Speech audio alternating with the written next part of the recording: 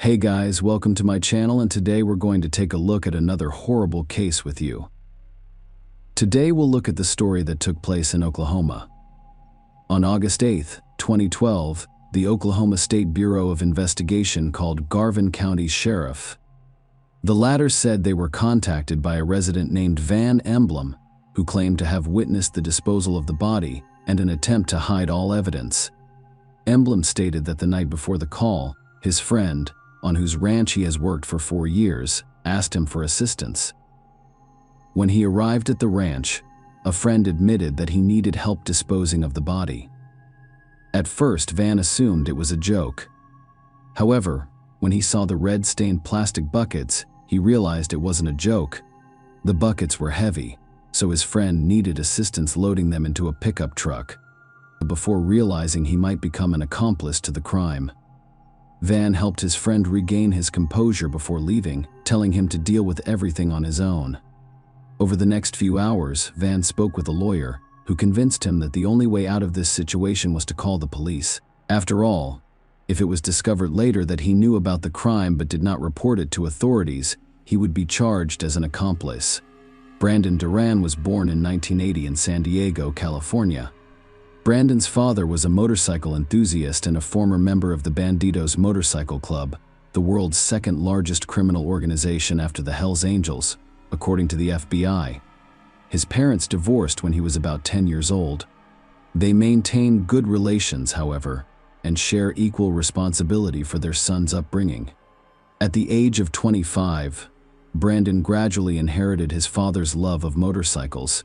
He had his own motorcycle, which he built by hand and treasured dearly. He frequently socialized with other bikers, but did not belong to any motorcycle clubs. Brandon's father died unexpectedly on April 5, 2005, which was a difficult time for him. Brandon decided to make a change in his life to combat his increasing depression. He sat on a motorcycle and headed to Las Vegas. Brandon had been living in Vegas for about a year when he met Amber Andrews, 24, whose company made him forget about his problems. A whirlwind romance between them led to marriage 2 months after they met. Amber was already pregnant at this point. In December 2006, she gave birth to Brandon's son, Brando. Brandon's life changed dramatically after his child was born. He became a devoted father and husband who worked at a high-paying job and prioritized family over his interests. However, the same cannot be said for Amber. As if she didn't notice the birth of a child, she continued to live her lifestyle, attending biker gatherings and various parties. As a result, relations within the young family began to deteriorate quickly. Sometimes it came down to fights. Undoubtedly, the only outcome of this was a divorce filed 4 years after the wedding, with Brandon receiving full custody of the child. After all, unlike Amber, he could support himself and his son. After the divorce was finalized in 2010, Amber returned to her hometown of Meeker, Oklahoma, while Brandon returned to San Diego with his son. He was glad to be reunited with his family, who later assisted him in raising a child. Brandon's emotional wounds from a failed marriage began to heal over time, and he became more optimistic about the future. However, while pondering the future, the past knocked at his door. In the summer of 2012, he noticed Amber on his doorstep. His ex-wife wanted to reunite and asked him to give their relationship another chance. Brandon's previously suppressed feelings resurfaced. He believed his ex-wife's sincerity and agreed to a new start. Their son Brando was scheduled to start kindergarten in September, and Amber invited the three of them to visit her parents in Oklahoma, who were eager to see their grandson. Brandon agreed, and they began planning the trip, intending to stay in Oklahoma for about a week. Several days before Brandon, Amber, and their sons returned to San Diego, Van Emblem contacted the Oklahoma State Bureau of Investigation. Van reported that his friend and employer requested assistance in disposing of the body, claiming that it was Brandon Duran's. Justin Hammer, 30, of Garvin County, requested help with a van. After receiving a call from the Oklahoma State Bureau of Investigation regarding the possible crime, the local sheriff and his assistant went to Hammer's ranch right away. Furthermore, after calling Brandon's relatives in San Diego, the authorities discovered that Brandon had been out of reach for several days before confirming Van's information. They decided not to tell Brandon's family about this case. During questioning, Justin quickly confessed to murdering Brandon Duran, which surprised detectives. However, there was one critical moment. Hammer claimed he acted in self-defense and identified Duran as a dangerous motorcycle gang member who had threatened him. According to him, on August 7th, Brandon arrived at his house on a motorcycle, kicked out the door with his foot, entered, and began threatening him. Hammer claimed to have an intimate relationship with Amber, which prompted Brandon's unexpected visit. Brandon threatened him, according to Hammer, saying he needed to disappear from Amber's life, promising to ask his biker friends to help him disappear forever, and mentioning that if he disobeyed, his relatives would die as well. Hammer allegedly grabbed a shotgun from the corner of the room and fired it following these words. When he realized Brandon was dead, he was afraid of retribution from the Bandidos Motorcycle Club and did not call the police, instead deciding to hide all evidence. Instead, Justin took the body to the bathroom and disposed of it with a saw, 5-gallon buckets, and concrete. According to the Hammer statement, he was unable to load the buckets into the pickup truck on his own due to the added weight of cement. As a result, he sought help from his friend Van, who assisted him in loading buckets into a pickup truck before leaving and turning him over to the police. Hammer's ranch had a small pond into which he tossed the buckets. After dealing with the body, he started cleaning the house. Hammer later burned the cleaning supplies, gloves, and rags he used, claiming that he had given Brandon's motorcycle to a relative. At the same time, Hammer stated that his relative was unaware of the bike's origin and had disassembled it for spare parts. After all, 5 buckets were recovered from the bottom of the pond, and the officers went to Meeker to inform Amber of the sad news. The woman was shocked when she learned of her child's father's death. She stated that they divorced but intend to reconcile. Amber also mentioned that she had a fight with Brandon the day before after he learned about her relationship with Justin Hammer. After the argument, Brandon left on a motorcycle, claiming he would deal with her lover on his own, and such an account of events appeared plausible. However, there was a recent development in the case. Criminologists working in Hammer's house began to discover new evidence that called his testimony into question. Justin claimed Brandon kicked down the door and entered the house, but in reality, someone kicked it from inside. The shoe print on the door matched the footprint of Hammer sneakers, indicating Justin was the one who knocked on the door. In addition to the pistol and shotgun, they discovered a list of items required to dispose of the body and the gun safe. It's possible that the crime wasn't spontaneous and that Hammer planned it ahead of time. Aside from the 5 buckets, they extracted a doghouse from the pond, which was filled with cement and contained fragments that would not fit into the buckets. Based on this evidence, Justin Hammer was charged with first-degree murder. The forensic medical expert had a difficult time analyzing 25 individual fragments of Iran's body. An autopsy revealed that Brandon was shot 4 times in the head, 3 with a pistol and 1 with a shotgun. Furthermore, according to the expert, the shotgun shot was the final one. Brandon had most likely died and was lying on the floor by this point. However, it contradicted Hammer's testimony, which stated that he fired only once and from a shotgun, but the investigators couldn't understand it. A question arose. Why did Hammer need to use a shotgun after firing a pistol 3 times, especially when Brandon was already dead? This evidence suggests that someone other than Hammer could be involved in the crime. The investigators called to Brandon's mother, Cindy, about her son's death left her speechless after she regained consciousness. Cindy clarified that Brandon was never a member of the Bandidos Motorcycle Club.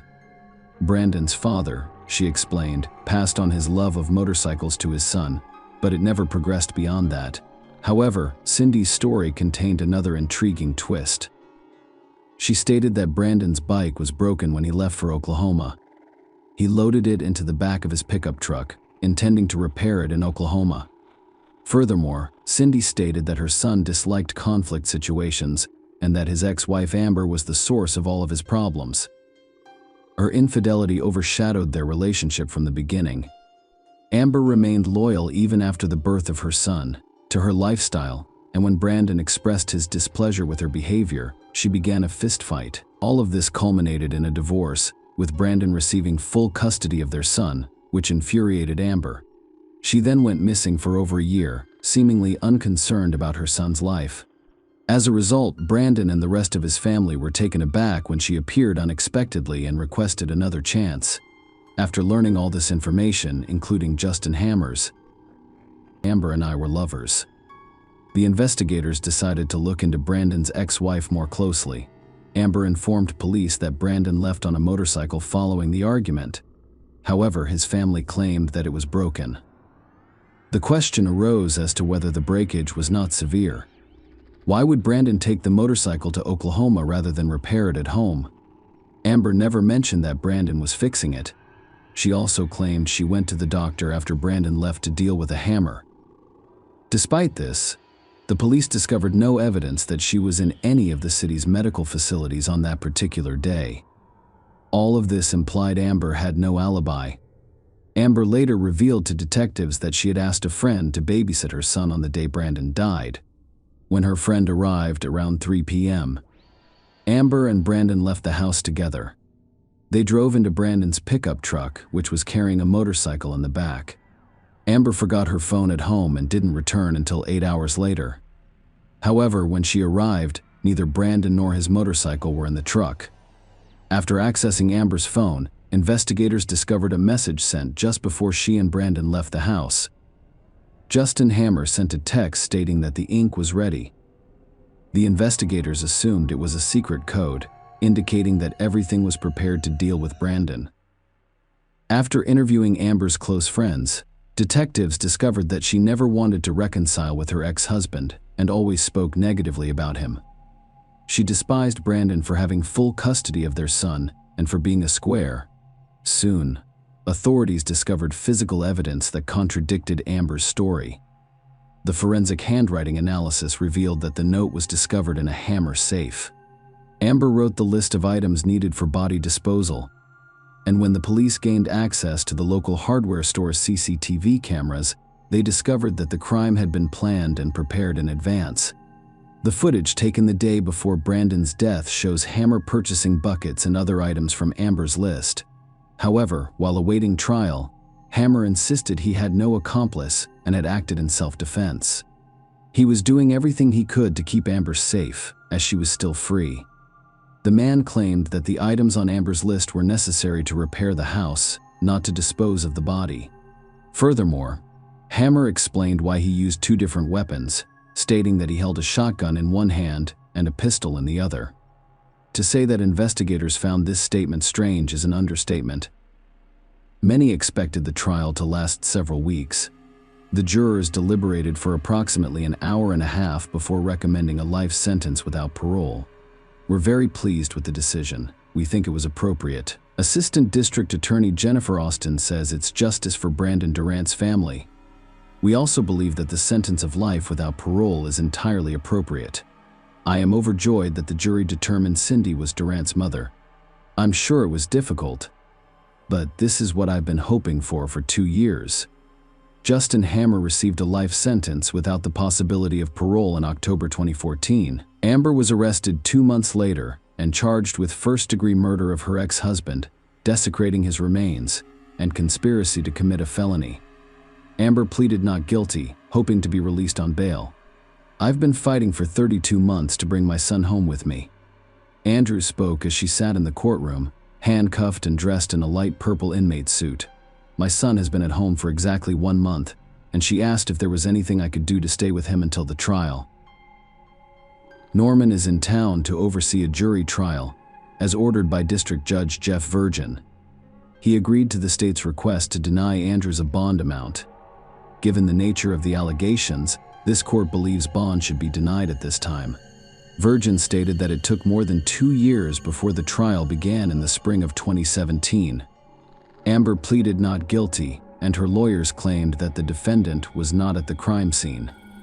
Prosecutors Christy Miller and Jennifer Austin claimed that Andrews was the only person with a motive to kill Brandon Durant. According to Miller, Amber was the crime organizer who lured Brandon to her lover's house, and Hammer shot him 3 times with a pistol, and Amber fired the final shot with a shotgun. Miller informed the jury that all witness statements and evidence presented at the trial point to Amber's direct involvement in this crime. She was the only person who wanted him gone. Amber Andrews is the only person with motives. She was the only one who could understand why he was gone. Miller stated that she did not only want him dead, but also for him to disappear. She had the motivation, and Hammer had the place to do it. They believed they had the perfect plan. Miller told jurors that the motive was to push the Ran out of the way so Andrews could regain custody of their young son, despite the fact that she was absent from home for 8 hours on the day of Brandon's death, and there was no evidence to back up her alibi. The prosecutor stated that Amber assisted Hammer in disposing of the body and cleaning the house. While unable to fulfill her parental responsibilities, she did not want to give her son to a man she despised. And since she couldn't obtain custody of the child through the courts, she decided to kill Brandon. However, the defense attorney, Jay Mendros, claimed that the prosecutor's office had provided no evidence of Amber's involvement in the case. There is no evidence. Mandro told the jurors that is what you do when you don't have any. They disparage her character. The state has a conspiracy theory, but there is no evidence to support it. She isn't a cold-blooded killer. She did not plan the murder. Justin did this because he feared losing Amber. Jay Mendros described it as a perfect recipe for disaster, with Duran traveling to Oklahoma to reunite with Andrews, while Hammer, who had been dating Andrews for a year, was concerned about losing her to Duran. The defense attorney made the following statements: Justin Hammer had every reason to kill Brandon Duran. It was a love triangle, or a case of being torn between lovers. There is no black and white here. She switched back and forth with both men. They twisted and turned every statement in here to make them appear sinister. They're attempting to imprison someone on suspicion of innuendo. In this country, people are not convicted based solely on suspicions. This does not make her a conspirator or a murderer. Justin Hammer confessed to the murder. He claimed to have done it all by himself. That demonstrates that jurors returned guilty verdicts after more than 4 hours of closing arguments in a Garvin County District courtroom. They recommended that Amber Andrews, 35, be sentenced to life in prison. Sentencing was scheduled for June 12, 2017. Amber arrived at the court hearing in a good mood. Cindy, Brandon's mother, approached the witness stand in tears, expressing how her son's death had affected her and her grandson Brando. "You and your minions have taken away every dream I've ever had," he said, placing a photo of Duran next to the stand. "Brandon only wanted his family, and you murdered him for it. I'll never see that smile that lights up the room before Brandon even walks in. He won't have the chance to teach Brando how to snowboard. You ensured this by murdering him.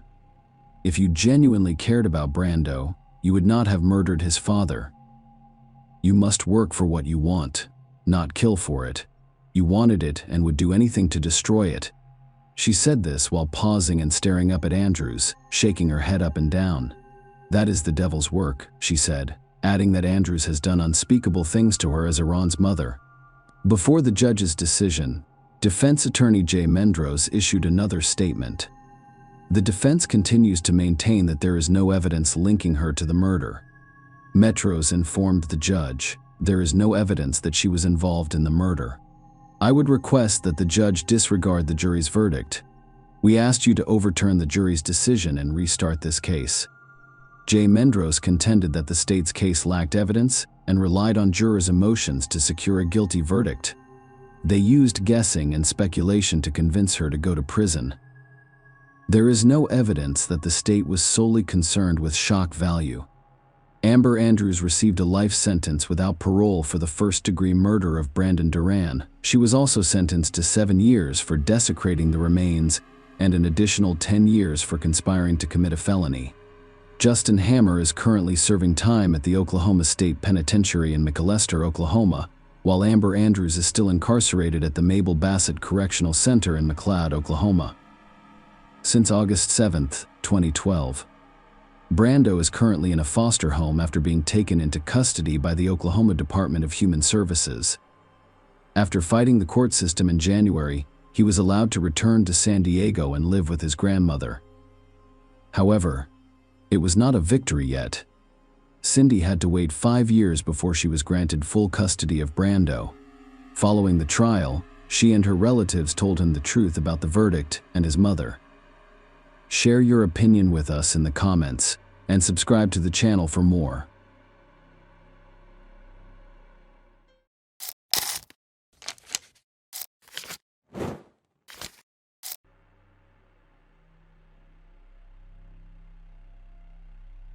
Hey guys, welcome to my channel, and today we're going to take a look at another horrible case with you. A young woman arrived in the parking lot of her school to go to a sporting event and disappeared. Without a trace, soon a very creepy discovery awaited everyone, and the police got involved in the case. It took detectives a full 28 years to solve this creepy mystery, and none of them had any idea that this case would be the first of its kind. Sarah Yarborough was born on June 12, 1975, in Portland. Her parents soon moved to another state, settling in the town of Federal Way. It is near Seattle and is essentially a suburb of it. Sarah also had two brothers, helped her parents take care of the younger one, and was very close to him from an early age. Sarah was involved in music and ballet. The girl always strived to do well in school so she could get into a good college because of her academic performance. She flew twice to New Zealand in the school program. Later, Sarah joined her school's cheerleading team. She also had a great many friends. She was a kind and non-confrontational person trying to help anyone in need. On Saturday morning, December 14, 1991, when she was 16, Sarah gathered for an event with her cheerleading team. They were together at the school building where the bus would pick them up. She took her dad's car and drove to school, only Sarah got the time wrong. She thought the bus would pick them up at 8 a.m. when in fact it wasn't supposed to arrive until 9. All her friends gradually started arriving at the place, but none of them saw Sarah. Some students saw her car in the parking lot, but there was no young woman inside, not even when the bus arrived for the students. Her friends thought this was strange, but no one could contact Sarah because none of them had cell phones at that time. Around the same time, two 12-year-old boys were walking around the school grounds, walking through the wooded area behind the school tennis courts. They noticed a strange man. He came out from behind the bushes, looked at them, and walked away in the opposite direction.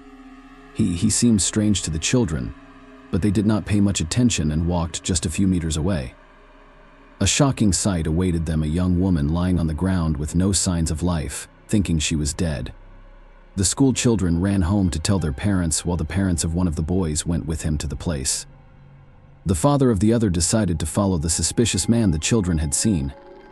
His son told him that he saw a car that looked like a Chevrolet Nova pulling away from that spot. Given that he lived near the school, his father decided to go outside and try to track down that car.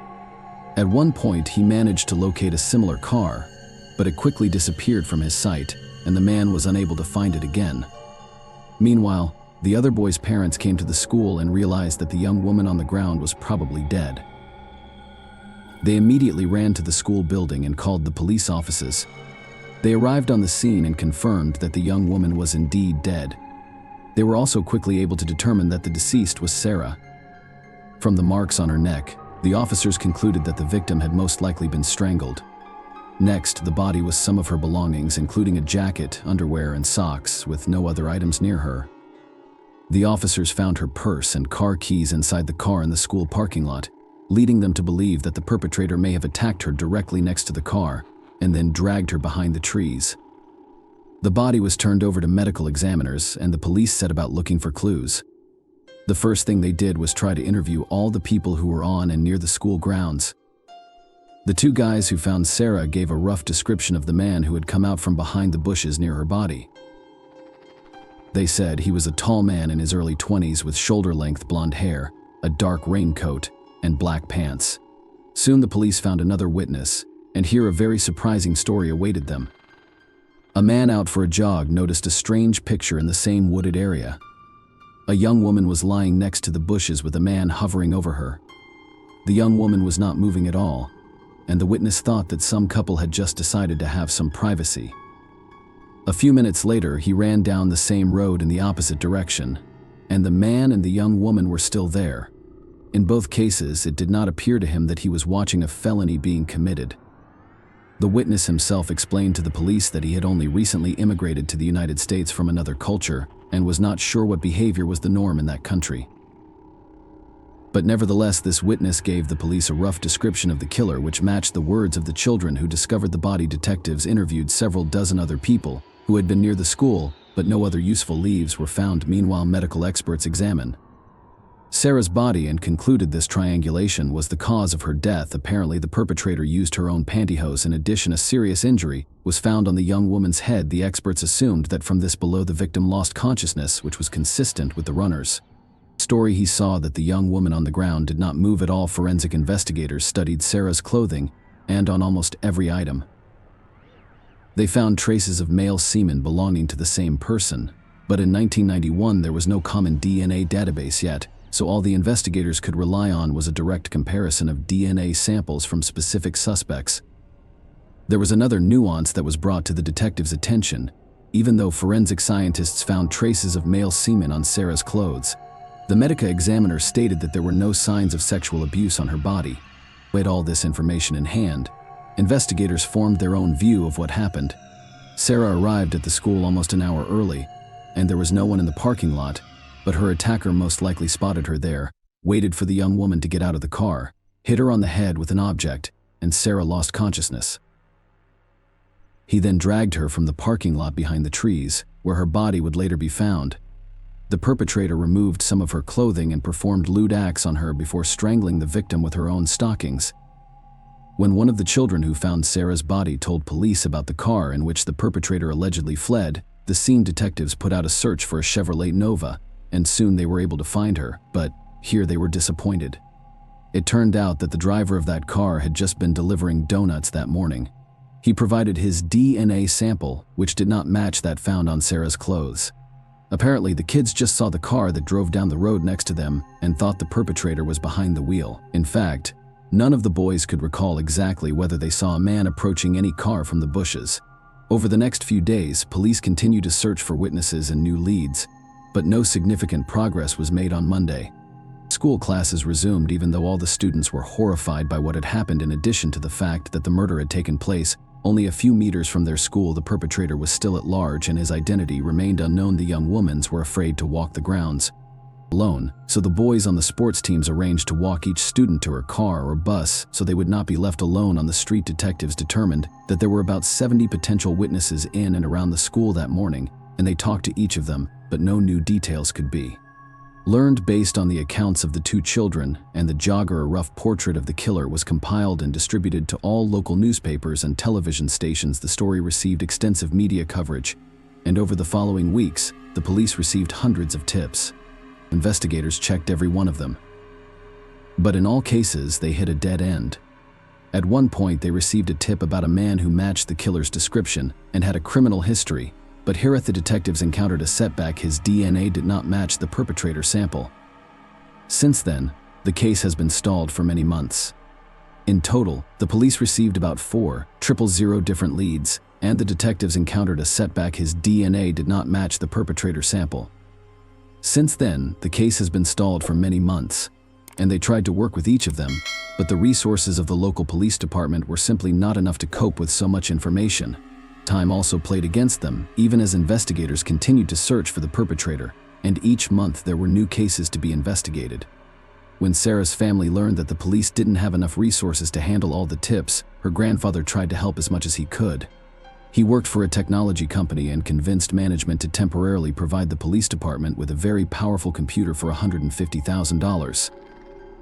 It was a colossal sum in the 90s, but management still went along for $150,000. With this computer, police officers could store information about all the leads in one place, process them at an increased speed, and sort them in a convenient form for quick study. Despite all this, every lead led them down a dead end, and they made no progress in the years that followed. 2 years later, Sarah's classmates graduated, and before graduation, they decided to memorialize their friend. They raised an impressive sum of money and spent it to create a memorial. It was a bench on which Sarah's things were cast in metal. Next to these things, there was also a picture of the young woman's dog reaching for her purse. Over the years that followed, the case was periodically reopened, re-examining all the available evidence, but the result was the same. They were still unable to get any closer to catching the culprit. During this time, the police interviewed several thousand people, and took DNA samples from nearly 300 possible suspects, but all this was inconclusive. He heard about a company that began working in the field of genetic genealogy. The policeman contacted them and asked if they could try to locate relatives of the person who left his DNA on the victim's body. The experts undertook the task, but unfortunately they failed. First of all, in 2011, genetic genealogy was just gaining momentum, and the experts were very limited in their capabilities. For example, they had not learned to search for male and female relatives in one sample. If they had the DNA of a man, they could only look for family ties with other men, and vice versa. Second, they had another obstacle in front of them in the form of various laws that prohibited the use of genetic data samples to search for relatives of suspects. Nevertheless, it bore some interesting fruit for one thing. The team of researchers approached by the detective had already been working for several years to create a genetic pedigree of the first people who sailed to the United States from Great Britain in 1620 on the ship Mayflower after studying the DNA of the killer Sarah. They discovered that the man was related to one of the ship's passengers, Robert Fuller. However, it was almost impossible to trace him through this chain, especially in those years when there were just over 100 people on the ship. But over the centuries, the number of their descendants has exceeded 25 million, and secondly, the detectives had no idea that he had made the Sarah Yarborough case the first of its kind. Although his idea was not successful, it was the first crime that was attempted to solve. With the help of genetic genealogy, the detective tried to use the information available and tracked down several men with the Fuller surname who were living in the area of his town. At the time of Sarah's murder, he found photos of them and met the only business, a jogger and two men who had found the body as children. Unfortunately, neither of them recognized the killer in the photo. Finally, the investigators asked for DNA samples from all Fuller in the area and sent them to the laboratory. None of them matched the DNA of the killer, but something interesting happened here. The experts established that one of those men was indeed a distant descendant of Robert Fuller from that very ship. However, he was definitely not the killer, and also did not know that any distant relatives live near him. The perpetrator may have been so distantly related to him that their families simply never knew of the connection. The detective retired in 2017, and the case was turned over to a new team of investigators who revisited the company, which had taken on the killer's DNA sample in 2011. By that time, the ability to study genetic material had advanced a great deal, and experts agreed to try to trace the perpetrator's lineage. It took 2 whole years. The experts used public databases to find even the most distant relatives of the killer, then manually tried to trace their family ties and reach people who lived in Federal Way at the time of Sarah's death. In all, they had to weed out several thousand people before they finally got lucky. Experts determined that a DNA sample from Sarah's clothes was highly likely to belong to one of the 2 brothers at the time of the murder. The older one turned out to be a criminal with an impressive criminal record. He had been imprisoned for violent crimes, and his DNA sample was in the FBI database, which meant that he had nothing to do with Sarah's murder, because then his DNA would have shown a match back in the 90s. As for the younger brother named Patrick Nicholas, he too has been on the police's radar for violent crimes, including crimes against minors, but that was before the DNA samples of such criminals were added to the database. Detectives immediately organized a surveillance of the man who was 55 at the time, lived in a neighboring town called Wellington. The cops had been following his every move for 2 days, and soon the opportunity presented itself. Patrick went to the laundry, and while he was waiting for his clothes to be washed, he went out to smoke and threw a cigarette butt on the ground. One of the cops immediately took it into an evidence bag and returned to his car. Patrick went out to smoke a second time, and this time a rag handkerchief fell out of his pocket. The men didn't pick it up and went back to the laundry room, and the police were happy to take the second piece of evidence in case the experts were not able to get a DNA sample from the cigarette. However, the experts were easily able to extract samples from all these items, and the very next day they told the detective the long-awaited news: Patrick's DNA was a perfect match for the semen found on Sarah's clothes in 1991. The judge immediately issued a warrant for the man's arrest, and the police took him into custody. It all took 5 days from when investigators first learned his name to the formal murder charges.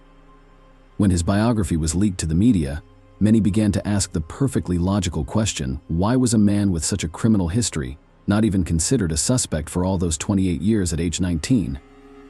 Patrick Nicholas approached a young woman and got into her car, where he tried to abuse her. The victim managed to escape, but to do so she had to jump into the river, and swim for a long time until she was a safe distance from the perpetrator. Patrick spent 4 years in prison, after which he was released. The next crime that the police caught him for was in 1994 when he tried to abuse an underage young woman. He was arrested again, but his DNA was not entered in any database. The reason for that is strange. The article he was prosecuted for was not hard enough to collect DNA, and the police never came across his name in 3 decades. He also didn't appear in any of the 4,000 leads obtained over the years. It also turned out why genetic genealogy experts could not trace them back to Robert Fuller. It turned out that Patrick's biological grandfather was adopted and grew up under the adopt-a-family name. One of the men who discovered Sarah's body as children in 1991 immediately stated that Patrick was without a doubt the killer. He admitted that the incident had had a profound effect on him. He was only 12 at the time the body was discovered, and the perpetrator had seen his face for years. The witness was constantly afraid that the killer would come after him, and it was only after Patrick's arrest that he finally felt safe. Patrick's trial did not begin until 2023. The man insisted on his innocence, and his lawyer tried to challenge the main evidence. In his opinion, the presence of Patrick's semen on the clothes of the murdered young woman did not prove his guilt, but this argument did not work. The lawyer also tried to challenge the accuracy of the DNA analysis itself, but the experts declared the absolute invalidity of such claims. Patrick was eventually found guilty of first-degree murder without prior intent. On May 25th, he was sentenced to 45 years and 8 months in prison, virtually eliminating the possibility of ever getting out during the pronouncement of that sentence. Patrick showed no emotion. Unlike Sarah's relatives, they also spoke before the judge, thanking everyone involved in the trial and the investigators for bringing the killer to justice, even though he had managed to evade justice for 28 years. Share your opinion with us in the comments, and subscribe to the channel for more.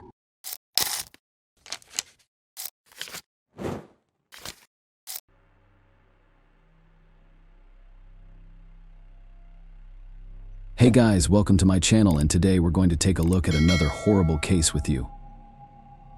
The student rode her bicycle and disappeared. Without a trace, the police launched a search, but none of them could have imagined the disturbing revelations that awaited them in just a few days. So many shocking details emerged in the case that even seasoned FBI agents were horrified, and none of them expected such an ending. Sierra Jacob was born on February 11th, 1996, in the small American town of Delta, Ohio. The girl grew up in a very large and friendly family. She had 2 sisters and 2 brothers. Sierra loved to play sports and was on the school volleyball team. She also loved to travel. The girl dreamed of visiting Italy and put a lot of effort into making that wish come true until she finally managed to go there. During her studies, she started dating a guy named Josh. After graduating high school, they went to different universities. Sierra planned to get a job with her uncle, who owned a metal fabrication company, and the young woman decided to major in human resources. She enrolled at Toledo University, located 50 kilometers from her home. Despite the distance, she and Josh planned to keep dating and made plans for their future. The couple even began to take their time choosing engagement rings for their future wedding. After 2 years at university, the young woman went to her hometown for a summer vacation. At that point, she still had some school work to close, but she decided to do it from home so she could spend more time with her family and her boyfriend. In addition to that, Sierra was also doing an internship with her uncle's company she was in her 20s at the time, and the young woman was thoroughly preparing to work there. After graduation on July 19, 2016, Sierra decided to drive to her boyfriend's house. She had bought a new bike a few days before, and she couldn't wait to try it out. The young woman left the house at about 5 p.m. and headed toward Josh's house. Around 9 p.m. her mother came home and found her daughter not there. This struck her as a little strange. She thought Sierra would have come home by now, but it was summer, and it was just starting to get dark outside. Besides, the young woman was already in her 20s, and her mother didn't worry about it. She had assumed that her daughter would stay at the boyfriend's house, but that all changed when Josh called her at 1:30 p.m. He asked if Sarah was home since the boyfriend couldn't reach her. According to the young man, they broke up at about 7 p.m., and she hasn't been in touch since. Considering that more than 3 hours had passed since then, the young woman's mother began to get seriously worried. Together with Josh, they started calling friends and relatives of the young woman, hoping she had stopped by one of them. But no one had seen her that night. Then the mother called all the nearby hospitals, but there was no one there either. Eventually, the woman decided to go to the police and around midnight she filed a missing persons report. Despite the fact that Sierra was 20 years old, the police immediately began their search. Given that Josh was the last person to see her, they went to him. The guy said that the young woman arrived at his house shortly after 5 p.m. After about an hour and a half, they decided to go for a ride together. Sierra rode her bike, and Josh rode his motorcycle. The couple rode along country roads along numerous cornfields. Josh even took a picture of Sierra on her bike, and the young woman posted it on social media. After riding around for a while, they decided to go their separate ways. Sierra and Josh separated about a mile away from her house. The guy rode back on his motorcycle, and she headed home on her bike. While the police talked to the young man, other officers drove around looking for Sierra. They headed for the road near where the young woman had begun her journey home alone, and soon they were able to spot the first disturbing tip-off. As they drove along the road along the fields, one of the officers saw that the corn stalks in one place were heavily pinched, as if someone had waded through them. He walked over there with a flashlight, and after a few yards saw Sierra's bicycle. On examining it, the policeman saw traces of blood on the handles and seat. Next to the bicycle was a woman's sock, which also had blood stains on it. He reported the find to his colleagues, and soon other police officers arrived on the scene. On closer inspection, they found several other items not far from the bike. They were men's sunglasses, a screwdriver, and some car fuses.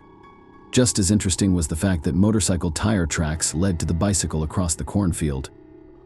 All this was enough for the investigators to come to a disappointing conclusion. It was likely that Sarah had been stolen. As the case took a serious turn, they began to look closely at Josh as a possible suspect. First of all, statistically speaking, it is the people closest to them who are most likely to turn out to be the perpetrators. Second, that night Josh was riding a motorcycle, and next to the bike, Sierra found similar tire tracks. Besides that, the detectives wondered why the guy didn't walk the young woman home. She had less than a mile to go, and he was on a motorcycle and could have gotten home quickly anyway. Josh allowed the police officers to look around his house, his car, and his motorcycle, and that's where the officers came across his work overalls, which showed signs of blood. The young man said he wore the clothes when he was hunting, and the blood belonged to animals. Investigators turned the overalls over to experts, and they quickly confirmed that he was telling the truth. Otherwise, there was nothing to suggest Josh was involved. The experts also examined the items found in the field and extracted one DNA sample from them that belonged to an unknown person. Josh immediately volunteered a sample, and they did not match. As a result, he was no longer considered a suspect, and the police started looking for other leads. The next day, they received a call from a farmer. The man told them that on the evening of Sierra's disappearance, he was driving down the same road with his son. At one point, they noticed a motorcycle helmet on the side of the road, and the father told his son to bring it to the car. The farmer later examined it more closely and saw traces of blood on it, and then contacted the police. Detectives admitted that the helmet may have belonged to the kidnapper, but his identity remained a mystery. At this point, the FBI was already involved in the case, and the agents decided to take a close look at the photo that Josh had taken of Sierra shortly before her disappearance. Thanks to the photo, they knew what kind of clothes she was wearing, but the detectives noticed something else. The young woman was wearing a fitness bracelet on her wrist. They immediately requested geolocation data for the device, but here the investigators were unsuccessful. The device had been turned off shortly after Sierra disappeared. The police received another tip shortly thereafter. Josh told them that as he and the young woman were driving down the road, a suspicious white van followed them. The guy got the feeling that the driver was following them. The vehicle was traveling at a slow speed and slowed down. When the couple slowed down at one point, Josh even tried to drive up to him, but the driver pulled away. The guy thought it was strange, and he even remembered part of his license plate number. The police quickly found the vehicle and its owner. She turned out to be a woman, and detectives determined that she had nothing to do with the crime. During the conversation, she herself accused Josh of trying to drive up to her and push her off the road. As a result, investigators decided that there had simply been a miscommunication between them and continued to look for more leads. Several days had passed since Sierra's disappearance, but the police were still unable to find any additional clues. Then they decided to go through all the residents who had been previously convicted of violent crimes and lived in nearby communities. Going through the list of these people, they immediately noticed one man, 57-year-old James Worley. He lived only a few kilometers from the field where Sierra's bicycle was found. The reason the police were so interested in him was very simple. James had been convicted of kidnapping a young woman in the 1990s. She was riding her bicycle when suddenly a man ran over her in his van, threatening her with his screwdriver. He tried to force the young woman into the car, but she managed to escape. Given that Sierra disappeared during the bike ride and the screwdriver was found next to him, police quickly suspected James of kidnapping her. Investigators went to him to verify this theory. The man was clearly unhappy about the visit and stated that he had not killed anyone. Nevertheless, he voluntarily allowed the officers to inspect his home. James and his mother lived on a 120-acre farm, and there were many different structures on this huge property. It took the detectives a long time to look at them all. During this process, James kept repeating to the police that he had not kidnapped Sierra and had only heard about the case from the news. This behavior began to seem strange to them. The man was literally repeating the same thing over and over again, but something more interestingly awaited them next. Suddenly, James said that on the night of Sierra's disappearance, he had just driven along that road and his motorcycle had stalled near the very spot where the police later found the young woman's bicycle, according to James. He saw her bike and decided to get closer, so he headed into the field, pushing his motorcycle nearby. The man added that, as he walked there, his car fuses, sunglasses, screwdriver, and helmet fell out. Suddenly, his motorcycle started up again, and James drove on, forgetting to pick up all those items. As you might have guessed, the detectives were very suspicious of this story. In addition, just a few hours earlier, a witness had approached them and said that the evening of Sierra's disappearance, he had seen a strange van on that road. The witness noticed it because the vehicle was driving at a very high speed, breaking all possible rules. He memorized the license plate number and gave that information to the police. After running the blades, detectives learned that the van belonged to James, and during a search he spotted it near the house. The man also allowed them to examine the van, and the officers found something of interest inside, where a ski mask, duct tape, plastic clamps, handcuffs, and amazed, the items themselves did not in any way indicate his guilt, but given James's criminal record for kidnapping, such a set made investigators suspicious. But the creepiest finds awaited them in one of the barns. Detectives found a separate room where, behind a hidden door inside which was an air mattress, beside it were chains that looked as if they had been designed to keep a person in the room. Next to the mattress was a refrigerator, inside of which the police found traces of blood. There is also a strong smell of bleach, from which they deduced that the blood had been thoroughly cleaned, but the main clue was the contents of a small box. There were bras and several pairs of women's underwear, one of which had blood on it. All this was enough to arrest James, at least temporarily, while experts examined the collected evidence. The man was taken in for questioning and asked to explain the secret room with the blood and chains. In response, James gave them another dubious story. He said he had made the room because he wanted to set up his own studio to shoot adult material, so it was just his improvised film set. Of course, the detectives didn't believe what he said. The room looked as if it had originally been made to hold people against their will. Nevertheless, they still could not connect it to Sierra's disappearance, nor could they determine her whereabouts. But that all changed on the third day after her disappearance. During a lengthy search, the police found a freshly dug grave in a field that contained Sierra's body. Her hands were handcuffed, and the young woman had a large plastic toy in her mouth. She was also wearing an adult diaper. Medical examiners determined that the victim died from strangulation, but they were unable to determine even the approximate time of death. In addition, they did not find any signs of violence. Around the same time, forensic scientists were actively examining all the evidence collected from James' barn. They found female DNA on one of the pieces of duct tape lying next to the mattress, and it matched Sierra's DNA. The cops also obtained geolocation data on James' smartphone. It turned out that on the night of the young woman's disappearance, he had spent almost 2 hours near that location. They received another disturbing piece of evidence from the psychologist James had court appointed for a previous abduction. According to him, during one of his sessions, James stated that he was learning from his mistakes with each new abduction, and then next time he was going to bury the bodies. Apparently, the psychologist decided not to inform the police of such disturbing statements made by his client, and did so only after he had been accused of murder. With this set of clues, the detectives formed the most likely chronology of events. Apparently, James spotted Sierra on the road that night, hit her with his helmet, and dragged her into a field with his bicycle. Based on his geolocation data, the man sat there until the sun went down. During that time, he called his brother and told him that his motorcycle had broken down. Apparently, this was his way of creating an alibi. As soon as it got dark outside, James drove home, got off his motorcycle onto his van, and returned to the field, picked up Sierra, and took her to his barn. At that point, the young woman was either unconscious or restrained. What happened next, only James knew. He apparently abused the victim for some time before killing her and burying her in a field. Experts only speculated that the victim may have been there for 3 days. The man himself continued to deny all of these allegations, and the case went to trial. The trial began in March 2018, with the prosecution presenting additional evidence that further pointed to his guilt. It turned out that the key to the handcuffs placed on the victim's hands was found on James' keychain.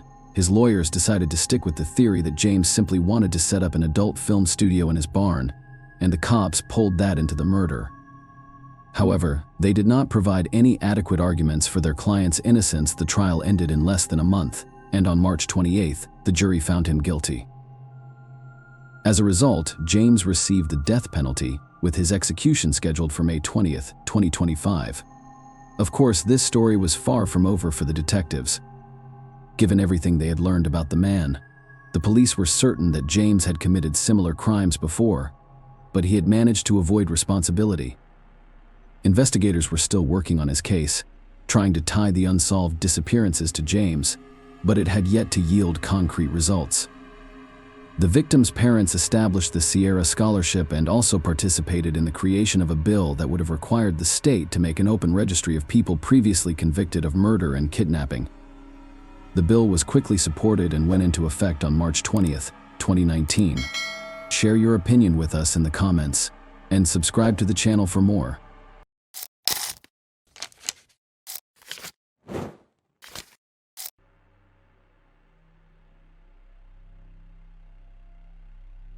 Hey guys, welcome to my channel, and today we're going to take a look at another horrible case with you.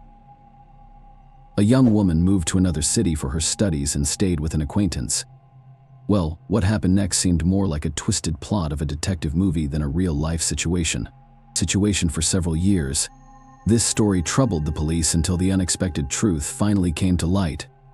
Jonah Berry was born on October 26, 1983, in the small American town of Bristol, Tennessee. She was lively and sociable, had many friends, and was always the life of the party. During her school years, she was also part of the local cheerleading team. After high school, Jonah enrolled at East Tennessee State University, where she studied psychology and criminalistics. While studying, she also worked part-time at a children's educational center. During her time at the university, she met a guy named Jason White. They dated for several years, and shortly before graduation, they got engaged in late 2004. When Jana was 21 years old, she decided to pursue a master's degree in psychology, which required her to temporarily move to Knoxville to study at a different university. After working at the Children's Center, she realized her passion for this field and aspired to become a child psychologist. Meanwhile, her boyfriend continued his studies in another state, aiming to obtain a law degree. Despite the distance, the couple communicated every day and started preparing for their wedding, which was only a few months away in Knoxville. Jonathan planned to find her own accommodation, but for the first few weeks she stayed at her friend Jason Amami's apartment. He had studied with her and her boyfriend at the university, and after graduating he moved to Knoxville, where he lived in a 2-bedroom apartment and agreed to host his friend.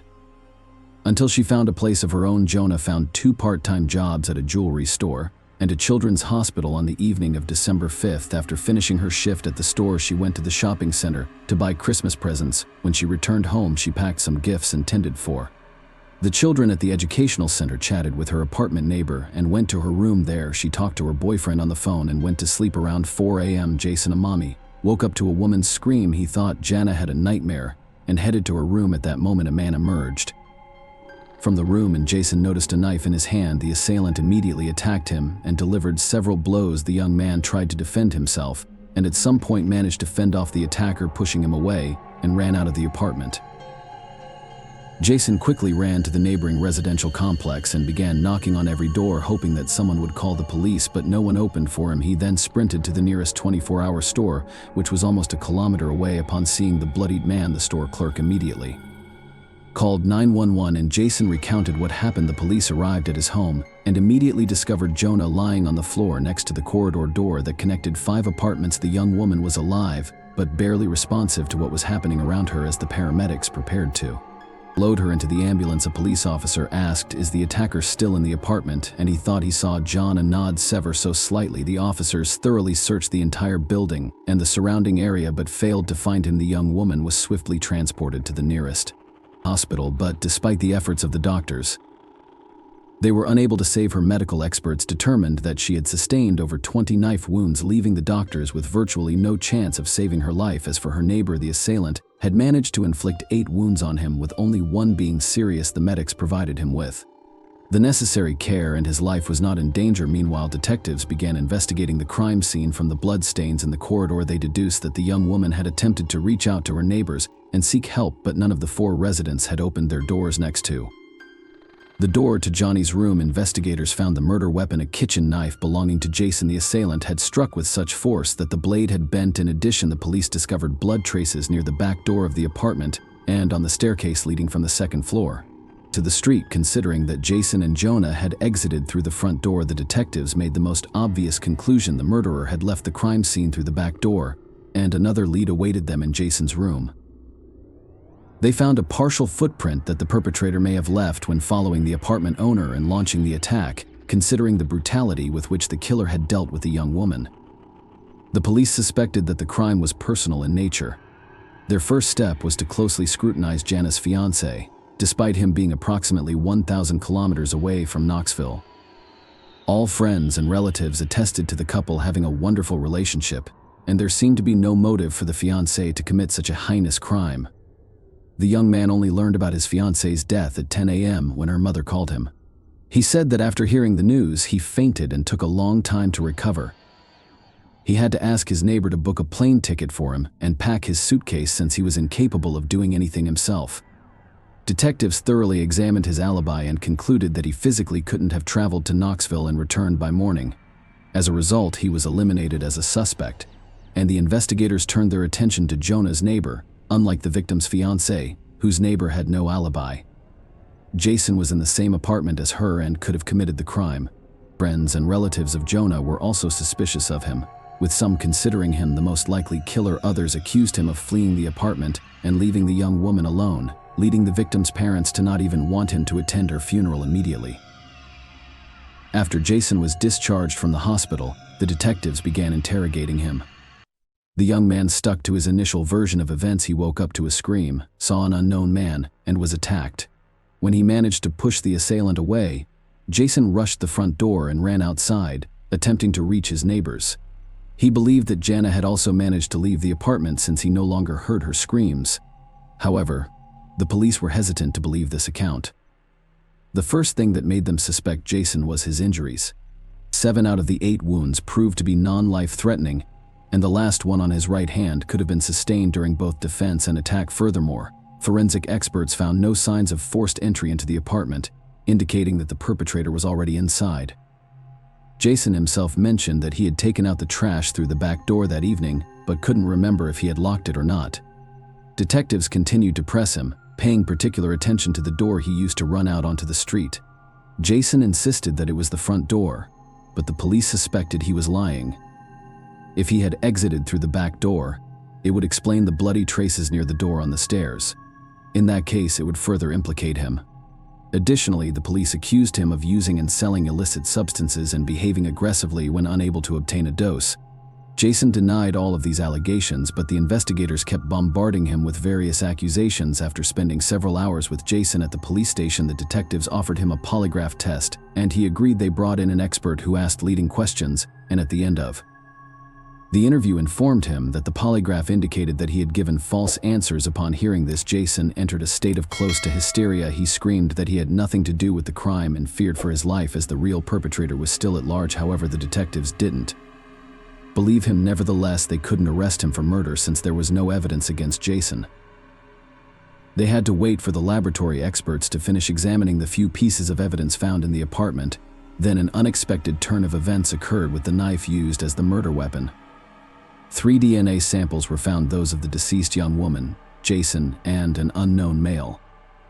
The unknown male's DNA was also discovered in Jonah's room on the back door handle and on the staircase used by the perpetrator to flee. Furthermore, a fingerprint left by the victim's blood was found on the knife handle, and it didn't match Jason's fingerprint. These discoveries made the police doubt that he was the killer. The evidence confirmed that someone else was indeed present in the apartment that night, but comparing the DNA samples to existing databases yielded no results. Despite the detectives no longer considering Jason as the murderer, public opinion remained against him. He was accused of fleeing and abandoning his girlfriend instead of trying to protect her. In addition to that, Jason began to suffer from post-traumatic stress disorder. Soon another interesting fact emerged. It turned out that the polygraph operator had simply misinterpreted the instrument's readings. In reality, there were no signs indicating that Jason was lying. Furthermore, the police had no actual evidence linking the young man to illicit substances. They accused him of it solely to exert additional pressure. Most importantly, the police initially downplayed the severity of the injuries Jason sustained, but in reality he had suffered serious harm, with his lung and neck being severely damaged. Full recovery was unlikely due to these police reports. The insurance company only covered 25% of the medical expenses, and Jason experienced significant financial difficulties after he ceased being a suspect.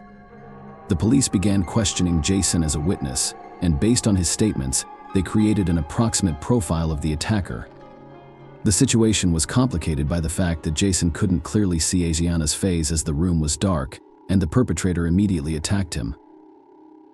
When he exited the room, detectives also discovered something interesting in Jonah's room, a camp, and near the back staircase there were scattered discs and a stereo player. Initially they assumed these items belonged to the victim or Jason, but Jason denied it. According to him, none of those belongings were in his apartment, implying that the killer left them behind. The investigators handed the approximate portrait of the suspect to journalists, and after its publication in the news, the police received hundreds of potential leads. People provided information about acquaintances who even remotely resembled the portrait, and the detectives followed up on each lead. One of them seemed particularly intriguing to a detective. They were informed that in the vicinity of Jonah's murder, there was a group of teenagers known for breaking into houses to commit theft. One of them, a 19-year-old, named Michael Perkofow, resembled the suspect's portrait, and the police began searching for him.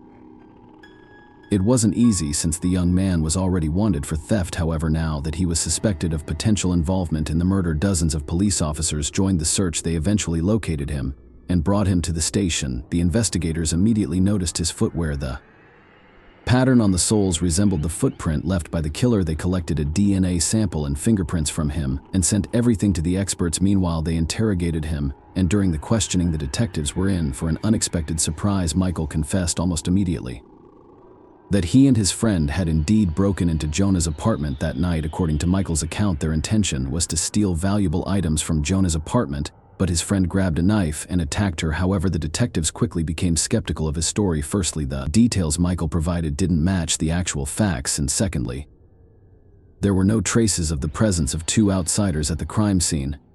The laboratory result only confirmed their skepticism. Michael's DNA and fingerprints did not match those found at the murder scene. The same applied to his shoes. The pattern on the soles was different from the footprint in Jason's room. Eventually, the police realized that the young man was simply lying. As strange as it may sound, such situations occur quite often. Many high-profile cases involve individuals who take on someone else's guilt. Some do it to seek attention, while others lie in hopes of receiving rewards for information. It's unknown what motives drove Michael, but his story turned out to be fabricated. Since then, investigators have interviewed over 1,000 potential suspects and collected around 400 DNA samples. But they haven't found a single match. From the early weeks of the investigation, a reward was announced for information leading to the resolution of the case. The amount increased each month and reached $60,000 in December of 2005. 1 year after the murder, the state governor added $20,000 from his own pocket, which further drew public attention. Despite the numerous leads, all of them proved to be dead ends, and the case remained unresolved for several years. In 2007, the victim's parents decided to advocate for changes in the state's legislation. They found it astonishing that the perpetrator's fingerprints and DNA were not found in any of the databases. Considering the brutality of the crime, the parents refused to believe that it was his first offense. Later, they learned that under the laws of Tennessee, fingerprints and DNA samples were only taken from convicted criminals. Jonah's parents resolved to rectify the situation and participated in the creation of a new law that mandated the collection of these samples from all individuals arrested for violent crimes. The authorities supported this initiative, and in May of 2007, such a law was enacted. 2 months later, a breakthrough finally occurred in the case when the police arrested 22-year-old Taylor Lee Olson for violating the terms of his parole. The man had been convicted of theft, and during a search of his home, marijuana bushes were discovered, leading to his rearrest. Olson had an extensive criminal history, primarily consisting of thefts, check forgery, and car thefts. He had been arrested multiple times, but his fingerprints and DNA were never taken until now. It turned out that Olson had already come to the attention of investigators 5 months prior. They received a tip about his possible involvement in the murder, but for some reason the police never attempted to take his DNA for analysis. However, now that he was arrested for violating the terms of his parole, they finally decided to question him about the Jonah case. Olson denied his involvement in the murder and willingly agreed to provide his DNA sample. It was handed over to experts, and soon the detectives received a report from the laboratory. Taylor's DNA fully matched the sample found in the victim's apartment. Following this, his fingerprints were taken, and they also matched the print found on the murder weapon. Olson was subsequently arrested, and the detectives brought him in for questioning. At first, he denied his guilt, but soon he decided to confess. Taylor explained that on that night he wanted to steal John's car and entered the apartment through the back door to take the keys when he entered the young woman's room. She woke up and started screaming. That's when Olson grabbed a kitchen knife and struck her multiple times, although he claimed he did not intend to kill anyone. And it all happened accidentally. The detectives doubted the truthfulness of some aspects of his account and leaned toward the belief that Taylor had initially planned the murder. It was possible that he had been stalking the victim for some time, indirectly supported by a fact mentioned earlier in the investigation. Genre's friends told investigators that she had been followed by someone in a car. At the time, they couldn't find any evidence to confirm it, but after Olson's arrest, they considered the possibility that he had indeed been stalking her. Despite the doubt surrounding some details, nobody questioned Olson's guilt. His DNA and fingerprint were found on the murder weapon, indicating that he had inflicted the knife wounds on the victim. Olson's trial was scheduled to begin in mid-2008, and by that time he had already hired a lawyer. Apparently, the lawyer advised him to retract his confession, and Taylor provided a new version of events to the detectives. Now he claims that he had energy in his apartment with his friend Noah Cox, according to Olson, when he entered Jonah's room to take the car keys. She allegedly woke up, grabbed a knife, and struck him multiple times. Olson ran out of the apartment through the back door while his friend went into Jonah's room, where he grabbed the knife from her and killed the young woman. This account also did not convince the police. No fingerprints or DNA of other individuals were found at the crime scene, making the involvement of someone else unlikely. The detectives were awaiting the start of the trial, but it was never meant to happen. 10. On March 28, 2008, Taylor Olson ended his life in his prison cell, according to notes addressed to his family. Jonah's relatives and the police were found next to him in the letter to the detectives. He once again claimed that his friend Noah Cox was the actual killer and apologized to Jonah's family and his own. The detectives continued to believe that Olson was the one who committed the murder, yet they repeatedly questioned Noah, but no evidence of his involvement could be found. Jonah's parents also believed that he lied in their opinion. If Taylor was truly innocent, he would not have taken his own life. It was much more likely that he simply didn't want to spend his entire life in prison, and for several months after his confession, Olson continued to maintain that he entered the apartment alone and that no one was with him. If he was trying to protect his friend, why did he suddenly retract his confession and start accusing him of the murder? Share your opinion with us in the comments, and subscribe to the channel for more.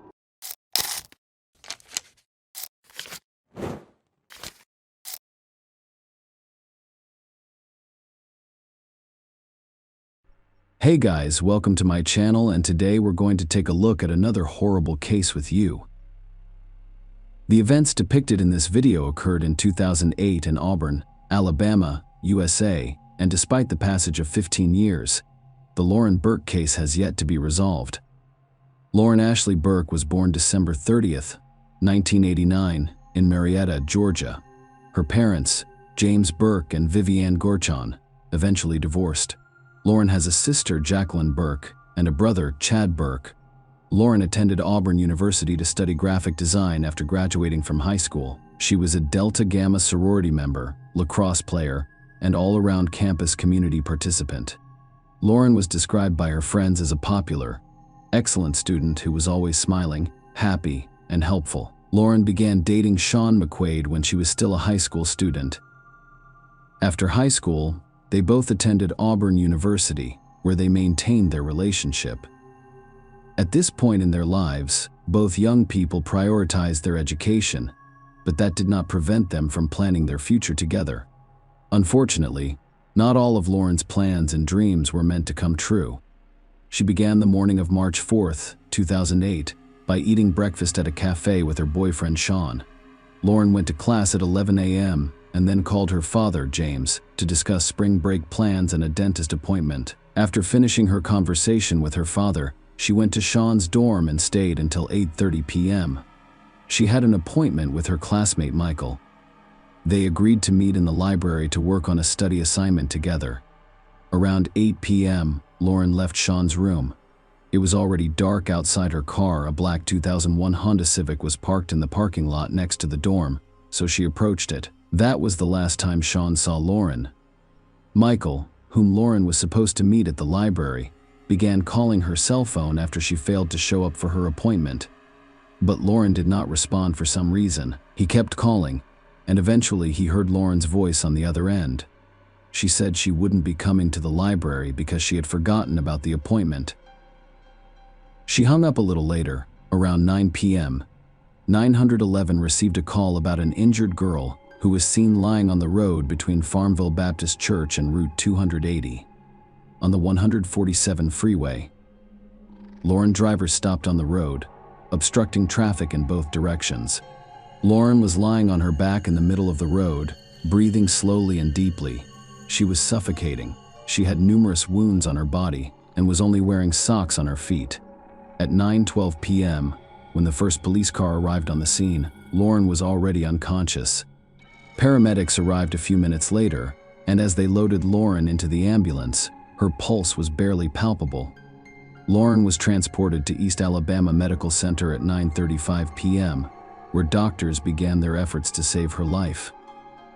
8 minutes earlier, at 9:27 p.m., 911 dispatchers received multiple reports of a car fire on Auburn University campus. Firefighters and police were dispatched to the address provided by the caller, but were unable to locate the owner of the burning car among the crowd of curious students drawn to the fire from their dormitories. Police checked the license plates and discovered that the car's owner was James Burke, a Georgia resident. James Burke is Lauren's father. The police contacted James by phone and discovered that the actual owner of the fire-ravaged Honda was his daughter Lauren, who attends Auburn University. James immediately inquired as to what was wrong with his daughter, but the police officers responded with silence. They had no idea where Lauren was, and they informed James that no one was inside the burning car. After speaking with the police officer, James immediately began calling his daughter's cell phone, but she did not answer, which only added to his anxiety. Unable to reach Lauren, James initially contacted friends of his daughter, but none of them knew anything about her whereabouts or the car fire. He then called his ex-wife and Lauren's mother, Vivian Gorkon, hoping that she might know where their daughter was. Lauren's mother had no idea what had happened either. At 9:40 p.m., Vivian called Sean, her daughter's boyfriend. That's how Sean learned Lauren was missing and her car had been burned. Sean called Lauren's mutual acquaintances to see if anyone had seen her that evening and discovered that she had canceled a library meeting, claiming to have forgotten about it. Sean, on the other hand, knew Lauren hadn't forgotten about her appointment for the evening, because when she left his room about 2 hours ago, she had intended to go straight to the library. While family and friends tried to figure out where Lauren had gone, doctors at East Alabama Medical Center fought to keep her alive. Lauren was brought in unconscious and without any personal belongings or documents, so the doctors had no idea what her name was. However, despite their best efforts, doctors were unable to save Lauren's life. She was pronounced dead approximately 1 hour after being admitted to the medical facility. A single bullet wound claimed her life. The bullet that had exited had punctured both of Lauren's lungs. Experts determined that the gun's muzzle was only a few inches from Lauren's skin at the time of the shot. When police officers compared the girl's deaths at the hospital to the burned-out car on campus whose owner was missing, they realized Lauren Burke was the victim who doctors could not save. The very next day was March 5, 2008. James Burke identified his daughter's body after visiting Atlanta. The news of Lauren's death spread quickly around campus. Auburn University issued a statement following Lauren Burke's death, urging students and staff to exercise extra caution on and off campus while assuring them that the campus is safe. Many of you and your parents have called, and your concerns are understandable, but there is no indication of any additional threat to campus or student safety. According to the statement, the Delta Gamma Society released a statement regarding what fraternity representatives described as an unexpected and disturbing crime. The society urged sisters from the Auburn branch to fully cooperate with detectives as they investigated what happened. Lauren's family and friends were devastated. Police were trying to figure out who killed her, how the car fire was connected, and whether other students should be concerned. Both locations along the road where Lauren Burke was discovered in the vicinity of her car were investigated for evidence.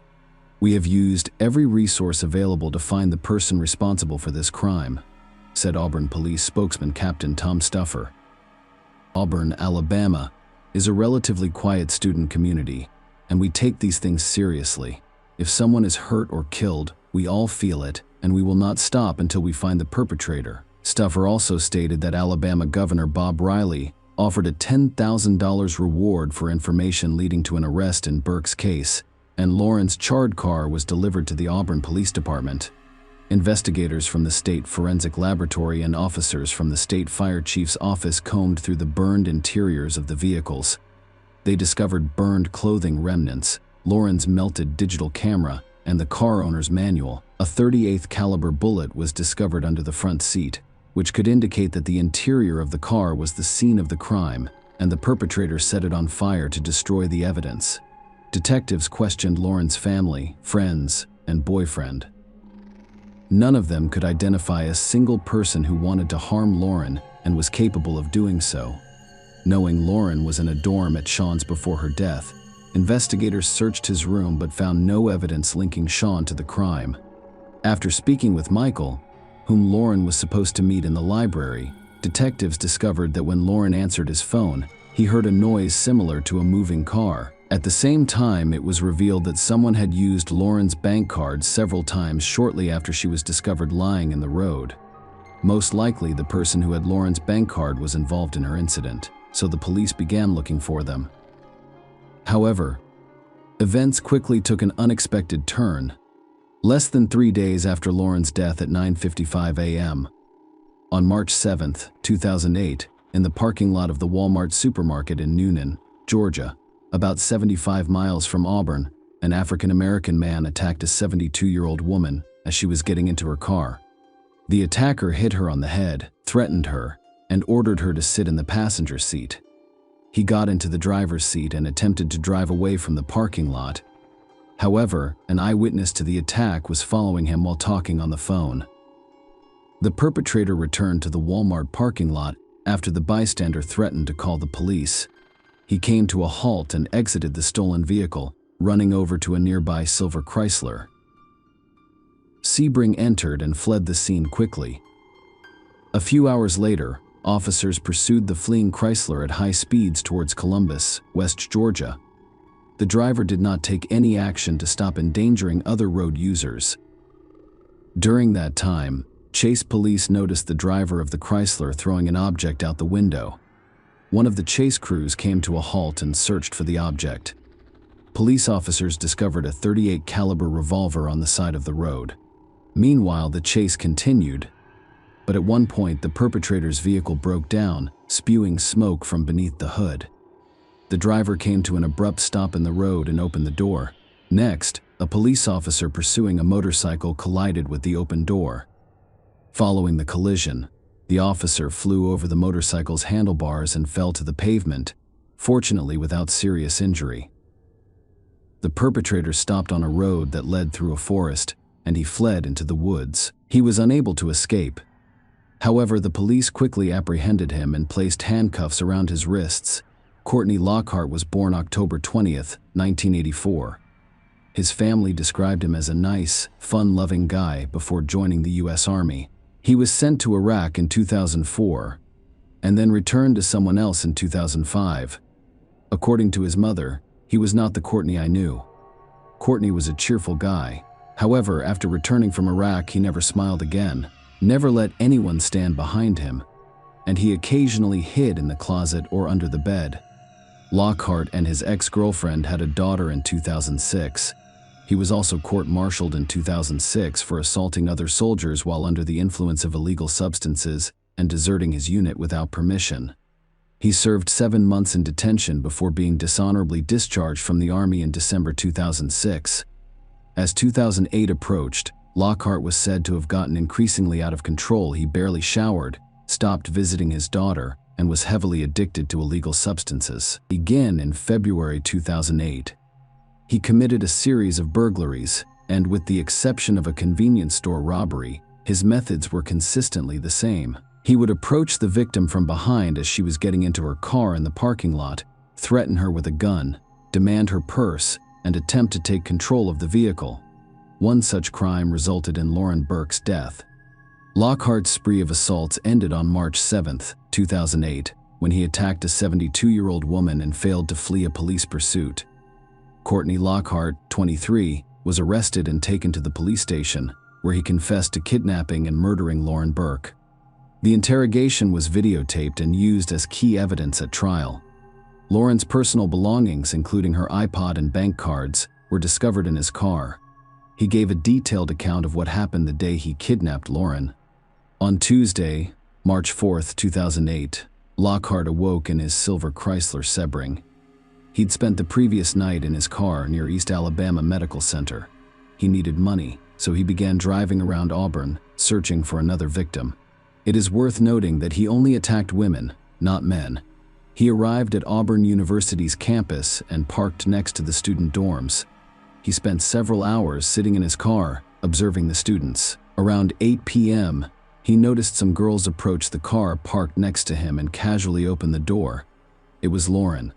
Without having to think too long, Lockhart grabbed his revolver and approached Lauren from behind, poking her with the gun's muzzle. He asked her how much money she had on her. When he did not receive an answer, he pushed Lauren into the car's front passenger seat and took the wheel. According to Lockhart, Lauren said nothing but screamed in terror. When she finally calmed down, she took $200 from her purse and handed it to him, begging him to leave. Instead of leaving, he ordered Lauren to remove her clothes at gunpoint after receiving threats against her. Lauren complied, stripping down to a pair of socks. Lockhart claimed there was only one reason he made Lauren undress. He reasoned that if she had no clothes on, she would not want to leave.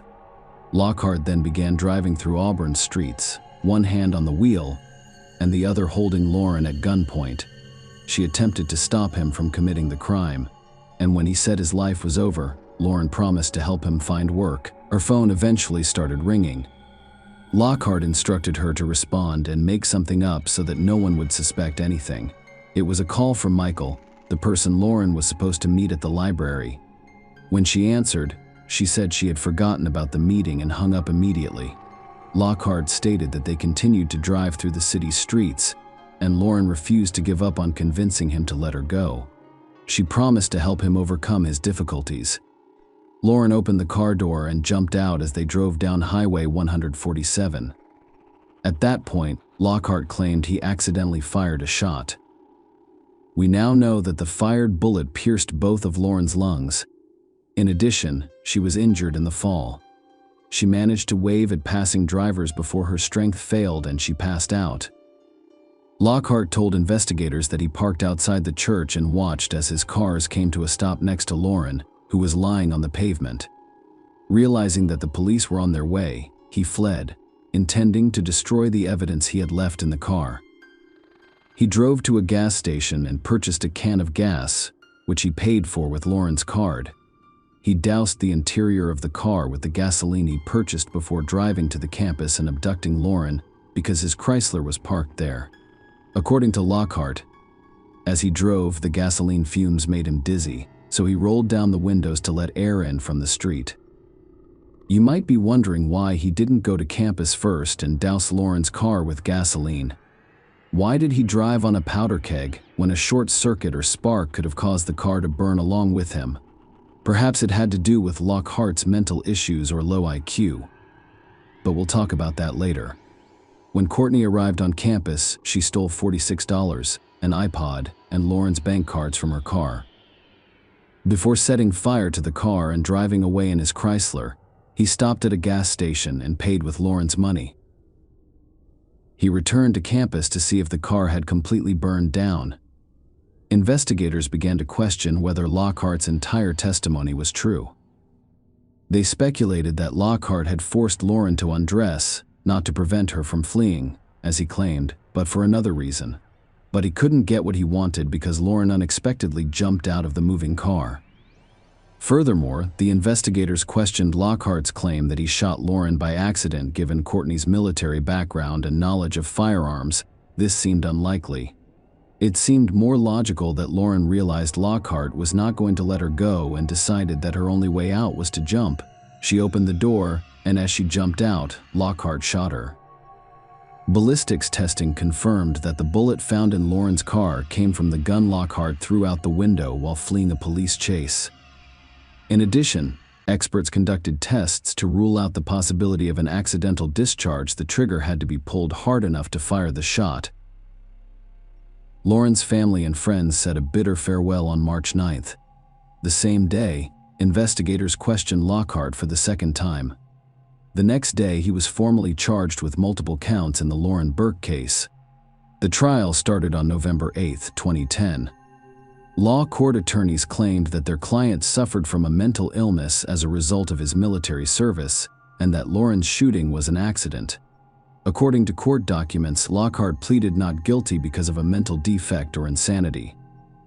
The court heard testimony from a psychologist who stated that Lockhart had an IQ of 86, which is below average, that he had some symptoms from being in combat in the military, but did not have PTSD, and that Lockhart was immature and not thinking clearly. Although the state attempted to introduce evidence of Lockhart's other crimes and dishonorable conduct in the military, the trial judge rejected it. Following the guilt phase of the trial, the sentencing phase began immediately. Lockhart presented witness testimony and evidence in an attempt to portray himself as a war hero who was psychologically disturbed by combat and the death of his superior officer. The jury returned a special verdict, with the death of a person during the kidnapping serving as an additional aggravating factor. The jury voted 1-0 to recommend a life sentence without parole.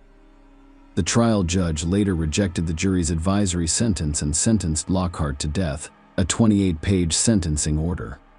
The judge explained why he disagreed with the jury's findings. He came to the conclusion that the kidnapping was a strong case for the death penalty. Lockhart chose the victim at random, as she was alone and unarmed. The kidnapping is even worse because she was taken from a college campus, where students should feel safe, and forced into her own car. Lockhart forced her to undress and held her at gunpoint in order to prevent her from fleeing. The court also stated that the jury was unaware of Lockhart's crimes and the true nature of his military service. Although the jury heard testimony about Lockhart's service, they were unaware of the full scope of his military disciplinary record. They wrote to the judge because, if the jury had been aware of the additional facts known to the court, their sentencing recommendation would have likely been different. 15 years after Lauren's death, Lockhart remains on death row in Alabama and has not given up on appealing his sentence. Following his conviction and death sentence, he appealed to an Alabama court which upheld the sentence in August 2013. In April 2014, the Alabama Court of Criminal Appeals denied Lockhart's request for a new trial. He then filed an appeal with Alabama's Supreme Court, but his motion was denied again in September 2014. In January 2015, Lockhart filed an appeal with the United States Supreme Court. In April of that year, the Supreme Court of the United States rejected his petition. In 2018, Lockhart attempted to challenge the sentence again. Lawyers for a human rights organization who represented him attempted to persuade the court that the lawyers defending Lockhart in 2010 mishandled the case. Although the Lockhart 2010 defense had some flaws, it did not change the outcome, and the death sentence was upheld again. In April 2021, the Alabama Court of Criminal Appeals upheld Lockhart's death penalty. Lauren's parents stated that they would never give up and would do everything in their power to prevent Lockhart's death sentence from being overturned. Courtney Lockhart sentenced my daughter to the death penalty. There is no reason why he shouldn't face the death penalty. This is all I have to say.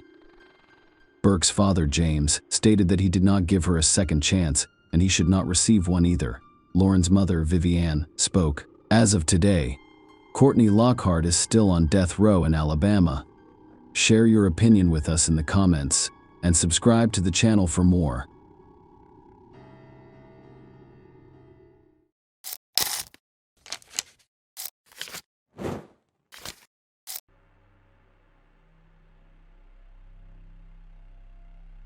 Hey guys, welcome to my channel, and today we're going to take a look at another horrible case with you. In this video, we look at a story from 2003 in the American state of North Dakota. On November 22, 2003, Drew Shodin, 22, was walking to her car after finishing her shift and talking on the phone with her boyfriend. The conversation was abruptly interrupted. Drew's boyfriend paid little attention to this, which he later regretted deeply. The young woman was soon featured on national television, and her experiences influenced a change in US law. Drew Katrina Shodin was born September 26, 1981 in Minneapolis, Minnesota. She was the younger of Alan and Linda's two children. Drew's parents divorced when she was 3 years old, but they remained friends until she was 10. Linda and her second husband, Sid Walker, raised her and her brother Sven in a comfortable home on Whitefish Lake, which is known for being one of Minnesota's most scenic vacation spots. Drew excelled in high school, becoming an honor student, joining the golf team, and being voted homecoming queen in 1999. But her true passion was for art. Her homeroom was filled with sketches of rock star models and friends. After graduating from high school, she attended the University of North Dakota in Grand Forks, a city of approximately 50,000 people. Friends described Drew as someone who loved life and was always willing to help others. Drew often traveled around the country, but her dream was to visit Australia, which she planned to do in the spring of 2004. To save money for the event, Drew worked 2 jobs in her spare time: a sales associate at Victoria's Secret and a waitress at a nightclub in Grand Forks. On Saturday, November 22, 2003, Drew's shift at the Victoria's Secret store in Columbia Mall ended at 4 p.m. Later that day, she was scheduled to work at a nightclub. Before leaving the mall, Drew decided to go shopping and purchased a purse from a specific store. She called her boyfriend Chris Lang as she walked to her car in the parking lot. Suddenly, after Drew said, "Okay," the call was disconnected, but Chris did not give it much thought. He did not call back because they were not discussing anything important. About 3 hours later, Chris's phone rang again, this time from Drew. When he answered it, he only heard noises, such as the wind and phone buttons being pressed. 3 weeks later, in an interview with a television station, Chris described the thoughts that raced through his mind when his conversation with Drew was cut short. "I was unaware of the urgency of this phone call at the time," he said. "I never thought this would happen. There was no sense of urgency. It was simply a cell phone call that was cut off for a variety of reasons. I had no idea this terrible thing was happening." Drew was living in a college dorm, sharing a room with her friend Meg Murphy. Around the same time, Chris got a strange phone call. Meg received a call from the nightclub, where they were trying to figure out why Drew hadn't arrived for work and wasn't answering the phone. She was a responsible employee who always arrived at work early, so her absence immediately raised concerns. However, Meg had no idea where Drew was and was surprised that she hadn't shown up for work, so she went looking for her friend Meg. She first called mutual acquaintances, then the local hospital, where she was informed that Drew had not been admitted. "I called the police around 9 p.m. because I couldn't find anything out." Knowing Drew worked at Columbia Mall, a police officer was dispatched to the location. At this point, the mall had already closed. Driving around the parking lot, the officer noticed Drew's car. After inspecting it, he discovered that the car was unlocked. There was no evidence of a struggle or other crime. A black nylon sheath for a folding knife was discovered on the ground near the car. It was unclear whether it was related to Drew's disappearance. However, such a discovery was not encouraging. Papers, a wallet, and a new purse purchased that day were found on the car seat, implying that even if Drew had committed a dirty deed, it was not a robbery. Neither the friend's boyfriend nor his parents knew where Drew could be, so investigators began to suspect a kidnapping. First and foremost, have detectives checked out Chris Lang. He was almost immediately ruled out as a suspect because he lived in Minnesota, 300 miles from Chris in Grand Forks. The police discovered that one of Drew's phone calls was abruptly cut off, and the second was made a few hours later, when noises and the sound of a button being pressed could be heard. The detectives arrived the next day when the mall where Drew worked was open to review the security camera footage. As it turned out, there were no security cameras in the parking lot where the missing girl's vehicle was parked, but thankfully, there were several security cameras inside the mall.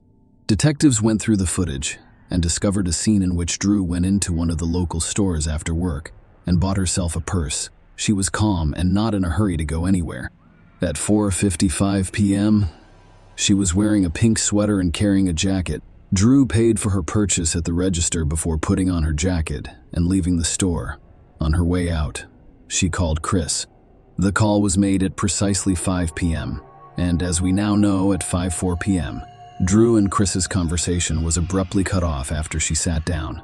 Okay, knowing that the call was cut off after 4 minutes, one of the detectives decided to try an experiment. He set a 4-minute timer and began walking slowly from the store where Drew had purchased her purse to the parking lot where her car was parked.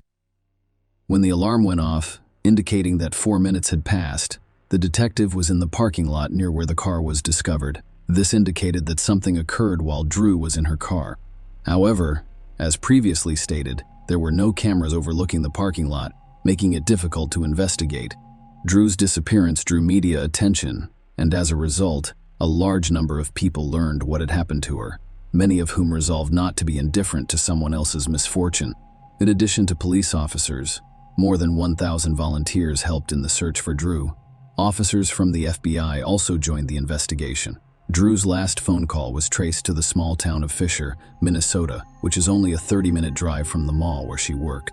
As you can see on the map, the area surrounding these two towns is covered in fields. Police used helicopters, all-terrain vehicles, horses, and dogs to investigate these fields.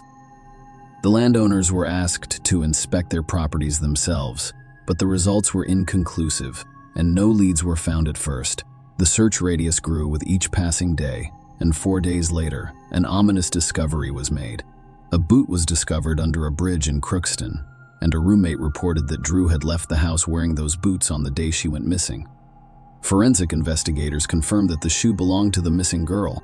Crookston is a small town with fewer than 10,000 people. It is approximately 30 miles from Grand Forks where Drew vanished. Further searches in the Crookston area produced no results because there was nothing of investigative interest to be discovered.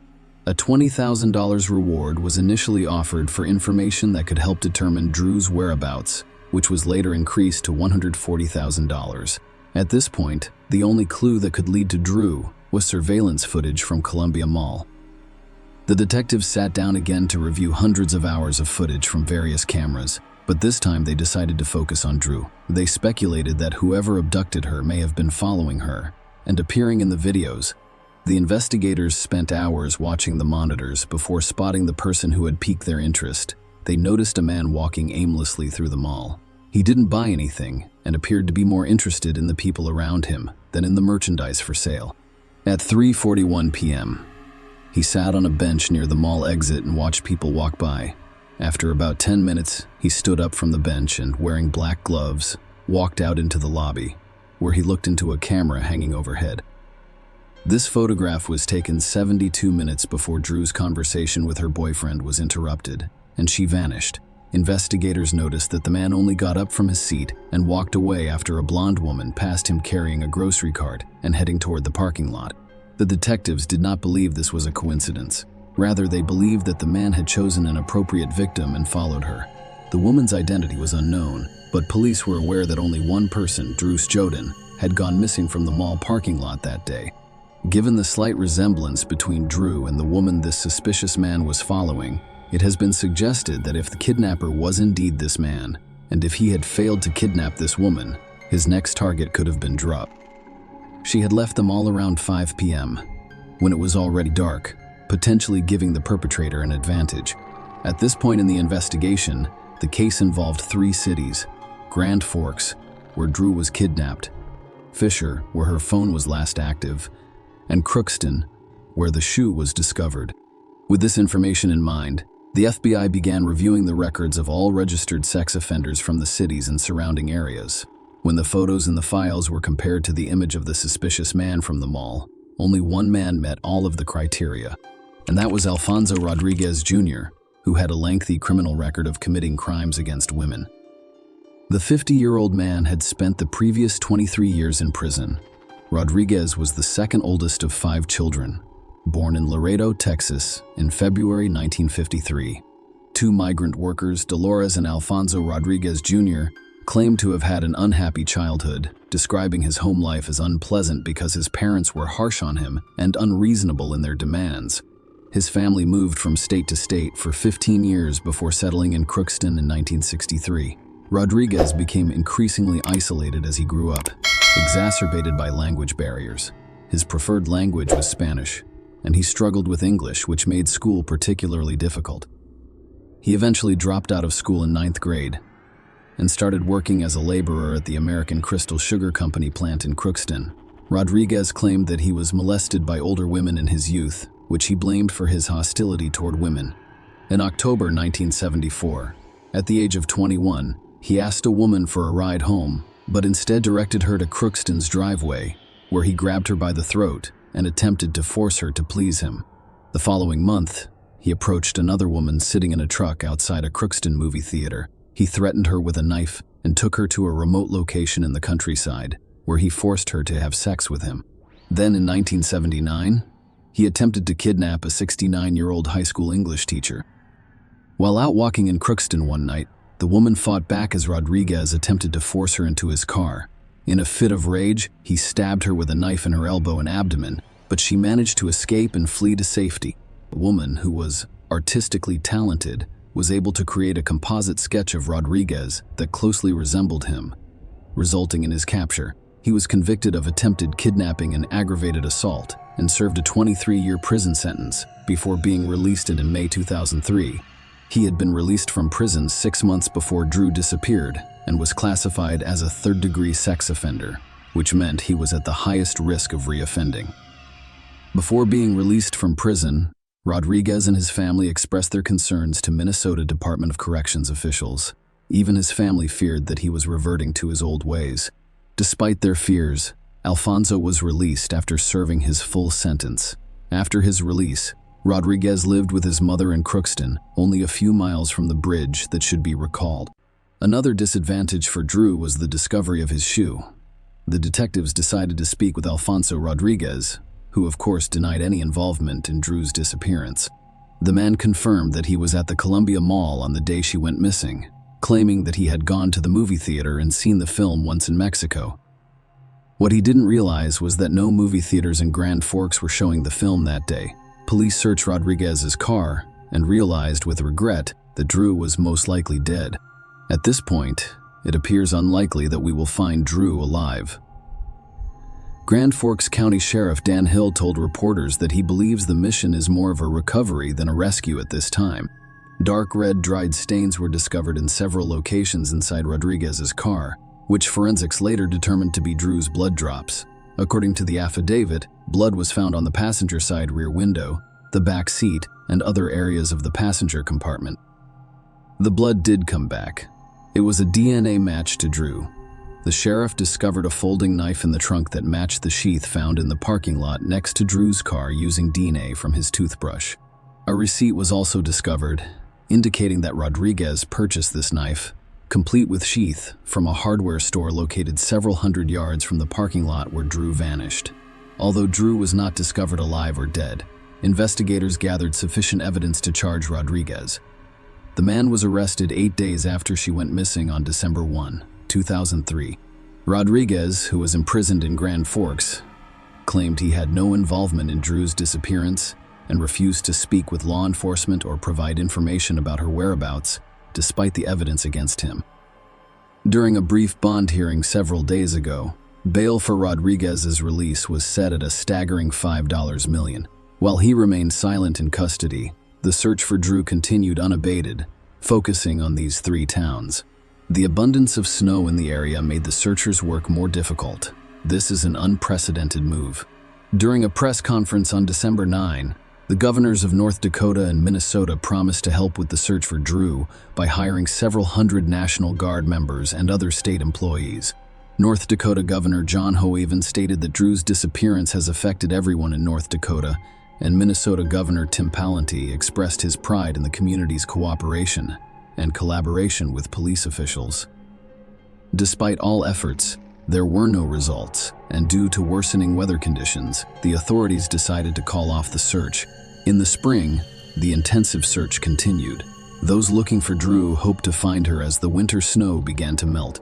After 5 months of searching, they were eager to get Drew home. Finally, on April 17, 2004, Drew's body was discovered. It lay in a field in Crookston, just a few miles from the bridge where the boot had been discovered. Drew's family was overcome with grief after learning of the heartbreaking discovery. Her father told reporters, "We were waiting for that call.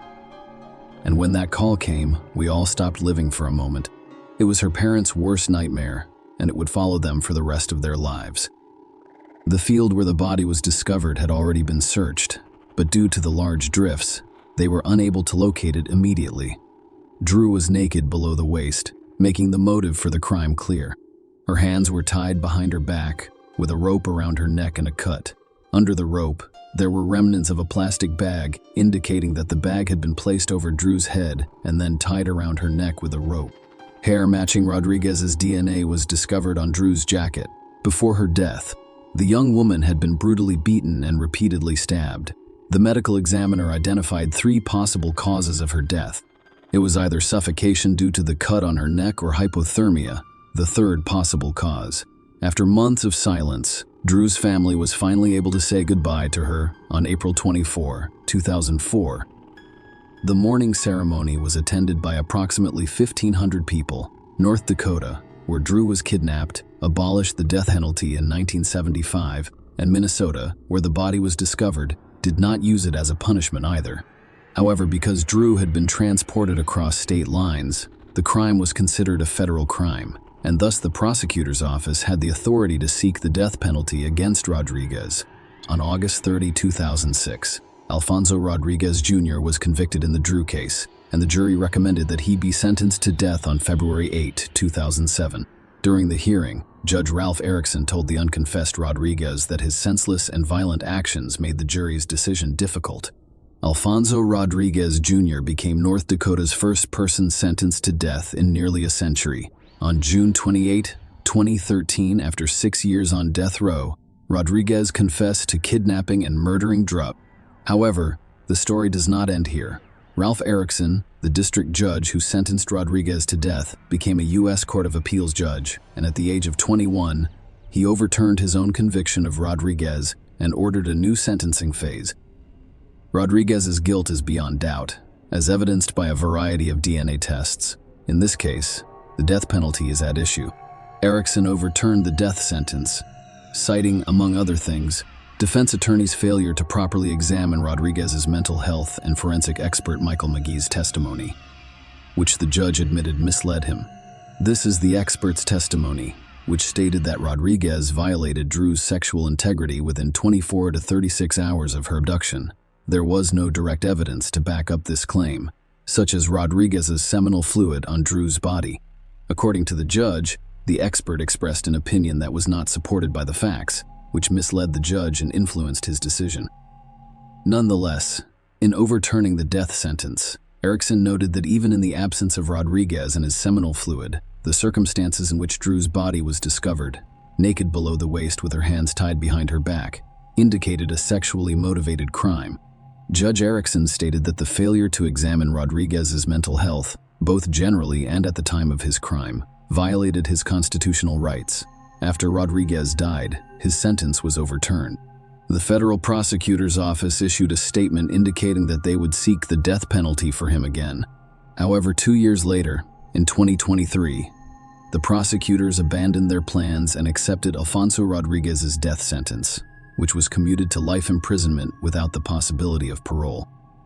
The United States of America issued a statement to that effect through Max Schneider, United States Attorney for the District of North Dakota, withdrawing the notice of intent to seek a death sentence against defendant Alfonso Rodriguez Jr., which was filed on October 28, 2004. Schneider stated in a March 14 court filing that the United States will no longer seek the death penalty in this case. My thoughts today are with Drew Sjoden's family, especially her parents, Linda Walker and Alan Sjoden, sighed Schneider. They're genuinely good people and loving parents who, in the aftermath of an unimaginable loss, have worked closely with our office for nearly 2 decades. We continue to wish them the greatest level of peace possible. I'd also like to commend the trial team. which included former U.S. Attorney Drew Wrigley, as well as our office's appellate attorneys and support staff. They have consistently upheld the Department of Justice's high standards throughout the last 2 decades with their work on this tragic case.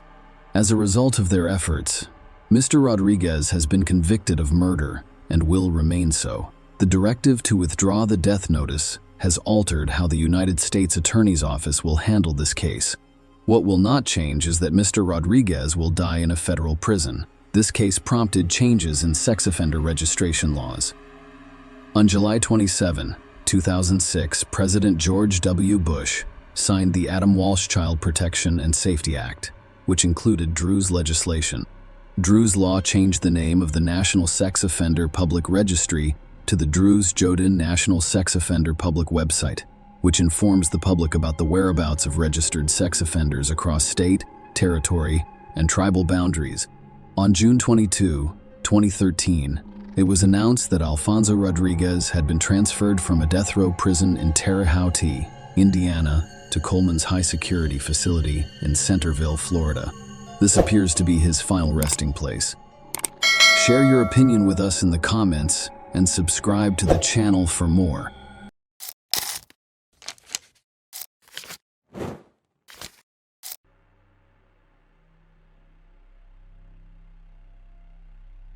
Hey guys, welcome to my channel, and today we're going to take a look at another horrible case with you. On the eve of Christmas, a young woman was abducted from the apartment where she lived with her boyfriend. An unknown criminal tied up the young man and took the young woman out through the back door, disappearing without a trace. The police were unable to identify the perpetrator and the caveman for 36 years until an unexpected truth came to light. Leslie McRae was born on April 14, 1968, in Jacksonville, Florida. She was kind-hearted, determined, outgoing, loved to have fun, had a sharp mind, and had a great sense of humor. Leslie grew up in a loving family but was particularly close to her 4-year-old cousin Joey.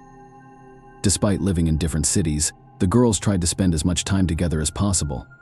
Leslie even considered moving to her city when she turned 18. After graduating from high school at the age of 17, Leslie enrolled at the University of North Florida, dreaming of building a career in the modeling industry. She moved out of her parents' house and into an apartment complex with her 21-year-old boyfriend Edgar McQuarrie. On the night of December 24, 1985, they were sleeping in their apartment when Edgar woke up around 3 a.m. to a noise. To his horror, he saw a man with a knife above their bed.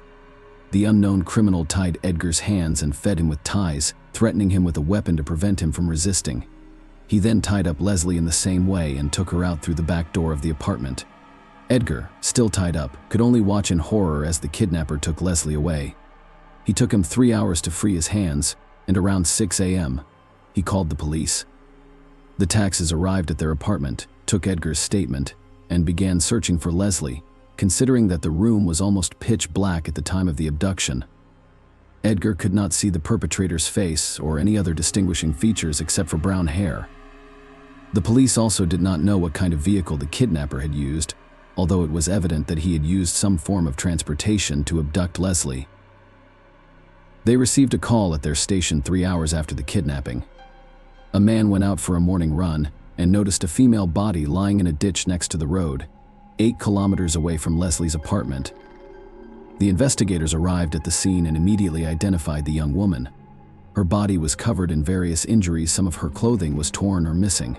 Medical experts determined that the young woman had received more than 20 sharp object wounds, and there were also many bruises on her body. In addition, the killer had subjected the victim to violence, and experts were able to extract his biological material. Considering the DNA analysis was not yet used in those years, this evidence could not help the police identify a suspect.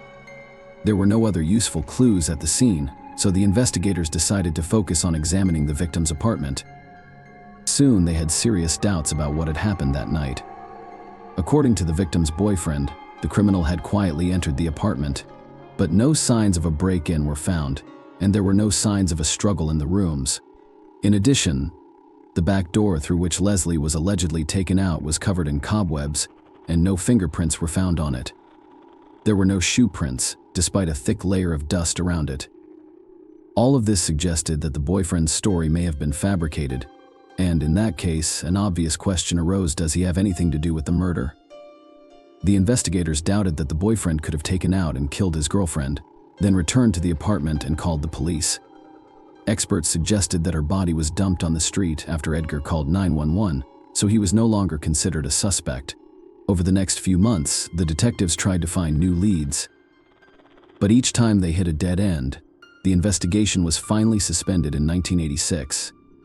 The criminal's biological material, which was the only serious evidence in this case, could not help the investigators at that time, and they hoped that in the future this clue would lead them to the killer for many years. This case sat gathering dust in archives. Leslie's relatives never lost hope of finding the culprit.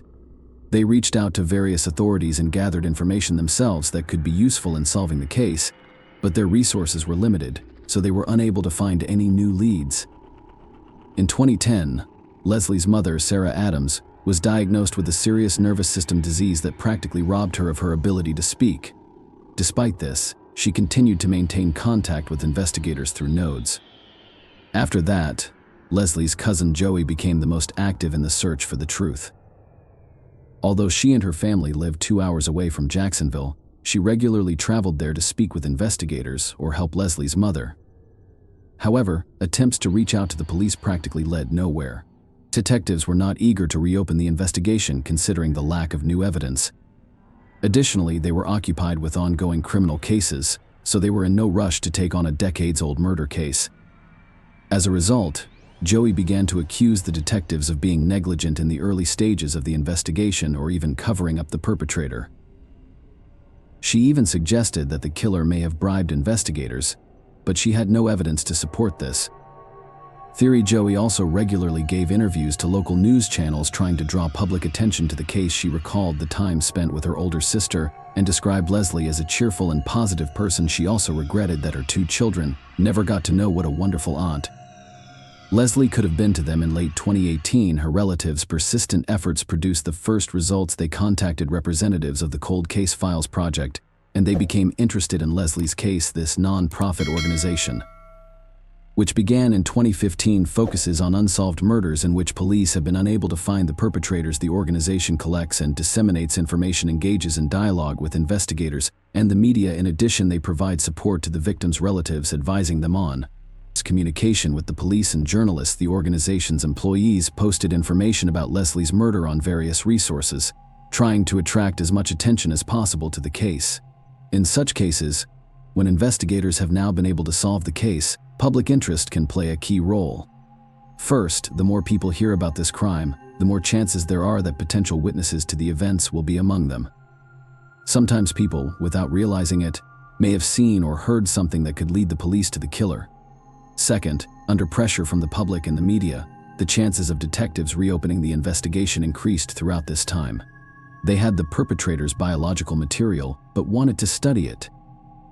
They needed to reopen the case, which police officers often do not do due to a lack of personnel or funding. The organization worked together with Leslie's relatives for several months, and they really managed to draw attention to this case. They wrote in the news and talked about it in reports. And in June 2019, representatives of a popular local TV channel contacted the family. They offered to record a large-scale interview in which relatives could talk about Leslie and their years-long attempts to seek the truth. Her cousin and mother accepted the offer and met with journalists. They told them about who Leslie was as a person, showed her photos, and were dismayed by the fact that the police had not been investigating the case for over 30 years. In addition, in the interview, relatives mentioned they believed that the boys Leslie mentioned were her killers, and in their opinion, her story about a man with a knife was not trustworthy. The boy himself could have killed her.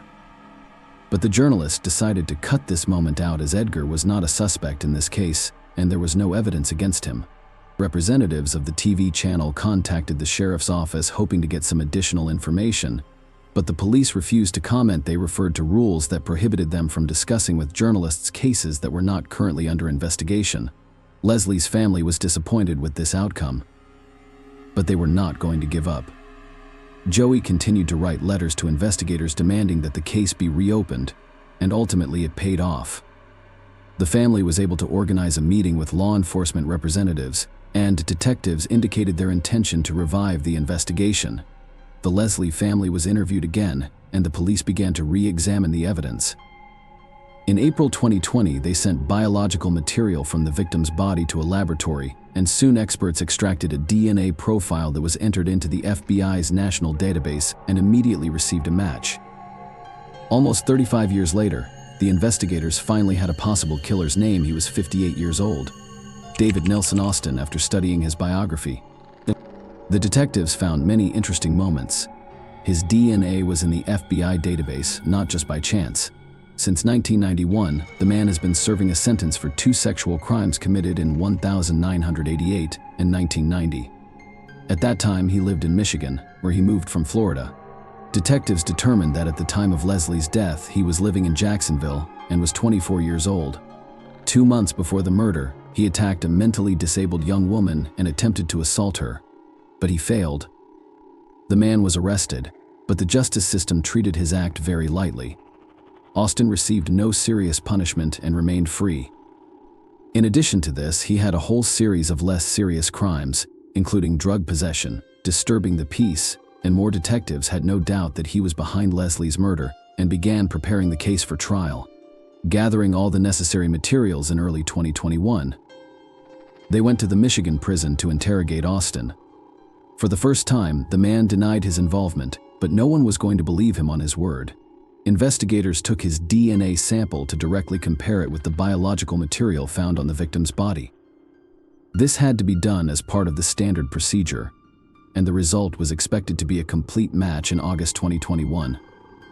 Austin was officially charged with the murder of Leslie. Since then, detectives have been working to have him transferred from Michigan to Florida, where the crime was committed. The need for transfer was due to one simple fact: Florida had the death penalty, unlike Michigan, and Austin could have received that sentence for the murder of Leslie. The process took a year, until September 2022, when he was finally transferred to a correctional facility in Florida. He is currently behind bars awaiting trial, and investigators have no doubt about his guilt. The only way for the perpetrator to avoid the death penalty is to make a deal with the prosecution and confess to the murder in exchange for another life sentence. During a press conference, investigators admitted that Austin was never a suspect in the case and was never questioned.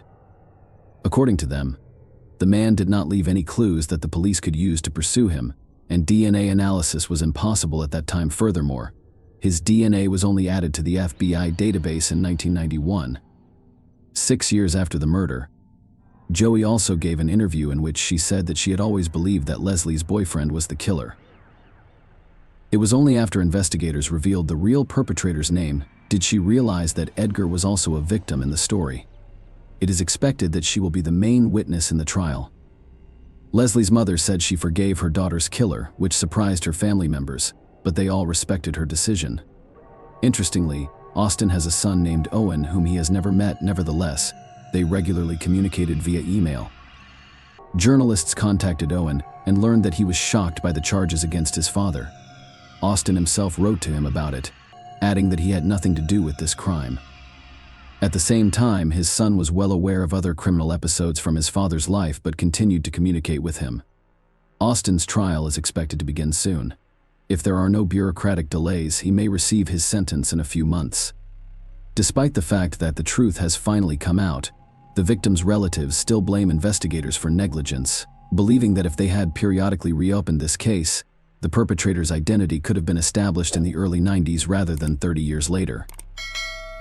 Share your opinion with us in the comments and subscribe to the channel for more.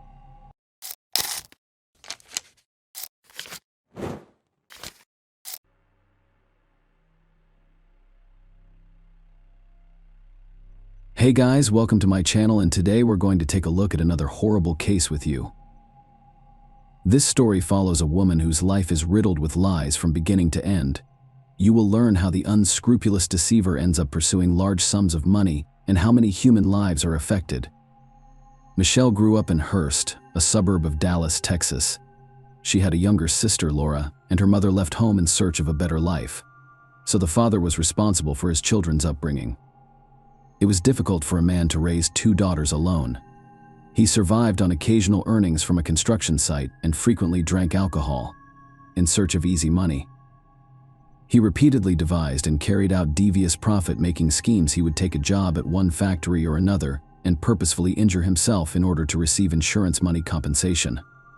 The fraud scheme was successful, but not for long. The scheme was discovered thanks to CCTV cameras installed at one of the workplaces, and Michelle and Laura's father were arrested. Michelle grew up in a world of lies, deception, and manipulation.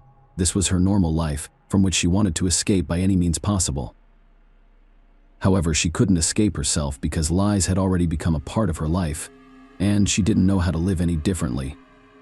The girl wishes to mature more quickly in order to escape hatred and poverty. Michelle looks stunning at 15 years old. As a petite brunette with an athletic build, she piques the interest of both her own age group and older men.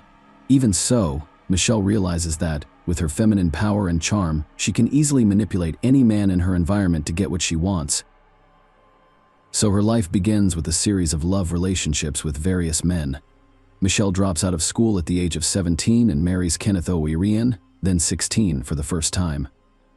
She tells her boyfriend she is expecting a baby, and Kenneth accepts full responsibility for his young wife and future child in the army. The couple moves frequently so that they can have more children in this marriage. One city is replaced by another temporary military housing, which was not the end of Michelle's dreams. Such a lifestyle does not suit her. After 5 years, she leaves, citing her husband's beatings and cheating as the reason for their divorce. Michelle returns to Hearst in front of her family and friends. She appears to be a victim of domestic violence, receives the necessary help, and begins to organize her life. After a while, she falls for her former classmate Brandon. The young man is madly in love with Michelle and has happily accepted her 3 children. The lovers prepare for their wedding. However, on the eve of the wedding, Michelle enrages Brandon, and it is revealed that the girl did not divorce her first husband. She was afraid to discuss divorce with him because of the abuse, so she did not send the documents, but with the assistance of an attorney. This issue was quickly resolved, allowing the couple to marry in 1994. Initially, family life was calm and measured. Brandon was working on the development of his company, and Michelle worked as a dental assistant. Michelle's dreams, however, extended beyond a quiet family life. She's always needed more. She starts bringing home various dental equipment and supplies. The cash does not fit in her purse. Brandon suspected that something was wrong. Michelle eventually got caught stealing. A trial was only avoided through luck. Brandon's trust issues with his wife were only beginning. Brandon installed a tape recorder in several rooms of the house after neighbors complained that cars were frequently arriving while he was at work. Listening to the tape, throughout the day he heard several men visiting their homes. Brandon conducts his own investigation and discovers that Michelle's first marriage ended due to her numerous infidelities. Brandon demanded a divorce, not because of her husband's beatings, as she had told everyone. Michelle was furious that Brandon started the divorce, so she retaliated while he was at work. "I had a very nice saltwater aquarium with thousands of dollars worth of fish." Brandon claims she poured a comet into it, killing all the fish. But Michelle did not stop there. Brandon had a beloved dog named Domino.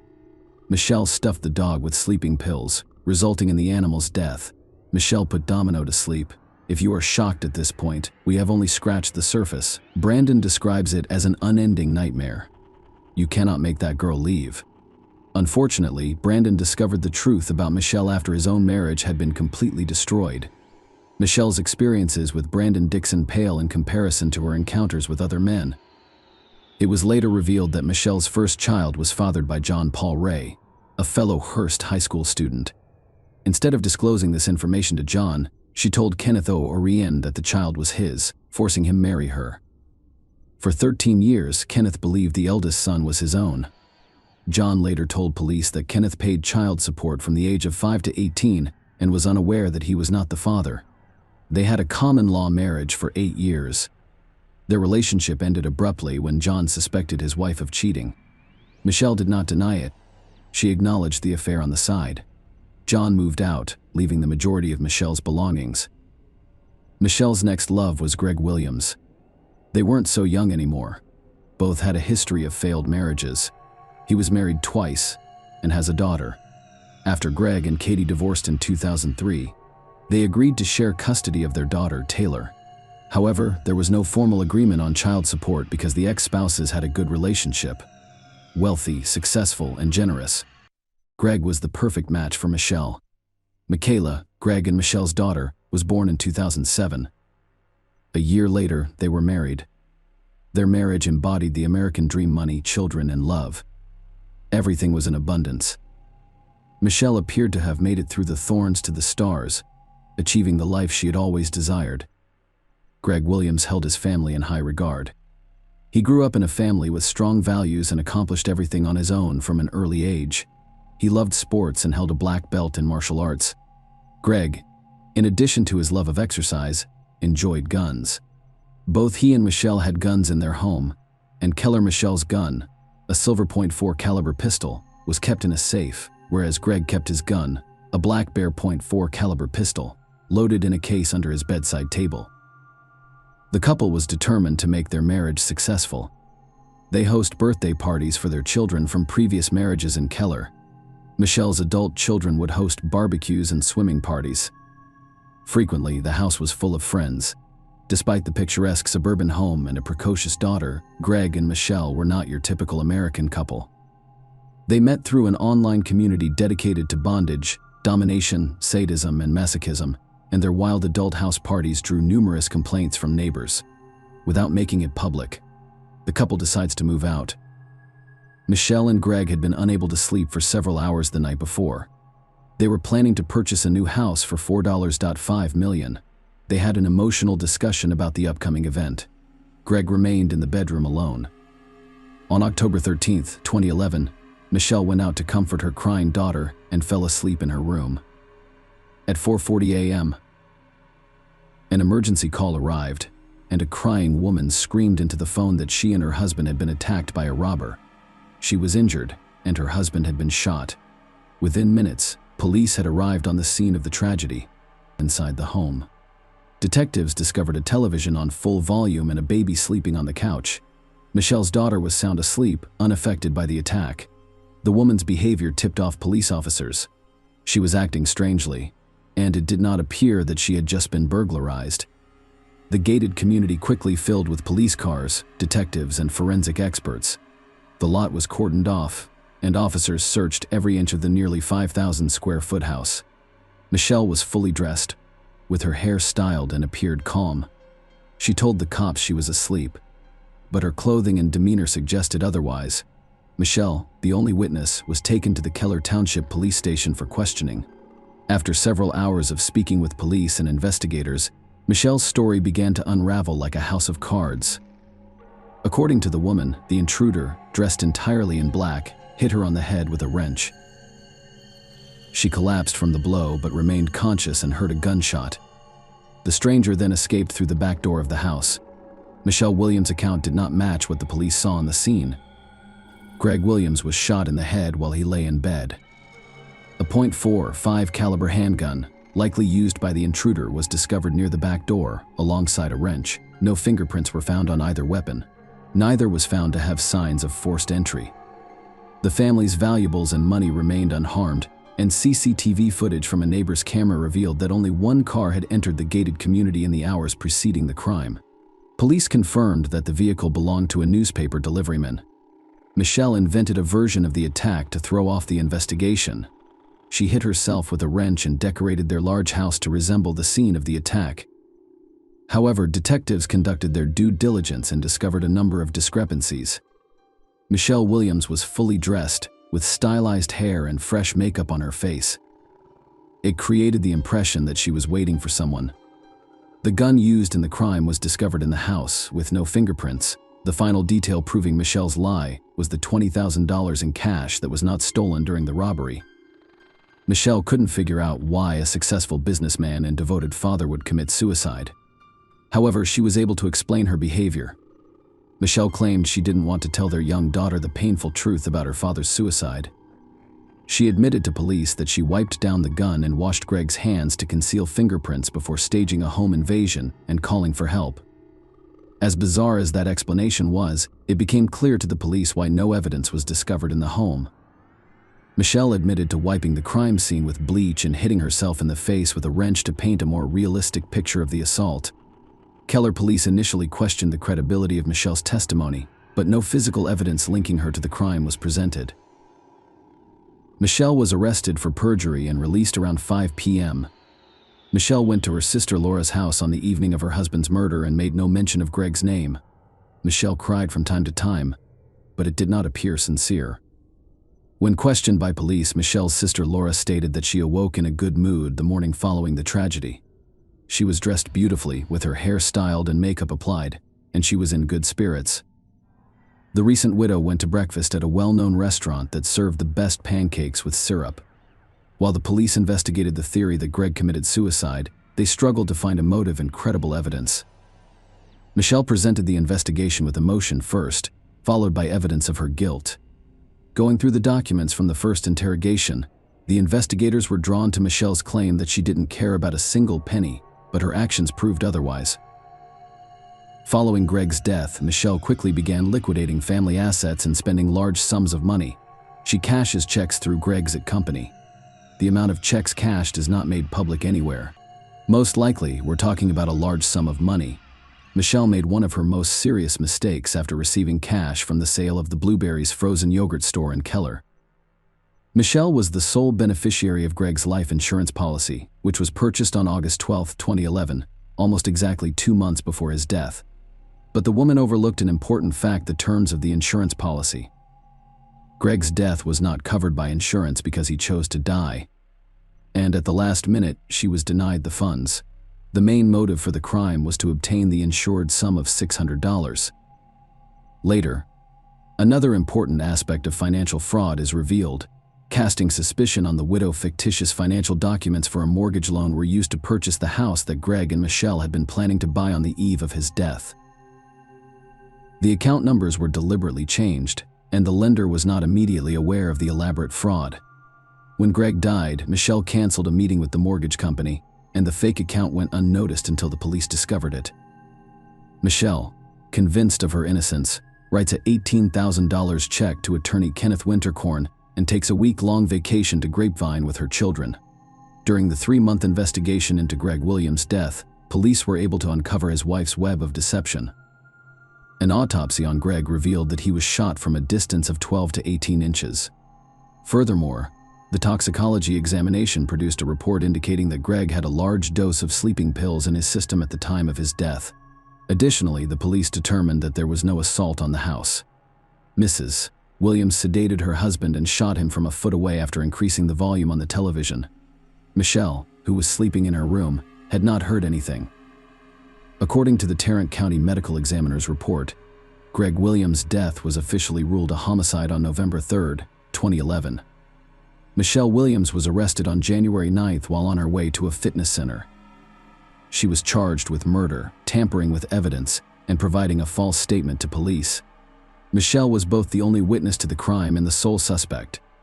Bail was set at $522,000 for release from custody pending a court hearing. Michelle, on the other hand, was held in custody for a week before being released on $85,000 bail.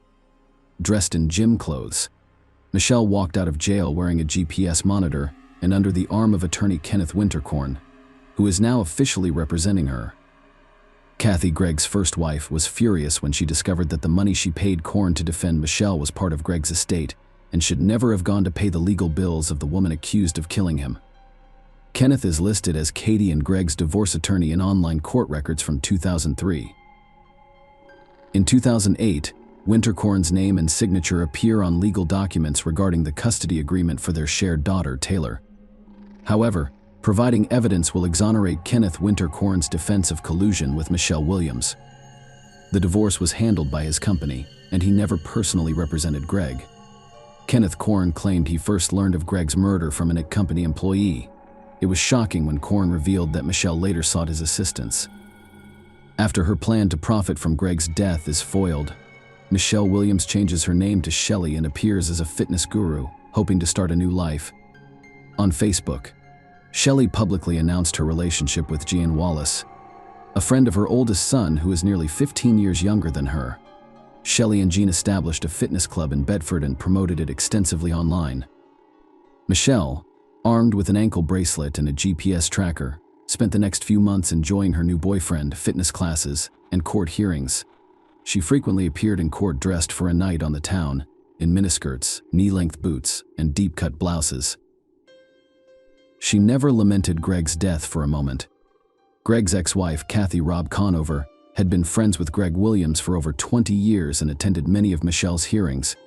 He recalls how she deftly manipulated police officers at the courthouse, convincing them that she was an innocent woman in need of protection. Michelle Williams, 45, entered into a plea agreement with the county on October 9, 2013, and pleaded guilty to tampering with evidence and deadly conduct. She will serve 18 years in prison for tampering with evidence and engaging in deadly dangerous conduct, a third-degree felony found in only a few states. Although Michelle admitted to cleaning the gun in Greg's body, the absence of her DNA at the scene cast doubt on whether the first-degree murder charge would stand. Things can turn out differently: play big, win big, or lose big. Michelle stated this in an interview regarding the plea bargain. "I expect to serve a few years and then be released on parole." However, in a February 2014 interview, Michelle Williams abruptly changed her testimony, claiming she was not guilty of the crime. The judge immediately rescinds the plea bargain and schedules the first trial. The trial of Keller's Black Widow, a Texas woman accused of intentionally targeting her husband in 2011, has begun with opening arguments. For an insurance payout, prosecutors described the crime as a well-planned series of acts to profit from Greg's substantial life insurance policy. In their opening statement, prosecutors told jurors that Mrs. Williams shot her husband in the head after first drugging him with sleeping pills in order to collect on his life insurance. The motivation was money. Money and greed have stood the test of time. Assistant District Attorney Jack Strickland stated in court that, while Michelle admitted to cleaning the gun in Greg's body, the absence of her DNA at the scene cast doubt on whether the first-degree murder charge would be upheld in response to an interview request. Michelle's attorney has issued a statement on her behalf. Attorney Kenneth Winterkorn described the difficulties in the case caused by the immaculately clean crime scene. The prosecution struggled to prove a premeditated crime, ignoring the fact that there was no DNA from the suspect in repeated searches where cleaning products were discovered. However, it stands to reason that Michelle's fingerprints were on them because the products were in the house where she lived and cleaned. If the jury finds that Michelle tampered with evidence of Greg's death, making it appear as if the man died of natural causes, and then cleaned up the car I'm seeing by hiding evidence and then lying about it, she will receive a life sentence. However, if Michelle is sentenced as scheduled on April 21st, no jury will have the opportunity to hear the entire story and determine the appropriate punishment. Careful questioning of the Williams couple's friends and acquaintances revealed information about the unfavorable environment that had existed in their family for a long time. According to the studied correspondence, social networks, and messengers, the couple quarreled frequently over finances. During the trial, prosecutors claimed that in the hours leading up to his violent death, Greg Williams argued with his wife about their finances and even slapped her for spending a large sum of money set aside as a down payment on a home. However, Michelle Williams' defense argued that Greg Williams committed suicide and that the successful businessman needed his wife alive, not dead. According to defense attorney Clay Graham, Greg Williams was frequently depressed and used sedatives and steroids. On the eve of the crime, he was allegedly severely depressed as a result of the death of his grandmother and best friend, who had ironically committed suicide. Defense counsel told the court that when Michelle Williams discovered her husband dead from a self-inflicted gunshot wound, she panicked and began to cover up the tragedy without realizing it. She had one goal in mind: to protect her 4-year-old daughter from psychological trauma by keeping the truth from her. At one hearing, the defendant, dressed in an off-white blouse and black vest, exhibited little emotion for the majority of the trial but did not forget to wipe away tears during a presentation of photographs depicting the body of murdered Greg Williams. The court also heard testimony from Michelle Williams and his adult son, Andrew O'Harian, who stated that his mother, Michelle Williams, asked him to assist in framing Greg Williams' ex-wife Kathy in order to blame her for Greg's death, using unreconciled differences over custody of their daughter Taylor. But that plan failed from the start. After all, the former spouses never disagreed on custody of their daughter, and proving otherwise would have been extremely difficult. He was asked how he responded to his mother's unusual request. Andrew O'Harian, 26, was shocked by the proposal and assumed she was having a mental breakdown. Michelle confronted her sons during the trial after they testified against her. Michelle was later found guilty of felony tampering with physical evidence. According to the show, she lied about being pregnant with twins in order to delay her sentencing. However, this version was not confirmed, and the verdict was announced. Michelle's acting abilities and natural charm, which she tried to demonstrate at each hearing, did not save her from a harsh sentence sandwiched between a scenario in which she was portrayed as a cold-blooded criminal and another in which she was portrayed as a deranged wife and mother acting on impulse. Michelle selected the latter. He did it. She explained that she was wrapping her arms around her head. Michelle even congratulated the detective for solving the case. "I wouldn't have made it through the day."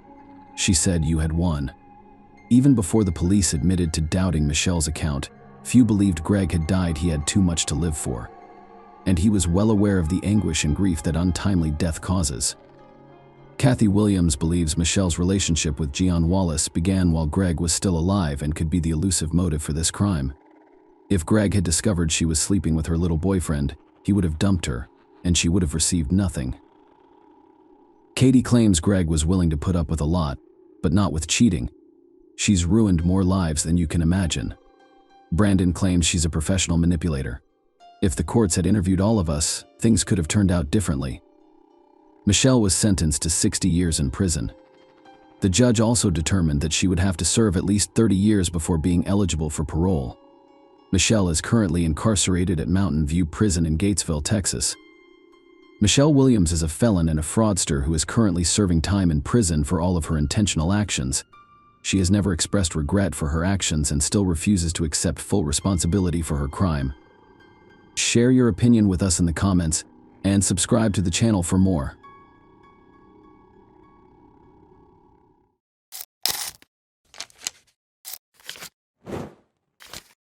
Hey guys, welcome to my channel, and today we're going to take a look at another horrible case with you. Can the Collar family's crime be justified by a nervous disorder? Kansas passed legislation in 1995 stating that an offender who committed a premeditated crime could not blame his actions on a mental disorder that rendered him incapable of distinguishing between right and wrong. This law was enacted because, when brought to trial, almost every criminal attempted to avoid punishment by claiming that he was not in control of his actions or was unaware of the consequences due to a mental disorder. The patriarch of the Happy and Large Collar family attempted to use insanity as a defense to avoid responsibility for the atrocities he committed. However, he was discovered to be sane. Psychologists believe that his actions were motivated by jealousy, rage, and a desire for vengeance against the ex-wife who abandoned him and the daughters who supported their mother. Unfortunately, such crimes motivated by jealousy and a pathological desire for revenge are a global phenomenon. Statistics show that these motivations account for 1 out of every 8 crimes committed. Excessive suspicion, insecurity, and an obsessive need to control a partner can transform a person into a true beast who harms even his own children. The Collar family story begins with James Craig Collar's birth in Weatherford, Texas, in 1963. Wayne White and Karen Collar, his future wife, were both born in the same city in 1965. They met as students at a Texas university in the early 1980s. Craig was graduating from engineering, and Karen was a freshman in humanities. They quickly found common ground and developed a romantic relationship. They were young, in love, and looked like the ideal couple. Craig was a standout student in the late 1980s, known for his determination and engineering ability. Following graduation, they held a small wedding attended only by close friends and family. Their first child was born in 1991, and Lauren followed in 1993. They lived in a nice house in Weatherford and were quite wealthy by local standards. Craig received a lucrative job offer from a large utility company in Weatherford in 1999, while Karen was expecting her third child. His promotion coincided with the birth of their son, Cian, whom he cherished. Craig used his increased income to purchase a large house in the city's most prestigious neighborhood, as well as a dependable family car. Karen remained at home, and Craig became the primary breadwinner. Outwardly, the family appeared flawless. Emily and Lauren were talented athletes and musicians who frequently competed in vocal competitions and local events.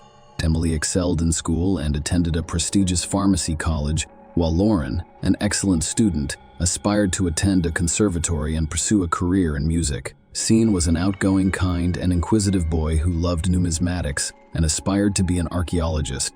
Craig was very close to his parents and sisters, and he provided for his family. Karen made the house comfortable, raised her children, and baked delicious treats.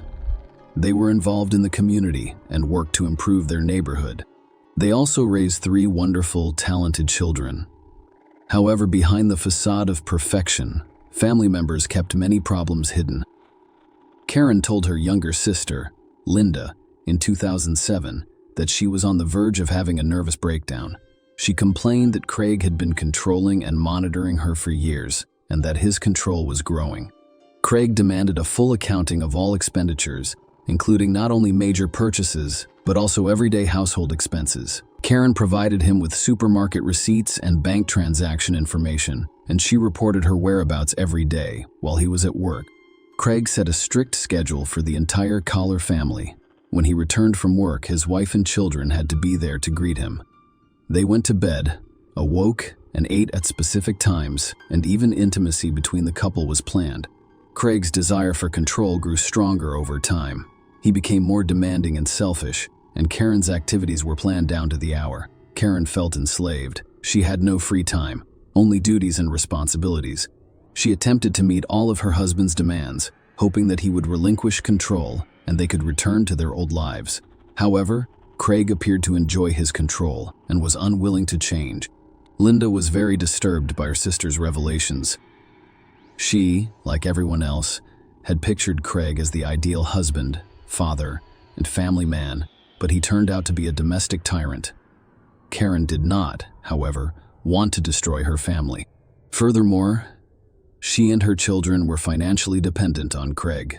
As a result, she decided to find a job that would provide her with a consistent income. Karen's new hobby, despite her advanced age and 3 children, Karen maintained excellent physical fitness. She always followed good nutrition principles, tried new diets on a regular basis, took care of herself, and went jogging every day. She enrolled in a local fitness club without her husband's knowledge and began working out for several hours per day. It was her way of releasing stress, distracting herself, and organizing her thoughts. She went to the gym while Craig was at work, and Craig didn't notice her workout. The sports club's management quickly noticed the attractive, fit, and diligent woman. Karen was offered the opportunity to try out as a fitness instructor with a probationary period and the possibility of an official labor contract. The former housewife could never have imagined such an opportunity, as she will now be able to do what she enjoys while also earning a decent living. Craig eventually found out his wife was going to the gym. Karen expected a scandal and her husband to forbid her from going, but he responded calmly. He even seemed pleased that his wife had found work and was now making her own money. His only requirements were that she be home when he arrived, prepare meals, and not disrupt their planned intimate life. Karen accepted these conditions because they gave her the freedom to act and the ability to provide for her own needs without having to justify every penny she spent to her husband. Unexpected romance and a romantic triangle.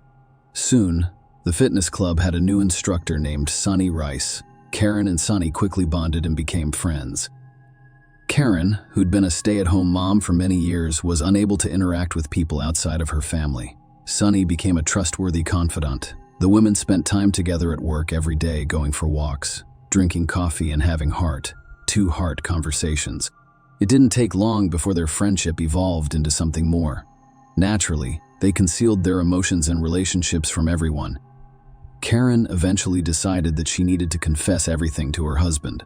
She spent months preparing for this conversation, trying to find the right words, unsure how to begin or what the consequences would be. She eventually opened up to Craig. Although Craig was perplexed by his wife's revelation, he reacted calmly and did not cause a scene. However, the next day, Craig stated that he agreed to his wife's relationship with Sonny, but only if he could join them. Karen was taken aback by her husband's proposal and unsure how to respond. Nonetheless, Craig took the initiative and started courting Sonny by sending her flowers and small gifts. He appeared to see this as an opportunity to improve his intimate life and inject passion and new sensations into his marriage to Karen. The women initially agreed to his proposal, but quickly realized that Craig saw it as a game of dominance. Their unusual love triangle did not last long, and Craig was forced to accept that he was not welcome in their relationship. Craig, feeling insulted, demanded that Karen end the affair immediately, but she continued to date Sonny, sincerely in love. After nearly 2 decades of marriage, Karen appeared to be ready to move on to a new relationship. A move to a different state and secret meetings.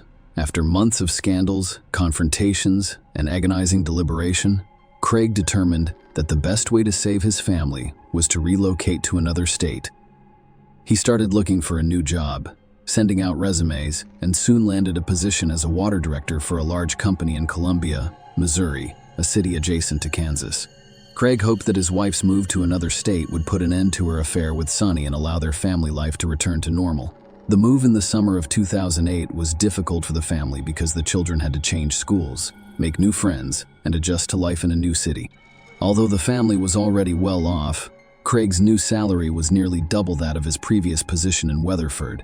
However, with increased responsibilities and working hours, Craig naively believed he had permanently removed Sonny from his wife's life, but he was mistaken.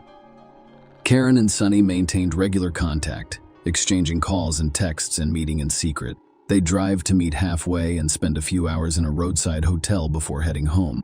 Karen already knew her marriage was doomed. She no longer loved her husband, and divorce was almost inevitable. These secret trysts lasted until December 2008. On New Year's Eve, the callers returned to their hometown to see family and friends. Sonny was also present at the party. Karen and Sonny initially kept their interactions low-key, exchanging greetings. However, as the party progressed and people became more intoxicated, they appeared to lose sight of social norms. The couple was inseparable, holding hands and exchanging long glances. Some guests even caught them kissing. Craig was not only angry, he was furious. Karen had insulted and humiliated him in front of dozens of former roommates, friends, and co-workers, exposing her affair. Craig created a scene at the party by verbally attacking his wife and Sonny. Craig became enraged and forcibly dragged Karen from the party. On the way home, he lost control. He grabbed her by the shoulders and shook her so hard that her dress ripped. He then slapped her, causing her to stumble and fall, striking her to stumble and fall, striking her head hard, resulting in divorce and painful harassment. After returning home, the conflict persisted, and a few days later, Karen informed Craig that she was leaving him. She filed for divorce and demanded custody of the children. Craig initially apologized, begging to keep the family together for the sake of the children and offering to give their marriage another chance. Karen, on the other hand, refused to give up and obtained a divorce. Craig then began calling their mutual friends and relatives, pleading with them to speak with Karen and persuade her to stay with him rather than disband the family. Despite his best efforts, she firmly informed him that she was leaving for Sonny and that she was never truly happy in their marriage. In the early spring of 2009. While they were still living together, another argument erupted, and Craig used physical violence for the first time since the New Year's Eve party. Karen reported him to the police, who arrested him. However, at the station, he claimed that his wife was hysterical and that he was the only one who held her tightly to calm her down, resulting in bruises on her arms. Karen moved out with the children after this incident, without waiting for an official divorce. Craig was dealt a serious blow, but he was even more enraged when he discovered that his daughters had sided with their mother, claiming that for the first time in a long time, he saw her happy. He saw this as a betrayal and refused to communicate with Emily or Lauren, instead calling Sean and taking him with him on weekends while completely ignoring his daughters. Meanwhile, despite the ongoing divorce proceedings, Craig remained hopeful that his wife would reconsider and return to him. He was jealous, tried to control her, and followed her around. He watched her house, followed her around town in a rental car, hoping to go undetected, and even attempted to install a hidden camera in her home when no one was present. Naturally, all of this required time and effort. As a result, Craig was forced to give up work. First, he took a vacation. Then he claimed to be sick, and finally, he began skipping work without explanation. His reckless behavior led to his dismissal. Craig was forced to move into his parents' home after losing his job and source of income due to a lack of funds. With so much free time, he was able to stalk his ex-wife all day, prompting her to take her ex-husband to court to prevent him from approaching her horrible Thanksgiving. Karen took her children to spend the Thanksgiving holiday with her 89-year-old grandmother, Dorothy White, in the small town of Berlin, Kansas, on the evening of November 29. The Berlin Game Police Department received a call reporting a suspicious van and the sound of gunfire. Dorothy's neighbors reported seeing a small truck pull up to the elderly woman's house. A man got out and entered. They then reported hearing screams and gunshots, but they are unsure. The man then left the house, got back in his truck, and drove away quickly. Neighbors did not try to apprehend him, fearing he was armed. When the police arrived at the house, they were greeted by a terrified 10-year-old boy calling for help. Cian Collar was unable to explain what had occurred. However, it was clear that a terrifying scene awaited the officers inside near the front door. Despite having 2 gunshot wounds in the kitchen, the 89-year-old homeowner was found alive in a pool of blood. Karen, 44, was found dead by police. She was shot in the chest and then killed with a close-range gunshot to the head. Her ex-husband had abandoned her with no hope of survival. Emily, her oldest daughter, was found dead between a wall and a couch.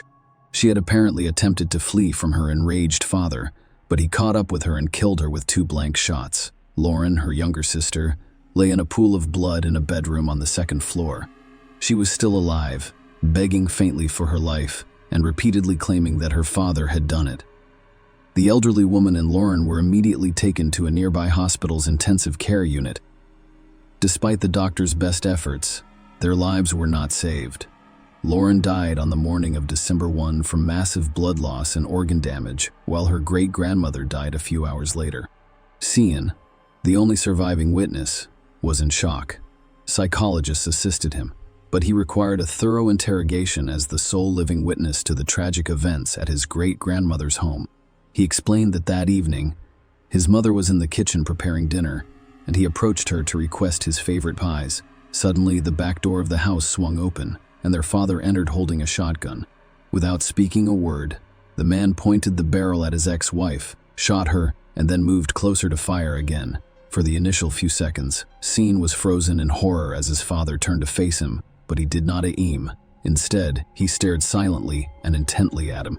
Cian realized he needed to run, so he jumped out the open back door.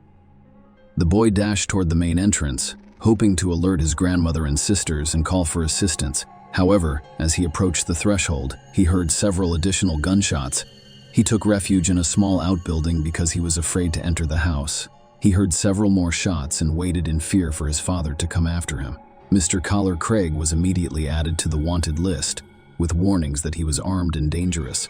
Meanwhile, police received several reports of a speeding truck, allowing them to quickly determine the gunman's direction of travel. At one point, the man left his vehicle in a wooded area and started walking down a deserted road. Law enforcement quickly caught up with him and apprehended him the following morning. He had left the rifle and ammunition in the back seat, while prescription medication for depression and anxiety disorders lay next to the driver's seat. Mr. Collar did not resist arrest. He didn't appear to care anymore. He appeared perplexed and even terrified, and he openly admitted that he was armed with a gun and a hunting knife, but did not intend to use them. He also admitted that he had done something terrible that he thought the police were already aware of. When he was taken to the police station, Craig immediately admitted his guilt and poured his heart out to the investigating officer. He revealed that his wife had cheated on him with Sonny and humiliated him in front of his friends at a New Year's Eve party. His efforts to save his marriage had cost him his job and what remained of his self-esteem. The man cried, saying he had no idea why he had taken such a drastic step and that everyone, including his daughters, had betrayed him. Trial and a just sentence. Craig's trial started in December 2010. The defendant, after consulting with his lawyer, Thomas Haney, recanted his initial confession, blaming his actions on mental illness and insanity. It was his only way to avoid the death penalty for the murder of 4 people. He attempted to persuade the court that his client was in a difficult psycho-emotional state after his wife abandoned him for a lover. His children supported their mother, and he lost his job, forcing him to return to his parents' home. According to the lawyer, all of these factors contributed to Mr. Collar's breakdown, and he committed the crime while insane, unaware of his actions. Prior to 1995, there was a law that allowed criminals to obtain leniency by claiming insanity. However, in Kansas, where the crime occurred and the trial was held, the law was repealed. Furthermore, the prosecution discovered no evidence of insanity or affective state in Craig's actions, just cold calculation. He had already purchased guns and ammunition before going to Dorothy White's house, knowing that his entire family was present. He shot each victim twice, leaving no chance for survival. However, he deliberately spared his son Sean, allowing him to flee. In August 2011, the man was found guilty of all charges and sentenced to death. Sean, who was 12 years old at the time, testified during the final hearing. He stated that he did not want his father to die because he was his only remaining close relative. Despite numerous appeals from Craig and his attorneys, the verdict remained unchanged. Mr. Collar remains in prison today, fighting to have his case reviewed and his death sentence overturned. Sean, after the deaths of his mother and sisters, was officially detained by his maternal grandmother. He is now an adult, has completed his education, and has decided to live and work in his home state. Share your opinion with us in the comments and subscribe to the channel for more.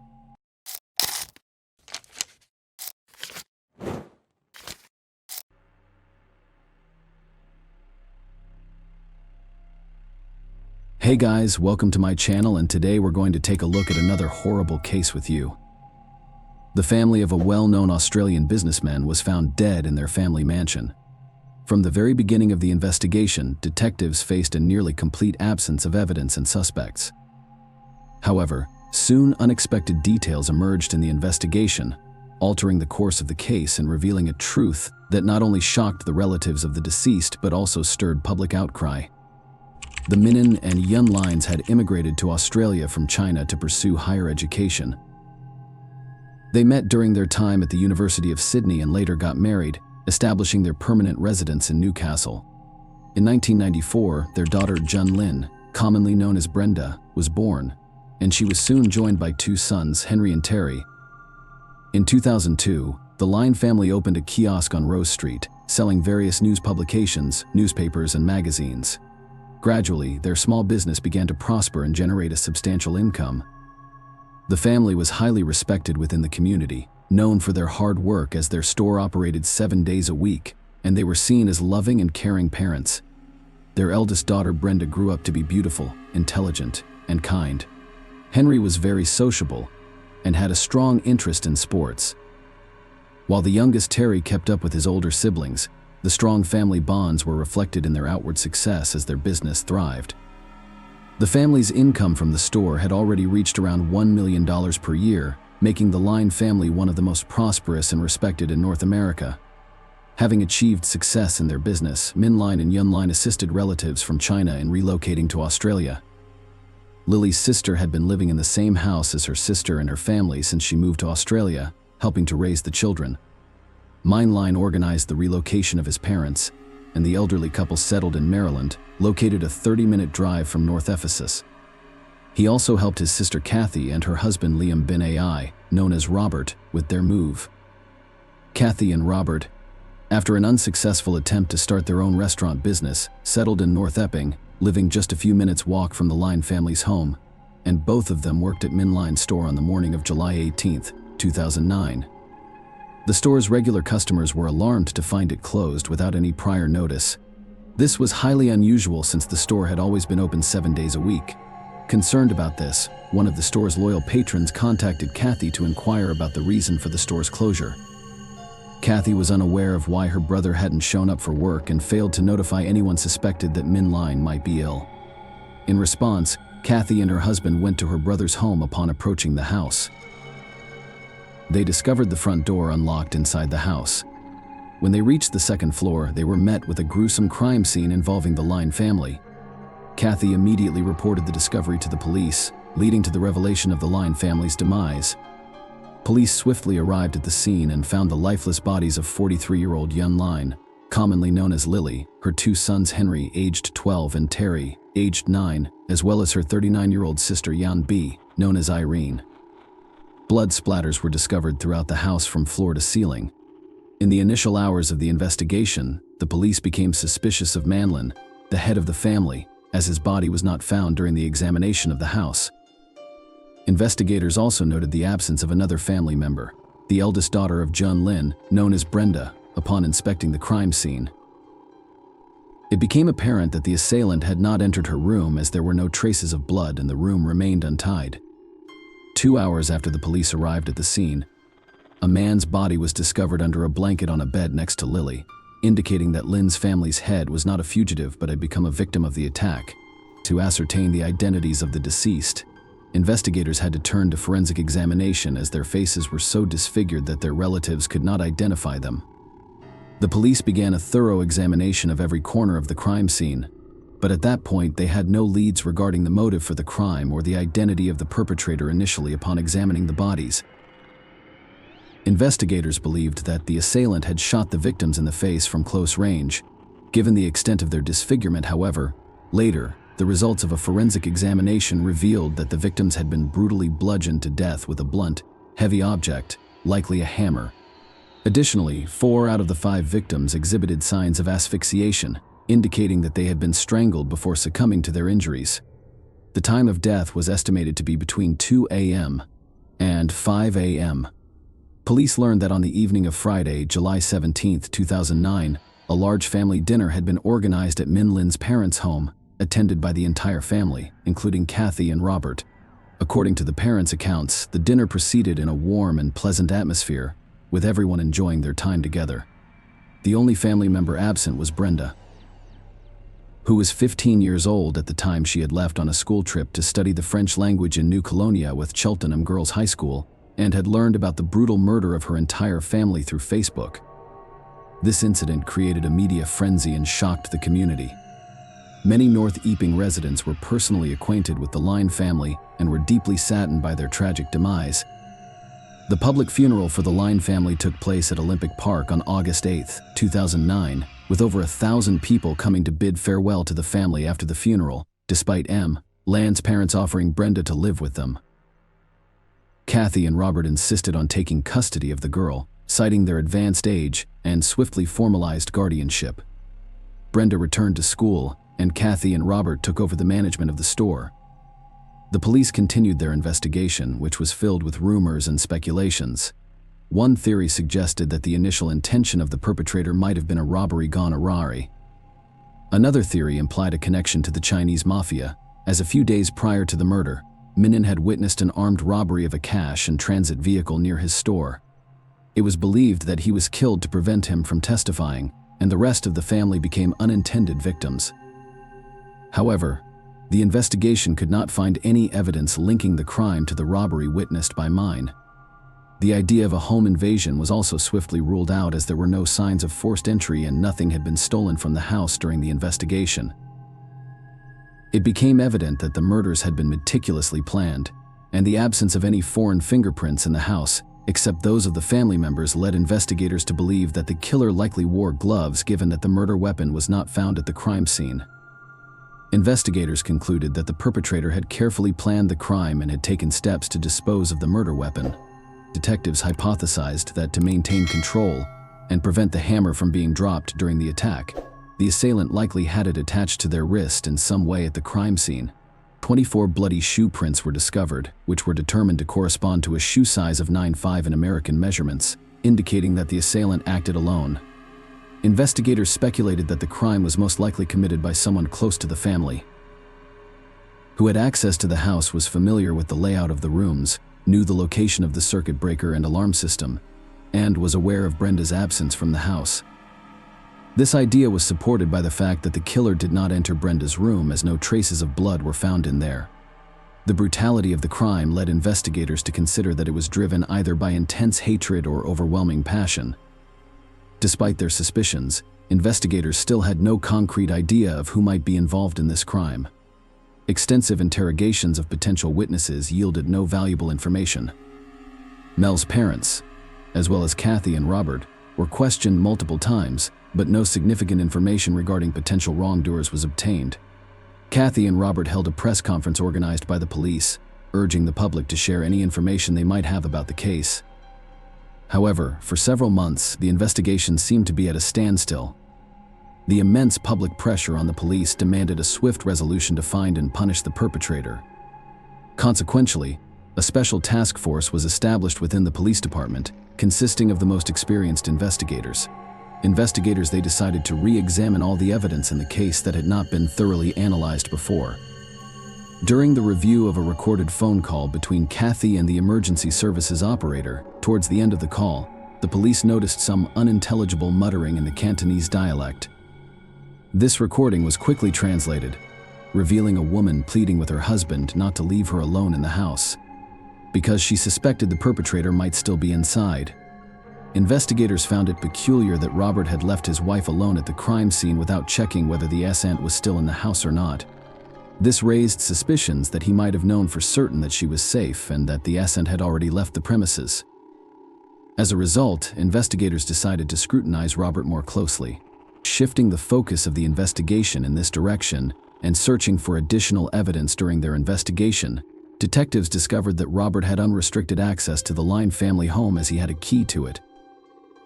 Furthermore, he had a motive for committing the crime. After moving to North Epping, Robert struggled to establish himself in a business and had to work as an employee for Line. Following the Line family's death, all of their assets were transferred to Brenda, but as she was only 15 years old at the time, the legal guardianship of the girl meant that Kathy and Robert had control over all the family's assets, and business police learned that almost immediately after taking custody of Brenda, Robert pressured Min's parents to vacate the house that Minlin had purchased for them. Police suspected that Robert, humiliated by his own failures and driven by jealousy, harbored a plan to seize the fortune accumulated by the Lin family through years of hard work. Despite Robert being the primary suspect in the case, the police only had suspicions against him in the hope of obtaining more substantial evidence. Investigators installed surveillance cameras in his residence as part of a covert operation that continued for 6 months. In May 2010, during another round of questioning with Kathy, investigators intentionally broached the topic of the bloody shoe prints found in the house.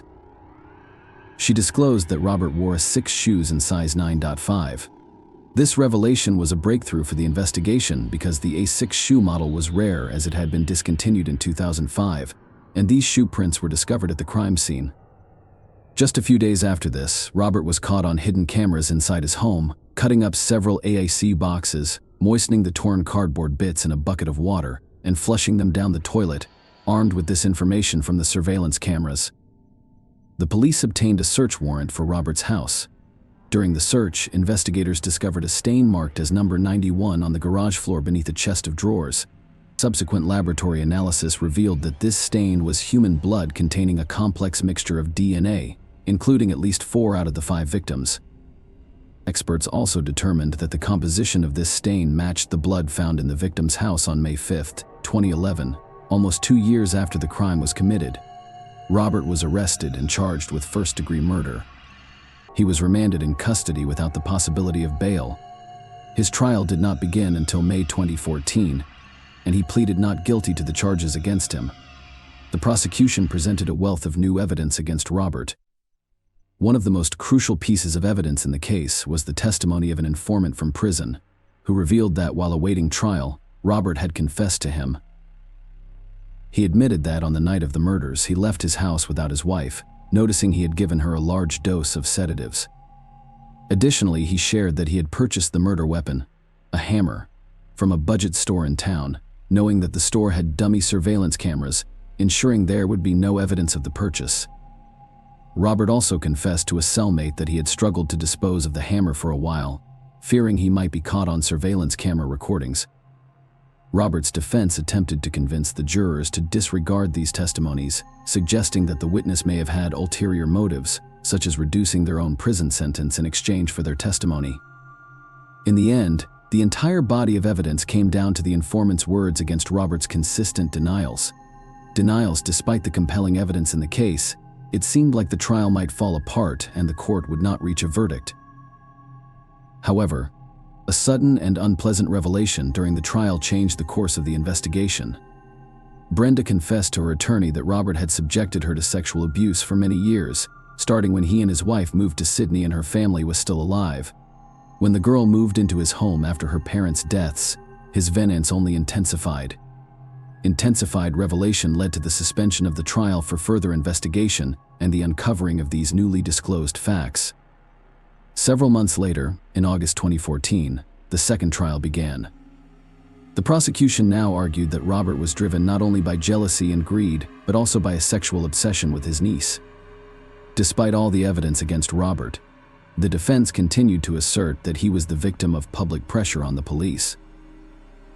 They also cast doubt on the nature and timing of the garage bloodstain, suggesting that it could have entered the garage floor after Robert and Kathy discovered the bodies at the crime scene, and Robert might have accidentally stepped on blood while wearing the same shoes.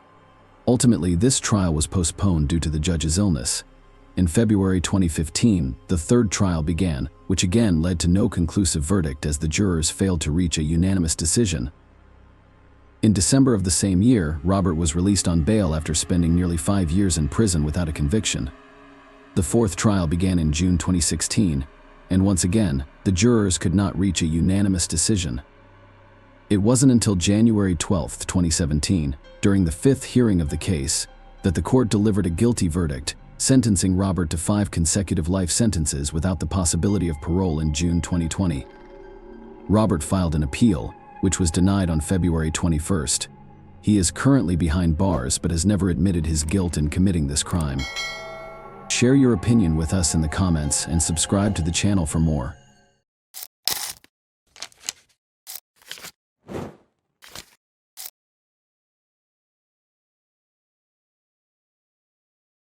Hey guys, welcome to my channel, and today we're going to take a look at another horrible case with you. This video depicts events that occurred in Massachusetts during 2016. On Sunday, August 7th, 2016, Vanessa Marcotte, 27, was visiting her mother, Rosanna, in Princeton, Massachusetts. On that sunny and warm day, she decided to go for a run because she was usually very active, taking walks outside and practicing yoga. In a few hours, she was supposed to catch a bus to New York City, where she worked and lived. Vanessa went for a run but did not return home. Her mother, Rosanna, was concerned about her daughter's prolonged absence, as this was unusual behavior for Vanessa, so she sought assistance from the police. This case received a lot of national media attention because this type of incident had not occurred in the small town of Princeton in 30 years. In addition, just a few days ago, another runner and fitness blogger, Karina Vetrano, 30, was involved in a similar incident in a New York City neighborhood. Vanessa Teresa Marcotte was born June 17, 1989, in Leominster, Massachusetts. Summa cum laude, excelled in school and earned her bachelor's degree in communications from Boston University in 2011. After graduation, she worked for WordStream, an online marketing software startup in Boston. Later, she worked as an account manager in Google's New York City office. Vanessa had the opportunity to visit her mother and aunt in Princeton, a small rural town of about 4,000 people in another state, about once every 2 months. She was the only child in the family, so her mother, Rosanna, eagerly anticipated each meeting and was delighted when her daughter discovered an opportunity to visit her on Sunday, August 7, 2016. Vanessa left her mother's house on Brook Station Road around 1 p.m. to go for a run, returning to New York later that day via commuter bus. The area where she was going to run was familiar to her. Vanessa's mother called the police after several hours had passed and she had not returned home. The officers immediately launched a search, beginning with the area where Vanessa's route most likely took her. At 8:20 p.m., a police dog picked up the trail and led the search team to a densely vegetated area. A woman's body was discovered about 60 yards from the road, less than a mile from Rosanna Marcotte's home. Vanessa Marcotte was later identified as the victim. A preliminary examination of the body left detectives convinced that Vanessa's death was criminal in nature. Her clothes were removed, and burn marks appeared on her legs, hands, and face. As is evident, the location where the body was discovered is quite remote. There are no houses, only the road and the woods on either side of it. Vanessa's cell phone and headphones were also missing. Police thoroughly searched the surrounding area, but were unable to locate any of these items. Investigators suspected the perpetrator took them on purpose because they could have left traces of their DNA. A fire-damaged sneaker lay on the grass next to the body. Other locations also contained fire traces. Detectives concluded that the perpetrator attempted to destroy DNA traces using gasoline. Vanessa's death was determined by forensic experts to be due to strangulation. She fought for her life. As a result, DNA from an unknown individual was discovered under her fingernails. The fact that Vanessa's clothes had been removed clarified the motive for the crime. To summarize, the medical examiners discovered evidence of male contact DNA samples were tested, but no matches were found in local or national databases. Princeton is a small town with a population of less than 4,000 people. This type of crime was extremely uncommon, and it shocked the entire local population. Authorities urged residents of Princeton and the surrounding areas to be vigilant and cautious, and asked anyone who saw anything suspicious to call the Massachusetts State Hotline. Colin Ortiz, Princeton Police Department. At a press conference on August 11th, Worcester District Attorney Joseph Early Jr. confirmed that the perpetrator was most likely male and had sustained minor cuts, bruises, and scratches during his struggle with Vanessa prior to her death. Vanessa's co-workers, as well as her family and Princeton residents, were shocked by what happened. According to a Google representative, Vanessa Marcotte was a beloved member of the Google team, having worked in our New York office for the past year and a half and being known for her ubiquitous passion for volunteer work and love of Boston sports. We are deeply shocked and saddened. Our thoughts are with her family and friends. Her alma mater also paid tribute to her. Colin Riley, Boston University's executive director of media relations, said, "We're so sad for her family and friends. They are in our thoughts and prayers." Police investigated a possible link between Vanessa Marcotte's death and an incident involving another runner, Karina Vetrano, that occurred a few days earlier in New York. Toronto went for a late afternoon run in Queens Spring Creek Park, which is less than a block from her house. She ran alone, despite her father's concerns. She was last seen alive sometime after 5 p.m. Just before entering the park, after failing to respond to repeated calls and text messages for Toronto's father, she notified a neighbor, the New York City Police Department's police chief, who launched a search around 11 p.m. Her father discovered her body face down about 15 feet from the trail, as was the case with Vanessa Marcotte Karina Vetrano, whose body was exposed, and the cause of death was also strangulation. Despite the similarities, investigators did not believe there was a link between the two cases. 6 months later, police arrested Chanel Lewis, a 20-year-old Brooklyn resident, after his DNA was found to match that of Karina Vetrano's body. On April 23, 2019, Lewis was sentenced to life in prison with no possibility of parole. But who is responsible for Vanessa Marcotte's death? Investigators believe the person who killed Vanessa lived in or frequented Princeton and was familiar with the area. Detectives also believed Vanessa Marcotte did not know the perpetrator and that their paths crossed by chance. Meanwhile, law enforcement sought assistance from the public, with separate 24-hour phone lines set up. Vanessa eventually stopped outside a local convenience store for a drink of water after 1 p.m. on August 7th and was last seen walking and talking on her cell phone. Investigators believe Vanessa was attacked within the next 2 hours of being seen outside the store. Her phone was turned off at 2:11 p.m. and has not been turned on since. Police officers were receiving and checking many clues, including searching the area where the body was discovered several times and the surrounding area, but the results were not satisfactory. It wasn't until 3 months later that the police learned more about the case. A new witness reported that on August 7th, he saw a dark-colored Ford SUV parked on the curb near where Vanessa's body was discovered, with the hood up. The driver appeared to be Hispanic, aged between 25 and 35. The witness first drove by the SUV around 12:45 p.m. At the time, the driver was standing next to his vehicle, talking on the phone, and the witness drove past the same location again around 2:05 p.m. The SUV remained in the same location, but its hood was down, and no one was visible inside or near it. Authorities began looking for a Hispanic man who owned a black SUV and allegedly lived near Princeton.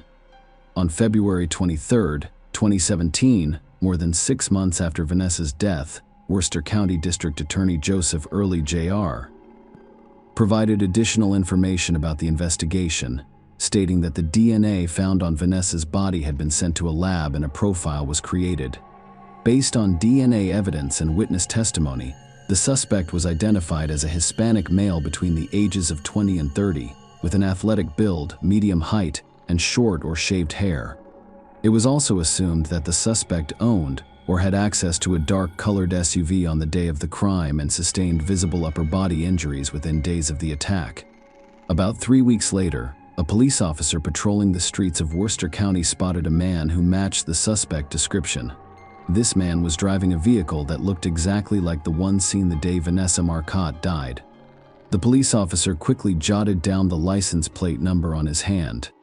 After determining the identity of the car owner, the police went to his house. That man was Angelo Colin Ortiz, who was 31 years old.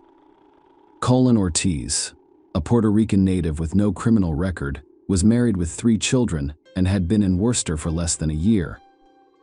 He worked for FedEx's third-party contractor, made deliveries in Princeton, and was familiar with the town and its surroundings. Colin Ortiz was described as perverted by his Western neighbors, who claimed he frequently made vulgar remarks to residents. A former female Princeton postal worker also claimed that Colin Ortiz frequently made crude remarks in Spanish about her and other women to his co-workers. When the police asked Angelo about Vanessa Marcotte, he said he didn't know her. Furthermore, he couldn't recall whether he was in Princeton on the day Vanessa was attacked. He was asked to provide a sample of his DNA, and he agreed by signing documents indicating his willingness to provide his DNA for analysis.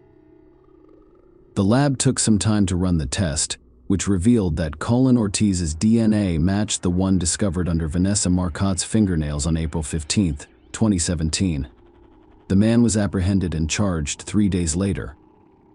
Prosecutors allege that on the day of the crime, Colin Ortiz purchased $5 in gasoline from a store 6 miles away at 2:35 p.m. Vanessa had already died by that point, so the man returned to the scene to try to destroy the evidence, specifically his DNA on Vanessa's body. The district attorney contended that the DNA evidence was obtained in accordance with all applicable procedures, which aided in the prosecution of the charges.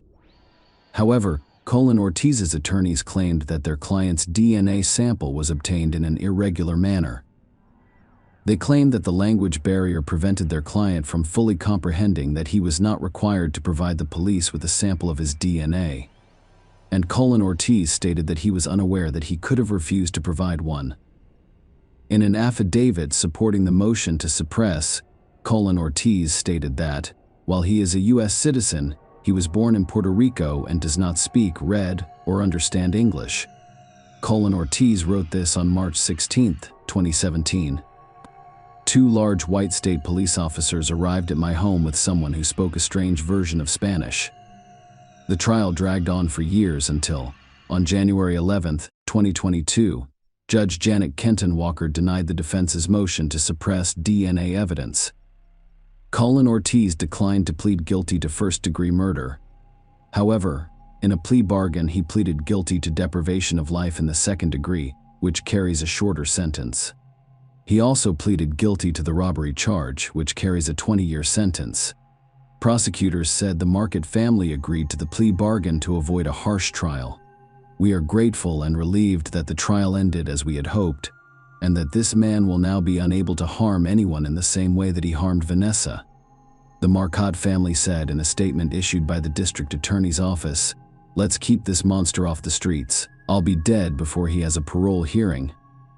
Vanessa Marcotte's father revealed that Angelo Colin Ortiz, 36, was sentenced to life in prison in October 2022. He will serve 20 years on the robbery charge before being sentenced to life in prison, with a minimum of 25 years before parole eligibility. That would require at least 45 years in prison before parole eligibility. Share your opinion with us in the comments, and subscribe to the channel for more.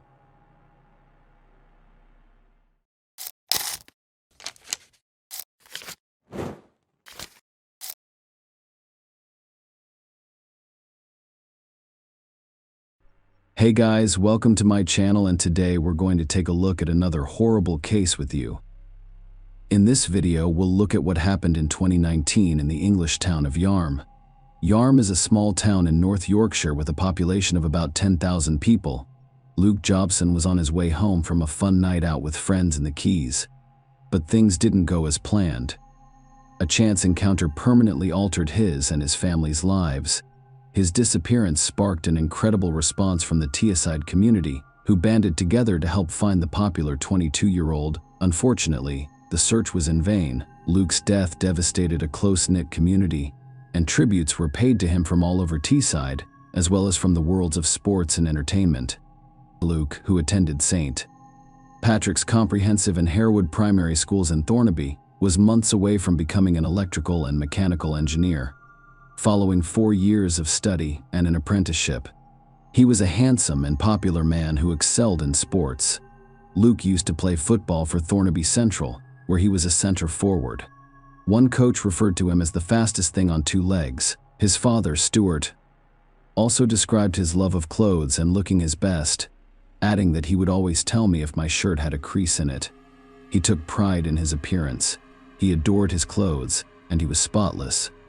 If I wanted to go anywhere with him, he would inspect me thoroughly. He was proud of his physical appearance, but he was also beautiful on the inside. He was a very genuine person. On Saturday, January 26, 2019, Luke and his friends visited one of Yarm's most popular nightclubs, the Keys. As previously stated, Yarm is a small town, and the only nightlife available was on the High Street, where the Keys still work today.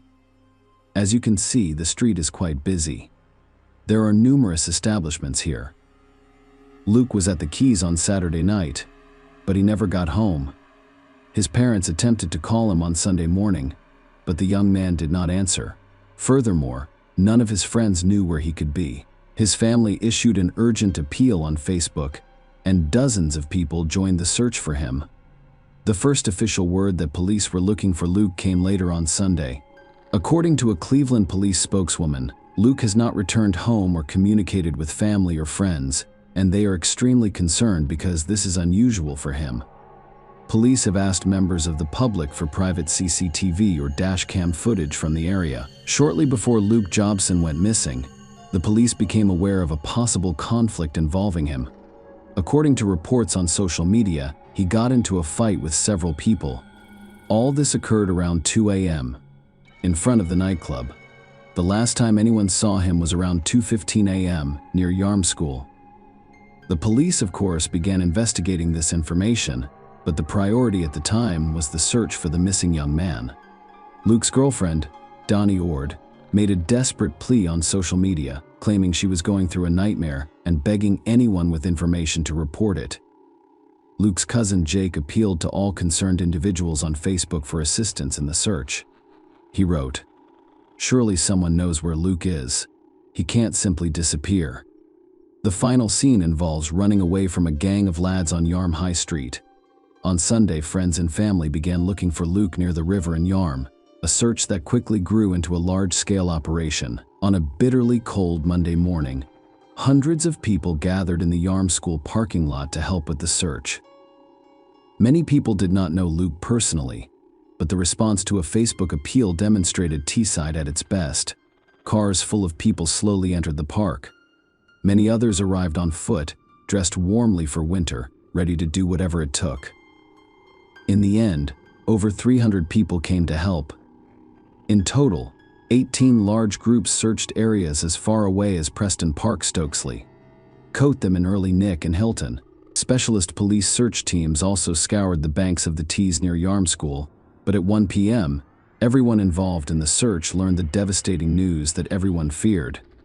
Despite the heroic efforts of emergency personnel and Luke's family and friends, the search ended tragically. They canceled the search after police discovered a body in the river.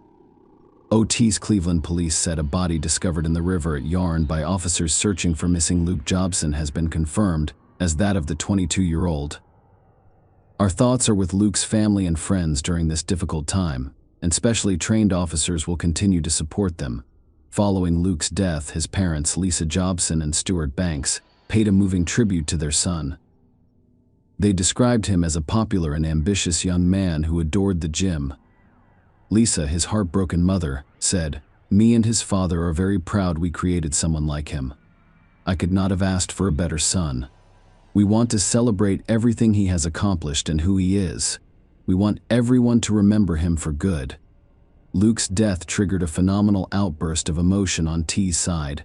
Tributes from friends and loved ones flooded social media as people were heartbroken by his unexpected death. On Tuesday evening, A large crowd gathered in Yarm to observe a vigil in his memory.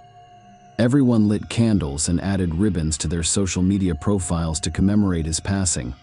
Nearly 1,000 people attended the vigil, and the family expressed their gratitude for the public's assistance in the days following Luke's disappearance. The gathering featured a fireworks display and the crowd singing Robbie Williams' Angels. People left a large number of ribbons, balloons, and flowers in his memory near the site of his death. Pop star Robbie Williams was among those who paid tribute, tweeting, "Luke Jobson, rest in peace, Brother X." Furthermore, football matches were held in Luke's memory to raise funds for the charities chosen by his family. Danny, Luke's girlfriend, added that she was living a nightmare after his death. In a heartfelt tribute on Instagram, she wrote, "Nothing will ever take away my pain. The most gentle, loving, and well-liked boy I've had the pleasure of being with is trying so hard to be strong, but it feels like I'm still in a dream and haven't woke up. Thank you for all your memories. I'll make you proud. You were just too good for this world. I always love you, Luke." When investigating Luke's death, the police interviewed a large number of people, including those who were in a nightclub that night. Soon after, the police obtained CCTV footage which confirmed earlier reports of a conflict between Luke and other guys that night. Let us take a look at this recording. Luke wears gray t-shirts and white sneakers. You can see how several aggressively inclined people begin walking in his direction after he says something to someone. Everything ends with Luke fleeing and several people pursuing him.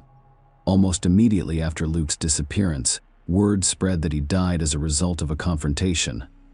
While speculation about what happened spread on social media, the police only mentioned reports of an altercation prior to his disappearance. Initially, they arrested 6 teenagers, 3 boys aged 16 and 3 aged 18 on suspicion of killing Luke Jobson. They soon released everyone, and the detectives resumed their investigation. The case's new development did not occur until January of the following year. Cleveland police said 5 people between the ages of 17 and 20 had been charged with using or threatening unlawful violence, but not taking Luke's life, and would appear in court soon. One of the teenagers, a 17-year-old who has since turned 18, has never been publicly identified due to age-related legal restrictions. The 4 others include Edwin Taha, 20, who refused to admit he started the fight. Ryan Alpay, 19, denied that there was a fight, as did Ali Abdulmajid, 19, who refused to admit his guilt, and Hamid Asif, 18, who also denied that there was a fight. Unfortunately, I couldn't locate his image. According to reports, Edwin Taha is the gang's leader in England and Wales. The law states that a person is guilty of fray if he uses or threatens unlawful violence against another, and his conduct is such as to cause a person of reasonable firmness present at the scene to fear for his safety. If 2 or more people use or threaten unlawful violence, their combined conduct must be considered for the purposes of subsections 1 and 3. For the purposes of this section, words alone cannot constitute a threat. Given what we see on the video, particularly Luke running away, there is no doubt that he was concerned about his safety. And, as we'll see later, the threats against him weren't just verbal. However, before we can learn more about the events that led up to Luke Jobson's death, we must first understand what caused the conflict that night. However, there is no definitive answer to this question because none of the suspects responded. It is also unclear where Luke's friends, with whom he had attended a nightclub, were at the time of the argument. The recording made available by the police does not answer this question. Based on what we see in this recording, we can assume Luke did not intend to leave the club. After all, he is dressed in a t-shirt. His jacket was inside the establishment. Police released footage showing Luke confronting the gang before being forced to flee for his life. His superior athleticism enabled him to outrun his pursuers.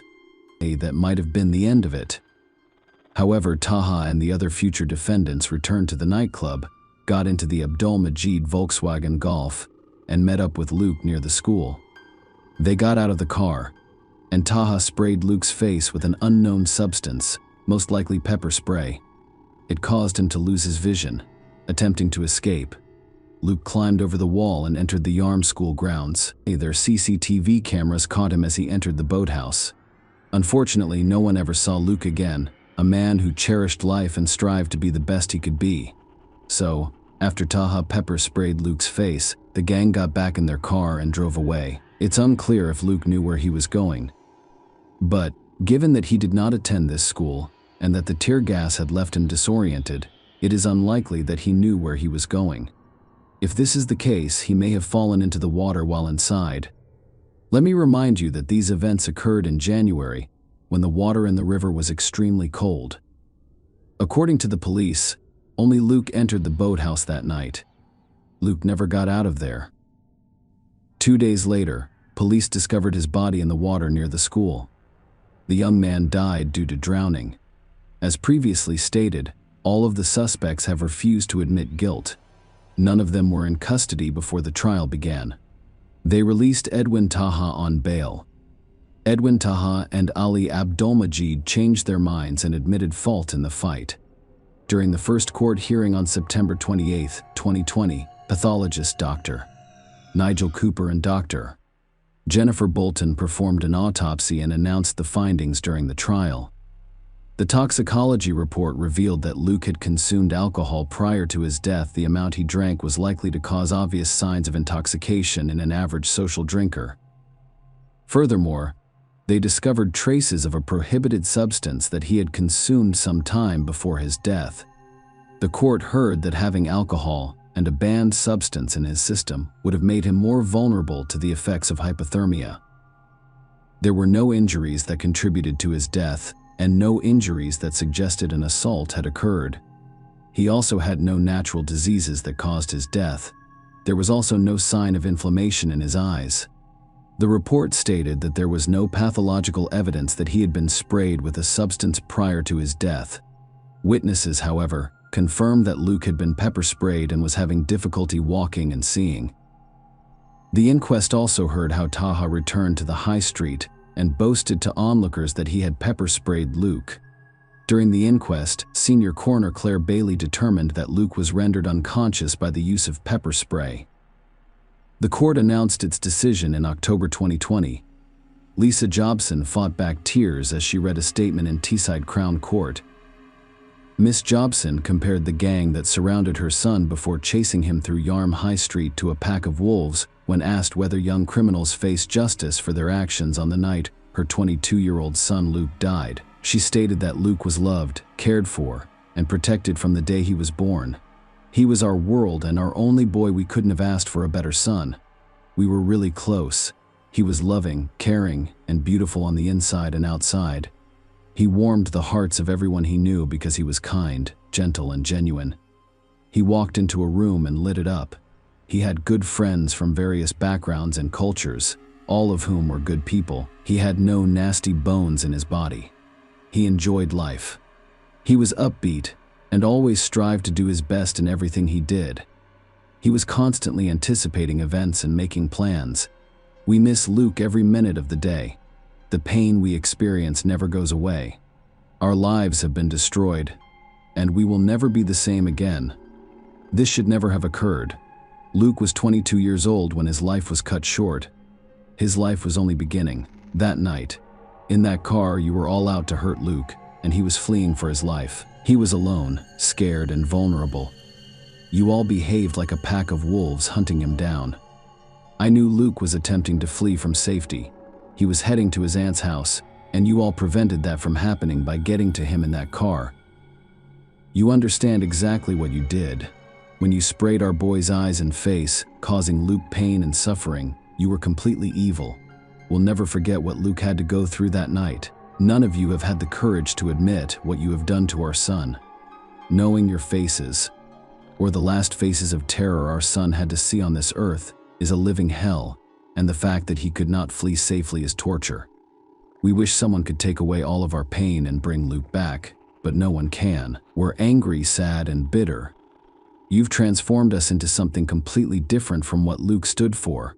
Whatever happens to each one of you will never be enough. I, Luke's father, and his sister will be serving life sentences. At the trial, Abdulmajid's lawyer stated that his client was unaware that Taha was carrying pepper spray. He stated that his plea is based on the fact that he was unaware that his co-accused possessed pepper spray. Only one person in the dark realized they had a weapon, and it wasn't Mr. Abdulmajid. He had not expected the victim to be assaulted with a weapon. During the hearing, his lawyer stated that his client had a difficult childhood, but can that be an excuse?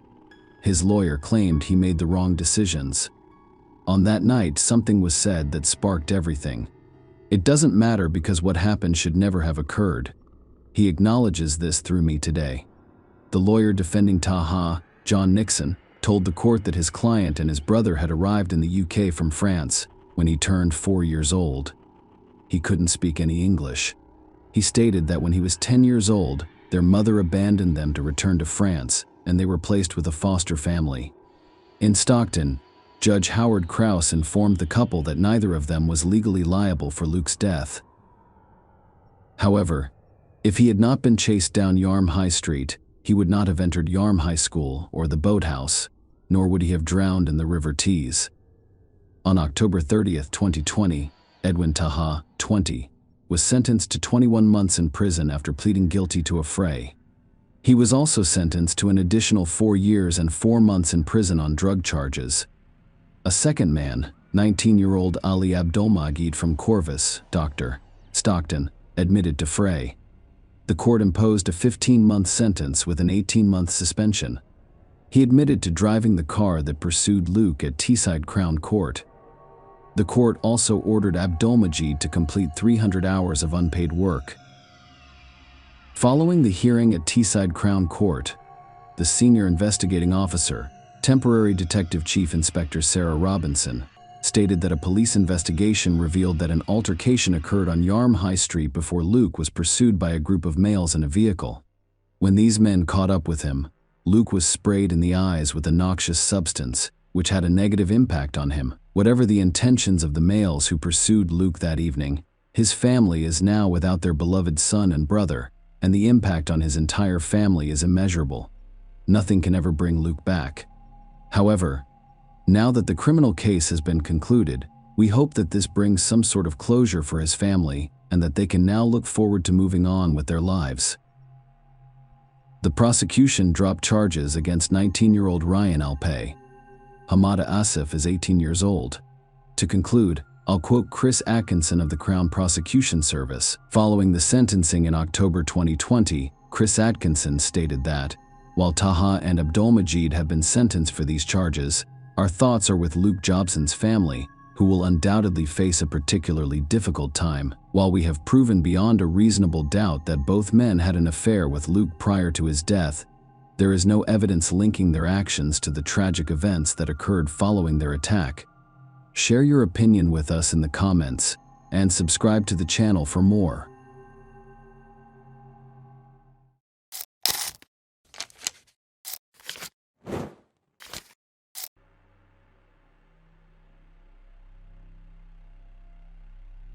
Hey guys, welcome to my channel, and today we're going to take a look at another horrible case with you. In this video, we'll talk about a story that happened in California. Christy Wilson, 27, was last seen at the Thunder Valley Casino parking lot. It was the early morning of October 5, 2005. Wilson had a brief phone conversation with her boyfriend, Danny Burlando, on the evening of October 4th, assuring him that she would return home soon, but she then vanished mysteriously. It took the authorities 15 years to figure out where Christy went. Christy Lynn Wilson was born on January 10, 1978, in San Jose, California, USA. She graduated from Gunderson High School and earned a business degree from California State University, Chico. According to her mother, Deborah Wilson Boyd, and stepfather, Patrick Boyd, she was an outstanding athlete and student. Christy graduated from college and found a job she liked at a tech company near Sacramento. In her spare time, she enjoyed playing blackjack at a nearby casino, where she eventually met her boyfriend, Danny Burlando. Christy's family and friends described her relationship with Danny as quite harmonious. They appeared to be a good couple with a promising future, but their relationship began to deteriorate after they moved to Sacramento together. Christy had numerous bruises on her body, but she refused to discuss their origins. Christy struggled at work, in addition to her personal issues. She lost her job as a result of the high-tech crisis and had to relocate to San Jose to live with her parents. She eventually received a job offer in San Francisco and decided to start over. Christy went to Sacramento on October 4th, 2005, to pick up the last of her belongings. But 2 days later, Danny Rolando called Christy's parents to say she had vanished. He claimed to have contacted all jails and hospitals, as well as all of her friends, before calling them. The police have also been informed of Christy Wilson's disappearance. According to Danny Christie, he arrived at the apartment on October 4th. That night, he ate dinner with his family while Christy visited the Thunder Valley Casino. It was the last time he saw her. Danny's family disliked Christy, so it's not surprising that he attended a family dinner alone. Christy's family did not like Danny either.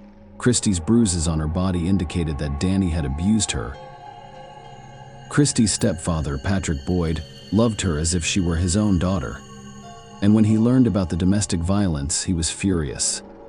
Patrick wanted to confront Danny, but Christy's mother, Deborah, stopped him. Danny Burlando was 31 at the time. He used to work as a car salesman but quickly lost his job.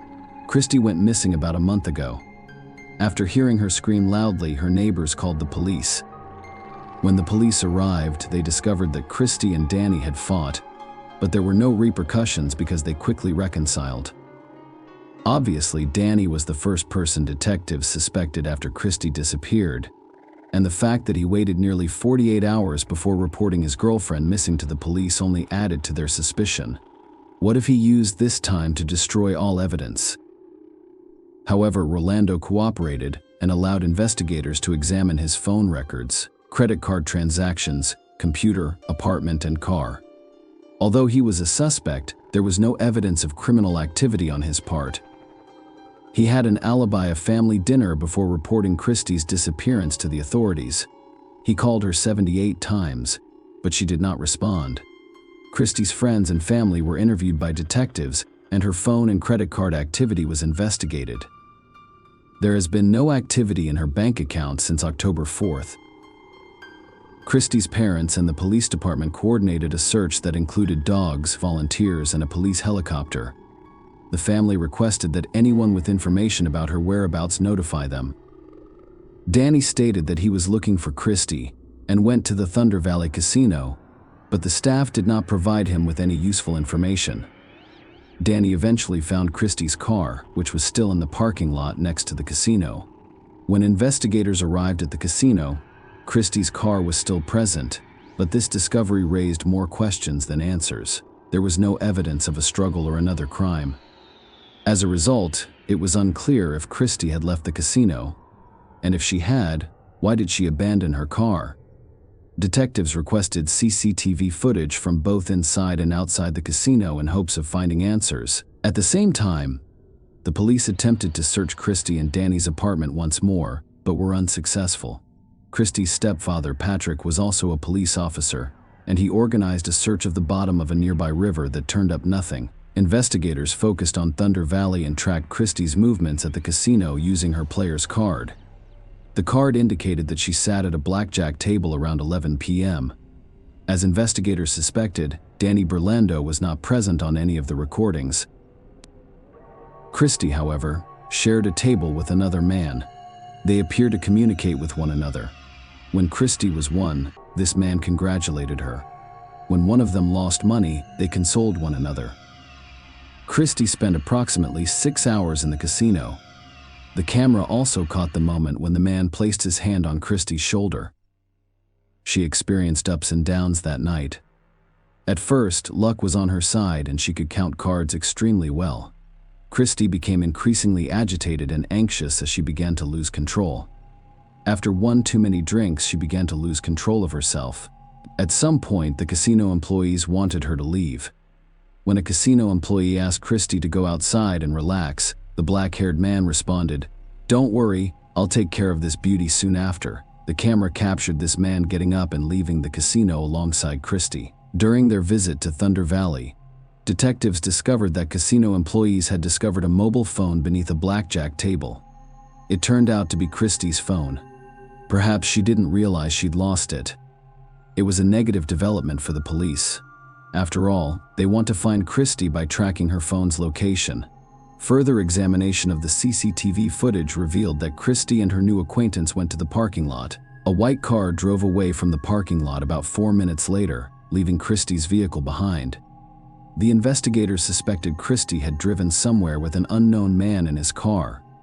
The police needed to know if she did it of her own free will, or if this man forced her into the car. Using the player's card information, detectives identified the man at the blackjack table as Mario Flavio Garcia, an Auburn resident. Mario, 53 years old, was a family man. He has 2 sons. Garcia was married and had a relatively successful career, and investigators quickly determined that the white car seen on CCTV footage belonged to him. All of this made him the main suspect in Christy Wilson's disappearance. Garcia, on the other hand, appeared to be alone in his car as he drove away from the parking lot. Christy did not approach her vehicle after leaving the casino. Garcia stayed in the parking lot for 3 minutes and 41 seconds. Perhaps something occurred between him and Christy at that time. Detectives looked into Garcia's life and discovered that he was a beloved community member and football mentor. Despite this, he had a dark side until approximately 25 years ago, when he was arrested for kidnapping his ex-girlfriend. Garcia coerced her into intimacy by taking her to a private location. Furthermore, all of this occurred at gunpoint. As a result, the case was plea bargained down to assault with a deadly weapon. In other words, Garcia got away with it. He made a deal with the prosecutor's office and received only 18 months probation. However, Garcia was of interest to the police in other cases as well. Garcia began dating Lynette Smith a few years after his ex-girlfriend was attacked. This wasn't a fairy tale romance either. Garcia, Lynette, and her mother, Violet Davis, gathered after dinner to celebrate Christmas 1979. On Christmas night, the 3 of them got into Lynette's car. Eyewitnesses told the police that a vehicle had fallen into the river and sank near Oakland Airport. Mario Garcia was the only survivor. He told police Lynette was driving, but detectives were unable to determine who was behind the wheel. Violet Davis' body was in the car. However, it took them a week to locate Lynette's body. Everyone believed it was an accident, and no one was charged. After gathering all of this information, the investigators decided to question Garcia about Christy Wilson's disappearance, but he claimed to know nothing about it. He stated that they left the casino together, politely said their goodbyes, and parted ways. Unfortunately, the CCTV footage could not confirm whether he was telling the truth because the camera was turned in the opposite direction. Garcia claimed that he went home after saying goodbye to Christy, but this was a lie. After reviewing the CCTV footage, the police determined that he drove in the opposite direction from his home. Garcia told detectives that he went straight home and fell asleep. At 8:30 a.m., he awoke and headed to work. His wife refused to speak with the police, so detectives could not confirm or deny this version. However, when they examined Garcia's cell phone records, it became clear that his entire story was a lie. He did not return home immediately after the casino. That morning, at 7:51 a.m., he called his wife, but the cell tower that received his phone signal was a long distance away. Mario also stated that he arrived at work at 9 a.m., but his co-workers reported that Garcia arrived late, around 10 a.m. Investigators learned from speaking with all of Garcia's co-workers that the day Christy Wilson went missing, Mario arrived at work with scratches on his arm and a bruise under one eye. As the main suspect stated, he received them after falling from a tree while pruning. The investigators didn't believe any of it. Who prunes the trees at night? Doesn't that sound ridiculous? The police asked a forensic expert to examine Mario Garcia's wounds. An experienced expert observed that the scratches on the man's face and body were not consistent with injuries sustained while falling from a tree. There were 4 parallel scratches across his face. But that is not all. The 3 parallel scratches on Mario's left side of the chest were particularly intriguing. After all, when resisting, the right-handed person will use their right hand to leave traces or scratches on their opponent's left side of the chest. Christy Wilson was right-handed. The police had reason to believe Mario Garcia was involved in whatever happened to Christy. so they obtained a search warrant for his vehicle, home, and computer. As a reminder, Garcia stated that he went home after saying goodbye to Christie in the parking lot. However, as forensic investigators searched his car, they realized that Christie Wilson was most likely dead. The man was able to wash his car both inside and out. Despite throwing the mat out of the trunk, he failed to destroy all of the evidence. At first, experts discovered a small, unassuming spot on the car seat. After testing, they discovered that it was blood. Unfortunately, it was not clean enough to perform a DNA analysis. Aside from 2 long hairs, the police discovered small splashes of blood on the back door of the trunk. After a comparison, they determined that these 2 hairs belonged to the missing Christie. Following additional testing, the police reached a different conclusion. The bloodstains contained Mario and Christie's DNA. This evidence contradicted Mario's claim that they separated in the parking lot. Everything pointed to a fight between Garcia and Christie.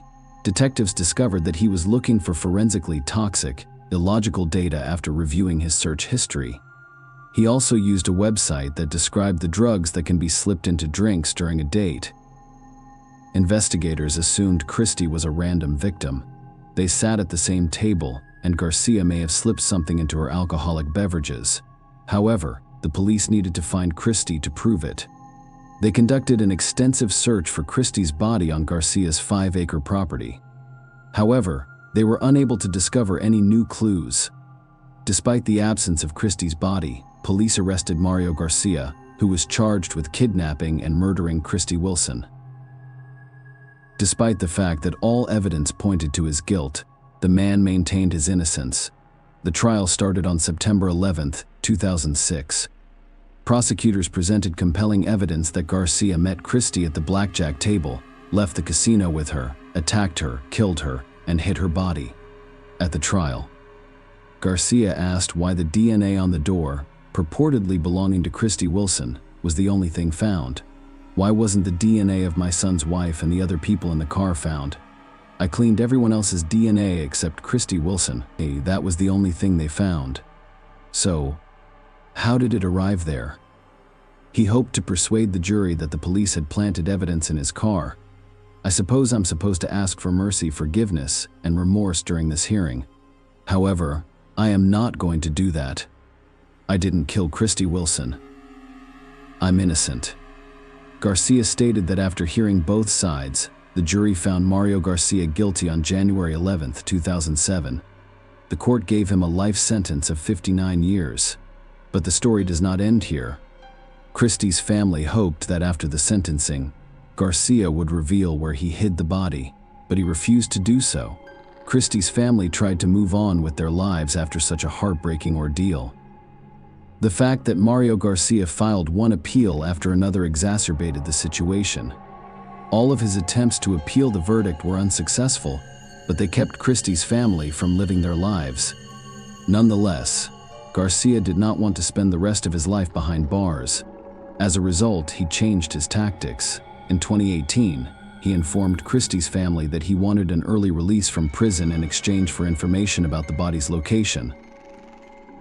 Deborah Boyd considered negotiating with him, but ultimately abandoned the idea. This would be a disgrace. She insisted he would not use my daughter's body as a bargaining chip. The police asked Garcia's family for assistance. They knew Jean Garcia divorced Mario after he was imprisoned. She eventually stopped believing Garcia and began to suspect her ex-husband was involved in Christie Wilson's disappearance and subsequent death. Investigators also contacted Garcia's sons, Chris and Andy, and asked them to recall any details about Christie's disappearance and the days leading up to their father's arrest. The police were curious about Mario's behavior back then. Perhaps there have been some changes. Mario's son, Chris, recalled that he had an important football game. He saw his father working on a tractor. He was working around the property in a frantic manner, with a crazed look in his eyes.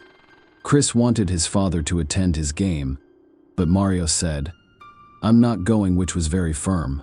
"I am not going." Chris thought that was out of character for Mario.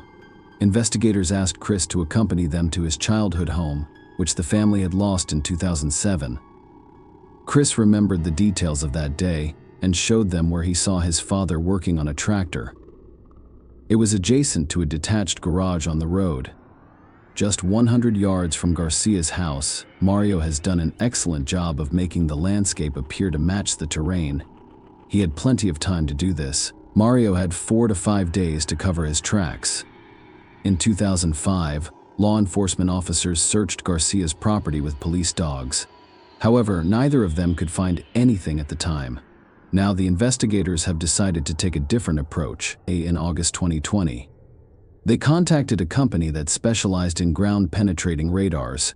The technicians scanned nearly all 5 acres of Mario Garcia's land and accurately identified 8 voids or pockets beneath the surface. The first 2 holes yielded nothing. The third location identified by experts was where Mario Garcia was digging with a tractor. It was there that the police discovered the skeleton. The examination proved conclusive. Christy Wilson's remains were discovered 15 years after she went missing. Although the exact cause of her death was unknown, experts concluded she had a broken arm and were aware that the investigators who had been working on this case for 15 years traveled to Arizona to personally inform Deborah that they had located her daughter. Christy's family received both sad and joyful news. They finally had the opportunity to say goodbye to their daughter. At a press conference in Auburn with the Wilson family and District Attorney Morgan Gear Place, her County Sheriff Devin Bell announced the discovery, which he claimed was made without Garcia's assistance. He said the now 67-year-old is a convicted murderer who refuses to cooperate, will not provide any information to help the family find closure, and is exactly where he should be: prison. Wilson's mother, Deborah Boyd, stated that the announcement would mark a day of peace for their family. "We've never had this peace before, and we are overjoyed to finally be able to close this chapter of anguish and move forward with a wonderful Thanksgiving," she stated. "Today is a day that exemplifies some of the greatest perseverance in police work that a victim's family could ever ask for." Mario Garcia died from pneumonia on December 24, 2020. Christy's family said his death brought them great peace. Garcia never pleaded guilty, despite the fact that Christy's remains were discovered on his property in 2005. Share your opinion with us in the comments and subscribe to the channel for more.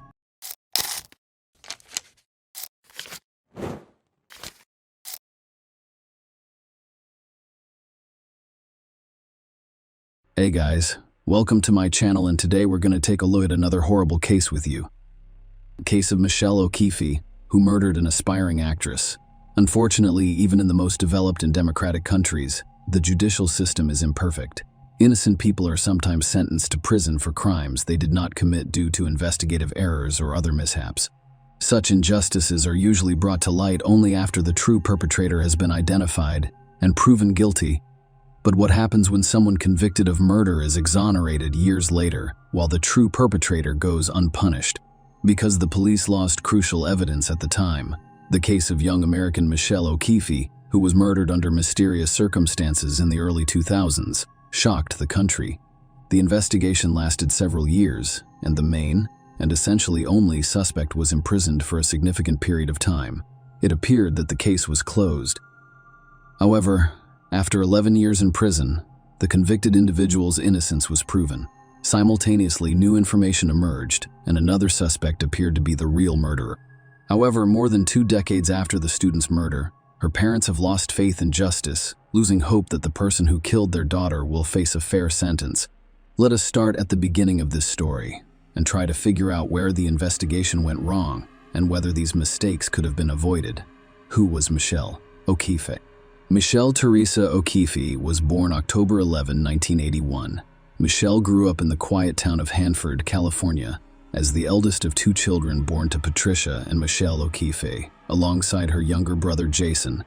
The O'Keefes were a wealthy family who owned a profitable local store. Her parents were dedicated to ensuring that their children received a high-quality education and had the opportunity to fully develop their talents and potential.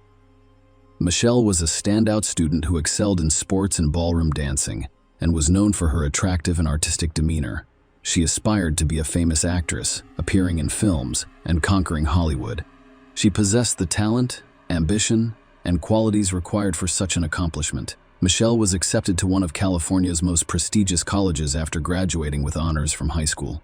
She pursued her passion for dancing by taking acting classes in the evenings. Michelle actively participated in a variety of events, appeared in commercials, and frequently appeared as an extra in film and music video productions. On her 18th birthday, her loving parents gave her a luxurious blue Ford Mustang with a cutting-edge design concept. Michelle had always wanted to own this car and was overjoyed to receive it as a gift.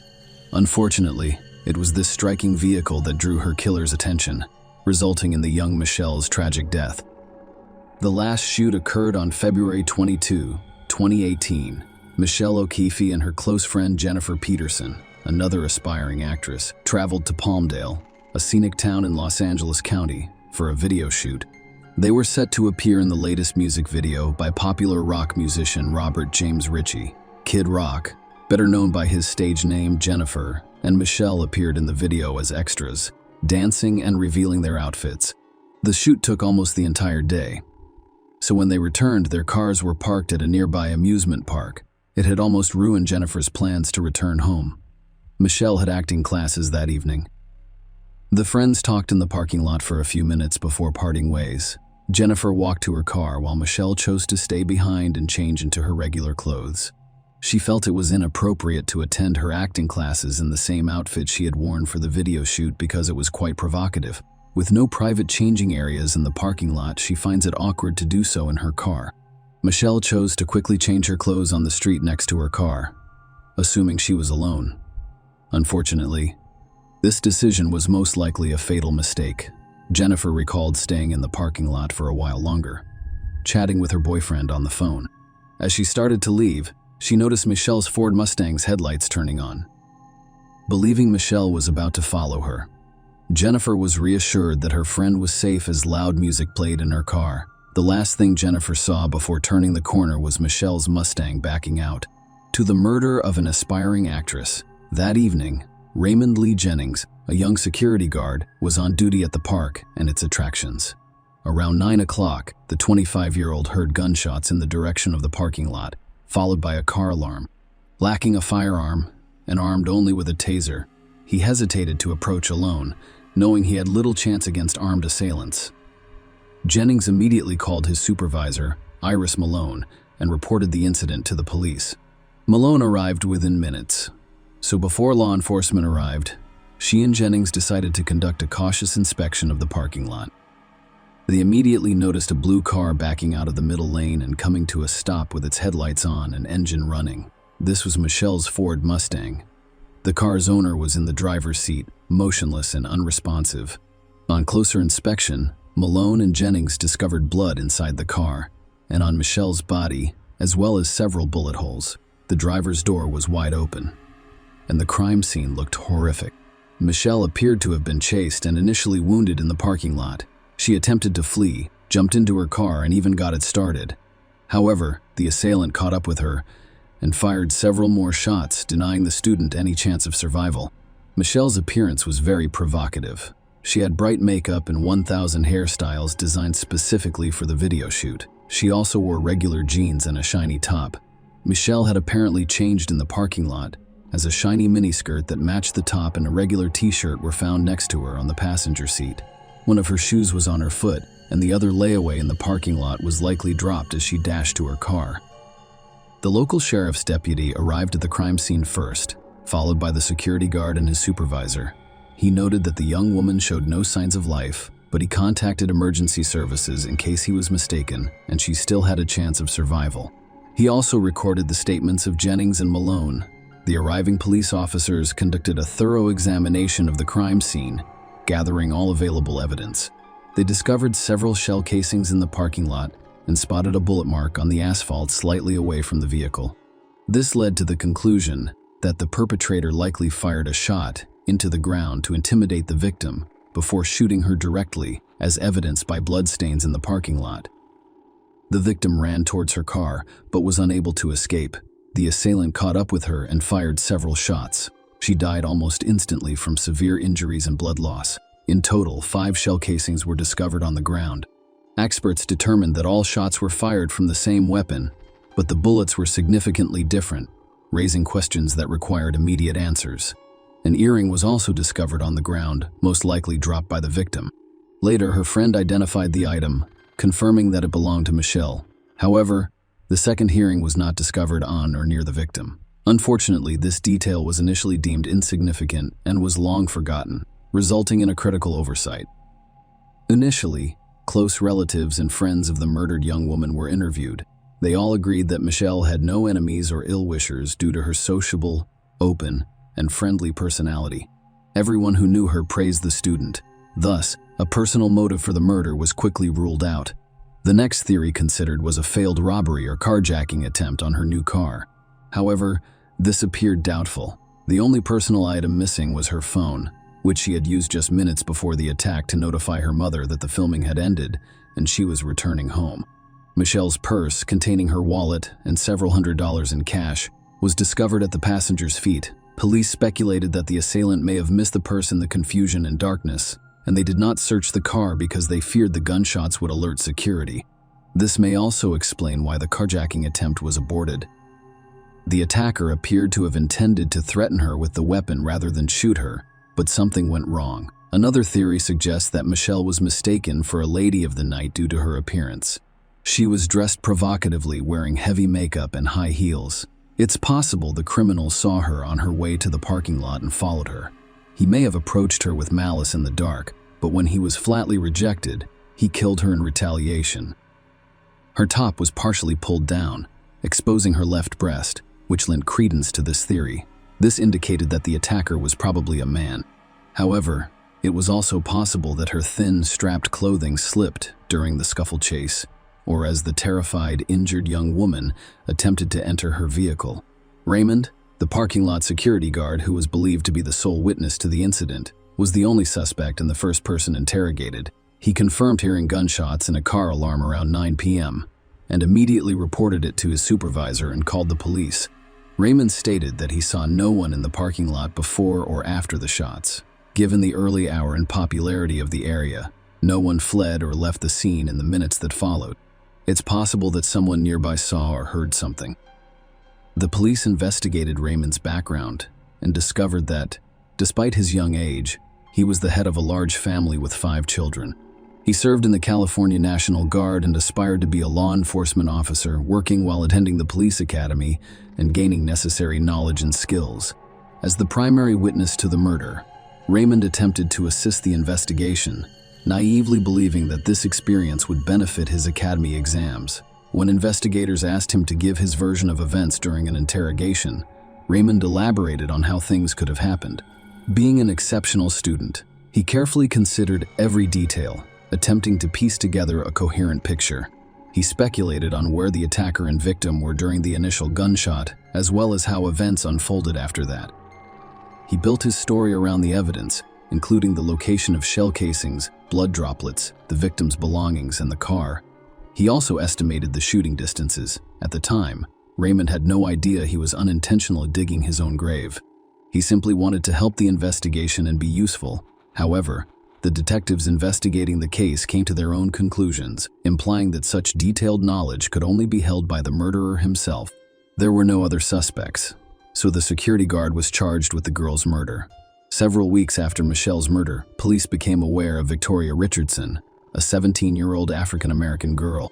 On that tragic evening, she was in the parking lot with her 18-year-old boyfriend and a few friends. They had gone horseback riding in the park and returned to the parking lot after dark on February 22. According to Victoria, they were in their car, music blasting, about to leave when they heard strange noises. They initially mistook them for firecrackers or fireworks and paid little attention, only to realize they were gunshots. Victoria remembered seeing a man in a security guard uniform walk towards a nearby parked blue Ford Mustang just a minute and a half before.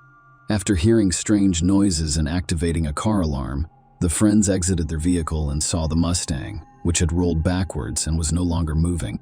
They reportedly saw the security guard again, who warned them about an armed person in the parking lot and advised them to exercise caution. Hearing this, the group hurried back into their car and cautiously exited the parking lot, attempting not to draw attention. When asked about the guard they interacted with, Victoria described him as a middle-aged, heavy-set African-American man. This description corresponded to another employee who had worked in the parking lot the day before Raymond's shift. The second guard was promptly detained and questioned. He had a solid alibi because he was at a family gathering at the time of the murder, as confirmed by approximately 20 people. As a result, despite inconsistencies in the witness account, Jennings remained the only suspect. Prolonged investigation and arrest.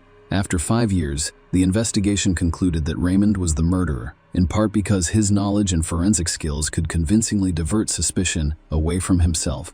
However, the evidence and witness testimonies did not line up. The crime itself seemed irrational and strange, with no obvious motive for the suspect.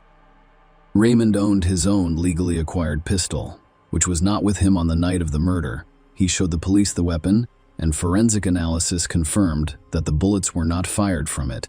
Investigators speculated that he might have hidden unregistered firearms, but this theory was not supported. Meanwhile, the murdered girl's parents carried out their own investigation, hiring private detectives. Patricia and Michael believed that law enforcement was inadequately handling the case or was simply inactive. They actively participated in interviews and television appearances, using their story to put pressure on the authorities. They believed Raymond was responsible for Michelle's death and should be punished. Although there were no compelling reasons to detain him at first, Raymond went to Iraq for military service, where he remained for nearly 5 years. When he returned to the United States, he was immediately arrested and imprisoned. Raymond agreed to take a polygraph test but failed, which worked against him. He claimed that because he could not post the $1 million bail, he would have to remain in custody for about a year while investigators and his defense prepared for the trial. Trial and verdict. According to the prosecution, Raymond, a security guard, mistook Michelle's revealing outfit for a sex worker and followed her to her car. After she rejected his advances, a resentful Raymond opened fire and then radioed his boss about the incident, stating that he would not approach the crime scene. The defense pointed out that the murder weapon was never discovered, either on the day or later. There were no DNA traces, fingerprints, or other evidence of Raymond's presence at the crime scene. Interestingly, epithelial particles under the victim's nails did not match Raymond's DNA. Instead of determining whose DNA it was, the investigators convinced the court that it was unrelated contamination. Raymond's personal belongings, his car, locker, and home, were thoroughly searched for the murder weapon, but a gunpowder residue test on his clothing was oddly not performed at the time. Notably, Raymond resigned a few days after the incident in response to threats from unknown individuals and returned his work uniform, which police received only a week later. It was claimed that he thoroughly washed the uniform before returning it, thereby removing any gunpowder residue. However, the presence of sweat and dust on the uniform indicated that it had not been washed. Victoria Richardson, the aforementioned witness, testified in court, stating that she saw a guard in the parking lot during the shooting, but did not specify who she saw, citing darkness and potential confusion. The prosecution used her testimony as evidence of Raymond's guilt. The jury deliberated for a week, but failed to reach a unanimous decision. As a result, a new trial was scheduled to allow both parties time to prepare. In February 2009, 11 of 12 jurors convicted Raymond of murder. In December 2009, the Supreme Court convicted Raymond Jennings of murder under aggravating circumstances and sentenced him to life in prison with the possibility of parole after 40 years. Raymond maintained his innocence, saying in his final statement that he felt no remorse because he had not committed the crime. Michelle's parents and brother, on the other hand, believed he was guilty and were pleased with the verdict. New trial and acquittal. Raymond Jennings was incarcerated for nearly 11 years, losing hope and justice after his appeals were repeatedly denied. However, in late 2015, renowned attorney Jeffrey Ehrlich and his son Clinton, a law student at the time, expressed an interest in his case. They reviewed the case files and discovered numerous errors, inconsistencies, and clear violations of the evidence and trial proceedings. The Ehrlichs believed Raymond had been wrongfully convicted and set out to prove his innocence. They compiled all of the evidence and appealed to the department in charge of reviewing convictions. They specifically pointed out that Raymond's uniform contained no gunpowder residue or blood splatter, only sweat and dust, indicating that it had not been washed.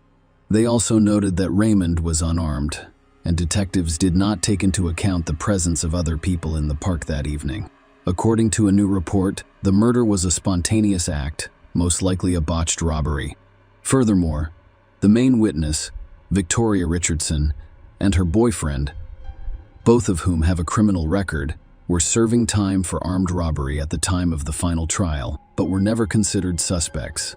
A combination of different cartridges fired from the same gun. Unusually for someone with military training, he alluded to a street gang style. Richardson and her boyfriend were members of such a gang, but because they were not initially investigated for Michelle's murder, many leads were permanently lost. Notably, the boyfriend wore an earring similar to the one discovered at the crime scene on the night of the murder. Despite failing to prove the criminal couple's involvement in the murder of the aspiring actress, Herlich's case established Jennings' innocence.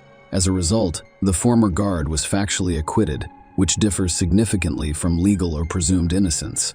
Sergeant Raymond Jennings was released from prison after serving nearly 11 years for a crime he did not commit.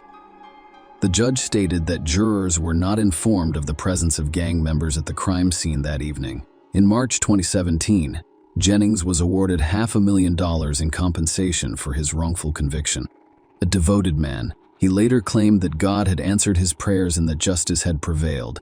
Only Michael O'Keefe's parents remained deeply upset, believing that the man they suspected of murdering their daughter had been wrongfully released. The O'Keefes divorced after losing their son in a car accident, and their daughters believe the killer was punished. Despite the fact that the case remains unsolved, the chances of anyone being held accountable for Michelle's murder have dropped dramatically. Share your opinion with us in the comments and subscribe to the channel for more.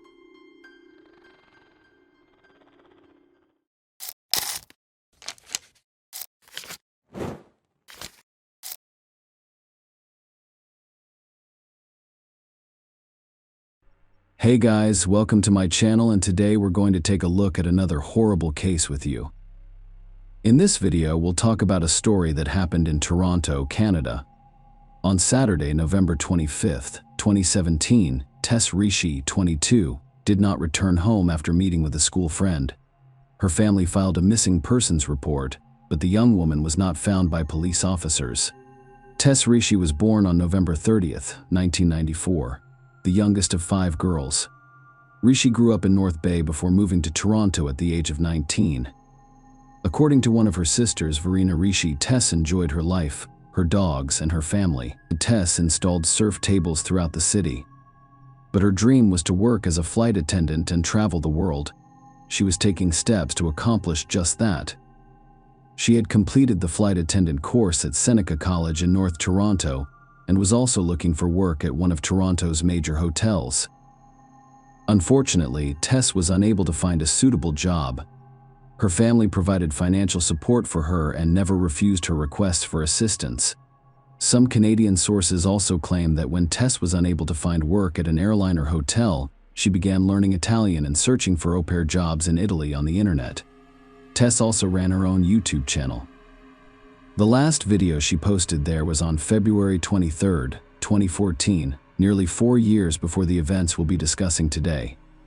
Tess discussed her experiences and the challenges she faced in a YouTube video, saying, "I guess what I'm trying to do with this video is tell my story.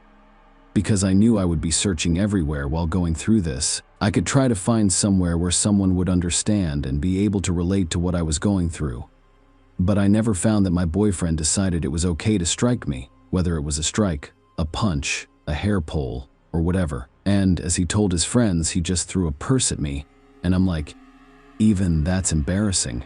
I heard no, which is very sad, and it makes me very sad because we were up in his bedroom, and that's when he struck me. I'm trying to justify I have no idea what it is, it's just that I've never been beat so badly or imagined, perhaps so badly, so hard every day." Unfortunately, Tess' personal life problems resurfaced a few years after she recorded this video. That fall, heartache ruined her life. Tess's emotional breakup with her boyfriend Julian occurred on November 23, 2017.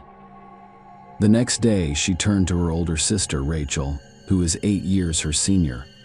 They were close. On November 24th, Rachel said, "She was my soulmate." Tess spent the majority of the day at Rachel's home in Toronto. They discussed their breakup, went shopping, and visited a dog park. Rachel prepared some meals that evening. She had to persuade her sister to eat, as she had lost her appetite due to stress. Despite this, Tess made plans for the night, intending to meet an old school friend named Riley Simard, who, like Rishi Simard, was from North Bay. She moved to Toronto during the summer of 2017. The two had not seen each other in years, but now that they lived in the same city, they began to talk again. Simard suggested they go to Cruise and Tango's, a popular drag bar in the Church and Wellesley area. Rachel's partner called Ricci an Uber so she could meet Simard downtown. Ricci remembered seeing her sister run down the front path to the Uber. That fleeting glimpse was the last time she saw her alive. Ricci arrived at Cruise and Tango's around midnight. Simard wasn't there yet. The club was packed with people. Tess texted her sister to let her know she arrived safely. It was commonplace. Ricci's phone was her second best friend. Her sister stated that the next morning, Ricci sent her younger sister a text message that she did not expect to receive immediately because Tess had been out the night before. By 6:30 p.m. Rachel had still not heard from her. Soon after, she realized that none of her texts had reached Tess. Rachel attempted to call, but all of the calls went directly to voicemail. Her mother, Christine Hermiston, also attempted to contact Tess, but her phone was turned off. Christine received a message stating that Tess had ordered an Uber at 4:02 a.m., however, she soon canceled it. Tess entered her mother's credit card information when she signed up for Uber. Christine received a message every time her daughter took a taxi. Tess was always in touch with her family, so when her phone did not turn on during the day, they became concerned that something had happened to her. She kept her phone with her at all times. Rachel asked her partner to check her sister's Scarborough apartment. At the same time, she began contacting her friends. It was approximately 9 p.m. On Saturday, Tess was still missing. Her family had a bad feeling about everything, so Rachel began calling hospitals and the police by the evening the next day. The police had no information for Tess and his family. Several officers tried to locate Tess Ricci, but no one had seen or heard from her in the previous 2 days. Tess' mother, Christine, and one of her sisters drove from North Bay to Toronto on Monday to help with the search. They were putting up and handing out flyers with Tess' picture in the hopes that someone would see her. The family did everything within their power. Unfortunately, the police did not show their best side when investigating Tess' disappearance. But we'll talk about it later. At the same time, Tess's friend Riley, with whom she had visited the bar, returned home safely that night. When they asked Riley where Tess had gone, she said she and Tess had drunk so much that bar security asked them to leave. They left the bar shortly after 2 a.m. and went to Wellesley Street to eat something. On the way there, they met a guy who eventually joined them. Riley couldn't recall his name. On Wellesley Street, they requested hot dogs. Tess requested a vegetarian hot dog, which resulted in a dispute with the seller. Tess thought they gave her a hot dog with meat. Riley admitted that her friend took mustard and sprayed it on the vendor cart, forcing her, Tess, and the other guy to flee to Donald Street. While there, they noticed a woman on the house porch and began talking to her. Her name was Michelle Teep. Their conversation lasted approximately 20 minutes. Tess informed Michelle that she had recently broken up with her boyfriend and expressed how difficult it was for her. Michelle attempted to support Tess. Furthermore, they exchanged phone numbers. Teep said Rishi appeared to be trying to have a good time. But when she looked into her eyes, she noticed sadness. The breakup with Julian seemed to be weighing her down. I assured her that everything would get better. And just hang in there. Teep spoke at 4 a.m. Riley got a text from her boyfriend asking her to come home. She said her goodbyes to Tess and walked towards Yonge Street before returning home. Tess was disappointed when Riley left her at 4:02 a.m. She requested an Uber. As a result, one can assume that after her friend left, Tess decided to return home, and the driver arrived at 4:14 a.m. But Tess wasn't present. Christine distributed flyers with Tess' picture in the area where she was last seen on Wednesday, November 29th, just 1 day before her 23rd birthday. Knowing Riley had parted ways with Tess on Dundonald St. Christine decided to investigate this area. She turned to Brazeau, a nurse at St.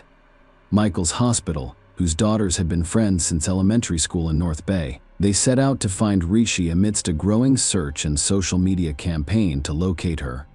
That's when Brazeau made an unsettling discovery. Looking down an outdoor stairwell in a construction site at 582 Church Street. In 2017, Brazeau immediately recognized Rishi's body lying on the concrete. This building was under construction and was partially fenced. It looked like this. I experienced complete shock, horror, and disbelief. I couldn't process or understand what I was seeing. Brazeau spoke through tears. I felt terrified.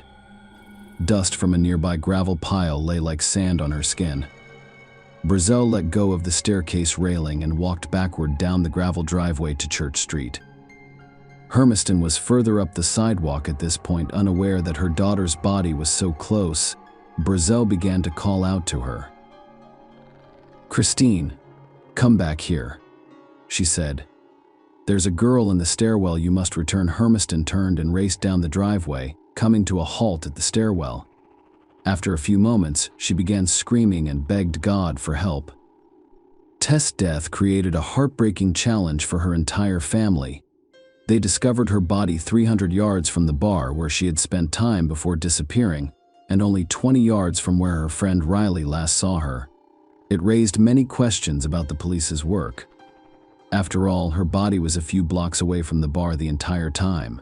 However, after Christine discovered Tess's body, an anonymous police source provided the media with new information.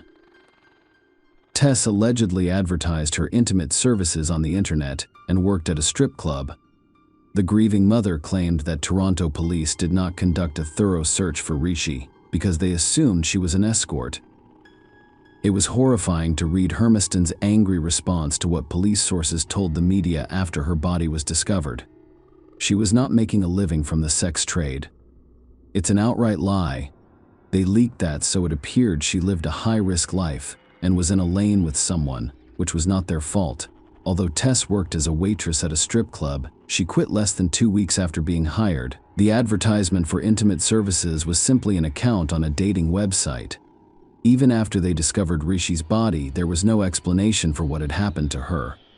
The police did not immediately suspect foul play. However, the homicide unit took over the case after an autopsy revealed that she died from neck compression. Furthermore, they discovered seminal fluid on the girl's clothing and saliva on her bra. After some tests, they discovered traces of male DNA. Thus, the police began looking for a suspect. Considering Riley's testimony, the detectives were attempting to determine the identity of the man the girls met that night. After all, he was the one Tess stayed with after Riley went home. The police turned to CCTV footage to learn more about what happened that night. This video shows Tess and Riley leaving the bar and heading to the hot dog vendor's cart. There were also CCTV cameras on the building near where Brazeau discovered the body. After reviewing the recordings, the police noticed Tess and her new acquaintance walking hand in hand up the gravel driveway. According to the police, the camera captured Tess and an unknown man at 4:14 a.m. The following video, shot 46 minutes later, shows the man leaving the scene alone. Tess was never seen in the footage again. As a result, the police believed this man was the primary suspect in the Tess Rishi case. On December 10th, during a press conference, the Toronto Police Department released photos of this man taken with the assistance of a video surveillance system. They hoped somebody would recognize him. The photos taken with an ATM camera were of poor quality. Rishi found an ATM near the hot dog stand. The police discovered the man's identity that evening. Interestingly, after seeing the published images, the man called the police station himself. "I am the guy in the photo." He said Tess was with Kaylin Schlatter, 21, that night. Schlatter was 21 years old in the fall of 2017 and lived in North Toronto with his parents and younger brother. He had finished a year of postgraduate study as a car mechanic and worked for his father and Schlatter Construction. His parents and one of his lawyers went to the police station, where he spoke briefly with detectives before refusing to testify. His parents brought food and a bottle of water for him. They eventually provided the police with some crucial evidence while still at the station. Schlatter an empty water bottle into a trash can. The police quickly seized it and transported it to a forensic medical facility. It took some time. However, they eventually determined that the DNA sample on the bottle and the DNA samples extracted from seminal fluid and saliva found on Tess Rishi's body were from the same person. Police had planned an undercover operation to monitor Schlatter for several weeks, but the DNA results accelerated the investigation. Schlatter was arrested at approximately 11 p.m., dated February 4, 2018. After watching the Super Bowl with his family at Cineplex Cinemas Queensway in Etobicoke, he was taken to the 13th Division and placed in a holding cell at 3:19 a.m. On February 5th, 2 more men were placed in holding cells on either side of him. Schlatter had no idea they were both undercover cops and that he was about to give them a slew of evidence. The 3 men sat in separate nondescript holding cells that included a toilet, sink, and bed. Schlatter was placed in a cell between the 2 cops, with all 3 men facing the same wall. Even though they couldn't see each other, they talked for hours. Schlatter told these officers about his love of card games and his ability to seduce women. Despite his young age of 21, he claims to have slept with over 40 women. However, he did not state that he liked both men and women. As it turned out later, Schlatter did not encounter Tess and her friend Riley on the street. He was in the same bar as them. That's where he first saw them. This recording was made just before security asked Tess and Riley to leave the bar. Here's Riley, and here's Tess, along with Kaylin Schlatter, who told undercover officers about Tess. He initially stated that she was still alive when he left, however. Schlatter later added that something may have occurred because alcohol clouded his mind. He believed he lacked the necessary abilities. The police charged Kaylin Schlatter with Tess Rishi's murder, but he denied it. In June 2018, 2 police officers, Alan McCullough and Michael Jones, were charged with 2 counts of misconduct for neglect of duty under Ontario's Police Services Act. According to the notice of hearing, they allegedly did not conduct a thorough search of the adjoining property or immediate area, interview neighbors, or notify the supervisor. If they had followed protocol, Christine Hermiston claimed, they would have found her. She was lying just around the corner.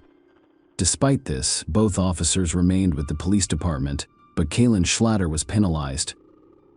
During the 7-week trial in 2020, his defense attempted to prove his innocence by claiming that someone else could have approached the stairs where Tess was lying by climbing over the fence on the other side of the building and remaining invisible to the cameras. The lawyers even provided the name of another suspect. However, the police thoroughly investigated and interrogated this person and found no evidence linking him to Tess' death. The DNA evidence pointed to only one person. Kaylin Schlatter was a slight man who spoke softly in court. He claimed to have a speech defect that causes him to slur his words and stutter, and he even attempted to explain the presence of his DNA on his belongings. He claimed she offered him a place to hide from prying eyes. Tess Rishi ordered an Uber at 4:02 a.m. The driver arrived at the pickup location at 4:14 a.m., but Tess wasn't present. Instead of allowing Rishi to meet her Uber driver, Schlatter approached her again. They sat on a bench at the corner of Church and Dundonald. Tess appeared to be upset after the argument, so I approached her to see if she was okay. Schlatter stated that Rishi had asked him to sit and talk. It is impossible to verify his account because there is no sound on any security footage from the area. Schlatter testified that Rishi was upset about her breakup, so he began discussing the end of one of his previous relationships to make her feel better. She listened carefully, he said, and even declined a phone call during their conversation. That was a lie. The police investigated Tess's mobile phone records and discovered that no one had called her during their conversation. Later, she asked if it was okay to kiss me. Schlatter suggested we stand up and give each other a hug and kiss. These words could not be confirmed either because no kisses were visible on the CCTV footage available to the police.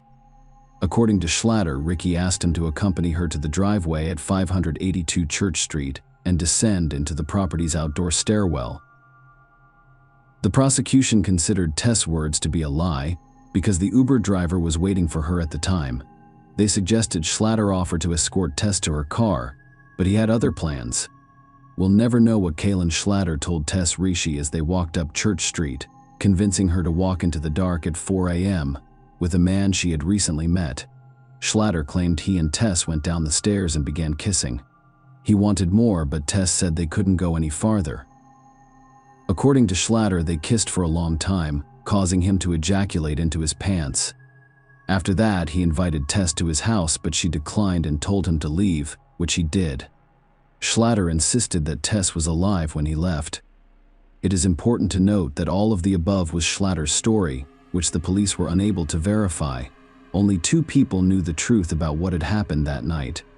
One of them had already died. Riley, Tess's friend, and Michelle Teep testified for the prosecution during the trial. A woman with whom they spoke that night. They both recognized Kalen Schlatter, who spilled his guts to 2 undercover cops. He allegedly revealed sensitive information to a cellmate while they were detained at a Toronto detention center for approximately 2 months in 2018. Because of a publication ban, the man can only be referred to as IS. He has a criminal record dating back decades, including several breaks and domestic assaults. The informant stated that he initially felt sorry for Schlatter because he was a young man in jail for the first time. That's why I invited him to share his cell while we were in protective custody. However, over time he has grown to dislike his new cellmate. Schlatter would cry himself to sleep at night because he didn't want to do time and missed his mother, but he expressed no regret for Ricci's death. Aya spoke.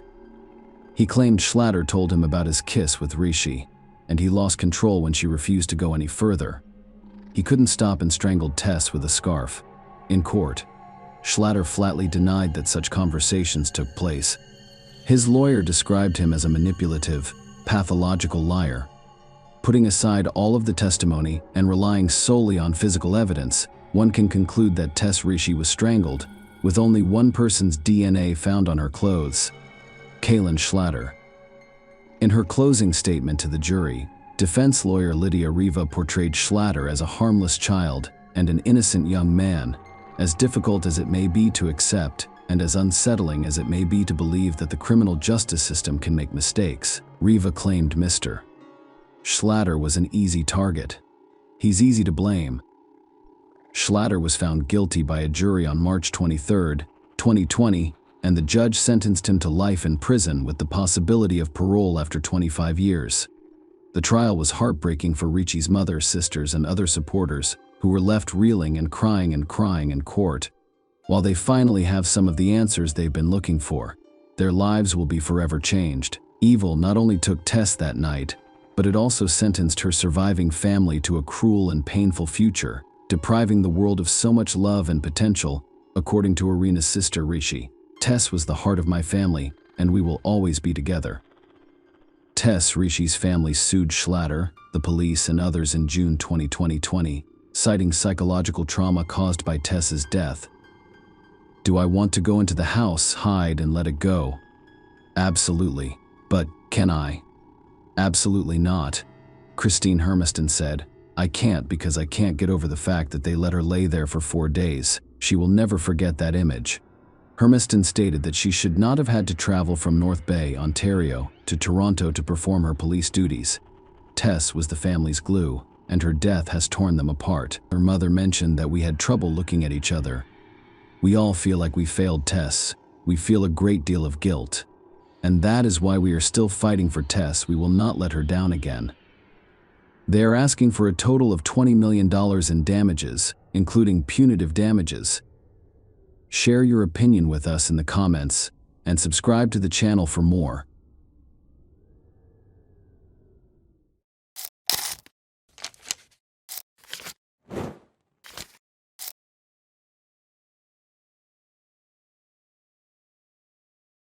Hey guys, welcome to my channel, and today we're going to take a look at another horrible case with you. When Michelle Whitaker, 32, went missing in August 2002, her family alerted the police. She was last seen at a truck stop in South Carolina. Michelle's family endured 6 years of futile searching and praying for her return. Every day they wondered if Michelle was still alive or had passed away. Everyone dreaded the worst-case scenario, and the clues the police discovered years later only confirmed those fears. Michelle Laurel Whitaker was born August 16, 1969. As one of her parents' 5 children, she had a close relationship with her entire family. Michelle, according to her mother, Laura Andrews, was a very happy child until they relocated from Illinois to Gastonia, North Carolina. When Michelle reached adolescence, she and her mother began to have frequent disagreements because, in her opinion, her mother was overly strict. Michelle married after graduating from high school, but it lasted less than a year. She was too young and inexperienced to deal with the issues her partner was causing. Michelle's long and difficult ordeal began with her husband's abusive treatment. Those close to her believe that this period in her life was the source of her later problems. She couldn't handle the situation at the time and went down the wrong path. Following her divorce, her family moved to Spartanburg, South Carolina. By the age of 30, Michelle was struggling with alcoholism and had been through 3 failed marriages. She was working part-time as a waitress and barely getting by. Michelle met David one evening after work in 1999 and he offered her a ride home. Michelle agreed, but then regretted it. Instead of driving her home, David took Michelle to an isolated location where he assaulted her and forced her to be intimate with him. He was arrested a year later and pleaded guilty to assault and battery. He received an 8-year prison sentence. Michelle was arrested shortly before her disappearance for driving under the influence of alcohol. Michelle's parents decided it was time for drastic action. They contacted the local police and requested that Michelle be detained until a place in a rehabilitation facility could be secured for her. Despite their heartache, her parents believed that such extreme measures were the only way to handle the situation. Michelle was very upset by this act. Since then, the mother-daughter relationship has deteriorated significantly. Michelle was wrongfully released from jail without receiving the court-ordered treatment for her abuse of illegal substances and alcohol. The date was August 5, 2002. Michelle had an argument with her mother and stormed out of the house in a bad mood. 3 days later, the man Michelle was staying with contacted Laura Andrews and informed her that he couldn't find her daughter after they had an argument. Laura found out about Michelle's disappearance when she called a friend who worked at the local police station and asked for help finding her daughter. The police were well aware of Michelle's lifestyle. Laura was advised to wait a little longer and told that Michelle would undoubtedly arrive on her own. 2 more weeks passed, but Michelle never returned home. On August 21, 2002, an official missing person report was filed. As local authorities began investigating Michelle Whitaker's disappearance, they quickly discovered the last place she had been seen. It turned out to be a truck stop. They obtained this information from a local resident named Doug. He happened to meet Michelle on the street the day before she went missing. Doug was riding his motorcycle in the evening and stopped outside a bar where Michelle was sitting. He approached her and struck up a conversation. Michelle informed him that she had a fight with her boyfriend and that he had thrown her out of the house. Later that evening, after visiting one bar, they went to another, where Doug claims they played a few games of billiards before riding his motorcycle for a while and returning to his house when dawn broke. Thus, it was revealed that Michelle Whitaker had been visiting local bars prior to her disappearance, and Doug was the last person to see her alive. This made him the primary suspect. His testimony also revealed Michelle's alleged plans to visit Myrtle Beach, a resort city on South Carolina's Atlantic coast. She figured she could make good money by working in local bars and restaurants. Doug stated that he dropped her off at a truck stop and left her there. He gave her a t-shirt because she was short on clothes. In addition, he gave her money for coffee and newspapers. After wishing her good luck, he drove away. In an attempt to expose Doug, the police tested him with a lie detector, but he passed. Detectives also tested the man with whom Michelle had been staying prior to her disappearance, but no evidence of his involvement in the disappearance was discovered. The police began to consider the possibility that Michelle had indeed traveled to Myrtle Beach, which is approximately 250 miles from Spartanburg. Michelle remained silent for several weeks.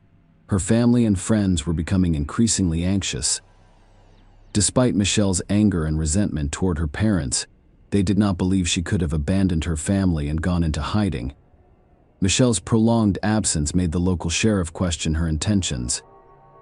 After all, when people travel for a long time, they usually bring some personal items with them, whereas Michelle left with almost nothing. She also had a pet dog, which she adored and was extremely attached to. No matter who the detectives interviewed, everyone agreed that Michelle would never have abandoned the animal on her own accord. Meanwhile, her parents began driving around the neighborhood, hoping to find any trace of their daughter. I had received numerous reports that Michelle had been spotted on a beach in North Carolina. They dashed there immediately. They spent 3 days actively looking for her, putting up flyers and speaking with locals. All of this, however, proved ineffective. After 6 months of unsuccessful searches, Laura Andrews began to question her actions towards her daughter. She had seen her daughter on a path of self-destruction, and she couldn't just watch, she wanted to protect her in any way she could. Laura was also concerned that Michelle's disappearance could have been influenced by the aftermath of her vicious attack in 1999. She could not forgive herself for the words she told her daughter after she survived the attack. Although it was a heinous act on the part of a man, the mother believed Michelle was to blame because she had chosen this path and had injured herself as a result. Her words were another blow to Michelle's self-esteem. The sheriff's office assumed Michelle had reasons for fleeing because of her reputation.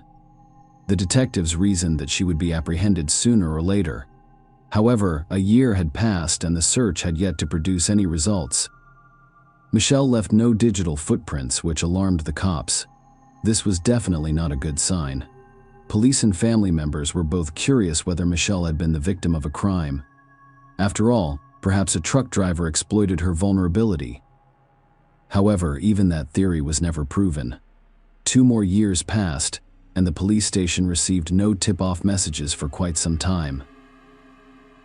Then, on the 3rd anniversary of Michelle's disappearance, after police and Laura Andrews visited the truck stop where she was last seen, local TV stations returned to the story. And just days after Michelle's story aired on television, the Spartanburg County Sheriff's Office received an unusual letter. The letter was anonymous and handwritten on a small piece of paper. It stated that the author knew the location of Michael Whitaker's body. The letter was accompanied by a small homemade map indicating the precise location of the body. The letter was written in a competent and proper manner, lending it credibility. The next day, the sheriff led search dogs to a rural area 25 miles from where Michelle had last been seen. Her loved ones were distraught. 3 years later, I wasn't sure what to think. Some accepted that Michelle was no longer alive, while others, despite the odds, continued to believe she was alive and well.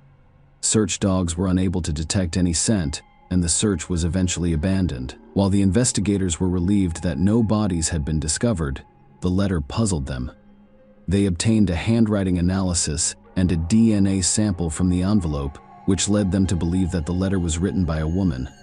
However, the author was not identified. Not long after, new headlines appeared in the newspapers, terrifying Michelle's family even more. Dana Satterfield's case was one of the most high-profile in Spartanburg County. Dana Satterfield, 27, owned and operated Alana, a beauty salon off Highway 221 in Roebuck, South Carolina, on July 31, 1995. Dana was brutally attacked shortly before her beauty salon closed and died as a result. The sheriff found her semi-naked body in a back room. Police obtained a DNA sample from the crime scene, but they were unable to determine who it belonged to. 7 years later, in August 2002, Michelle Whitaker went missing for a month and a half. Heather Seller, 20, went missing on September 24, 2000, leaving no trace behind. Heather was last seen with her ex-fiancé, Jonathan Vick. While investigating Heather's disappearance, police discovered a link between Jonathan Vick and Dana Satterfield's death. And it was his DNA that was discovered at the crime scene 10 years after her death in 2005. Vick was arrested. He was only 17 years old when he committed the crime. In December 2006, Vick was sentenced to life in prison, and he was the main suspect in the disappearance of his ex-fiancée, Heather Sellers. The police were unable to find sufficient evidence to indict him, and the case remains unresolved. Heather and Michelle vanished approximately 50 days apart. However, something more connected them. They both worked at Waffle House, knew each other, and had been seen with Jonathan Vick. When Vick was arrested in 2005, Michelle's family members were shaken and suspected she was one of his victims. Vic was questioned regarding Heather Sellers and Michelle Whitaker. However, he denied any connection to their disappearance.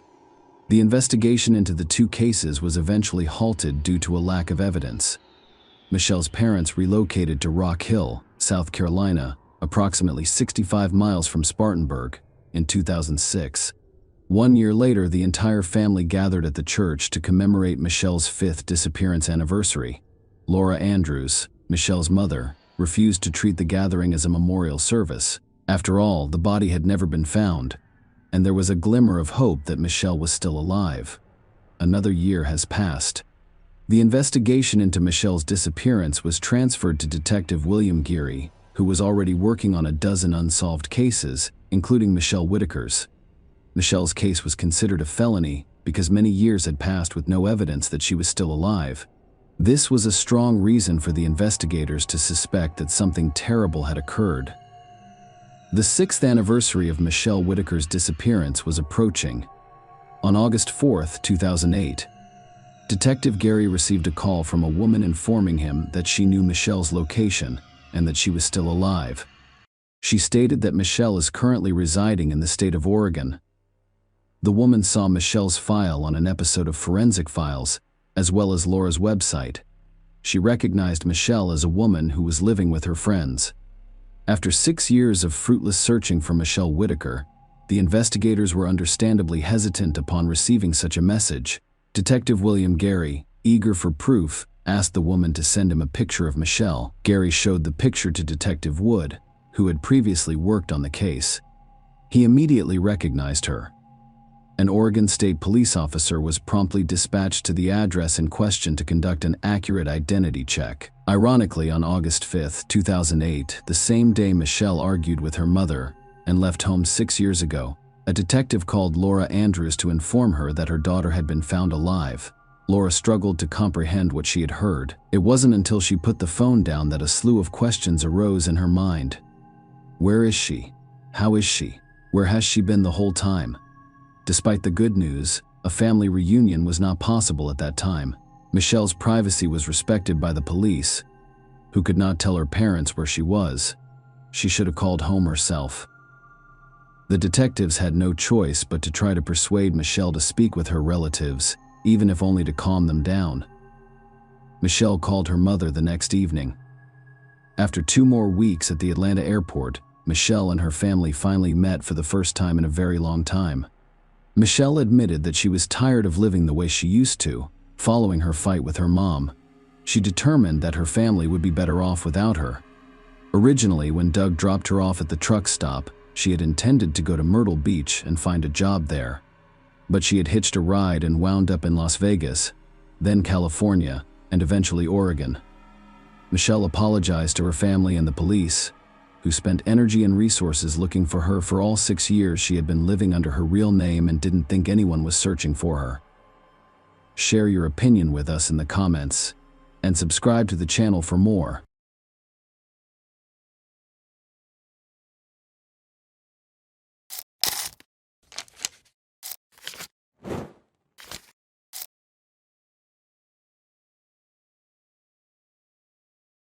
Hey guys, welcome to my channel, and today we're going to take a look at another horrible case with you. Brianna Warren, a young woman, was awakened abruptly by an unexpected phone call at 1:45 on December 18, 2013. In the morning, she picked up the phone and found her best friend Heather on the other end, sobbing. Heather shared a recent conversation she had with her ex-lover, Sydney. Sydney had called her, revealing that he had split from his wife, expressing regret for their own breakup and urging Heather to start over. Brianna inquired as to why Heather had answered his phone call. The number turned out to be unknown, prompting Heather to pick it up. After listening and briefly calming her friend, Brianna insisted that Heather had only recently recovered from the difficulties of their breakup and should not get involved with Sydney again. She persuaded Heather to return to sleep and rest, and they exchanged goodbyes. The picturesque Horry County in South Carolina is frequently regarded as an ideal place to live. This region is well known for its beautiful beaches, with Myrtle Beach being particularly beautiful and popular. Aside from the beaches, there are dense forests, vast rivers, and numerous friendly towns to explore. On December 19, Horry County Police discovered an abandoned car, a green Dodge Intrepid, parked in a remote area along the Waccamaw River. Peachtree Landing was approximately 8 miles from Myrtle Beach. This location served as a dock for small boats and was at the end of a long, little-known road that was rarely traveled by cars.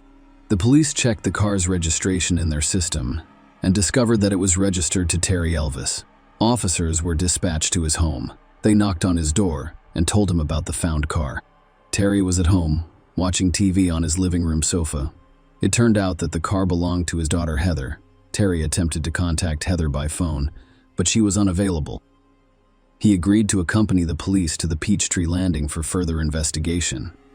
Terry was surprised to see his daughter's car in such a strange, secluded location, but he was not initially concerned about her safety.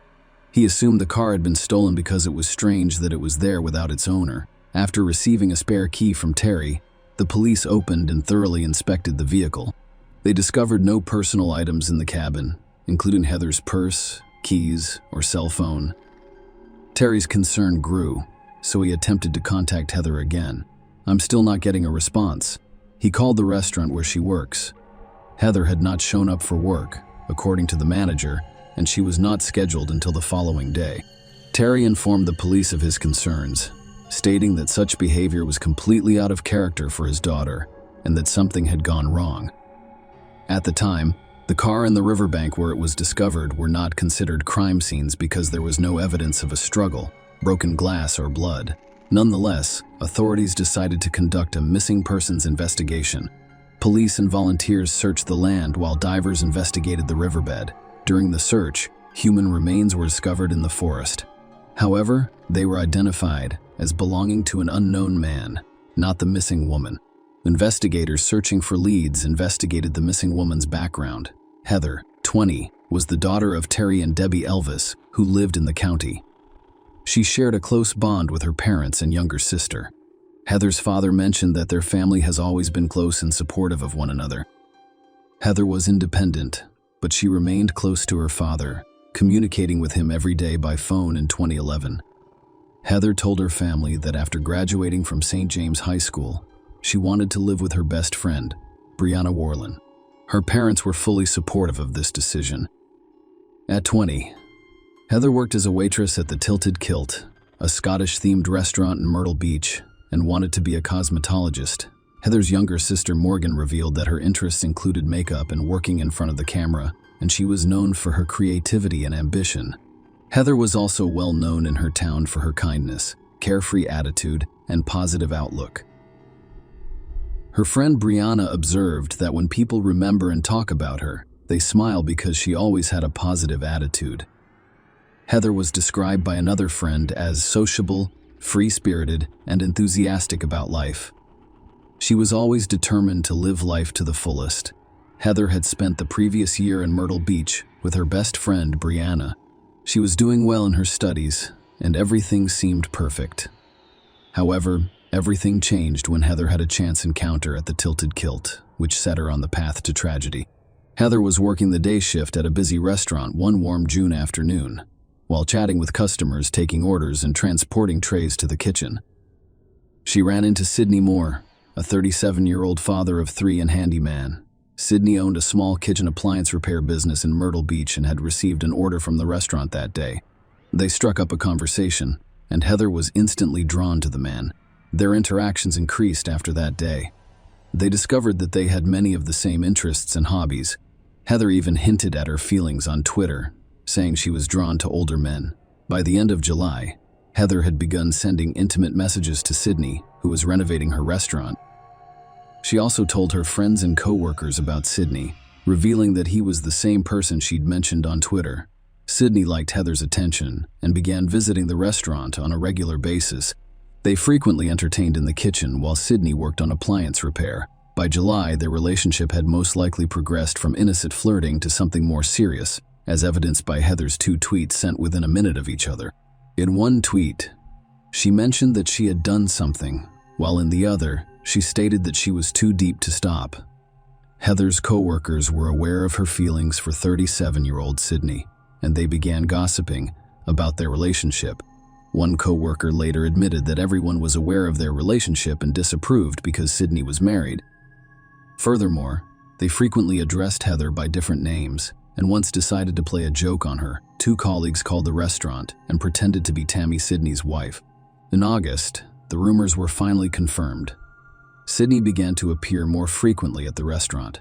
She was constantly bringing Heather coffee and sweets, sitting in the dining area, and waiting for her at the back door after her shift so they could leave together.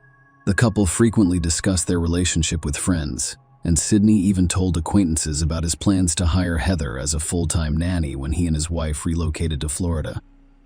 Heather also told her friends about Sydney's plans, and they all thought it was strange. The lovers were constantly on the phone and frequently drove to remote and secluded locations in their cars for intimate calls. Heather knew this was a toxic relationship. Sydney repeatedly told her that he was tired, dissatisfied with his wife, and wanted to leave. However, it appears that these were empty promises. Heather's friends warned her that Sydney was only using her. By mid-September, Heather appeared to be aware of her situation. On September 21, she tweeted that an angel and a demon fell in love, but it did not end well. Perhaps that was the day she attempted to end her strange relationship with Sydney. The turning point came when Tammy Sydney, 34, discovered her husband's secret affair after 34 years of marriage. She called Heather and started humiliating her on the phone. Heather's roommate, Brianna, witnessed the conversation and later told investigators that Heather had tolerated the insults for a long time. Tammy once claimed that Sydney was only using Heather for his fantasies, and she even had Sydney tell her this over the phone. Sydney echoed his wife's words, telling Heather that she is unimportant to him and an easy target. Naturally, this upset the girl. Sydney and Tammy made her feel terrible and almost completely destroyed her identity. Prosecutor Chris Helms later determined that Tammy held a commanding position in the Moreira household, dictating where and when Sydney should work and controlling all of his activities. Helms also stated that Tammy was enraged by the betrayal and could not forgive Sydney and Heather, so she decided to ruin the young woman's life. After the truth was revealed, Tammy began handcuffing Sydney and tying him to the bed at night, preventing him from leaving while she slept. She also changed the password on his phone and forced him to get a tattoo of her name on his stomach. Sydney agreed to everything in the hopes of preserving his marriage and family. Brianna Tammy claims that her attacks went beyond phone calls and turned into systematic acts of hatred. Tammy began making repeated phone calls to Heather's workplace, demanding that she be fired. She continued to call Heather from Sydney's phone and send pictures and videos of the two of them together, including intimate moments. Heather wrote Sydney a letter begging him to stop Tammy's harassment, which was causing problems at her job. She was saddened and upset by how the man she loved treated her. Heather tried everything she could to get her life back on track, including starting to attend church with her best friend in early November. Tammy sent Heather new threatening messages, demanding that she provide her address. Tammy warned Heather that if she did not comply, she would find her and impose severe consequences. Tammy also stated that she had been monitoring Sydney since January 2012 and that Heather could no longer influence him. Heather was completely exhausted, both physically and emotionally, and couldn't understand why Tammy wouldn't let her go, especially since her relationship with Sydney had ended and she wanted to forget everything. Heather told her friend that Tammy appeared to be obsessed with her. Things finally settled down by the end of November. More than 2 weeks after Tammy's threatening messages arrived, Sydney and Tammy left for a 3-day trip to California with their 3 children in their new Ford Phone 150 SUV. With more family out of town, Heather was finally able to relax and enjoy the moment, free of Tammy's threats. Heather also experienced a happy event in her life when she was able to land her dream job as a makeup artist at a beauty salon. She was supposed to start work before Christmas. Heather was overjoyed and eagerly shared the news with her friends and family. However, fears began to emerge in her life, which could only worsen her problems with Tammy. Heather and her co-workers at Tilted Kilt noticed in early November that she had gained weight unexpectedly and quickly. Heather became concerned that she might be pregnant with Sydney's baby. Angered and terrified, she decided to take a pregnancy test at the restaurant. Heather's manager, Jessica Cook, later told police that she was desperate about the situation and feared Tammy would do something terrible to her. However, the test turned out to be incorrect. Heather had no idea if she was pregnant with Sydney's child at the time. Heather's best friend also stated that when Heather took a pregnancy test at work in early November, she had not been intimate with anyone other than Sydney. Despite her concerns about a possible pregnancy in the winter of 2013, Heather remained optimistic. She decided it was time to move forward and make a new start. She hoped for a new, happier, and healthier relationship and agreed to go on a first date with Steve Gerald, a man she had met briefly but was genuinely interested in. Heather and Steve met on December 17 at around 10 p.m. and decided to drive around Myrtle Beach to see the Christmas lights. They eventually stopped at a nearby parking lot, where Steve taught Heather how to drive his manual transmission car. Excited, Heather sent her father a picture of herself behind the wheel of the car with the caption, "I just learned to drive like a true professional." Steve later stated that they had scheduled a second date and he dropped her off at her Carolina Forest apartment. Detectives struggled to find specific clues or leads around 1:15 a.m., so they decided to create a timeline of events preceding Heather's disappearance on December 17 and 18. The prime suspect was Steve Gerald, with whom Heather had spent the evening before her disappearance. However, after questioning, no evidence of his involvement was discovered and suspicions were dismissed. Heather's family and friends were surprised to learn that, while they were working hard to find the girl, they were also reaching out to the general public and offering a reward for information about her whereabouts. Tammy Moore, at the same time, became active on social media and continued to insult Heather. On December 20, Brianna and her restaurant colleagues told police about Sydney and Heather's affair, causing outrage and drawing the attention of investigators leading the investigation. Detectives summoned Sydney for questioning. Sydney was evasive and reserved throughout the interrogation, claiming that he was not near the Peachtree Landing on the night of December 17-18. He also claimed that he had no contact with Heather and was traveling with his wife Tammy at the time. Detectives suspected he was lying but needed proof. That's when investigators looked into Heather's call history and phone records, and they discovered the first clues. By reconstructing Heather's movements on the day she vanished, they attempted to establish Sydney's connection to these events. According to Brianna, Heather received a call from an unknown number on December 18 for only 5 minutes. Heather then repeatedly attempted to call the number back. Starting at 1:35 a.m., she dialed the number 9 times, indicating her desire to speak with someone she knew. The police were able to determine the exact location where the call was made. There was a payphone near a gas station in Myrtle Beach. Surveillance footage revealed that an unknown male was entering the phone booth at the time Heather received the call. All of this evidence was presented to Sydney, who initially denied making the call before admitting that he called Heather to request that she leave him alone. Tammy Moore was also called in for questioning, where she discussed her marriage and the situation but denied any involvement in Heather's disappearance. She also stated that Heather led an inappropriate lifestyle and that her behavior was abnormal. Tammy contended that the issue was not only Heather's infidelity, but also her overall behavior.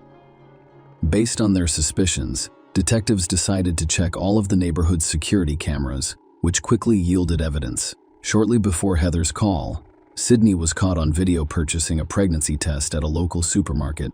When asked if the test was for him, the man responded that it was for his wife. Even more compelling evidence was discovered later: footage from cameras installed along a remote stretch of road leading to the Peachtree Landing. These tapes featured a Ford Phone 150. It's very similar to Sydney's vehicle approaching the location where Heather's car was discovered at 3:36 a.m. After about 10 minutes, they leave the area. Experts later confirmed that the SUV seen on video belonged to Sydney. He was the last person Heather spoke with, and investigators believe he was the last person to see her at the Peachtree Landing. Using Heather's phone records, investigators were able to create a timeline of her recent movements. At 2:30 a.m., Heather's phone called the payphone number Sydney was using, but there was no answer. She then went to Longbeard's Bar and Grill in Carolina Forest, which is not far from her apartment. She stayed there for about 15 minutes before heading towards Augusta Plantation Drive. She then returned to her Longbeard and remained there for an additional 15 minutes. Heather tried calling Sydney again but received no answer, so she went to her apartment and stayed for 5 minutes. Sydney's phone received another call at 3:25 am, which he answered, and they spoke for 4 minutes until 3:37 am. Heather's phone was at Peachtree Landing, and she attempted 3 times to call Sydney, all of which went unanswered. The last call to Sydney was made at 3. 41, and by 3:42 the phone had been disconnected. Security footage of Sydney's vehicle served as incriminating evidence. However, additional compromising evidence was discovered during a search of the Moore's home after investigators obtained a warrant. Suspiciously, the Moores removed their home video surveillance system on December 20 and replaced it the next day. Although investigators were unable to obtain footage from the previous system, they did seize recordings from the new one. The video shows Sydney and Tammy thoroughly cleaning the interior of their car and then burning the rags they used to clean it all on the day the new surveillance system was installed. In 2014, months after Heather Elvis's disappearance, police made a breakthrough in the case. On February 21 that year, Sydney and Tammy Moore were arrested on charges of kidnapping Heather. They were later charged with murder, despite the fact that Heather's body had never been found.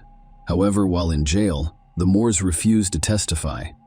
The police continued their search for Heather's body because they lacked sufficient evidence to prosecute the felony charges. Ultimately, the murder charges were dropped. However, the kidnapping charge remained. Debbie, Heather's mother, was disappointed that the charges had been dropped but relieved that she would not have to attend the trial and learn the details of what may have happened to her daughter. Heather's family hoped that it would motivate potential witnesses to testify. Finally, Sydney Moore's 5 months in custody aren't the end of it. In 2017, he was convicted of obstructing justice and sentenced to 10 years in prison. Following this, Sydney and Tammy were scheduled to stand trial for Heather Elvis's kidnapping. The case sparked intense public interest and received extensive media coverage. In 2019, 6 years after Heather disappeared, several lengthy court hearings were held, during which numerous witness testimonies, evidence, and proof of the couple's involvement in the crime were presented. After 2 hours of deliberation, the jury reached its decision, and justice was served. Sydney and Tammy Moore were convicted of kidnapping Heather Elvis. The Moores were sentenced to 30 years in prison, each for their crimes and the associated conspiracy. The husband and wife will serve their terms concurrently. Following the verdict, Sydney requested to speak in court. Despite the conviction, he remained adamant about his innocence. He addressed Heather's parents with understanding and sympathy, saying that their daughter was a wonderful girl and that as a father, he regretted the tragedy that had befallen her. He admitted that he could not undo what had happened between him and Heather. But nothing could change now. Heather's parents gave an interview following the trial, which was extremely difficult for them. They expressed hope that this was not the end, and that Sydney and Tammy would eventually reveal the truth about the crime. They described their daughter as a bright and sincere young lady who suffered at the hands of deceitful and cruel men. Heather's loved ones organized a campaign on her birthday in the public park where her car was discovered. Residents in the area brought flowers and donations to the memorial site. The funds raised were donated to a center for missing persons as a tribute to Heather and to assist her family in their search for their daughter and discovering the truth. Heather Elvis' body has yet to be found. Every year on her birthday, her family posts missing person announcements in the hopes of attracting attention and keeping her and other missing people's memories alive. Debbie, Heather's mother, stated that she could not find peace until she knew what had happened to her daughter. She remains hopeful that her persistence will help uncover the truth and that someone will eventually tell them what happened to Heather. Share your opinion with us in the comments and subscribe to the channel for more.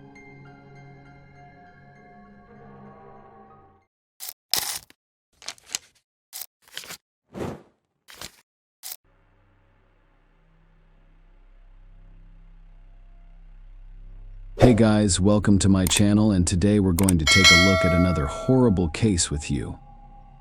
In this video, we will look at the events that occurred in Austin, Texas. Diane Hollick, 43, was a successful woman with a senior position at IBM on the morning of November 16, 2001. She missed a scheduled work call, which caused immediate concern among her coworkers because they knew she was a responsible person. As a result, when colleagues couldn't reach her, they called the police and asked them to check Diane's house. When the officers arrived, they discovered something terrible. Diane Tammy Hollick was born in 1958 in New York City. Friends and family described her as a hard worker and a happy person. Her determination and work performance helped her become financially secure. She has spent more than 20 years at IBM, one of the world's largest manufacturers and suppliers of hardware and software. In 1996, she relocated to Austin, Texas. She had advanced to a senior position in the company by this point, allowing her to work from home. Diane purchased a luxury home in Austin's suburbs and lived a lifestyle that many people can only dream of. She hosted wine-tasting parties for friends, went to the most expensive restaurants and dance clubs, and was involved in charity work. At the same time, she attempted to improve her personal life in mid-November 2001. A storm warning was in effect in Texas.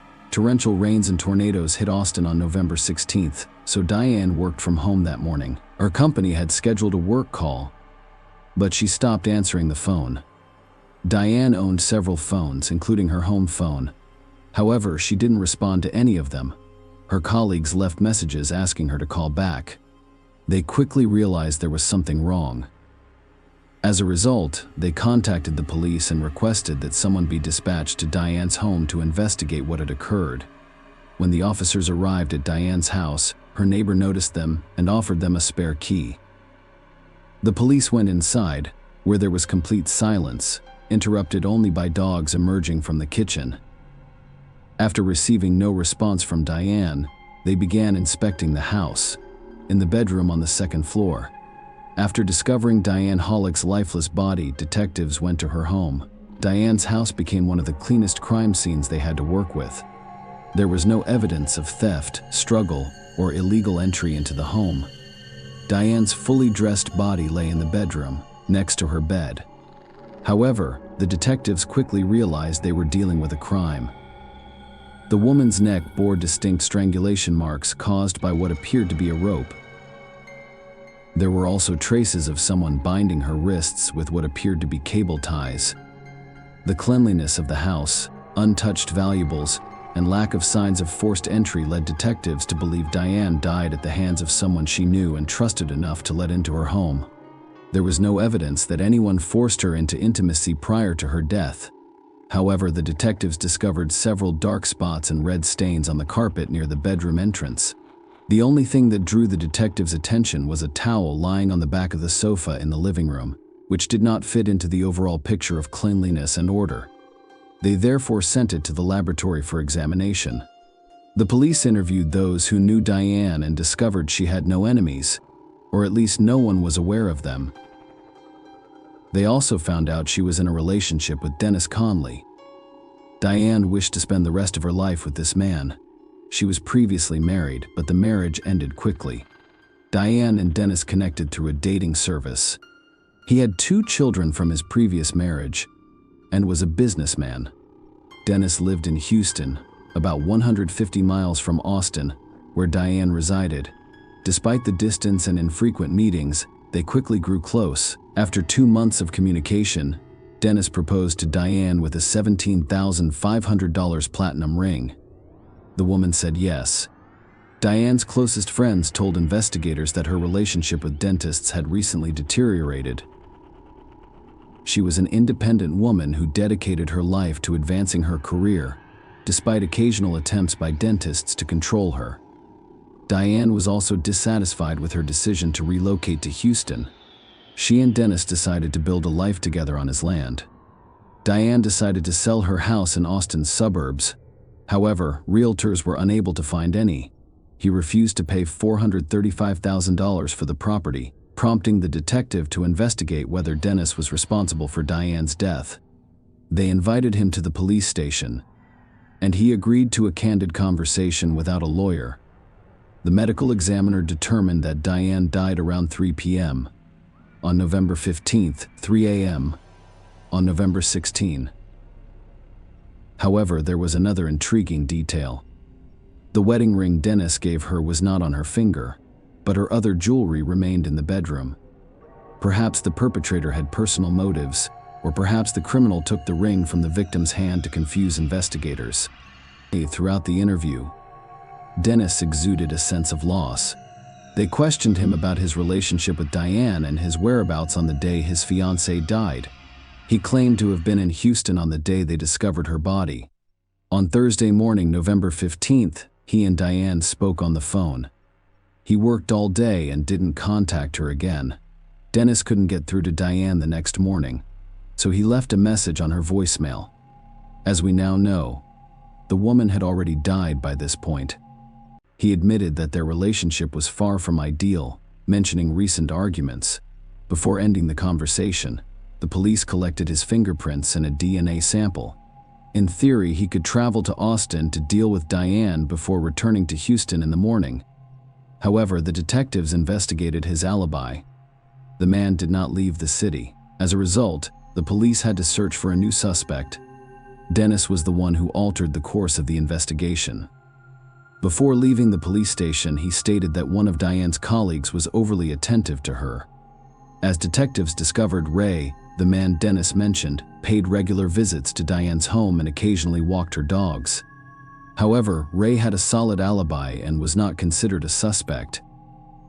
However, after speaking with Diane's colleagues, the authorities discovered that a man had inspected her house a few days before her death. He sold the ranch and intended to purchase her home if he liked it after inspection. He said he'd make a cash offer. This man inspected the house and promised to return with his wife in a few days to make a joint decision on the purchase. Because this information was one of the few clues the police had, they focused all of their efforts on finding this mysterious buyer. Perhaps someone noticed him when he came to Diane's house. Detectives began interviewing the owners of all the properties for sale in Diane's neighborhood, implying that the victim's home was not the only one this mysterious buyer visited.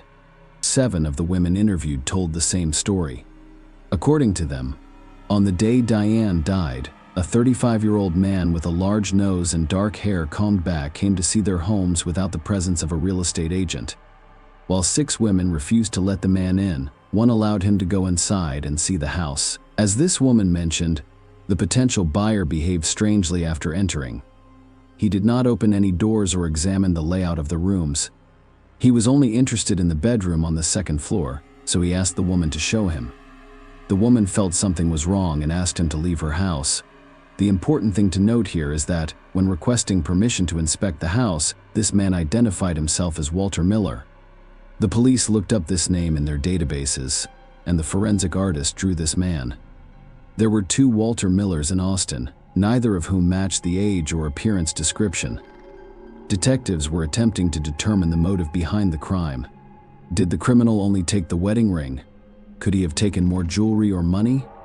After all, the victim was wealthy and had lived alone for quite some time. As a result, no one could tell how much jewelry she actually owned. Why did he remove the cable ties that bound Diane's hands and carry them away? Did he know her?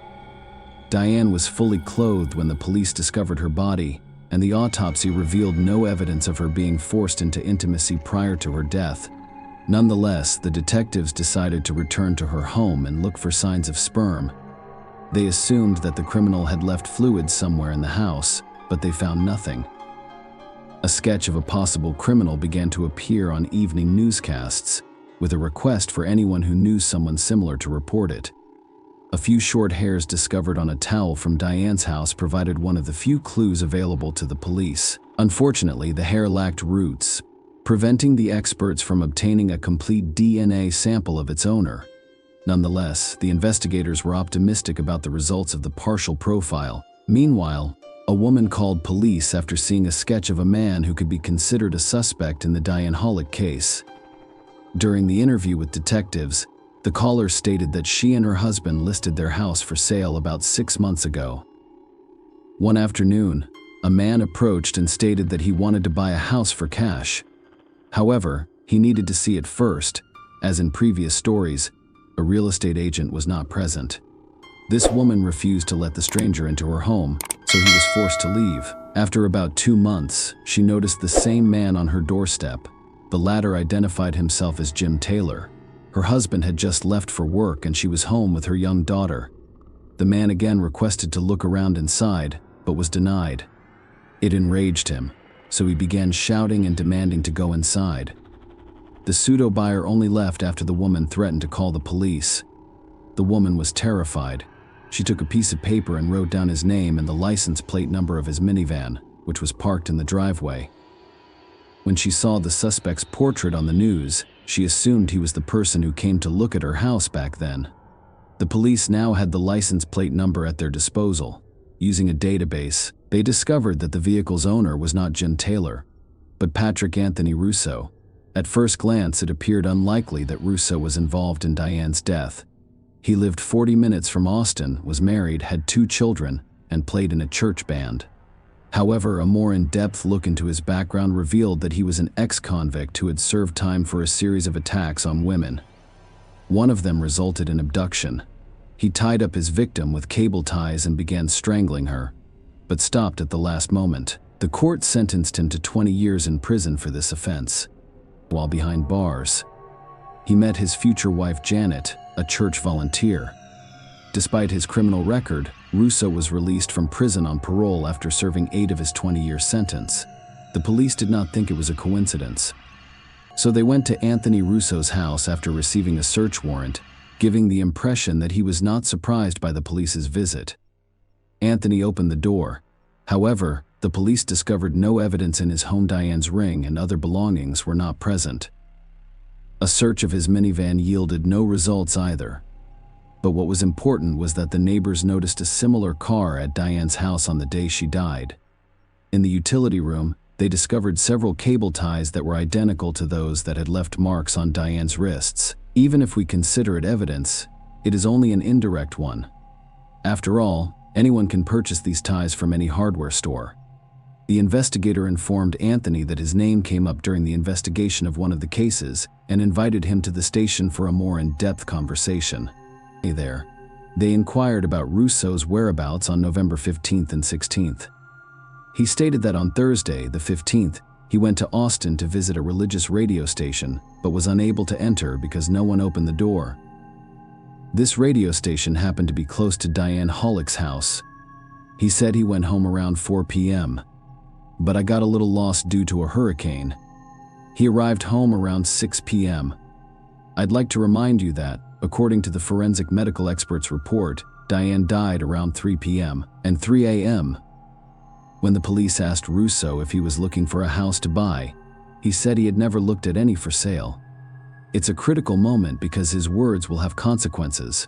When they showed him a picture of Diane, he had no reaction and claimed he had never met her. There was no evidence linking him to the crime, so the cops had to let him go. But the next day, when the detectives went to the radio station Russo was talking about, it became clear that his claims about the closed doors were false. The employees stated that they did not close the doors because a large crowd had gathered in the lobby as a tornado approached. Meanwhile, another woman called the police. She was also selling a house and came across a man who resembled the suspect's sketch. The young mother was at home with her child when she received a knock on the door. She opened it. She saw a man with a pamphlet. The pamphlet outlined how she sold advertisements, including her own. The stranger stated that he wanted to buy a house and requested permission to enter and look around. When he mentioned that he would make a cash offer, she let him in. He attempted to attack her after she showed him one of the bedrooms.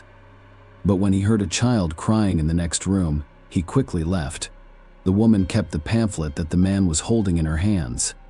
When the police received it, they discovered a well-preserved fingerprint on it. Those are Anthony Russo's fingerprints. However, he claimed he had never looked at the houses for sale. The new evidence indicated that he made a false statement. He was still on probation. And by lying to the police, he committed a misdemeanor.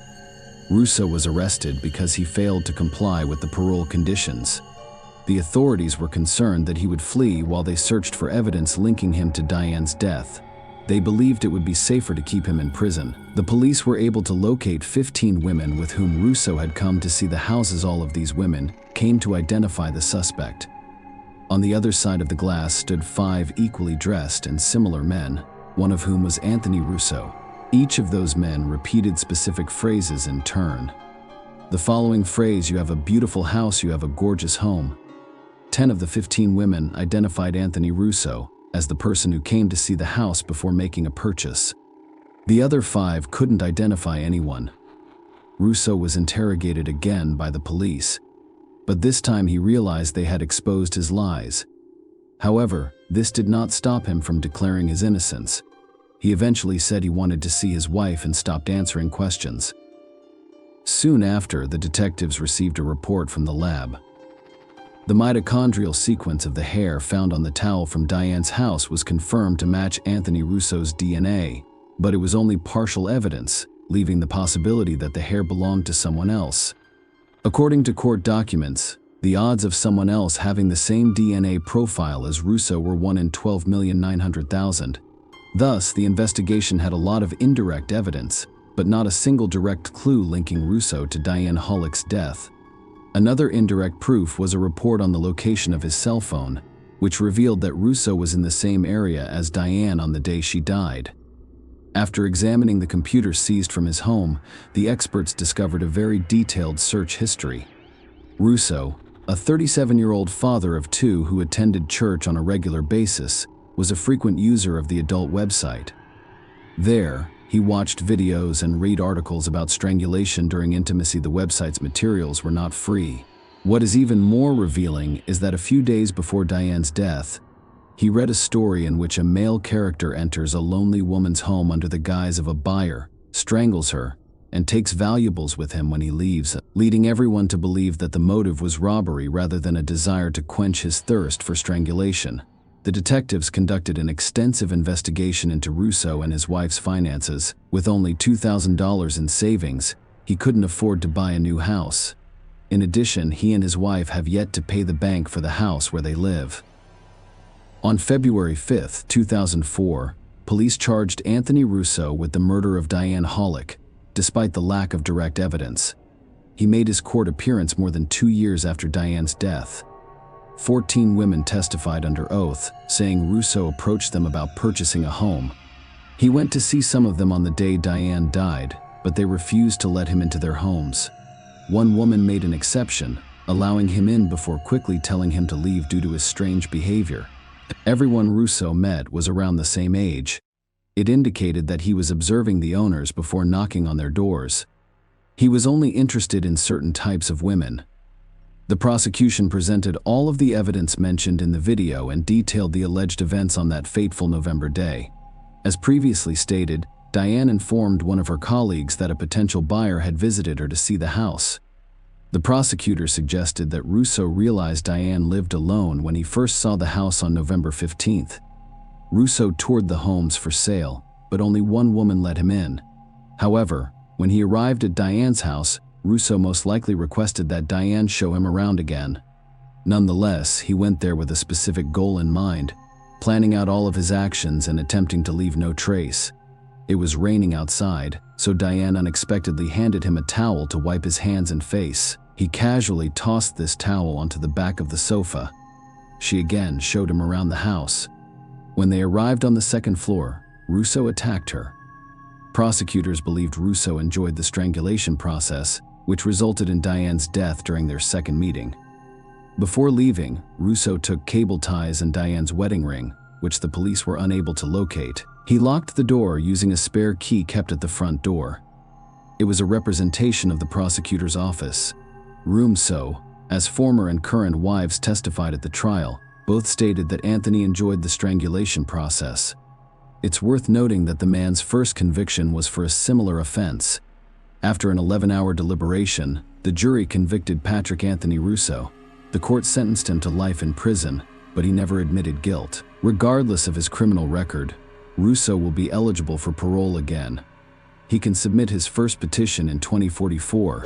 He'll be just over 80 years old by then. Share your opinion with us in the comments, and subscribe to the channel for more.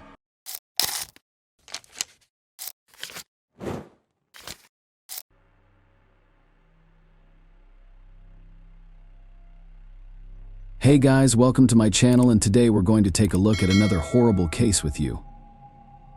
A woman spending time with her family on a normal Saturday morning heard the doorbell ring and went to answer it. What happened next resembled more the plot of a horror movie than a real-life incident. It took the detective more than 30 years to unravel this terrible mystery, the ending of which shocked and angered everyone. Marlene Warren was born on April 15, 1950, in Michigan, USA. She grew up without a father, and since her teenage years, she has dreamed of having a large and close-knit family. Very soon, that dream came true. The girl married a man named John, and they had 2 sons, but just a few years later, an unexpected tragedy struck the family. Marlene's husband died suddenly of an illness, and the woman was left alone with 2 small children. Since then, she has spent most of her time at work trying to provide for her sons alone. Although she struggled with this, she sacrificed everything for her children. 6 years after her husband's death, she met a man named Michael Warren, and they soon married. The man was a used car salesman, and after their marriage, he opened his own business in that area.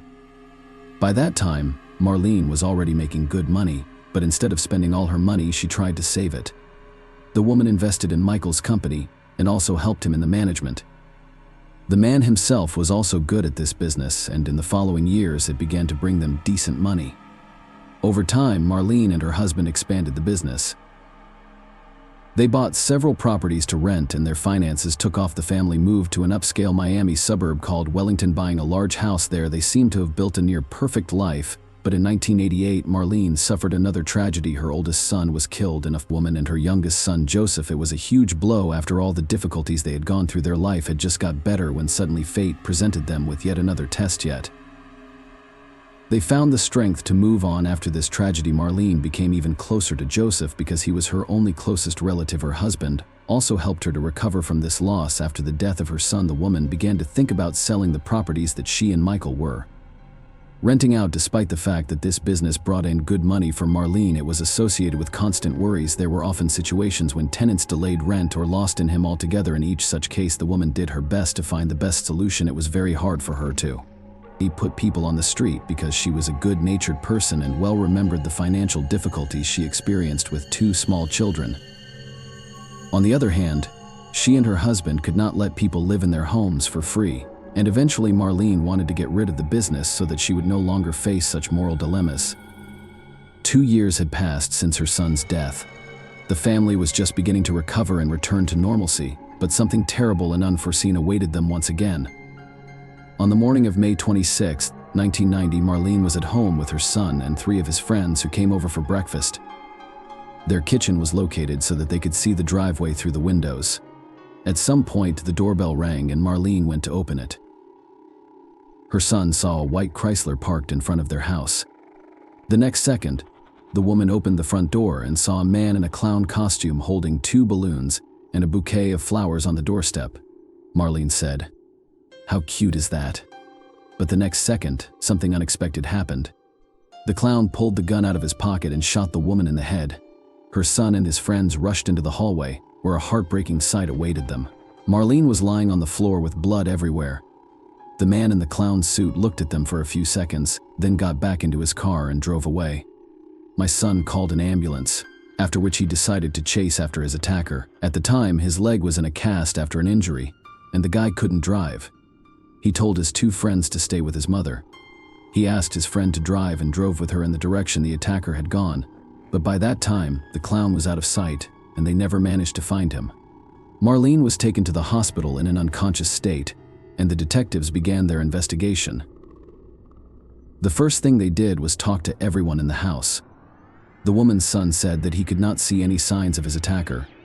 He was wearing a suit and makeup. He was wearing gloves on his hands and a wig on his head. The only thing the son remembered was that the perpetrator had very dark eyes.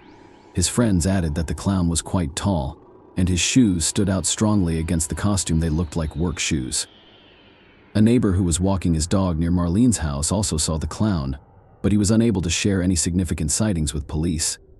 Investigators put out a search for a white Chrysler and began searching for other evidence, of course. Marlene's husband Michael was the first to be suspected that morning. He had just left for the racing stadium in Miami, and at the time of the attack on his wife, he was not at home. From the first hours of the investigation, the police had several good reasons to think about his involvement. First, they found out that Marlene and her relatives really liked clowns. There were a lot of pictures and figures depicting these characters in their house. This suggested that the attacker knew this fact and chose such an outfit for a reason.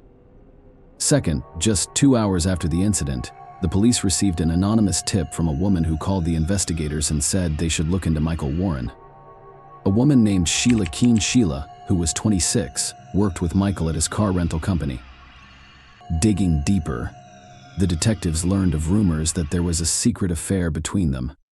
Their relationship had been speculated about by some colleagues, so they immediately shared this information with the investigators. Here, the police discovered another possible motive. If Michael was in a relationship with another woman and wanted to break up with Marlene, he had one problem.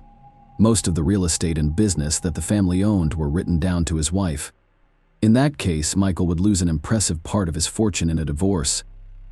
The police immediately checked the man's whereabouts at the time of the attack, and it turned out that Michael was in a car but 110 kilometers away from the house and had 2 friends with him. Investigators concluded he would not have been physically capable of committing the crime upon learning of the attempt on his wife's life. Michael rushed to the hospital and has not left her room since officers spoke with Sheila, and she stated that there was no romantic relationship between them and she had nothing to do with the crime. The woman added that she was at work at the time. Detectives also interviewed Sheila's husband, who said he was aware of rumors of an affair between his wife and Michael, but could not confirm whether or not it was true.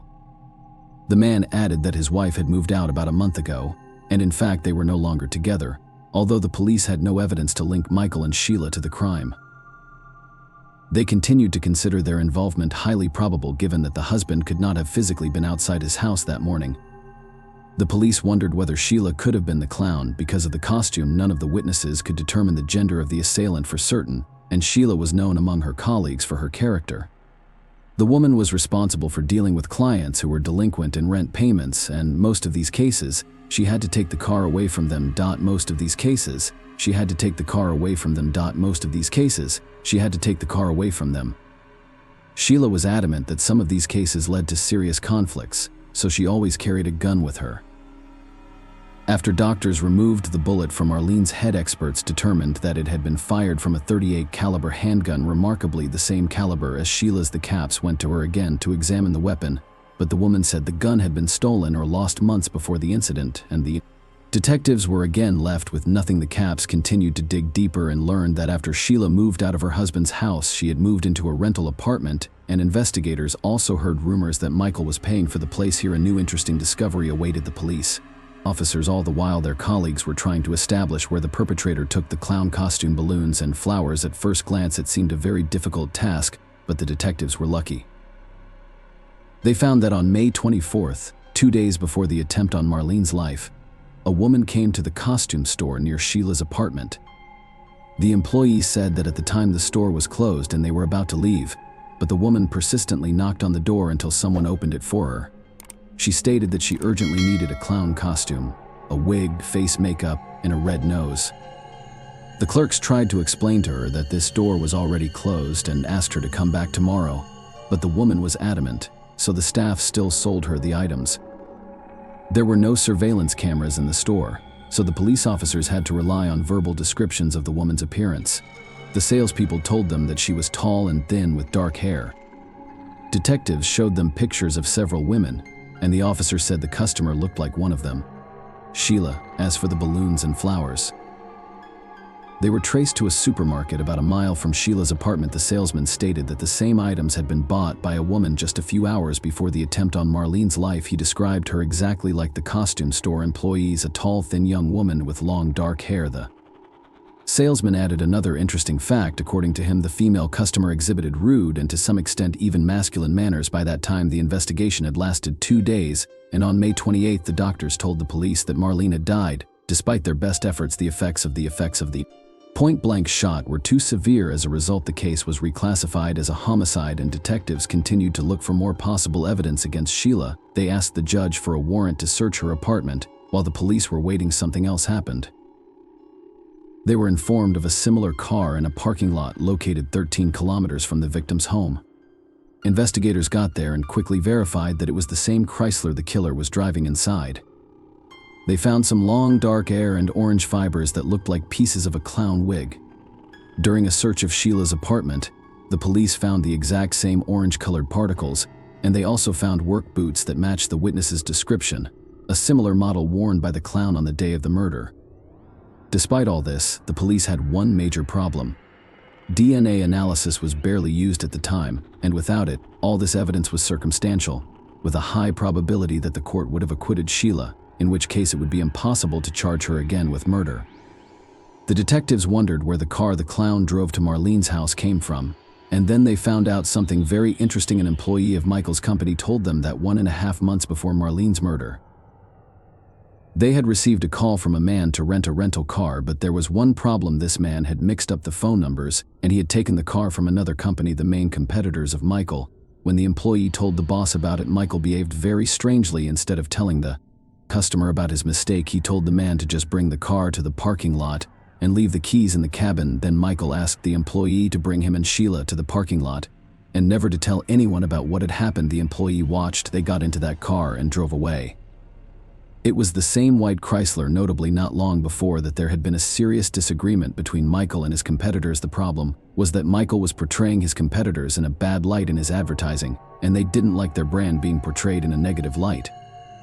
Detectives decided to look into Michael's business in more detail. During the audit, they found numerous violations of the law, including tax and insurance manipulation. Moreover, they found evidence that Michael sometimes resorted to illegal methods of returning cars, even when customers paid on time, and did not violate any terms. During this audit, the police also spoke to an employee who recalled something interesting. According to him, Michael and Marlene once had an argument in the workplace. When the woman left, Michael asked the employee, "How much would you charge to make my wife disappear?" Although it all sounded highly suspicious, detectives still had no evidence linking Michael to the murder. He was nevertheless arrested for various business manipulations. The court initially sentenced the man to 8 years in prison, but he was released after 4 years. Later, in 2002, Michael married Sheila, and they moved to another state, even though the detectives were never able to prove their involvement in the murder. They continued to watch them. The cops discovered that after the move, Sheila began introducing herself to everyone she knew under a different name, Debbie, and that she had dyed her hair from dark to blonde. She and Michael opened their restaurants, and it seemed that they had managed to build a wonderful life in the new place. However, soon rumors began to circulate among the employees of their establishment that Sheila had murdered Michael's ex-wife. Apparently, one of them stumbled across information about this crime and learned that the police still suspected them. However, detectives still could not prove their guilt, and the case finally froze. It wasn't reopened until 2013, and a new team of investigators requested a re-examination of all available evidence. By then, technology in the examination of DNA and other physical evidence had advanced to a new level compared to 1990. It took several years to examine the evidence. First, experts compared the orange flecks found in Sheila's apartment, the car, and the murder scene, and analysis showed they were identical, but the biggest clue was waiting ahead. Experts took a DNA sample from several hairs found in the white Chrysler and compared them to Sheila's DNA. They were a perfect match. Detectives thus obtained incontrovertible evidence that Sheila was in the very car in which the clown drove up to Marlene's house, enough to take the case to court, and the woman was arrested in 2017. At the time, Sheila was 54 and still denied guilt. She was denied the right to bail and awaited trial in a cell. As for Michael, he insisted that he had nothing to do with Marlene's murder and believed that Sheila had nothing to do with it. He hired expensive attorneys for her, and the way for the trial stretched on for years. In preparation for it, the police uncovered some facts not previously known. It turned out that a year after the murder, they were approached by a lawyer who had worked with Michael on his business. He said that about a year before the murder, Michael had asked him an extremely odd question: if the husband kills his wife, what happens to the property recorded in her name? Will the husband get it? The lawyer was surprised by such a question, but that didn't stop him from actually giving Michael advice. He said that if the husband asked his acquaintance to commit this murder and the court could not tie the husband to the man, he would get all his wife's property. But the lawyer went on to say something that later shocked investigators. He told Michael that if the killer wore some sort of costume, such as a clown, he would never be identified and would escape punishment. Another shocking confession came from a man whose father worked for Michael at the time of the murder. He confessed that his now deceased father had helped to run illegal schemes at extra cost, such as swiping mileage meters to sell cars at a higher price. But on the day of the murder, Michael asked him to do something far more terrible. He told the man to get rid of the gun and of the car. Apparently, the current question was the one in which the killer moved after he abandoned the Chrysler in the parking lot, and the employee complied with these requests before he died. He told all this to his son and added another important detail. The man said that the second car was hidden in the river canal. As soon as the police received this information from his son, they combed the canal and indeed found the car there. Unfortunately, no evidence of it survived, but the very fact that it was there confirmed that the witness was telling the truth. The beginning of Sheila's trial was repeatedly postponed until finally a final date was set for May 12, 2023. But on April 25th, something unexpected happened. The woman pleaded guilty in exchange for not receiving the death penalty, which she would face if she were to lose her murder trial. Her attorneys explained the situation as follows: Sheila is innocent of the murder, but she fears for her life, which is why she took responsibility for someone else's crime. However, there is a much more logical explanation under the terms of the deal. She pleaded guilty to murder in the second degree, which implies a sentence of 12 years in prison, which is exactly the sentence she received. But furthermore interesting, the court deducted from that term the time the woman spent behind bars since her arrest, about 5.5 years. But that is not all. The judge reduced the remaining term due to the good behavior of Sheila. As a result, the woman was to spend between 16 and 24 months in prison. Her attorneys assured her that they could secure her release after the minimum bar of that time expired. So Sheila was found guilty of murdering a woman in cold blood in front of her son, and received a frankly ludicrous sentence for it. As for Michael, his involvement is still unproven and he remains free. Most likely he will never be charged again for the murder of his wife because there is not a single piece of evidence against him. Despite all this, the son of Marlene thanked the detectives who were able to get to the truth and did not give up on the case for many years. The death of his mother was the strongest tragedy for him because she was his only relative. Nevertheless, he was able to cope with the pain, opened his own small construction firm, and got his life together. Share your opinion with us in the comments and subscribe to the channel for more.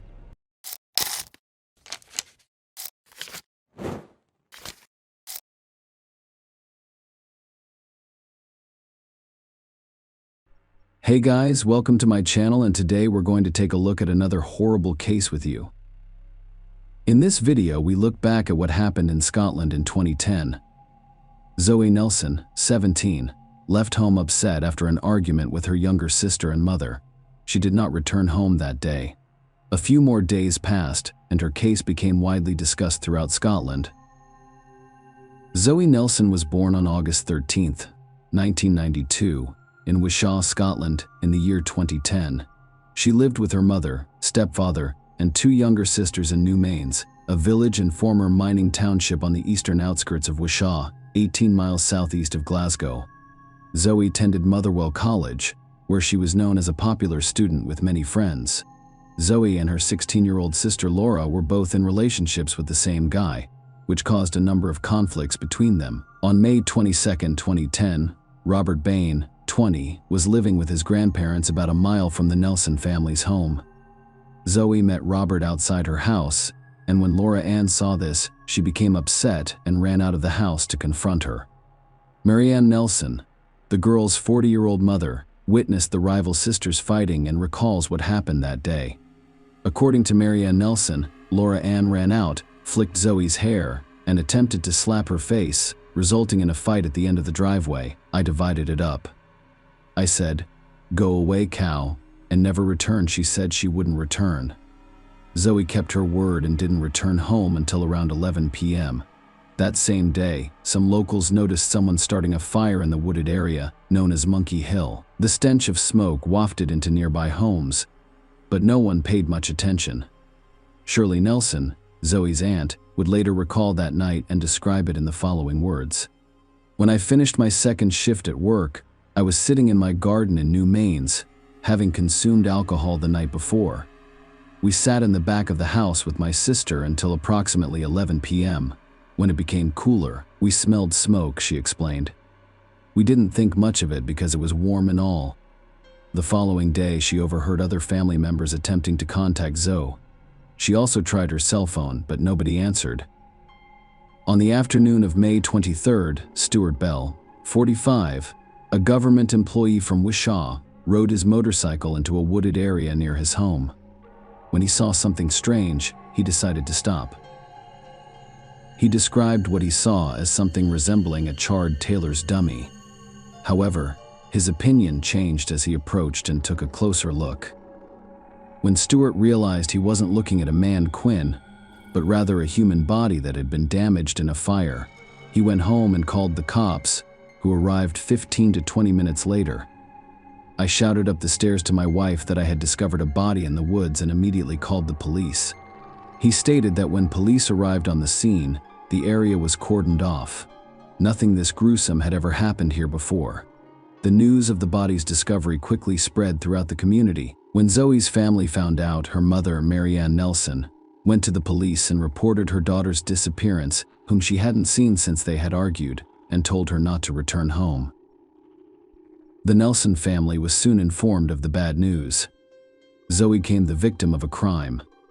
According to a police statement, the teenager's mother, Marianne, described Zoe as a popular girl and a typical 17-year-old with many friends who was well known in the community. She would have turned 18 in a few months, and we miss her terribly. Her stepfather, Daniel, and her two sisters, Laura and Ashley, are devastated by what has occurred. The family is urging anyone with information to come forward and help the police. Wu Logan, principal of Motherwell College, where Zoe studied a vehicle body repair course, said everyone at the school is shocked to hear the terrible news. Zoe was an extremely popular student. Our thoughts are with her family and friends. A thorough examination of the scene took several days, and at least 50 police officers worked on the case. Detective Derek Robertson of the police's main investigation team described Zoe's death as a young life cut short and stated that his officers would not rest until the perpetrator was apprehended. He stated, "It is critical that anyone who saw Zoe between 5 p.m. and 11 p.m. on Saturday night come forward and assist us. It was the hottest day of the year, and we know that the area would have been busy with people taking shortcuts, sunbathing, and walking their dogs. There are a lot of dirt trails in the area, one of which crosses by the spot where Zoe's body was found." He added, "We are anxious to hear from anyone who is passing through the area looking at it from one of the houses that back onto it if they see anything suspicious." Zoe was described as 5 feet 6 and tall, with a heavy build and collar-length brown hair. She was last seen wearing gray tracksuit bottoms, a white long-sleeve t-shirt, and black Nike trainers. Detectives have been checking CCTV, phone, and computer records, carrying out door-to-door inquiries, and speaking to Zoe's friends and family as they tried to piece together her last movements. On May 26th, police released surveillance footage from the local store where Zoe was seen hours before her death. These small pieces of information were essential to the investigation. They allowed police to piece together Zoe's movements and eventually determine what happened to her, which led to the arrest of the person responsible for her death. Police said the public response to requests for information was slower than they had hoped. They had now set up a special email address so that people could contact them.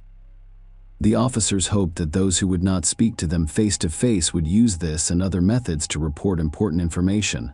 Upon examination of the crime scene, a cap from a bottle of Sierra Silver tequila in the shape of a red plastic sombrero was found near the body, and a corresponding empty bottle was found on the other side of a small walkway nearby.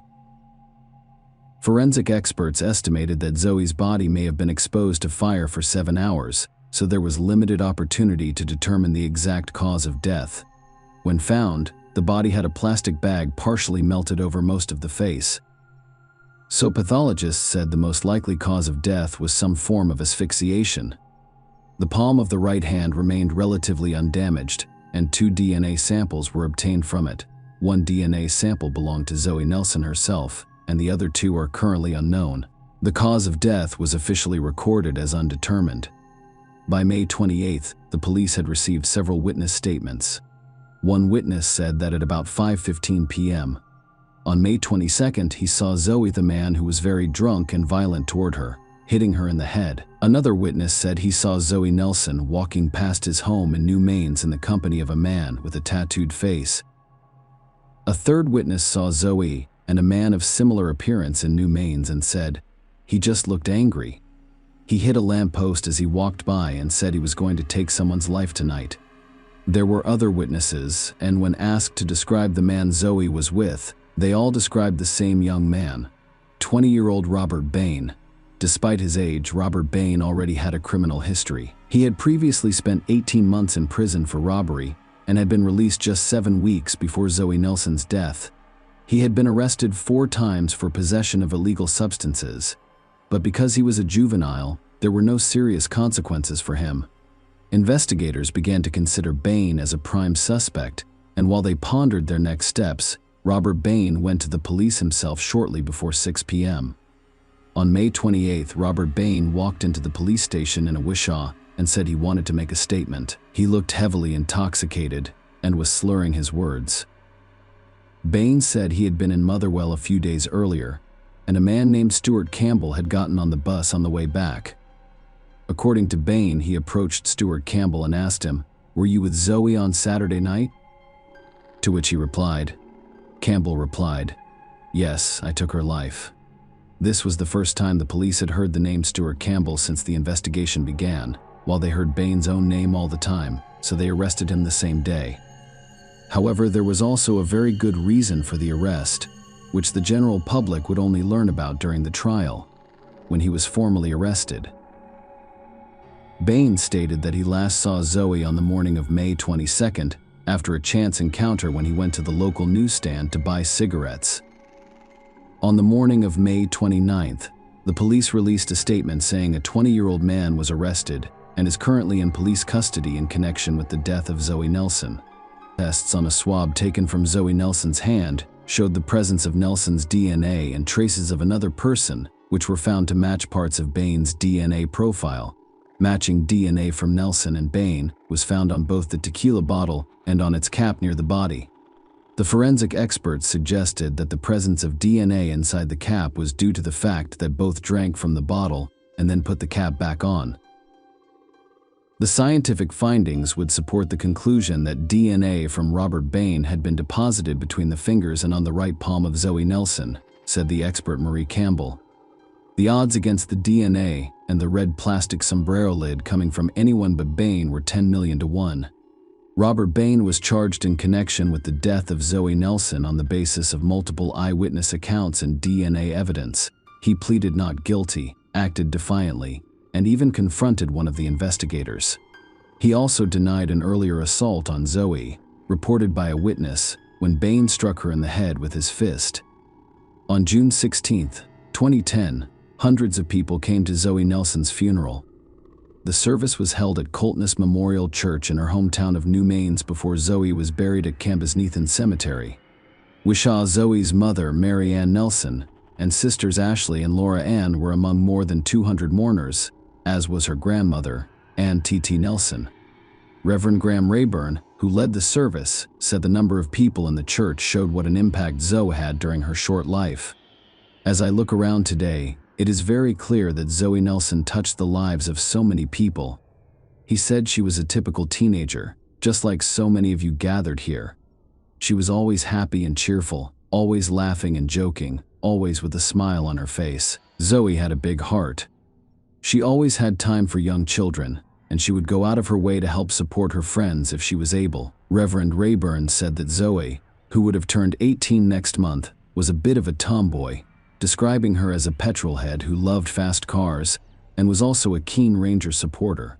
He told how Zoe never had a chance to meet her new nephew, born a few weeks after her death. She had also wanted to wait until she was 18 to make contact with her biological father, which she never had the chance to do.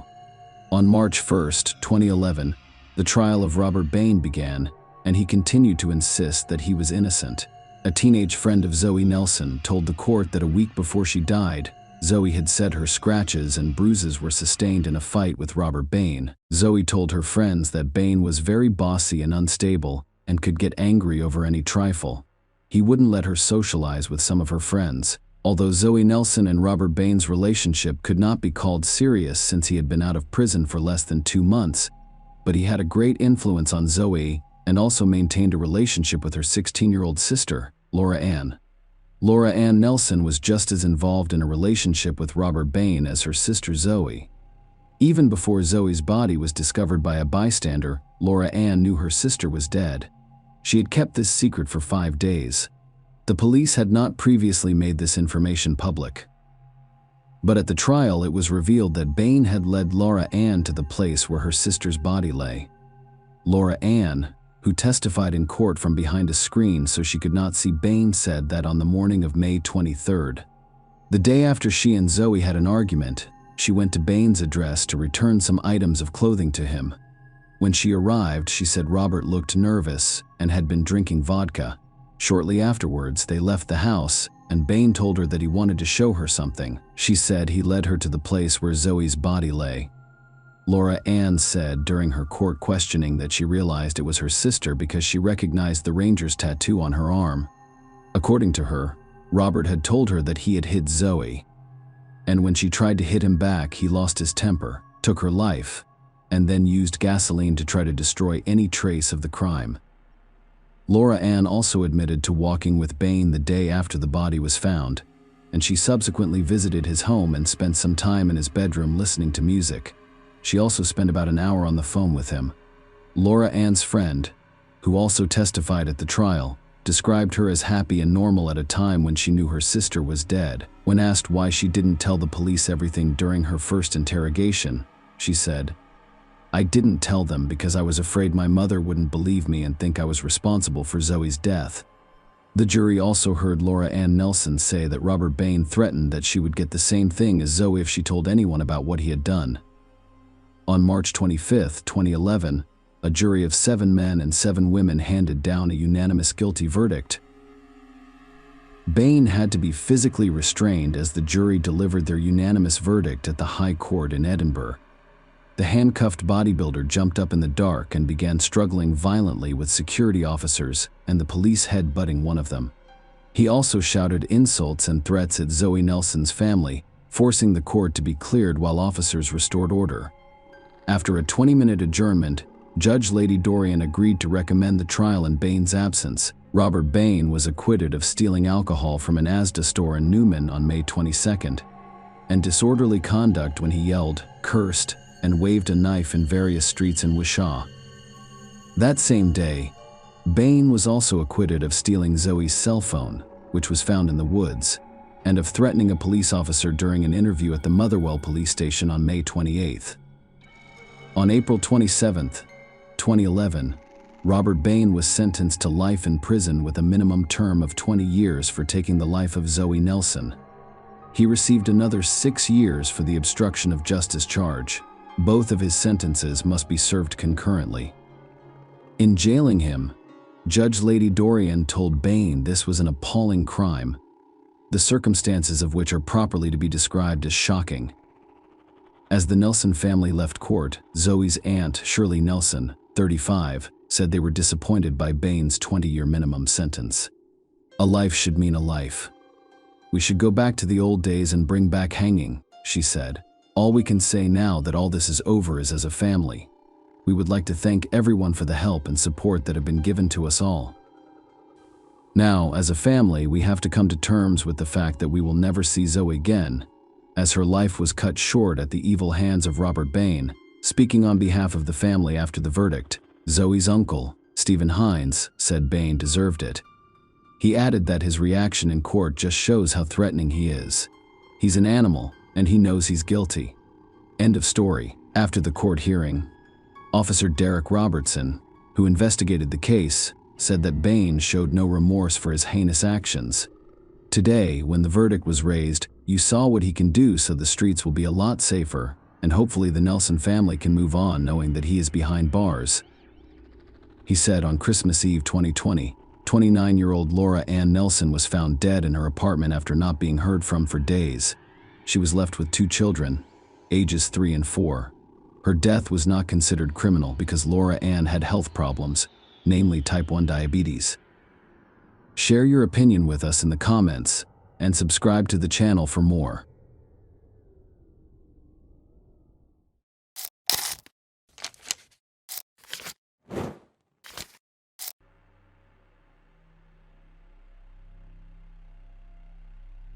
Hey guys, welcome to my channel, and today we're going to take a look at another horrible case with you. In this video, we will look at what happened in the US state of Georgia. Nobody has seen the 31-year-old Indiana lawyer since 7:17 p.m. On February 24, 2022, a surveillance camera captured her outside her mother-in-law's home in Johns Creek. The police and her family have made significant efforts to determine where Sierra went and what happened to her. Sierra Locklear of Cleveland, Georgia, was a cheerful and ambitious woman. Sierra wanted people to take her seriously. Her mother, Kelly Locklear said. So, she was tough. She followed in the footsteps of her mother, who was a paralegal. She became a lawyer. Ciara grew up in Georgia and aspired to live in Atlanta one day. Kelly, a Georgia native, claimed that Atlanta had always been her plan. To get there, Ciara had to leave Georgia. She attended the University of Tennessee for college before attending law school at Florida State University. Ciara eventually became a lawyer and specialized in insurance defense. Kelly described her daughter as following: she overcame and pushed through. Kelly also stated that she was happy, energetic, and loving. She was extremely motivated in her career. Ciara met Xavier Breland on Tinder in October 2020, and their relationship quickly took off. The couple married after 6 months. Ciara was already pregnant at this point. According to court records, Ciara assisted Xavier with his legal issues with his ex-wife. After some time, the newlyweds decided to relocate to Carmel, Indiana, to begin their new lives there. Ciara started working at a law firm and had a son named Jackson at the end of 2021. From the outside, Xavier and Ciara seemed like the ideal couple. However, their relationship problems began shortly after they met. Shelby Campbell, Ciara's cousin, said the couple's problems began after their first date. Ciara informed Xavier that she did not want to continue communicating with him, but her future husband was not the type of person who could handle rejection. Instead, if Xavier showed up uninvited to her apartment and sat near her door, he began sending her threatening messages because he noticed her with another man. Ciara threatened to contact the authorities if he did not stop. Finally, she gave him another chance. 6 months later, they were married. Shelby and Ciara were best friends who texted each other daily. Ciara expressed her feelings to her, stating that she was afraid of her husband. For example, one of her messages read, "Well, I'm struggling with it in a big way. I don't want to give up on someone I love and abandon him and our family. However, I believe that the behavior is deteriorating. So, if this is how things are now, how will it be in the future? Furthermore, he used to feel bad when he said ugly things, and lately he's not even sorry for his actions. He's blaming me for it, as if I did it because you forced me to." Ciara stated that her husband would be held responsible if anything happened to her. Shelby claimed she often told Ciara to leave her husband, but Ciara understood that if she was going to leave, she needed to do so strategically. Here is another screenshot of Shelby and Ciara's text conversation. Ciara was obviously afraid of her husband. Shelby Campbell stated that the texts she shared were only a few examples of what was going on between Ciara and her husband. She called the police several times. The police were called to her home in both Georgia and Indiana several times. Campbell stated that by the time the police arrived, she would have calmed down enough to tell him where she was lying. Shelby claimed that after one of those incidents, an investigator called Ciara's mother and informed her that he knew she was lying about what was going on when she called 911, and that he had seen the same pattern many times before. He was worried about what would happen to her. Ciara was preparing to leave her husband. She opened a secret bank account and transferred money there. The messages had a strong impact on the woman. Ciara stated that she loved her husband, but couldn't afford to stay in the relationship. Her parents, Kelly and Nick Locklears, were aware that their daughter's family situation was far from ideal. They wanted Ciara to break up with Xavier and assured her that she could always return to a safe place, i.e., her home. Ciara's fateful trip to Georgia began when she and Xavier loaded their baby and large dog into Ciara's 2017 white Volkswagen Tiguan and drove 11 hours south. According to her family, Ciara arrived at her parents' home on February 19th. She spent the night with family members who hadn't seen her since she moved to Indiana. It seemed like a quick trip to see her family. However, Ciara decided that she would no longer return to Indiana. Xavier was also interested in the trip because his mother lived in Georgia. However, he was unaware that Ciara would not return. She informed her mother that she was going to find work in Georgia. She had also informed her parents that her husband's abusive behavior was escalating and that she was getting divorced. Ciara showed up at Nick and Kelly's home in Cleveland, Georgia, on Saturday, February 19th. The woman remained at her parents' house until Sunday. It had been a long time since we had seen each other. She reiterated that she wanted to divorce her husband and would not return to Indiana. On Sunday, February 20th, Ciara left her parents' house to pick up her son Jackson from her mother-in-law's house in Johns Creek, Georgia, which is about an hour away. Shelby Campbell stated that one of the last texts she received from her cousin read, "I'm at Xavier's mom's house, he won't give me Jackson, so I'm waiting for him before I leave." On Monday, February 21st, at 11:17 p.m., Ciara texted her father Nick, "I'll be back in the morning if that's okay, of course." "It's okay. You don't need to ask," Nick responded to her. Nick stated that the next day, when he had not heard from Ciara, he attempted to contact her again, and she said everything was fine. She mentioned that she had felt a little sick. Nick said he contacted her again on Wednesday to see if she was feeling better. He did not get a response. He texted her again on Thursday, February 24th. No one replied. By Friday, the Locklairs were concerned because Ciara had not responded, which was unusual. Then, on Saturday evening, February 26th, Nick received a call from an unknown Indiana number. "I didn't immediately panic because I assumed they were still in Georgia," Nick said. "So I responded, and they said it was the police, and that's when they informed me she was missing."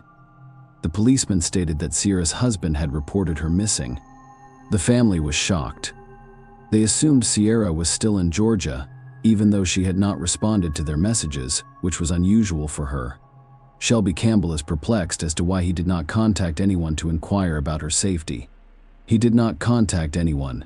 He did not make us aware at all." After speaking with the Carmel police, Ciara's father called her, and Xavier answered. That is how Nick described his brief conversation with his missing daughter's husband. I asked, "If Xavier, tell me the truth. What is going on?" Ciara told me that if anything happened to her, you were responsible, so just tell me the truth. He then hung up, telling me to go to hell. Nick then called Xavier's father, who lived next to Ciara and Xavier in Carmel. The father responded, "No, I never saw her," as Nick had said. According to a press release issued on March 2nd by the Carmel Police Department in Indiana, Xavier Breland reported Ciara as missing to their office on Saturday, February 26, 2022. During the investigation, detectives discovered a video recording that showed Ciara's last known location. On February 24th at 7:17 p.m., she was at her mother-in-law's house in Georgia. Nothing unusual happens during the video. According to the official missing person report from the Carmel Police Department, Ciara left their home in the Brookstone Park of Carmel subdivision in Carmel, Indiana, shortly after 10 p.m. On February 25th, walked to the nearby store. She was reportedly wearing a black top and purple shorts in temperatures nearing 20 degrees that night. According to police, Ciara never arrived, and there is no surveillance video of her entering the store. They were also concerned because she had left her phone, work phone, and burner phone behind, along with her ID, credit cards, and 5-month-old son. Family members stated that she had a burner phone to contact them in an emergency.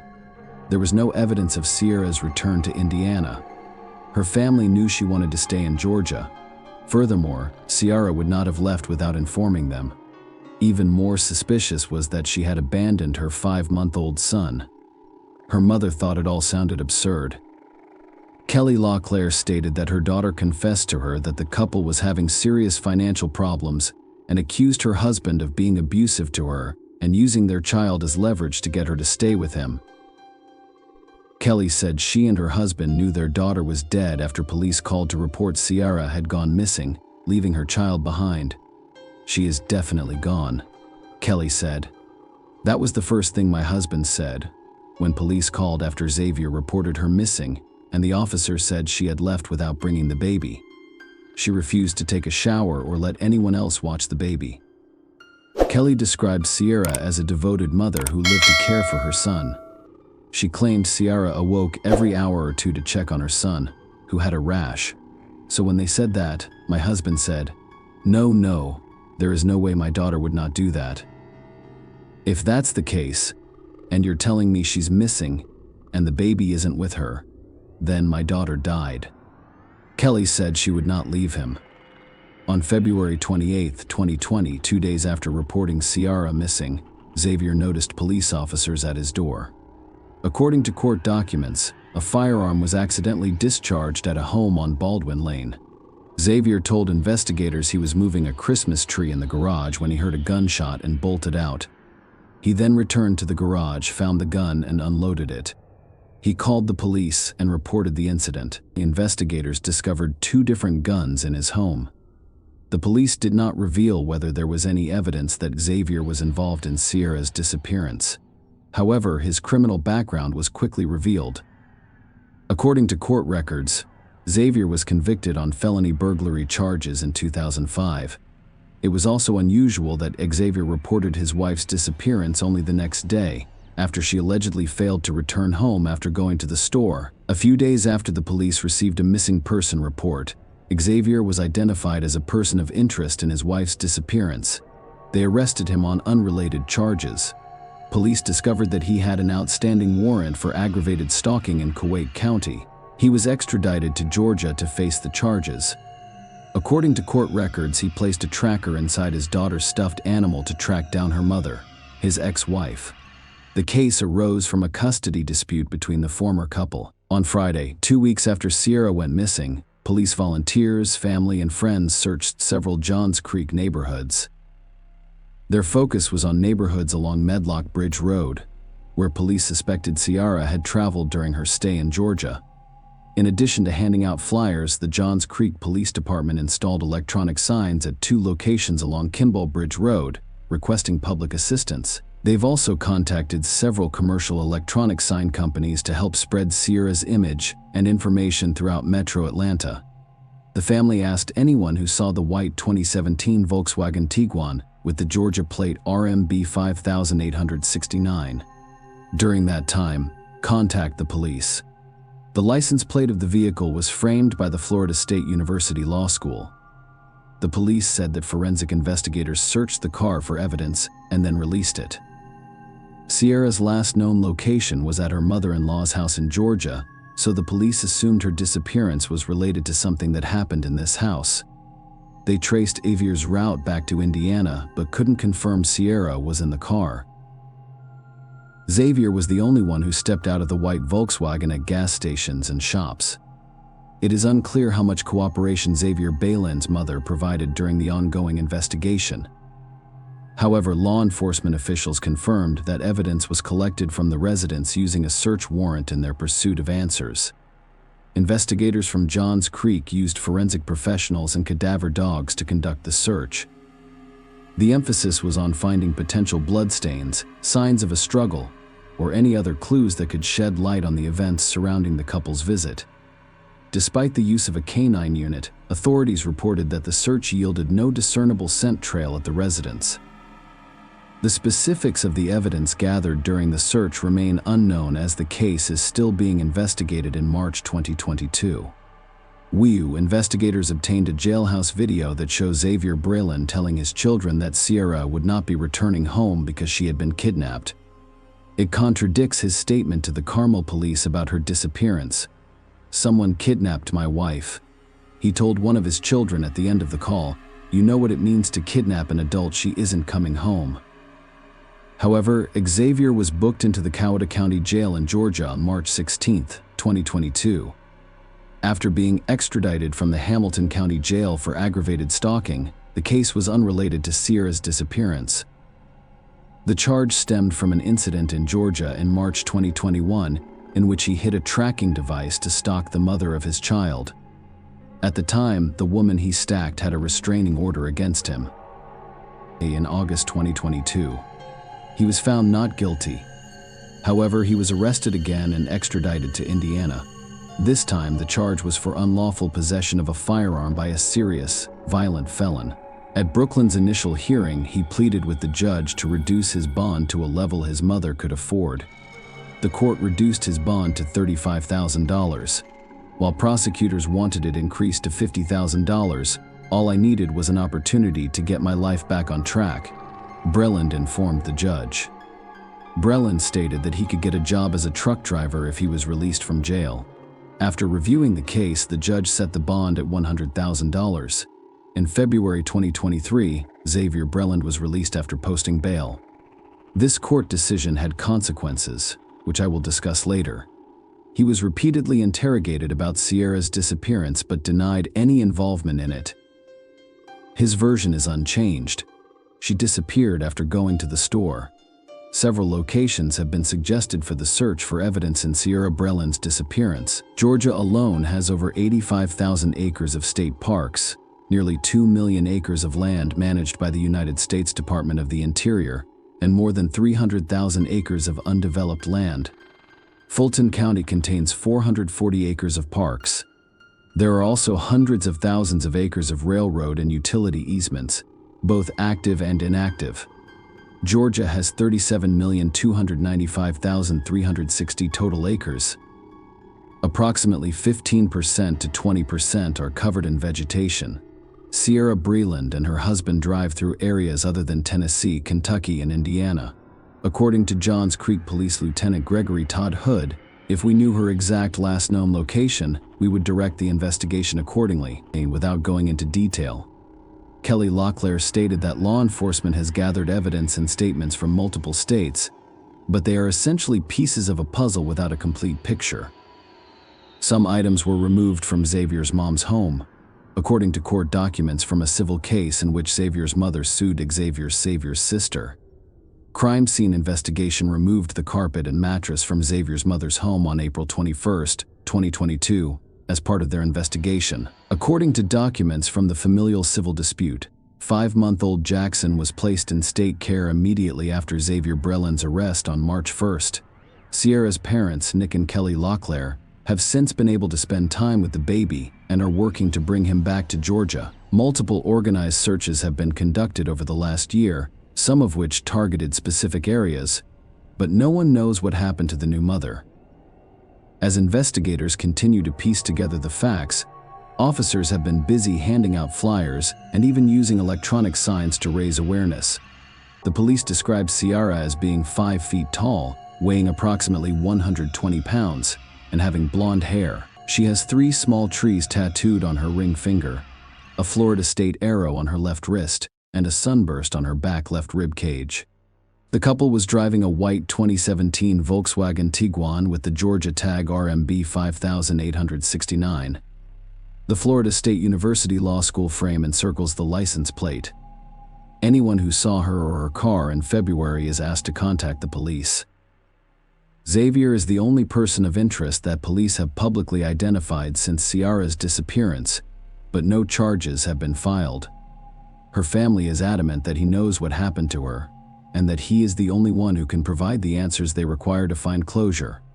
Finally, let Sierra rest in peace. Kelly Locklear believes Sierra's body may be in Georgia, Tennessee, Kentucky, or Indiana. She is pleading with woodsmen and fishermen to keep an eye out in those states and to contact law enforcement if they have any information. Sierra's parents have now been granted custody of the couple's child, as I previously stated. If Xavier Breland was released on bail in a case involving illegal firearms, the trial was scheduled for December 28, 2023. But Xavier Breland did not appear in court, and his whereabouts are unknown. A rearrest warrant has been issued in his name, and law enforcement is working hard to find him. This latest development complicates the already perplexing case of Sierra's disappearance. The warrant describes Xavier Breland as a black man standing 6 feet tall, weighing 160 pounds, with brown hair and green eyes. The FBI has joined the search for the missing woman, but her body has yet to be found. This, combined with Xavier's recent disappearance, has resulted in numerous unanswered questions. Kelly Locklear, Sierra's mother, has publicly stated that she believes Sierra feared Xavier and had no intention of returning to Indiana with him. With both individuals missing, the case has become even more urgent. The trial for Xavier's gun charge has been postponed several times, and law enforcement and Sierra's family are now asking the public for help. They are looking for any information that can help them find Xavier and Sierra in the hopes of shedding light on the strange circumstances surrounding their disappearances. Share your opinion with us in the comments and subscribe to the channel for more.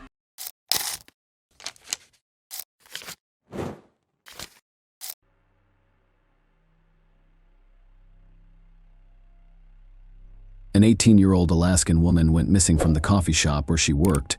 Strange messages began to arrive from her phone, but the police and FBI were unable to find a single lead.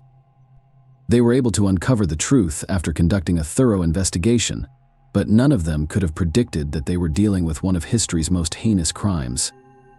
Samantha Koenig was born on August 30th, 1993, in Anchorage, Alaska, the state's largest population center known for its quiet, measured lifestyle, harsh climate, and vast expanses of snow-capped mountains. The girl adored animals and intended to pursue a career in the field after school. Her other option was to pursue a medical career. Samantha even considered joining the Navy as a nurse. In her free time, she worked part-time at a Subway restaurant and a Harley-Davidson dealership. When she was 18, she took on a part-time job at a small chain coffee shop downtown. Samantha was thrilled about the opportunity.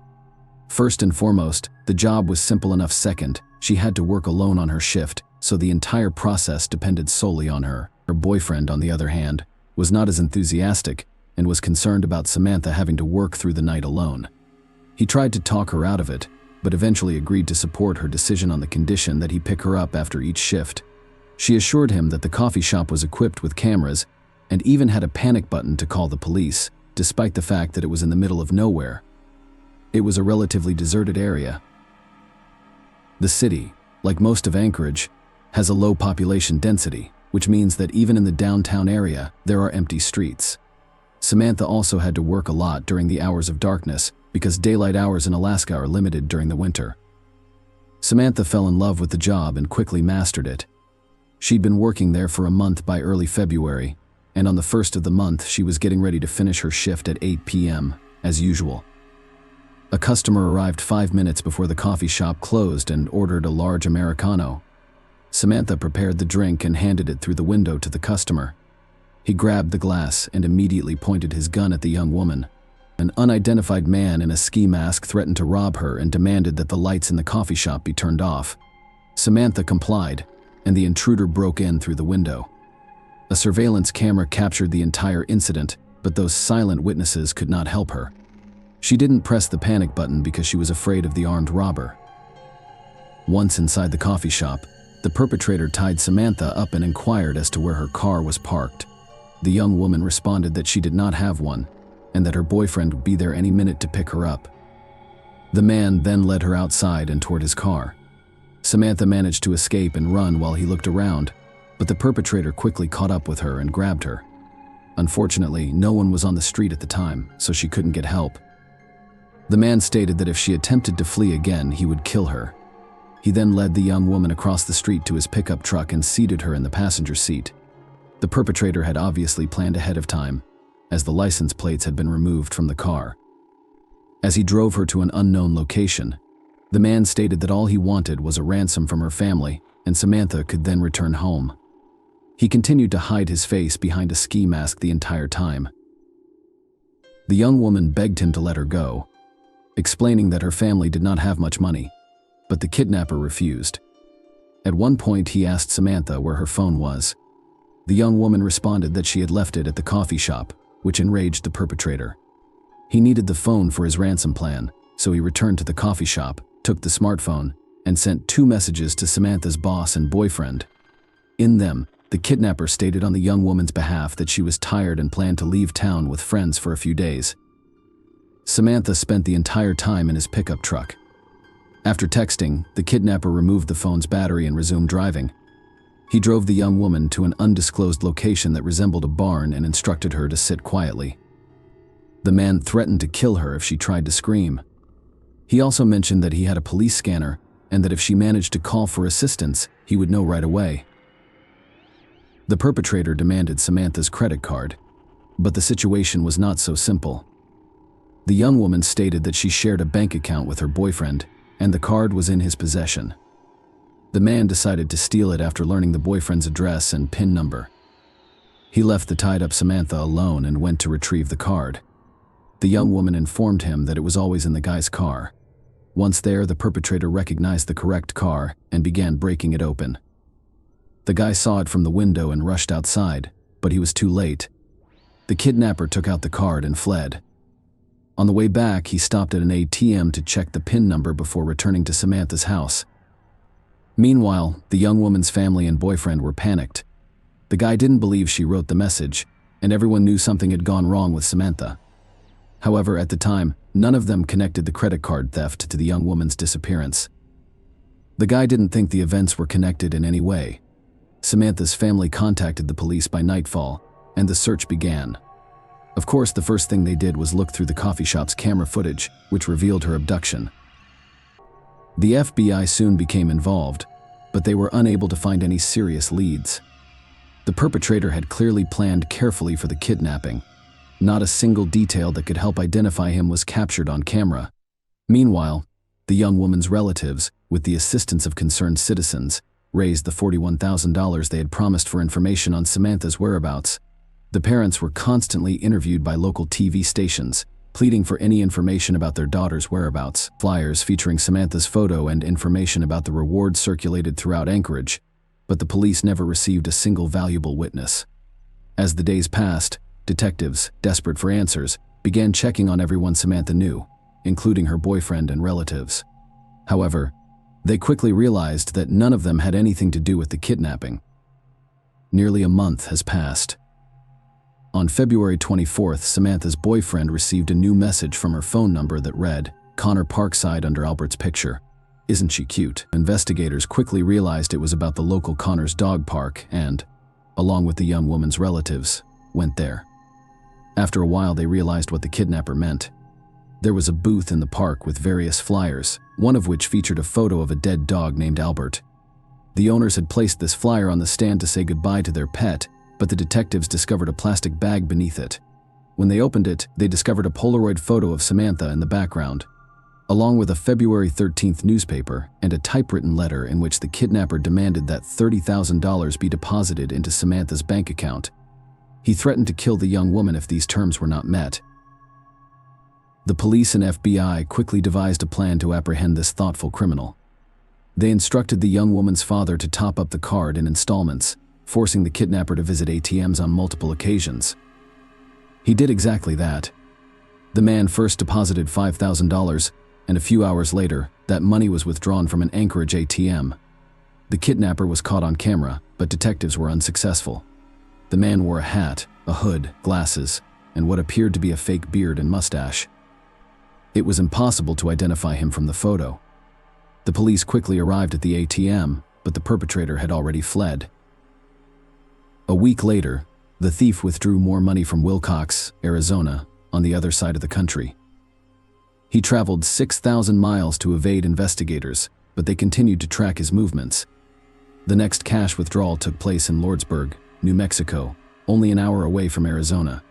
He then made 2 more withdrawals in different cities across Texas. Meanwhile, police carefully examined ATM photographs. They quickly realized the criminal had made a huge mistake. Wilcox had left his car in the camera's line of sight, so the detectives now knew the model of his vehicle. Of course, it was impossible to see the license plates in such a photo, but they now had something to work with. Investigators were concerned that the kidnapper might cross the border into Mexico, so all patrols were instructed to stop white Ford Focuses. A few days later, on March 13th, a Texas Highway Patrol officer observed a vehicle of that make in a hotel parking lot. A man sat behind the wheel. The officer decided to wait for him to pull out before following him. Soon, the man drove out of the parking lot and onto the highway.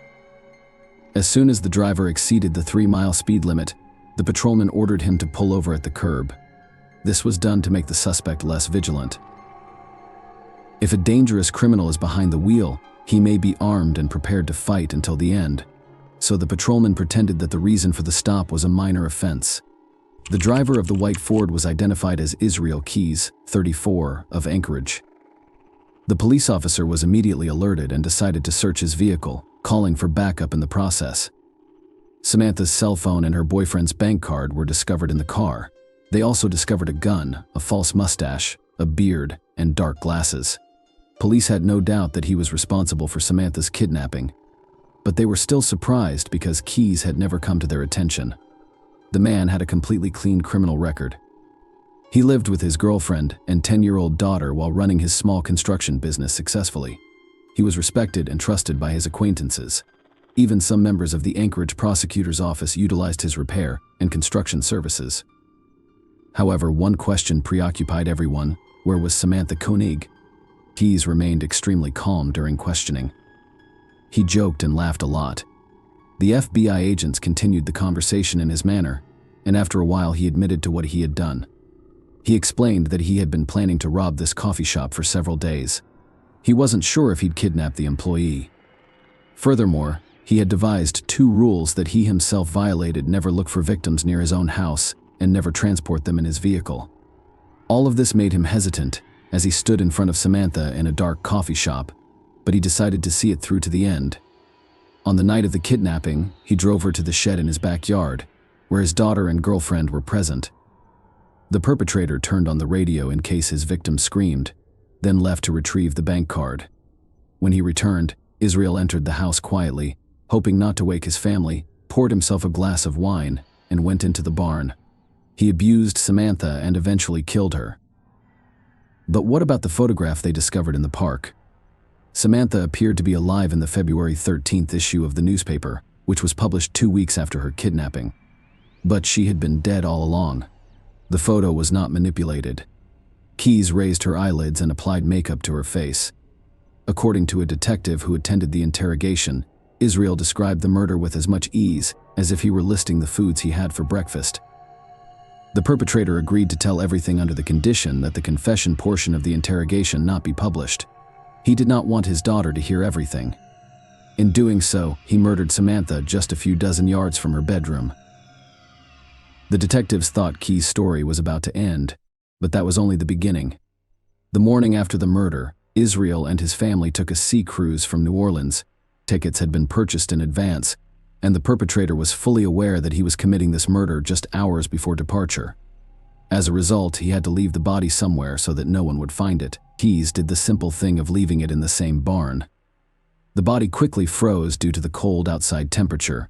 When Keyes returned home 2 weeks later, he took a picture with a newspaper and typed a ransom note. He then dismembered the body and traveled to a small lake 40 minutes outside of Anchorage. He cut holes in the ice with a chainsaw and placed bags of body parts and additional weights inside. Following all of that, the maniac went winter fishing. It took police divers 10 hours to retrieve the bags from the bottom.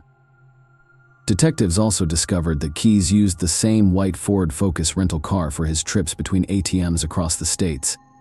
He experienced a malfunction and went to one of the dealerships to have the car repaired. Surprisingly, that woman played an important role in catching the perpetrator. The car was captured on an ATM camera prior to the breakdown, and the police were all looking for that specific model. The dealership gave him the same white Focus because they didn't have any other suitable vehicles at the time. If the situation had been different, he would not have been stopped. Finally, during questioning, Keyes confirmed what the investigators had suspected: Samantha was not his first victim. The perpetrator had agreed to tell them about all of his crimes in exchange for 2 conditions. First, he demanded a death sentence that would be carried out within a year of its pronouncement. Second, he requested that everything he said be kept private from the press. These conditions surprised the detectives, but they saw no reason to object, and the maniac began telling them horror stories. Israel began committing crimes from an early age. He'd break into people's homes, steal, start fires in the woods, and torture animals. His parents were strong believers, but they practiced a controversial and unpopular branch of Christianity. They moved around the country on a regular basis because his parents' religious preferences were constantly changing. At the age of 20, Keyes joined the army and served for 3 years. He had molested a random young woman he had seen in an Oregon park a few months prior. When questioned, Israel stated that he wanted to leave the army as soon as possible so that he could begin killing. After quitting at the age of 23, he began his killing spree. He established weapons caches in the woods so that he could return at any time and begin looking for victims. Police discovered 2 such caches in Anchorage and New York. Inside, there was money, knives, a gun, and body disposal supplies. Over the next few years, he went hunting in various states, but the exact number of his victims is unknown. The FBI has only identified 5 of them, but detectives believe Keyes committed at least 11 murders, and these are just the cases in which numerous factors point to his involvement. The total number of murders could be up to 30. Furthermore, Israel had been robbing banks, stores, and private residences, so he always had enough money to purchase weapons and travel. He had significant cash reserves in his hiding places, which were discovered after interrogation. Despite this, the man had only ever come to the police's attention once. Throughout the interrogations, he denied any involvement, but detectives did not believe him. On March 3, 1996, a 12-year-old girl named Julie Harris went missing. Israel Keyes, then 16, lived in the same neighborhood. Police suspected him after a witness discovered Julie near Keyes shortly before she vanished. It wasn't until a year later that the girl's remains were discovered in the river, and her murderer was never found. During interrogations following Samantha's murder, Keyes denied any involvement, but investigators were still hesitant to believe him. They did not, however, possess any direct evidence. In a conversation with FBI agents, Israel admitted to studying serial killers since he was a child. His idol was Ted Bundy, and the maniac aspired to be like him. He had no remorse for his victims and proudly described how he managed to live two completely different lives. On the one hand, he was a decent family man and businessman. On the other, he was a barbaric murderer. The only indication of emotion was Keyes' request that the detectives keep the details of his crimes from his daughter. He also stated that he had never killed any children or anyone he knew, citing his own daughter as an example. The FBI agents did not believe this, but they were unable to demonstrate otherwise. They were all forced to admit that Israel was a highly intelligent maniac who had committed only one error in his entire string of crimes. The investigators hoped that he would confess to all of his atrocities, but this did not happen. 9 months after being arrested, Keyes committed suicide in his cell. Despite hundreds of hours of interrogation by FBI agents, he withheld much information. 11 drawings of skulls were discovered under the bed in his cell. It's possible that each one represented a victim. The images of these drawings were not published until 2020. Thus, Israel Keyes can be classified as one of the most violent and elaborate maniacs. He maintained an impeccable reputation despite committing dozens of different crimes and always getting away with it. If he hadn't left his car in the camera's view, he might not have been caught. Investigators were certain that if he had, he would have continued to kill. Keyes stated that he saw killing as his life's purpose and intended to continue hunting people until he was caught. Please share your thoughts on this story in the comments section, and thank you for watching.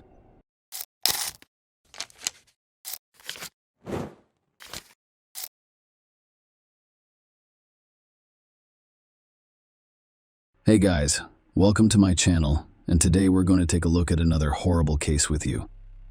After horrific events disrupted the peaceful and unhurried lives of the residents of the small town of Maymay in the southern Philippines, Lovella Magwad was finally granted permission by law enforcement to clean her own home, which had been the scene of a terrible crime.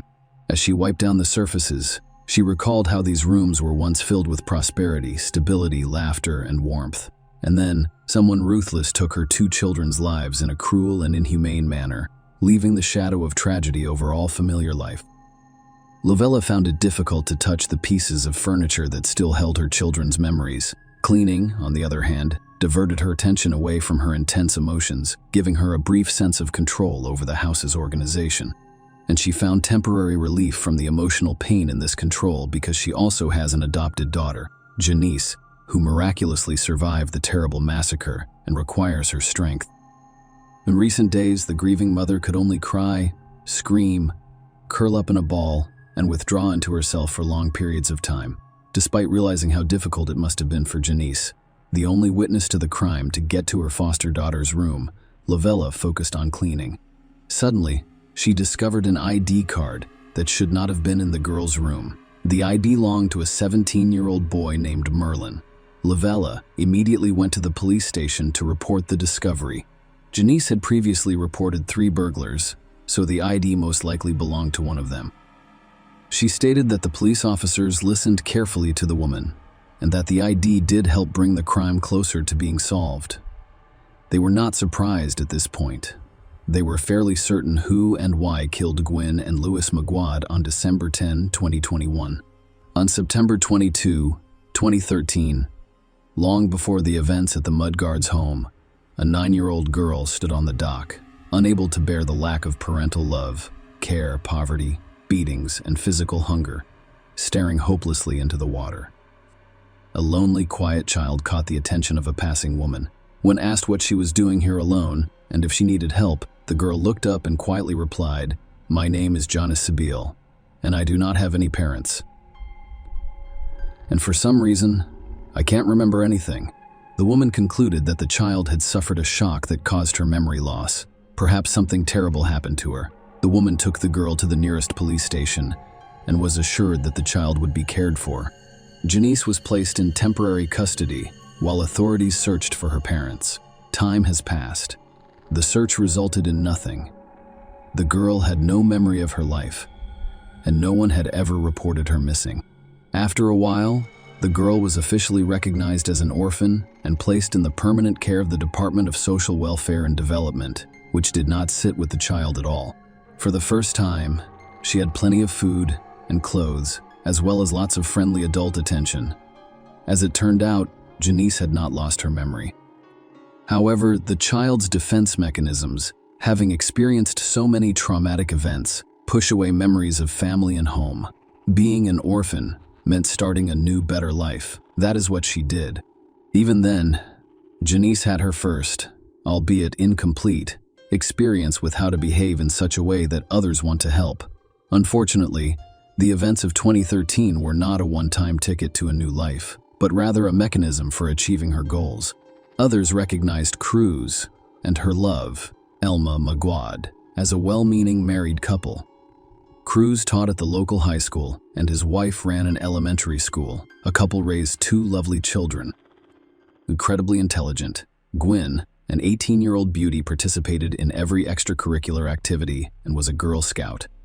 The girl aspired to be a doctor and was willing to put herself to the test. In her senior year of high school, she enrolled in a preparatory medical program. Louis, 16 years old, became the soul of any company he joined. He was easy to get along with, open to new experiences, and a talented musician and artist. This young man demonstrated a high level of responsibility, enjoyed assisting others, and aspired to become a lawyer. Pet parents were proud of their children, assisted them with everything, and encouraged their plans and desires. The family lived a modest lifestyle, attended church, and did charitable work. Glenn met Janice at one of the church's charity events, where she served as a nanny for the children. The girls became instant friends, then best friends overnight. They were nearly the same age and had a lot of fun. They frequently shared dance videos on TikTok and devised creative ways to spend their time. Louis enjoyed taking part in their activities. It didn't take long before the three of them became best friends. Janice's brother and sister asked why she was working instead of going to school, and she explained that she was an orphan.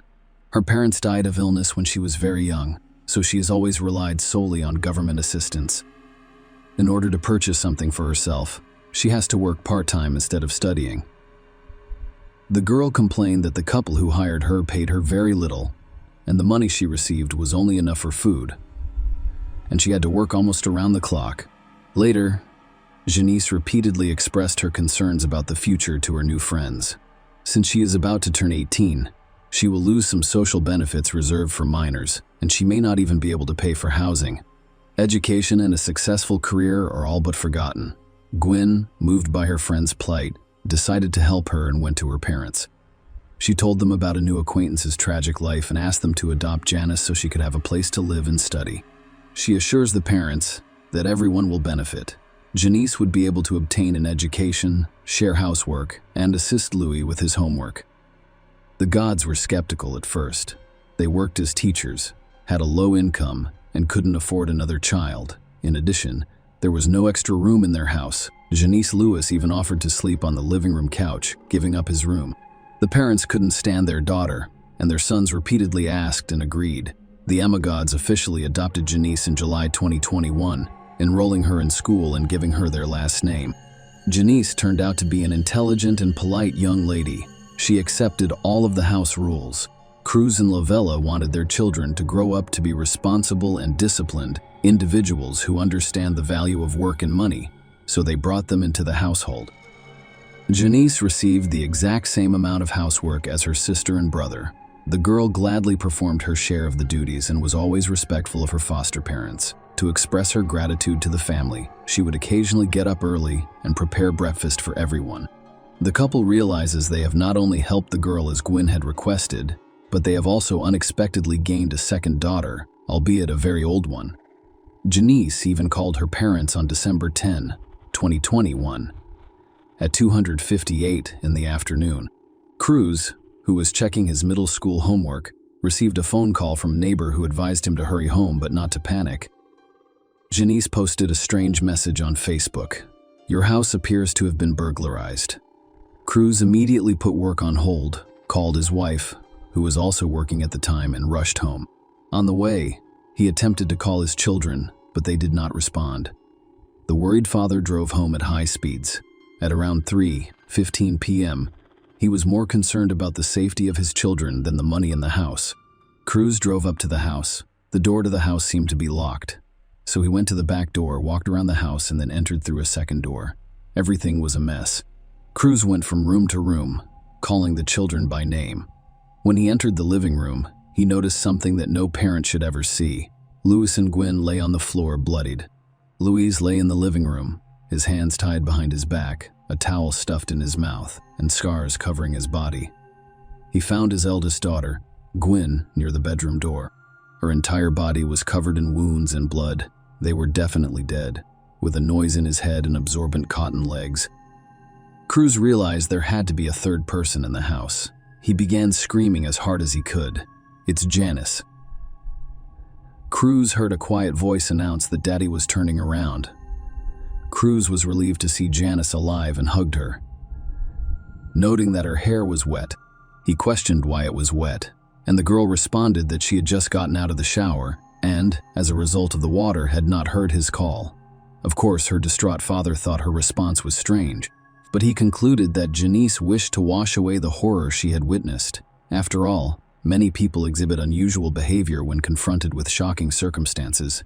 After ensuring she was unharmed, the man called the police. Police found a hammer, a baseball bat, a knife, and a broken wine bottle near the victims.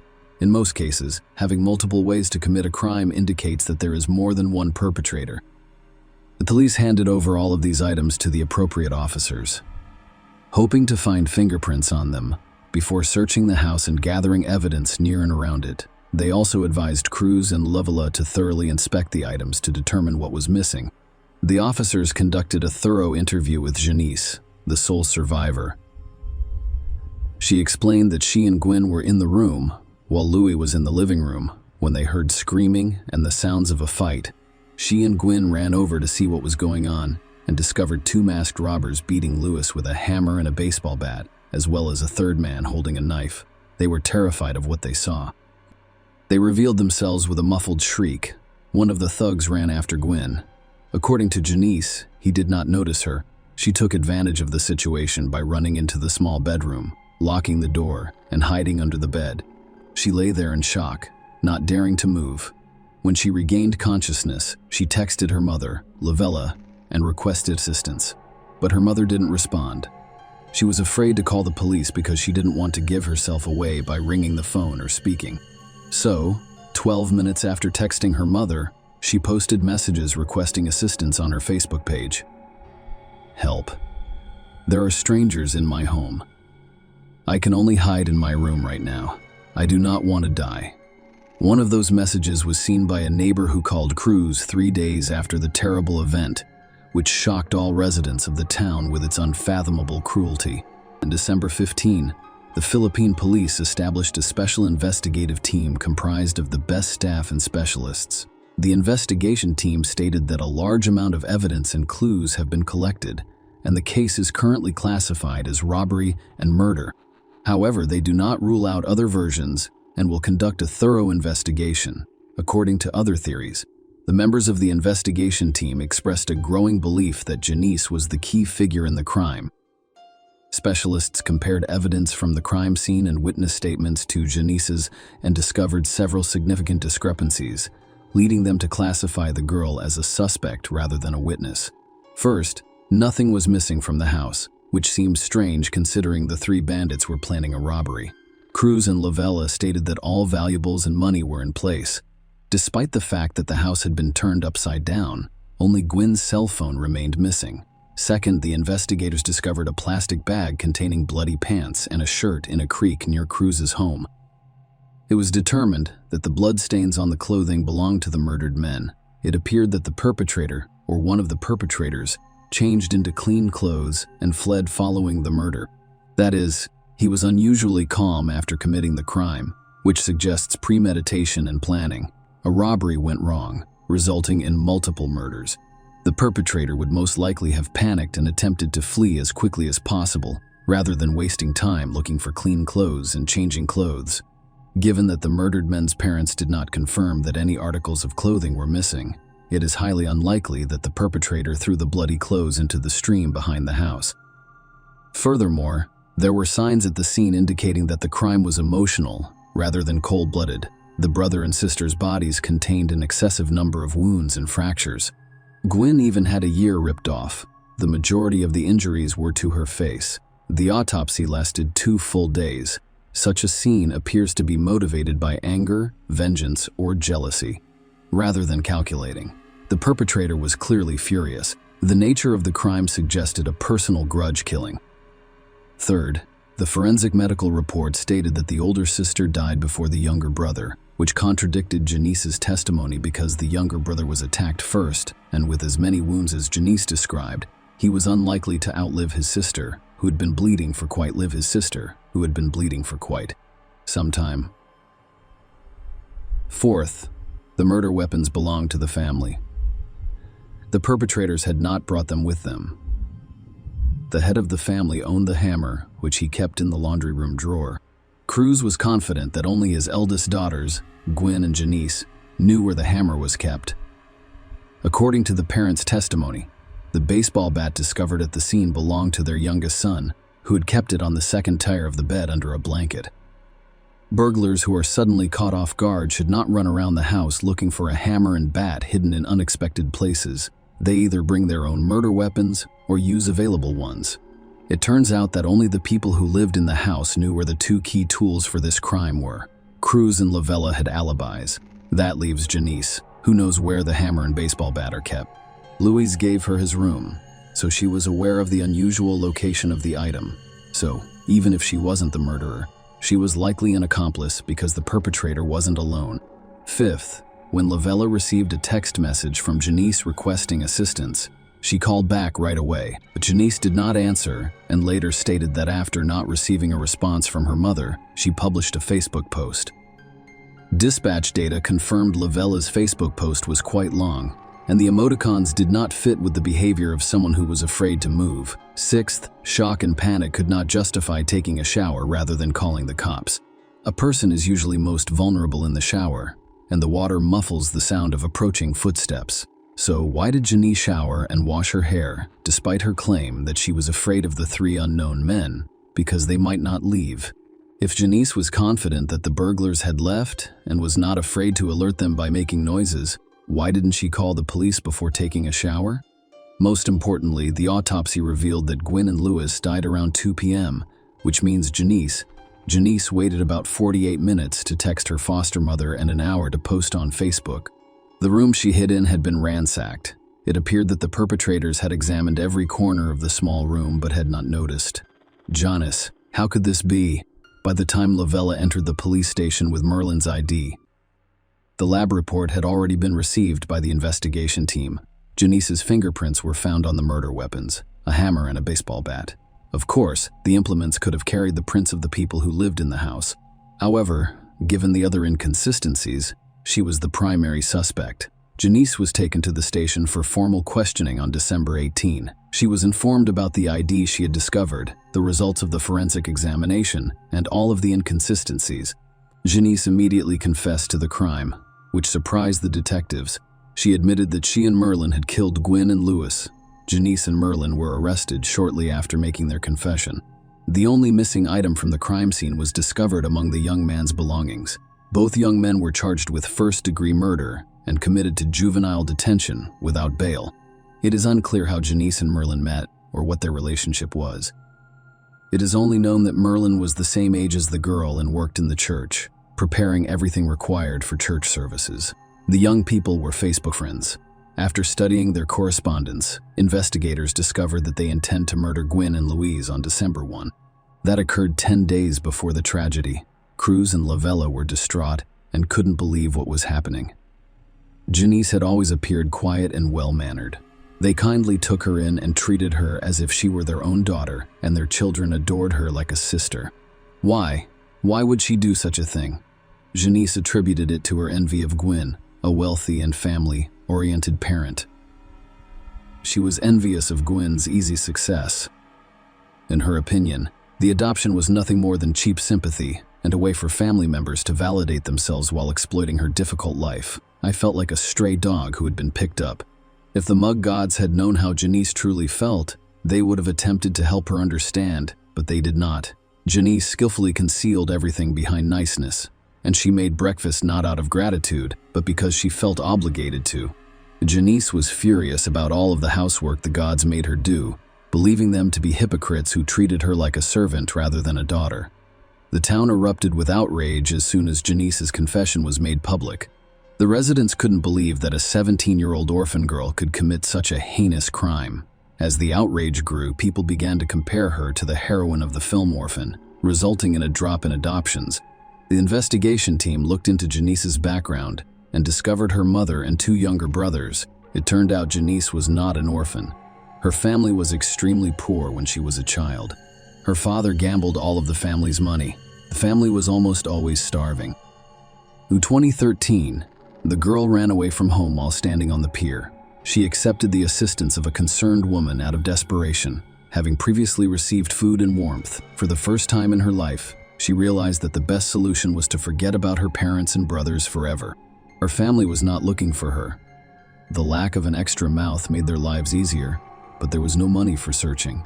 Perhaps her mother secretly wished her daughter was in better circumstances.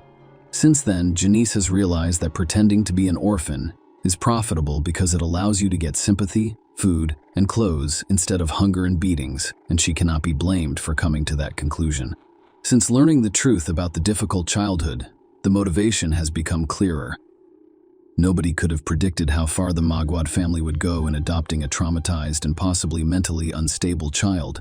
When Janice told Gwen about her difficult life and the impending lack of payments and housing, she had fully expected an invitation to stay at her friend's house.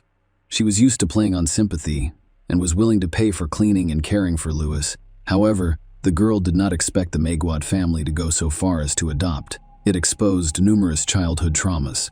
Her entire time with the Magads had been spent observing other children's normal lives, longing for them while also feeling her own inferiority, abandonment, and carefully constructed psychological defense mechanisms.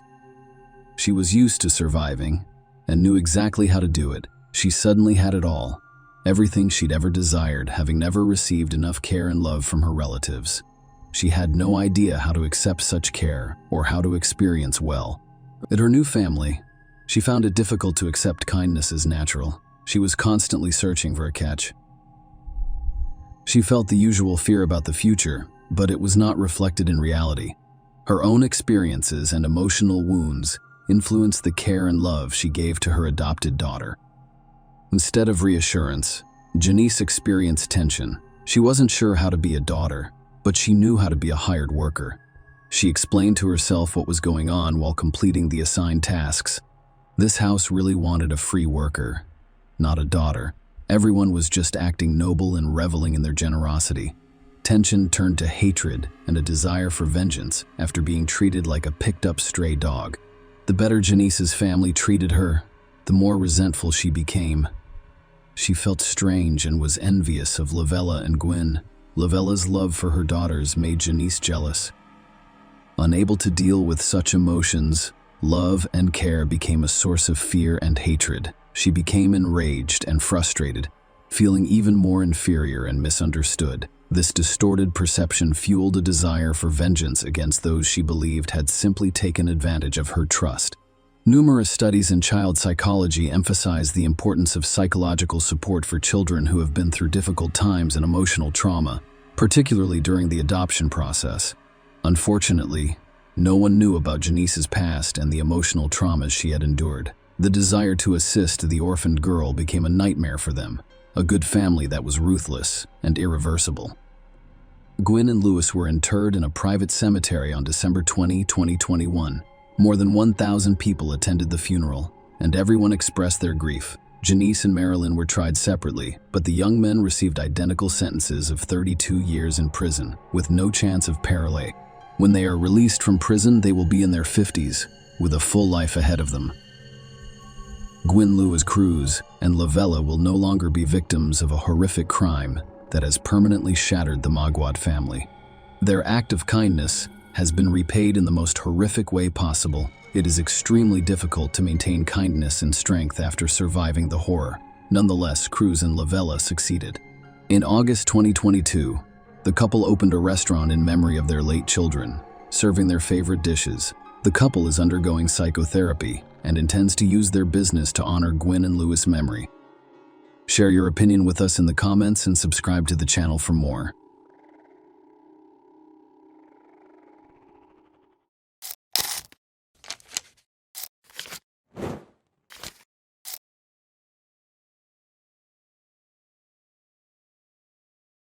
Hey guys, welcome to my channel, and today we're going to take a look at another horrible case with you. The case of Texas blue-eyed butcher, Susan Wright. Anger is a strong negative emotion in which a person usually tries to harm themselves or those around them. The English playwright John Dryden once said, "Beware the wrath of a patient man, for he will exact revenge when you have forgotten both the man and the cause of the wrath." Long-held negative emotions, pain and resentment will inevitably find an outlet, and a person who always forgives and gives another chance to make things right can become the most ruthless judge and executioner. Susan Wright's case in the early 2000s stunned everyone with its incredible cruelty. But the merciless perpetrator stood in front of the court, and it appeared that he had received just punishment. However, several years later, it was revealed that not everything in this story was so clear-cut, and a bloody conclusion came after many years of patience, resignation, and silence. At first glance, this family appeared to be ideal, but no one could have predicted what was going on behind closed doors. But first, let us try to understand the case of the blue-eyed butcher and what drove a fragile young woman, a mother of 2 children, to commit such a desperate and simply monstrous act. Who exactly is Susan Wright? Susan Lucille Wright was born on April 24, 1976, in Houston, Texas, into the simple family of Velma Sue and Jimmy Lawrence. She was the eldest of 2 children raised alongside her biological sister Cindy. Susan was a lively and sociable child with artistic abilities from a young age. During her school years, she was very interested in dancing and aspired to be a choreographer someday. The girl had a bright, attractive appearance and a slender figure, and after graduating from high school, she enjoyed being the center of attention. Despite her best efforts, she was unable to attend college. She did not give up, however, and instead decided to take a short break to save money for her education. She spent several months working as a dancer in one of the city's popular nightclubs. There, the young blonde performed topless, gaining notoriety for which she was not proud. She quit her job and never returned, instead using her savings to pay for evening classes at a nursing school. Susan had always aimed for independence. To support herself while studying, she worked as a waitress in a restaurant. She quickly realized that medicine was not her true calling, and she struggled to pay for her education. As a result, the young blonde dropped her classes and focused on her work instead. In the summer of 1997, Susan, then 21, met her future husband, Jeffrey Andrew Wright. Their first meeting was at a Galveston restaurant where she worked as a waitress, and he came in for a meal. He was immediately captivated by the blue-eyed blonde's beauty and radiant smile, leaving generous tips and becoming a regular customer since then. Jeffrey took a while to ask her out, but he eventually mustered the courage to get her number. Susan later recalled that the man began calling her daily, sometimes multiple times a day, to arrange romantic dates and small surprises, such as sending flowers with heartfelt notes to her workplace, and that in the evenings he would meet her and walk her home. The man was 8 years her senior, but the small age difference didn't bother them. He was attentive, sweet, and caring, and quickly won Susan over. However, it quickly became clear that Jeffrey had some issues with alcohol and controlled substances. He claimed to have stopped using drugs in the past and promised to completely abstain from alcohol. The innocent young woman believed him. She was truly in love for the first time, and she believed they could overcome any challenges together. Susan soon discovered she was pregnant and hurried to tell her beloved. Wright seemed pleased with the prospect of becoming a father, but made no decisive moves. He did not propose, and the couple continued to live separately. Susan, perplexed by her boyfriend's behavior, took action on her own. She insisted on having their first child in wedlock, and her partner simply accepted her conditions. By the time the couple officially legalized their relationship, Susan was already 8 months pregnant. They chose a quiet wedding without guests or witnesses, rather than a grand celebration with a white dress and a tiered cake. Around this time, they purchased their own home in quiet Harris County, Texas, and moved in just a few weeks before their child was born. They were the ideal family. In December 1998, the Wrights welcomed their first child, a son named Bradley, who was born in 2001. Susan became pregnant again, and in the spring of 2002, she had a daughter named Kaylee. The couple also got a small dog named Buck, had their own comfortable family car, and appeared to live a life that embodied the American dream. Jeffrey worked at a local construction company, and Susan agreed to become a stay-at-home mother after their children arrived. She was responsible for raising the children and creating a comfortable environment in their family home. Mrs. Wright's neighbors described her as a kind, friendly, and sociable young woman, a caring mother, and a loving wife. The family appeared to be perfect, but the reality was very different. It was later revealed that her husband was extremely demanding in every way. Susan spent her time cleaning, doing laundry, and cooking. Jeffrey only ate fresh, home-cooked meals, and she couldn't prepare meals for more than 2 days or reheat leftovers. The house had to be in perfect order and cleanliness, which was nearly impossible with 2 young children. Jeffrey had to wash his clothes almost every day because he never wore the same thing twice. If one of these rules was broken, it resulted in insults, humiliation, and even physical abuse. Financially, Jeffrey turned out to be incredibly frugal. The romantic who wanted flowers and presents was gone, and he now only gave his wife $100 per week. This was intended to cover cooking, housekeeping, and purchasing all of the children's necessities. Susan was required to account for all expenses for her husband and provide receipts.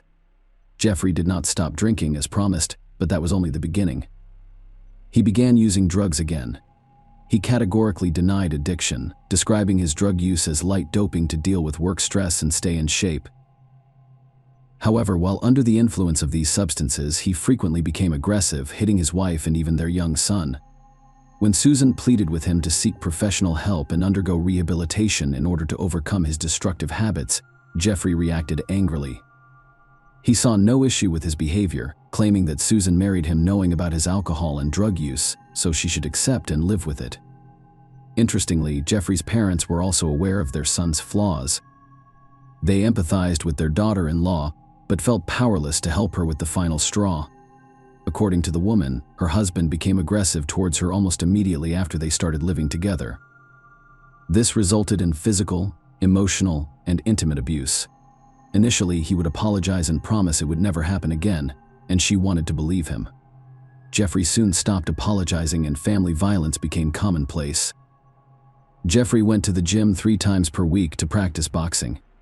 He said the workouts allowed him to let off steam and that he would definitely take his son with him once he was a little older. On Monday, January 13, 2003, Wright went to the gym as usual after work.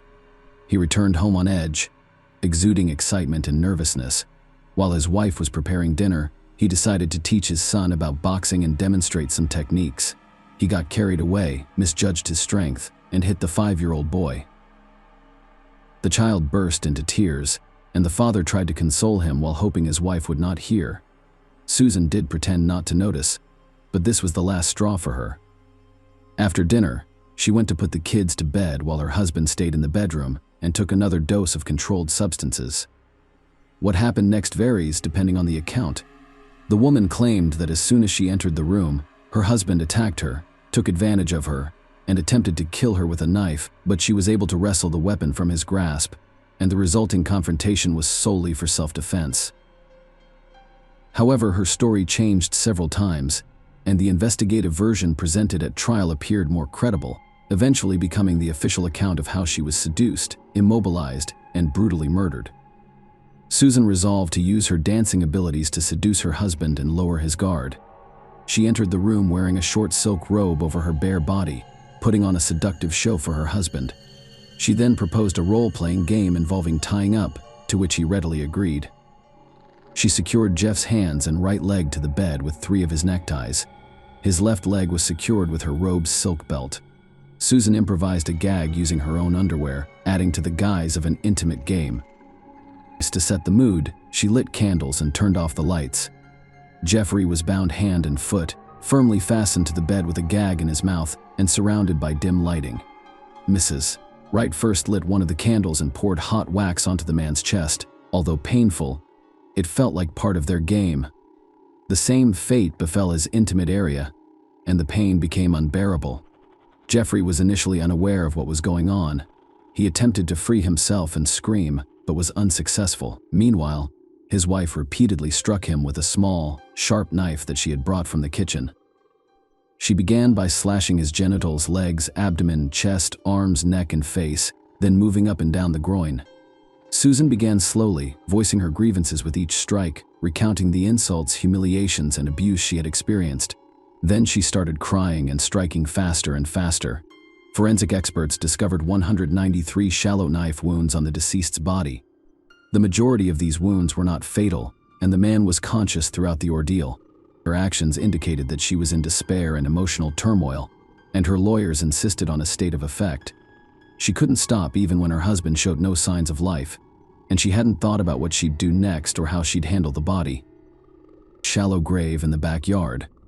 For several hours, the woman sat on the floor next to her husband's body on the bed. She then looked around and realized the room was covered in blood, and she needed to act before dawn. Susan cautiously peered out the window, ensuring that no neighbors had turned on their lights and that the outside was quiet and deserted. Her gaze fell on a shallow pit dug by Jeffrey over the weekend to install a fountain in the backyard. A plan came together instantly. This pit would become the final resting place for her despised spouse. Susan used a common garden wheelbarrow to move the body from the bedroom to the yard.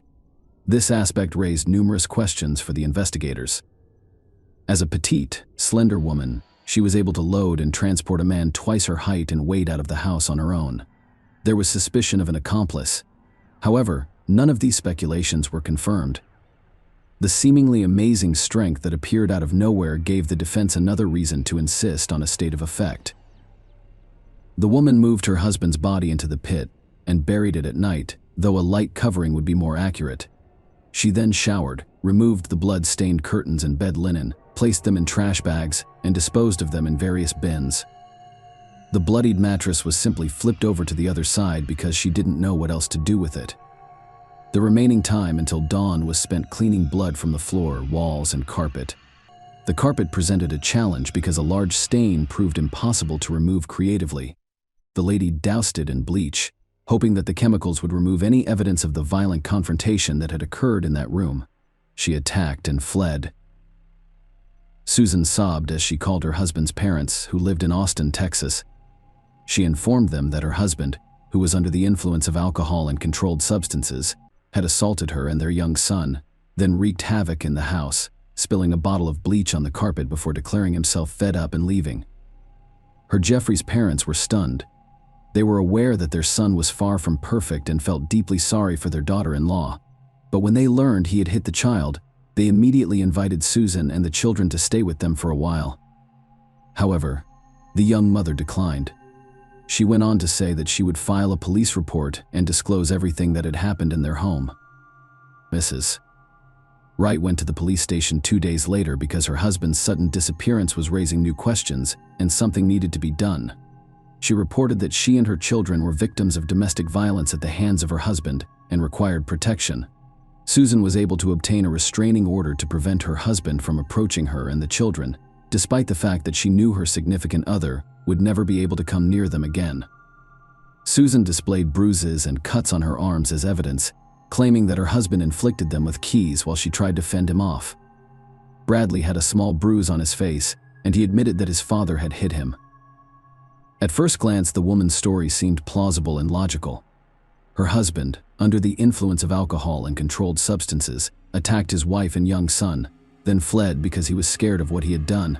But Jeffrey made no contact over time, which raised suspicions. He appeared to have fled without his belongings or documents, leaving even his mobile phone at home. The man had not shown up for work or to see his parents, and none of his friends or neighbors had noticed him. It was as if he had vanished completely. Such behavior is typical of criminals who decide to hide, but he hasn't killed anyone or caused serious injury to warrant such a flight. The horrifying truth is that Susan found it unbearable to remain in the house where she confronted her husband and buried his body. She began to believe he was still alive and about to rise from his grave for vengeance. On January 17th, she was practically losing her mind, as was their dog, but she kept barking and attempting to dig up the grave. After taking her children, the perpetrator went to her mother's home. Her mother was aware of what had occurred, but after seeing her daughter, she realized the full extent of the situation. Velma simply asked, "You killed your husband, didn't you?" Her daughter started crying and nodded. She confessed what had happened and revealed where she had hidden the body, repeatedly saying she had no idea what to do next, on her mother's advice. Susan called Neil Davis, a lawyer, the next day and confessed to killing her husband and attempting to conceal her crime. The experienced defense attorney learned all of the details and considered all possible scenarios. On January 19th, I called the Harris County District Attorney's office. Davis reported that Mrs. Wright had committed suicide and buried her husband's body in the backyard, as she had admitted, and was prepared to give a statement at the police station. Susan voluntarily went to the police on January 24th, 2003, and stated that she would make a complete confession. Her story was disjointed. She became confused by the details and sometimes contradicted herself. She spoke of her late husband as if he were still alive, claimed to be afraid of him, and asked for protection. As a result, she underwent a psychiatric evaluation, which revealed a nervous breakdown and depression. Overall, Wright was capable of comprehending her actions. The gruesome discovery came when the deceased husband's remains were extracted from a makeshift grave in the backyard. Investigators were astounded because they had never witnessed such brutality before. Experts discovered 193 knife wounds on the victim's body, including 8 in the groin area, approximately 30 on the legs, 23 on the shoulders, and 22 in the abdomen. 46 for the chest, 23 for the neck, and 41 for the face. Only one head wound could have caused death. All other cuts were superficial and did not pose a direct threat to life, implying that the man died in agony while conscious after his wife repeatedly struck him with a small knife. Jeffrey's wrists and ankles bore deep marks from the ties and belt that his wife used to bind him. The victim's injuries indicated that he attempted but failed to free himself. Notably, the ties and belt remained on the person. Candle wax was also found on the deceased's chest and groin. Mrs. Wright claimed it was an accident after her husband knocked over a lit candle onto himself. However, the prosecution believed that the hot wax was more likely a form of torture inflicted on the bound victim with the intent to cause suffering. The deceased's wife's underwear remained in his mouth, acting as a gag that prevented him from screaming or calling for help. Toxicological tests revealed traces of alcohol and several controlled substances in the deceased's system. Under the influence of such a cocktail, the man might have acted aggressively and irrationally.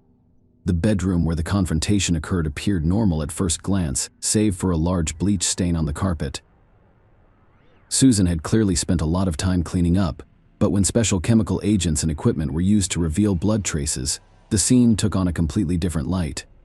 Blood was found everywhere, including on the ceiling, and the mattress was thoroughly soaked in it. The trial begins, and the defense presents its version.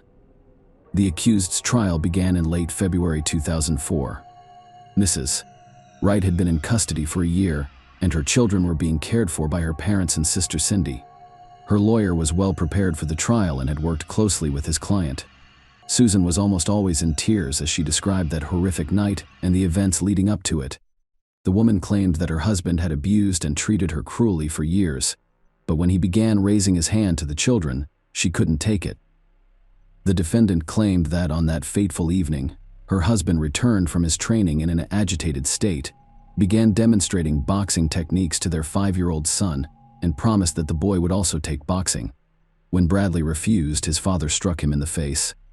Susan then put the children to bed and decided to have a serious talk with her husband, encouraging him to seek medical attention. He got angry, grabbed his keys, and was about to leave. She attempted to stop him, resulting in a struggle in which she sustained palm and wrist injuries. The defendant then claimed that her husband struck her, causing her to fall and temporarily lose her bearings. When she arrived, she noticed Jeffrey holding a knife. Following that, the woman's testimony became increasingly inconsistent, and she was unable to explain how the weapon ended up in her hands. Her lawyer attributed this to a state of affect, claiming that it was the reason his client, after seizing the knife, began to strike and did not stop until she had inflicted multiple wounds all over her husband's body. Susan claimed that after the confrontation, she tied the victim's limbs to the cart and transported him to the yard. As previously stated, the wax allegedly landed on his body by accident from a candle on her bedside table, which she lit in the evenings instead of a nightlight. However, she was unable to explain why her underwear was discovered in the deceased's mouth, as well as the prosecution's version and the verdict. The prosecution's version and arguments were much more persuasive and logical. Experts demonstrated that the deep wounds and abrasions on the wrists and ankles were inflicted while the man was still alive, implying that the binding was part of an intimate game played by the defendant too. As a result, the man's gag could be reasonably explained. Furthermore, all injuries were delivered at a specific angle, as if the perpetrator was above Jeffrey's body or sitting astride him, rather than in the midst of a struggle, which would have resulted in a different pattern of injuries. All of the cuts were made from the front, while the victim was lying on his back, securely fastened. It was unclear whether Susan planned her husband's death and intended to bury him in the pit he dug for the fountain. However, the prosecution leaned towards the theory that she had meticulously planned everything in order to receive a large sum from insurance. The case received a lot of attention, and Susan was dubbed the blue-eyed butcher or blonde meat grinder in the press. Jeffrey's relatives demanded the harshest possible punishment for her. While most neighbors sympathize with the woman, she recalls occasional bruises on her body that resembled signs of physical abuse, which she attributed to her clumsiness. The prosecutor initially sought life in prison for Mrs. Wright, but later reduced their demands to 45 years. In March 2004, the accused was found guilty and sentenced to 25 years in prison. She did not react to the judge's words and appeared completely detached. Susan's lawyers filed an appeal a year later, but it was denied due to new developments and a reduced sentence. Wright and her defense team appealed again in 2008. This time, a new witness testimony had a significant impact on the course of the case. The witness was Misty McMichael, wife of former NFL champion Steve McMichael. In the mid-90s, she had a long-term relationship with Jeffrey Wright and was even engaged to him for about a year. She shared her experiences with Wright's physical abuse, humiliations, and cruel treatment, which prompted her to end the engagement and permanently cut ties with him. Susan's prison sentence was reduced to 20 years in 2014, when she was 38 years old, based on these new circumstances in the witness testimony. She was eligible for parole for the first time, but was ultimately denied. In July 2017, she received a second denial. Finally, in the winter of 2020, after 16 years in prison, the blonde meat grinder was released. She was 44 years old when she was released. Reporters and photographers waited for her outside the prison walls, and she burst into tears and begged to be left alone. It's worth noting that Mrs. Wright's trial received extensive media coverage and was even broadcast on the National American Television Network CTTV. This story later became the basis for an episode of the popular documentary TV show 48 Hours Mystery and an episode of The Secret Lives of Stepford Wives titled Deadly Love, which aired in 2014. Blue-Eyed Butcher, a feature film starring Sarah Paxton as Susan Wright, was released in 2012. In 2014, Canadian documentary filmmaker Chloe Bland released The Wheel of Fortune, a 17-minute short film inspired by the Jeffrey Wright trial. Share your opinion with us in the comments and subscribe to the channel for more.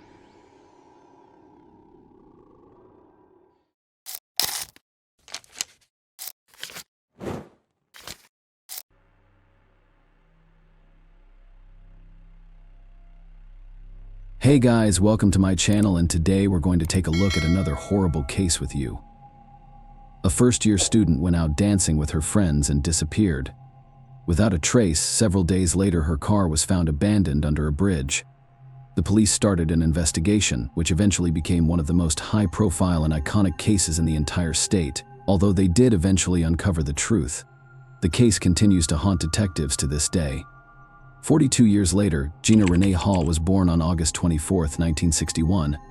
In the American state of Virginia, she had an older sister named Vienna and loving parents. However, tragic events followed her in childhood. When she was 2 years old, she and her mother were involved in a serious car accident. As a result, Gina was seriously injured and suffered third-degree burns. She had to undergo a long course of treatment, but it was impossible to completely get rid of the burns. Her mother blamed herself for the accident, and over time things only got worse. The woman developed serious psychological problems, which eventually led to her leaving the family. Gina and her sister struggled to deal with this event, but their father did an excellent job of raising the children. Later, he remarried, and the girls gained his stepmother after finishing high school. Gina decided to attend a local college to become a nurse, but after the first semester she thought about changing schools. Her older sister was studying at Radford University, and Gina transferred there. This university offered more in-depth education in her chosen field, and was generally more prestigious. In addition, the young women could spend a lot of time together as they had been very close since childhood. Diana rented an apartment near the university, and Gina moved in with her from the first months of her studies. Gina had a group of friends with whom she spent a lot of free time. She was thrilled with the university and especially happy to be living with her sister again. Diana was finishing her final year at the time, while Gina was only in her first year during the summer break of 1980. Both young women decided to stay at the university and attend additional classes. Gina also wanted to spend more time with her sister before she graduated on June 28th. Gina took her last exam to finish her first year and decided to celebrate. She planned to go dancing at a club with her friends and sister, but Diana decided to stay home at the last minute. Gina was upset about it, but still went to the club with her friends around 10 p.m. She took Diana's Chevrolet Monte Carlo and drove to a nearby city where the club was located at 1 a.m. Diana woke up from a call on the home phone. It was Gina, and from her voice, her sister seemed slightly concerned about something. The young woman said that she was at a lake house with a guy named Steph, and she soon hung up. Diana thought it was strange at 18. Gina had never been involved with boys throughout her life. The young woman had complexes due to burns covering a significant part of her body, so she always avoided relationships with the opposite sex. Diana thought her sister had gone there with other friends and did not attach much importance to it. The young woman woke up at around 6 a.m. and immediately went to her sister's room, but she was not there. The car was also missing from their parking spot. Diana began to worry seriously, because Gina should have already returned home at around 7:30 a.m. An old friend of Gina's came to their apartment. He served in the army and returned home for a few days to see his friends and family. A few days before this, he and Gina agreed to meet this morning. Diana became even more worried. Her sister was irresponsible and punctual person, and she could not imagine her setting up a meeting with someone close and not showing up. Diana called several of Gina's friends with whom she was that evening, but none of them saw the girl after the club. Then, with this young man from the army, they decided that Gina could have had an accident or someone kidnapped her.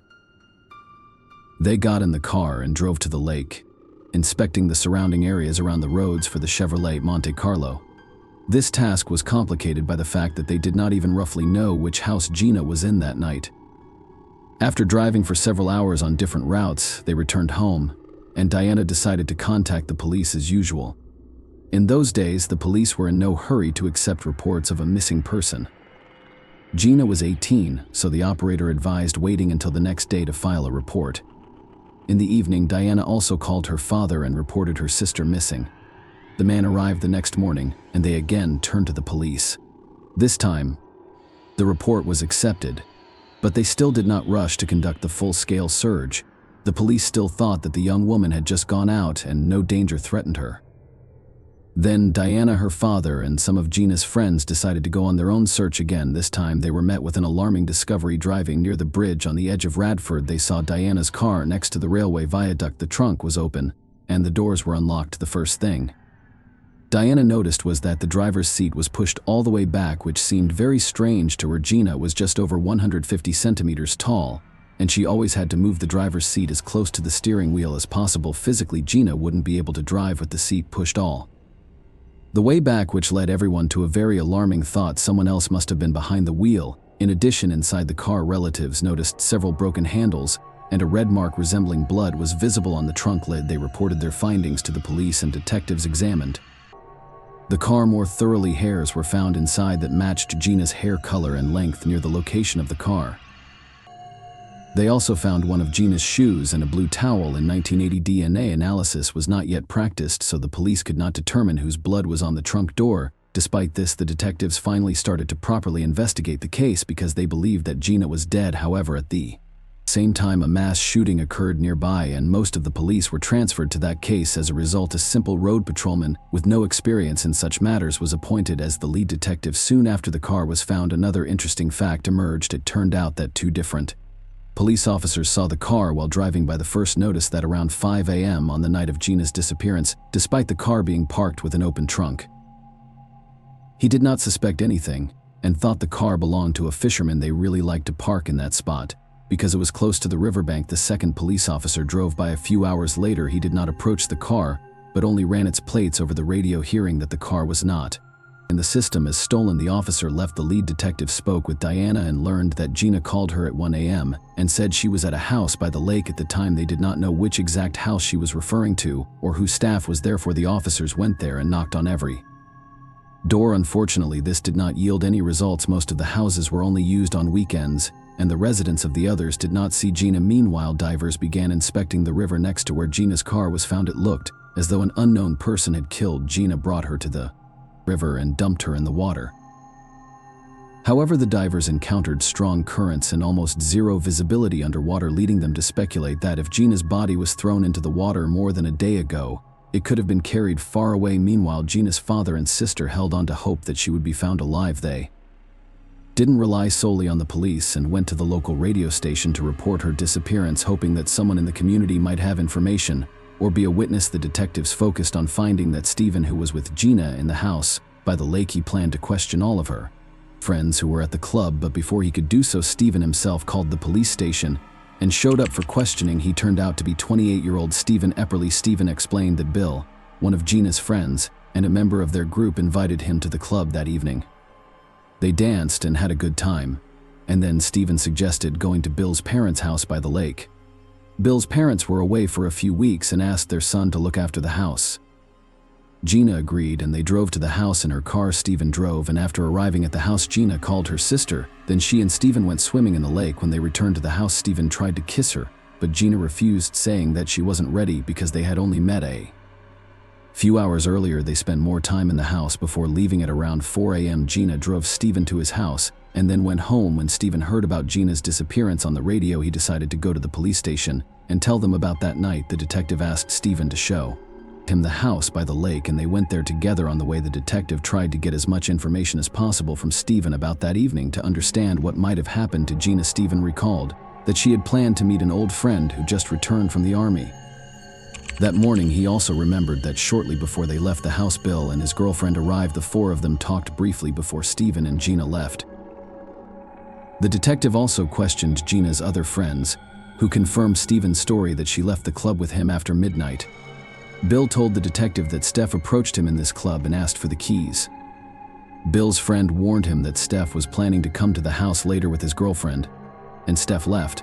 However, something interesting happened next. The detectives asked Bill if he saw Gina when he arrived at the house, and Bill denied it. According to him, when he and his girlfriend arrived, Steph was standing in the laundry room, drying himself with a towel. He said that he and Gina would leave soon, and Bill and his girlfriend went to another room. The last thing they heard was the front door closing. None of them saw or heard Gina. The detective found this strange, as Steph had mentioned that Gina was talking to Bill and his girlfriend, but Bill denied it after checking Steph's criminal history. The detectives found nothing serious. There were only a few traffic fines, but when he asked his colleagues at the station if they were familiar with this name, several officers told him a number of troubling stories. Staff often got into fights in bars, and the police had to intervene regularly, but he was never charged in any of these cases. When Stephen was around 18 years old, the police visited his home several times because the young man attacked his younger sister and even his mother with his fists. In these cases, the family refused to press charges, so these incidents did not make it into his criminal record. But that's not all. The detective called several police stations located in other counties where Steph used to live. In one of them, he was told that once the guy broke into his ex-girlfriend's house and beat her and subjected her to violence, but the woman managed to escape. When her little child cried in the next room, Steph let the victim go to calm the child down. Instead, she ran out with the child to the police station. Despite all this, the young man somehow managed to avoid punishment. Sometime later, he deceitfully lured another young woman to his apartment, saying that they're going to a party with friends. Instead, when the young woman entered the room, he closed the door and subjected her to violence. The victim went to the police. But again, Steph somehow avoided punishment. With all this information in hand, the detectives began to suspect Steph. The police went to the house by the lake to conduct a search where they found several disturbing discoveries. When Bill spoke with the investigator, he said he did not notice anything strange in the house after Gina's disappearance, but as soon as the forensic team arrived, they found many troubling signs of a heinous crime. There was a large blood stain on the living room floor that had clearly been attempted to be cleaned. Blood stains were also found throughout the house, including on the refrigerator door, a dustpan, some shoes, and so on. In addition, the broken ankle bracelet Gina always wore was found in the house bill, and his parents noticed. The disappearance of several items from the house, including 2 blue towels, one of which the police found next to Gina's car, a bath mat, and a large number of paper towels, but the most interesting thing was that almost all of the cleaning supplies had disappeared from the house, which had previously been well stocked with them. The police found an empty bottle of bleach in the garbage container, along with long hair of the same color, as Gina's experts examined blood samples from the house. DNA analysis was still unavailable at that time, but they matched Gina's blood group. Learning all this, Bill shared additional information with investigators. He told them that he heard about Gina's disappearance on the radio and immediately thought that Steph might be involved. In addition to being with her that night, all their friends knew about his criminal tendencies and aggressive behavior. Bill went to Steph's workplace and started asking him about that evening. Steph insisted that he had nothing to do with the young woman's disappearance, but then something interesting happened when Bill asked him to contact the police. Steph agreed but asked his friend not to tell anyone that he was with Gina that night. He also wondered how many people saw him leave the club with her. Bill also told something else about that night. When Gina left the club with Steph, she looked confused, apparently thinking that all her friends were going to the house by the lake and was in disarray. The next day, Bill and his friends had a barbecue in that house. None of them knew about Gina's disappearance at that time. While they were sitting outside, Steph volunteered to make drinks for everyone and went into the house. He spent a lot of time in there, and when he finally returned, he explained that he couldn't find the bottle opener. The detective thought that in fact Steve had been trying to clean up the blood stains all this time since he hadn't been able to do it completely at night. Despite no direct evidence linking Steph to the crime, the detectives no longer doubted that he was the one behind the murder. According to his version, that evening at the club, he invited Gina to the lake and said that the other friends were also going there in the house. He tried to kiss her, but the young woman refused, and then the man attacked her, subjected her to violence, killed her, and hid the body somewhere in the house. After that, for several hours, he tried to clean the blood and erase the traces of the struggle. When Bill came to the house with his girlfriend, Steph waited until they went into the room and moved Gina's body to the trunk of her own car. Then he drove her to the river, threw her into the water, and left the car there. The man did not even think to move the driver's seat closer to the steering wheel as it was originally installed. The big problem remained in this story. Gina's body was still not found in those years. Courts rarely sentenced criminals if there was no victim's body. Lawyers could always insist that without a body, it was impossible to consider a person dead with 100% certainty, and there was always a slight chance that the person was actually alive. Investigators continued to search for additional evidence, and 2 weeks after Gina's disappearance, they decided to re-examine the place where her car was found. This time they brought more officers and it paid off. They found the young woman's clothing nearby covered in blood. Experts found several hairs on it, one of which matched Steph's hair. In addition, they found small particles of foreign fabric. After conducting a series of necessary analysis, they determined that these particles completely matched the carpet in the house by the lake. In addition to the clothes, they found a second towel missing from the house. However, the police admitted that all these things were thrown by the killer after the car was found, as this particular place had already been inspected that day, the detectives did not stop there. In an attempt to obtain more evidence, he contacted a dog handler, and he came with his search dog to the place where the car was found. Then something that shocked all the present officers happened. The dog took the trail and headed across the river on a bridge. Then it walked through the streets of Radford, almost circling the entire city, when suddenly the dog approached one of the houses, climbed down to the porch, and gave the signal to the dog handler. It was a house where Stephen Epperly and his relatives lived. Even the dog handler did not expect such a result. He did not know who Steph was or what he was suspected of. The detective had hoped at best that the dog would lead them to some additional evidence or a body, but in the end, the dog led them to the porch of a possible suspect. Later that day, Steph was called in for questioning with the use of a polygraph. He continued to deny his guilt, but the polygraph operator repeatedly detected that he was lying. After the questioning, the investigators told him that their trained dog had just led them to his home. Stephen covered his face with his hands and said something like, "What a good dog." However, without Gina's body, he still couldn't be charged with murder, and Steph remained free. When the whole town learned about his previous crimes and the evidence against him in Gina's case, no one doubted his guilt. People came to his house and wrote threatening letters, and the man decided to move to a small town in Ohio. 5 days later, a 25-year-old woman disappeared not far from where Steph had settled, and a month later, her body was found in a cornfield. Local detectives knew that Stephen was suspected in Gina's murder, and he immediately became the prime suspect. However, his guilt could not be proven due to the lack of evidence. Bill continued to talk to staff and tell the police about their conversations. When Stephen found out that Bill had a good lawyer, he asked if he could represent him, and even more disturbingly, he asked Bill to ask him if the police could arrest him. That the chances of a guilty verdict in court were slim, but after the other young woman's murder, he decided to risk his career and arrested Stephen. He was charged with murder, and the case went to trial. The situation was complicated by the fact that an inexperienced prosecutor was assigned to the case who had only been in the position for 7 months. Others simply refused to participate in such a complex process where they had to prove a murder without a body. Surprisingly, the prosecutor did an excellent job. The trial lasted more than 3 months, and ultimately the jury found Stephen Epperly guilty of Gina's murder. The prosecutor presented all available evidence and was able to convince the jury that the victim was dead and the staff was the killer. As a result, he received a life sentence without the possibility of parole. This was not only the first conviction without a body in Virginia, but also the first time a court accepted a search dog's lead as evidence. Unfortunately, investigators were unable to prove Steph's involvement in the murder of another woman in Ohio. They also continued to search for Gina's body, but these efforts were halted in 1994. However, in 2016, 36 years after Gina's murder, a local resident came forward to the Radford police. He confessed that his family had been keeping a terrible secret all these years. In 1980, their grandfather, who lived on a farm outside of town, saw 2 men in a white van pulling a body out of a car near.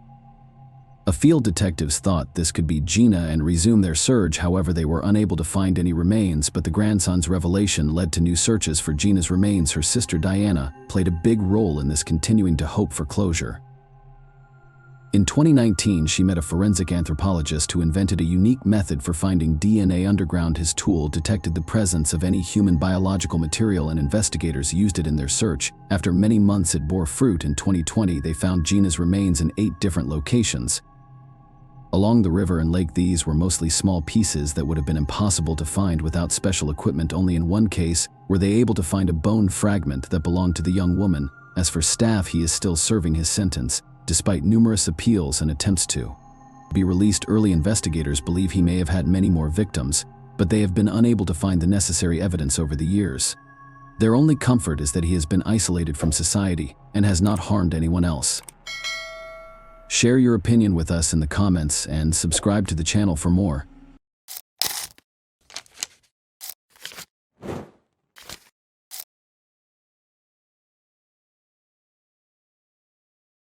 On a Sunday afternoon in 2000, a tragic event occurred in a peaceful seaside community. A distress call to 911 signaled the start of a story that would captivate a community.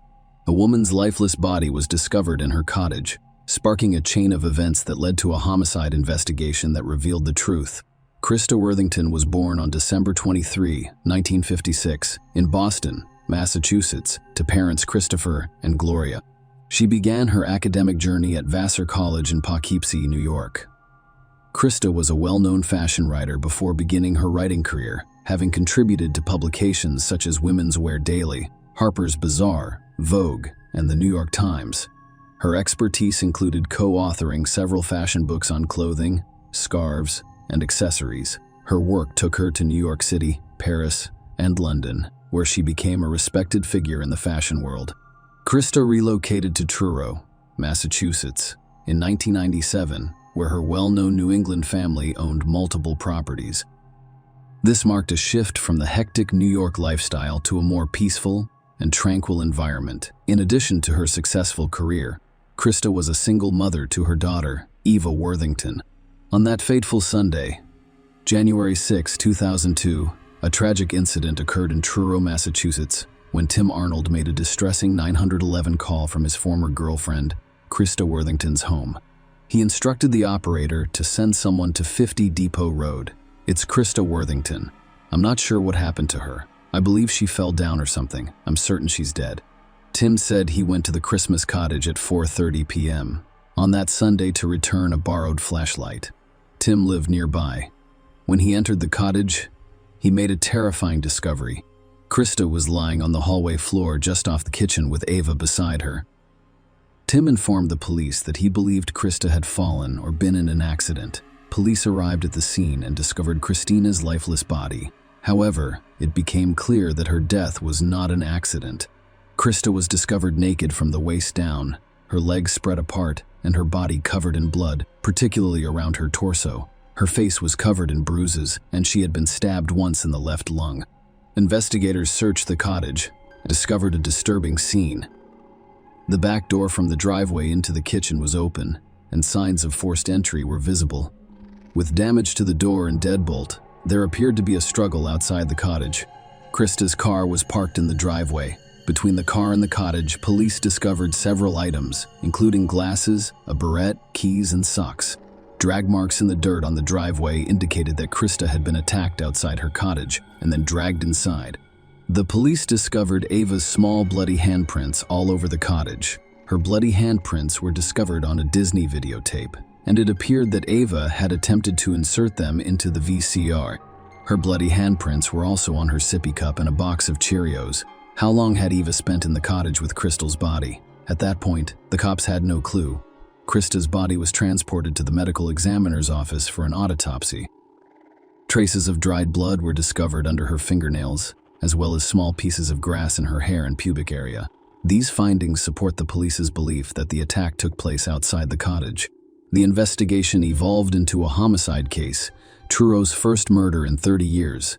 Tests revealed the presence of male biological material in Krista's genital area, leading the police to believe she had been raped, with the assumption that the same person who raped her was also her murderer. The focus shifted to finding a DNA match. Establishing a timeline, the police determined that Krista called her babysitter at 8 p.m. on Friday, January 5, because she had a hair appointment scheduled for noon on Saturday, January 5, but did not show up and did not show up, and did not show up and did not provide notice of her absence. This led police to believe that the crime took place between 8 p.m. on Friday and noon on Saturday. The presence of undeliverable newspapers at the bottom of her driveway provided additional support for this time frame. As part of their thorough investigation, the police interviewed people who knew Krista or had been to her home. Investigators approached Tim because he had discovered her. There were also rumors that, despite the end of their relationship, Tim may have desired a more permanent connection. When the police arrived at the cottage, they found Tim's biological material on a blanket covering Krista. Despite his denial of any involvement, the police eventually ruled him out as a suspect. Given Tim's previous romantic relationship with Krista and his time at her cottage, the discovery of his biological material on the blanket was not surprising. Furthermore, forensic analysis revealed that Tim's biological material did not correspond to the biological material discovered on Crystal's body. The investigation into Krista Worthington's murder took a significant turn as police looked into possible connections with people close to her. Tony Jackett, Ava's father, was married and had an extramarital relationship with Krista. When Krista discovered she was pregnant, she urged Tony to tell his wife, Susan. Eventually, Tony told Susan about Ava and the affair. Krista did not insist that Tony leave Susan, but she did ask for his assistance in supporting Ava. They made arrangements for child support, and Tony set aside time to spend with Ava. His wife was very forgiving, and she forgives him and even accepts Ava into her life. Tony and Susan both cooperated with the police, with Tony claiming that he had no intention of harming Krista. Susan confirmed Tony's alibi, stating that he was with her at the time of Crystal's murder. A year after the crime lab performed DNA tests as part of the investigation. Surprisingly, Krista's DNA did not match that of Tim Tony or any of the other individuals previously tested. The case appeared to hit a stumbling block, leaving the possibility that Krista's murderer would escape justice. However, the police persisted, and 3 years after the murder, they took a daring step by requesting voluntary DNA samples from nearly everyone in the neighborhood. This meticulous effort paid off, leading to a breakthrough in the case. The DNA analysis revealed a match. Christopher Chris McCohen, his DNA was discovered in Krista's home and on her genitals during the investigation. Chris worked for a disposal company, and the police discovered that he picked up trash outside the Christmas cottage every Thursday. During the police interview, Chris claimed that he had no acquaintance with Krista. He claimed that they had never had a conversation. However, he mentioned making friendly gestures such as waving while collecting trash. However, as the police investigated further, inconsistencies in Chris's statements became apparent. Despite his initial denial of any interaction with Krista, police discovered his DNA on her body. Faced with this evidence, Chris changed his story, admitting it could have been me, pressed to reveal the truth. Chris started recounting his version of events. According to his revised account, he was heavily intoxicated on Friday night, January, while drinking in the juice bar parking lot with a friend named Jeremy Fraser. Chris claimed to be drunk at the time. He claimed that Jeremy then drove him to the dentist to see the mother of his child, where he stayed for about 40 to 60 minutes before returning to the juice bar. Under continued questioning, Chris eventually admitted to having consensual intimacy with Krista on the night of January. When questioned by the police about how he got to the Christmas cottage, Chris stated that Jeremy drove him there and accompanied him inside. Chris told the police that he and Krista had sexual intercourse in the hallway near the kitchen, where her body was later discovered. He also mentioned the possibility of having sexual relations in the living room at some point. Chris said everything was fine afterward, and he even gave Krista his phone number. However, the situation escalated when Krista became enraged when she saw Jeremy rummaging through her belongings and began screaming at them as they attempted to flee. Chris gave varying accounts of what happened after leaving the cottage with the police. Chris originally claimed that after leaving the cottage, Krista followed them outside and confronted Jeremy in the driveway. Jeremy allegedly responded by punching her repeatedly. When Krista fled into the cottage, Jeremy pursued her and continued the assault with repeated punches. Chris claimed to have been in Jeremy's car at the time of the attack. When Jeremy returned to the car, Chris claimed he told him that Krista was calling the police from inside her cottage. According to Chris, Jeremy then rushed back to the cottage and kicked in the front door. Chris told the police that Jeremy spent about 10 minutes inside, while Chris remained in the car, completely unaware of what was going on. However, when the police expressed doubts, Chris changed his story. He acknowledged that he was not in Jeremy's car during the initial assault. Instead, he actively participated in the altercation. Chris admitted to punching Krista in the face and chest, which caused her to lose consciousness. As she fell, her head struck the gravel driveway with such force that Chris recalls the sound vividly. Despite this, Chris admitted that the brutality did not end there. He told the police that they continued the assault, claiming that we put the boots on her.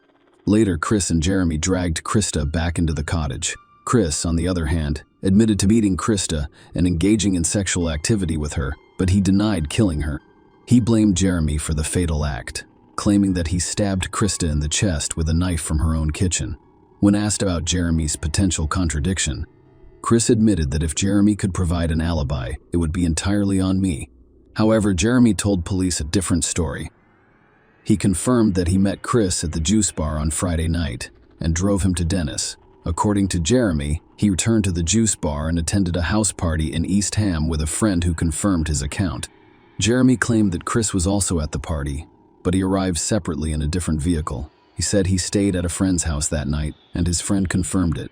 Furthermore, Jeremy's DNA was not found on the Christmas body, so the police leaned toward believing Jeremy's version of events.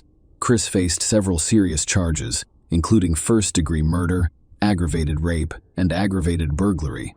Chris, according to the prosecution, raped, brutally attacked, and stabbed Krista on his own. The court was presented with compelling evidence, including DNA analysis that proved Chris's sexual relationship with Krista.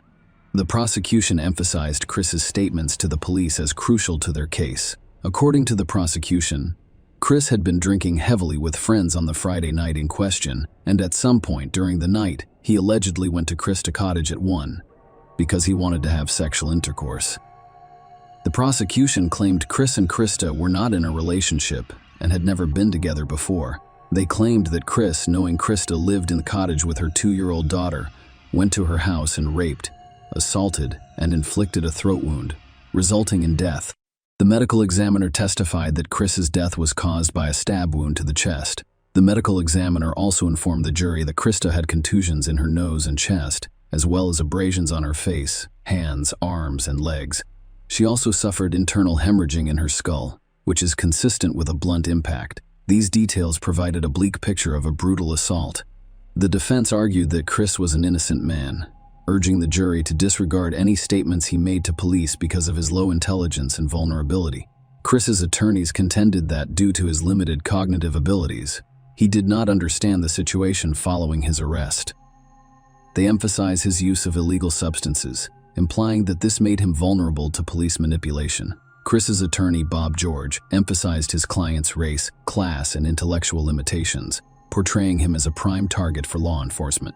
Bob argued that the statement should be interpreted as a false confession, accusing the investigation of ignoring certain leads and failing to identify some footprints and palm prints. The defense contested the concept of rape, arguing that any sexual activity could have been consensual. Bob suggested that Chris and Krista may have had a consensual relationship, with the DNA evidence indicating only voluntary sexual contact during Chris' trash collection. Chris did not testify at the trial. The jury convicted Chris of first-degree murder, aggravated rape, and aggravated burglary. Before being sentenced, he addressed the court, expressing sympathy for the victim's family while maintaining his innocence. Despite his plea, Chris received 3 consecutive life sentences with no possibility of parole.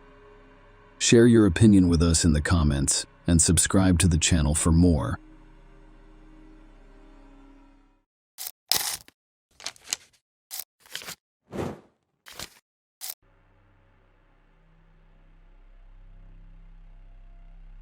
Daniel and David, twins, have always made important decisions together since they were children.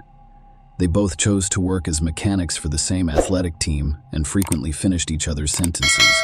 Nobody could have predicted that the brothers would one day conspire in an almost perfect crime together. After all, even if the police had discovered DNA, the prosecutor would not have been able to persuade a jury of Dan or David's guilt. Standard forensic DNA analysis cannot distinguish between identical twins because their genetic profiles are nearly identical, and a jury will always have room for reasonable doubt. It took law enforcement officials 10 years to apprehend the brothers. Only because David agreed to a deal with the prosecutor and testified against Daniel were the police able to resolve the case that will be discussed today. On July 22, 2003, her husband, with whom she was divorcing, drove up to Heather's parents' house. The final divorce hearing was only 1 week away. The man got out of the car carrying a large bouquet of flowers and a card with a touching picture, hoping to reconcile and avoid divorce. The reason he kept the marriage alive was not because he loved his wife or wanted to keep the family together. Daniel realized that the court's decision to pay alimony would not leave him with enough money to live his normal life. Maybe he even lost his house. The man was desperate for an escape and expected to solve the problem with a bouquet of flowers and promises, but the plan failed.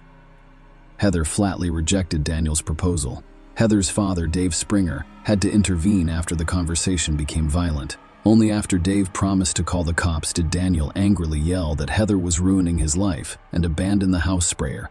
A former Denver Police Department officer realized instinctively that his son-in-law was a danger to his daughter. He asked her not to see him during the remainder of the divorce proceedings. He later stated that I was concerned about what my son-in-law Dan Wild might do as the final divorce approached. He wanted to keep everything under his control. However, control was slipping away from him. He was becoming increasingly desperate and hostile. I advised Heather not to date him, and I didn't believe she would, but she did. Dan called Heather 2 days later and offered to pick up the children's medical records, as well as the assigned child support check. Initially, the almost ex-spouses agreed to meet at McDonald's. The young woman did not want to be alone with her ex-husband and planned to meet in a crowded location, taking her 2 children, aged 5 and 3 at the time. She said nothing to the father, only alerting the mother to the meeting. Clearly, something went wrong. To appease her mother, she changed the plan and named the nearest fast food restaurant as the meeting place. Heather went to Daniel's home in Edgewater, Colorado, where he lived with his identical twin brother David and David's then girlfriend Roseanne, rather than McDonald's. Heather believed that in the presence of the children, Jacob and Hannah, their father would not be aggressive and that he was not alone at home. And then the young woman vanished. She was not seen alive again. Heather Springer was born on April 21, 1973, in Arvada, Colorado. Her father, David Springer, worked for the Denver Police Department and was well respected by his colleagues. The man did everything he could to ensure his beloved wife, Carol, Heather, and her 2 older sisters, Rebecca and Jennifer, had everything they needed. The family provided a friendly, warm environment of mutual understanding for her sisters. Their father exemplified masculinity, responsibility, and care. During her youth, Heather attempted to form relationships with her peers, but nothing came out. When she met Dan, Wild was 10 years her senior.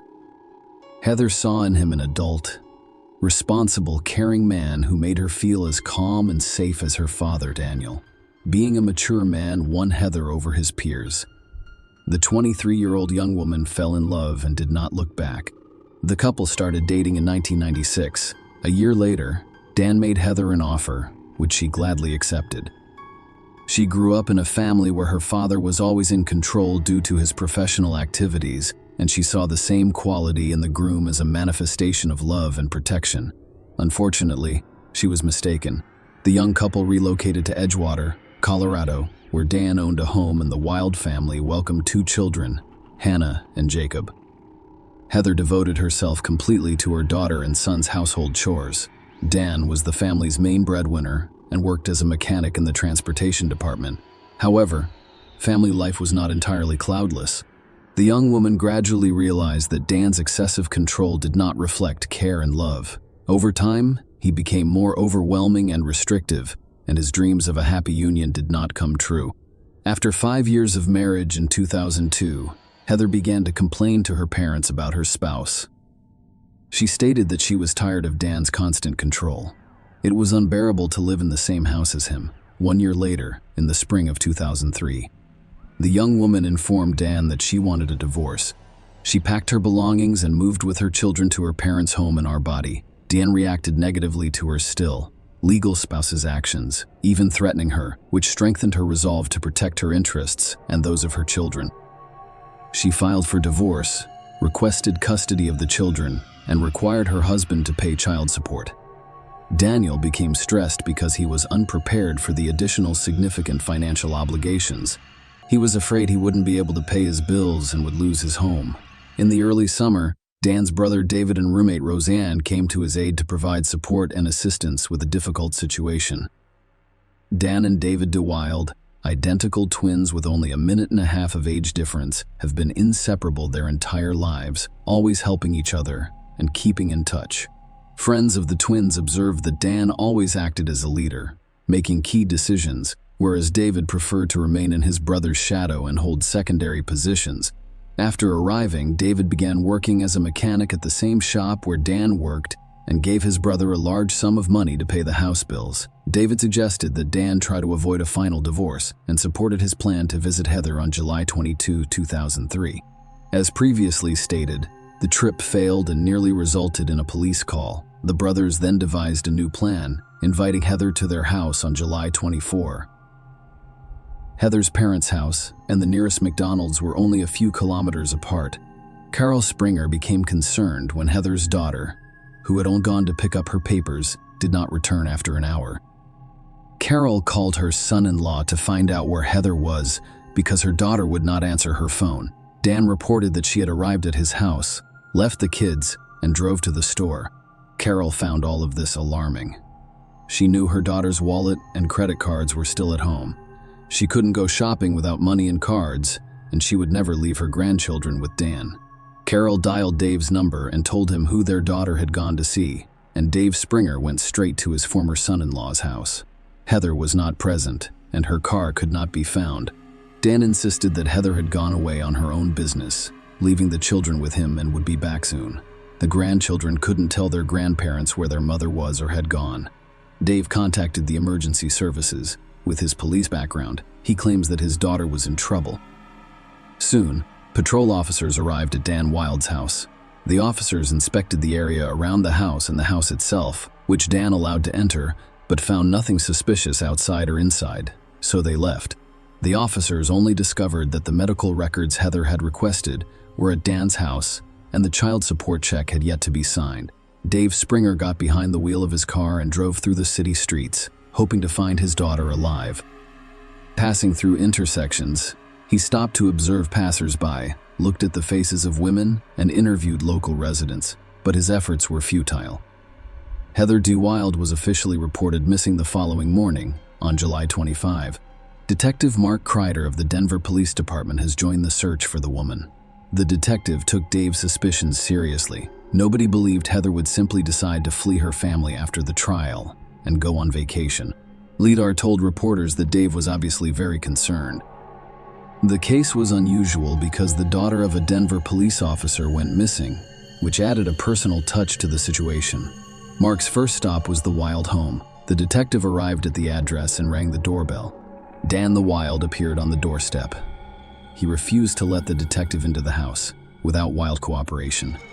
Kreider had no right to inspect the house, which meant that crucial evidence could be overlooked. The detective inquired about the reason for the refusal and why the Wild was unwilling to assist with the investigation.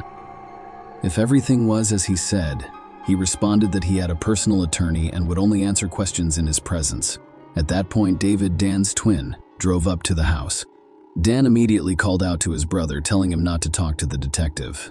As Kreider watched, he realized Heather's father was correct. Daniel DeWild was hiding something. Why did he hire a lawyer if Heather simply grew tired of the family and left? He's not concerned about the woman or searching for her, despite the fact that he swore his love for her just a few days ago.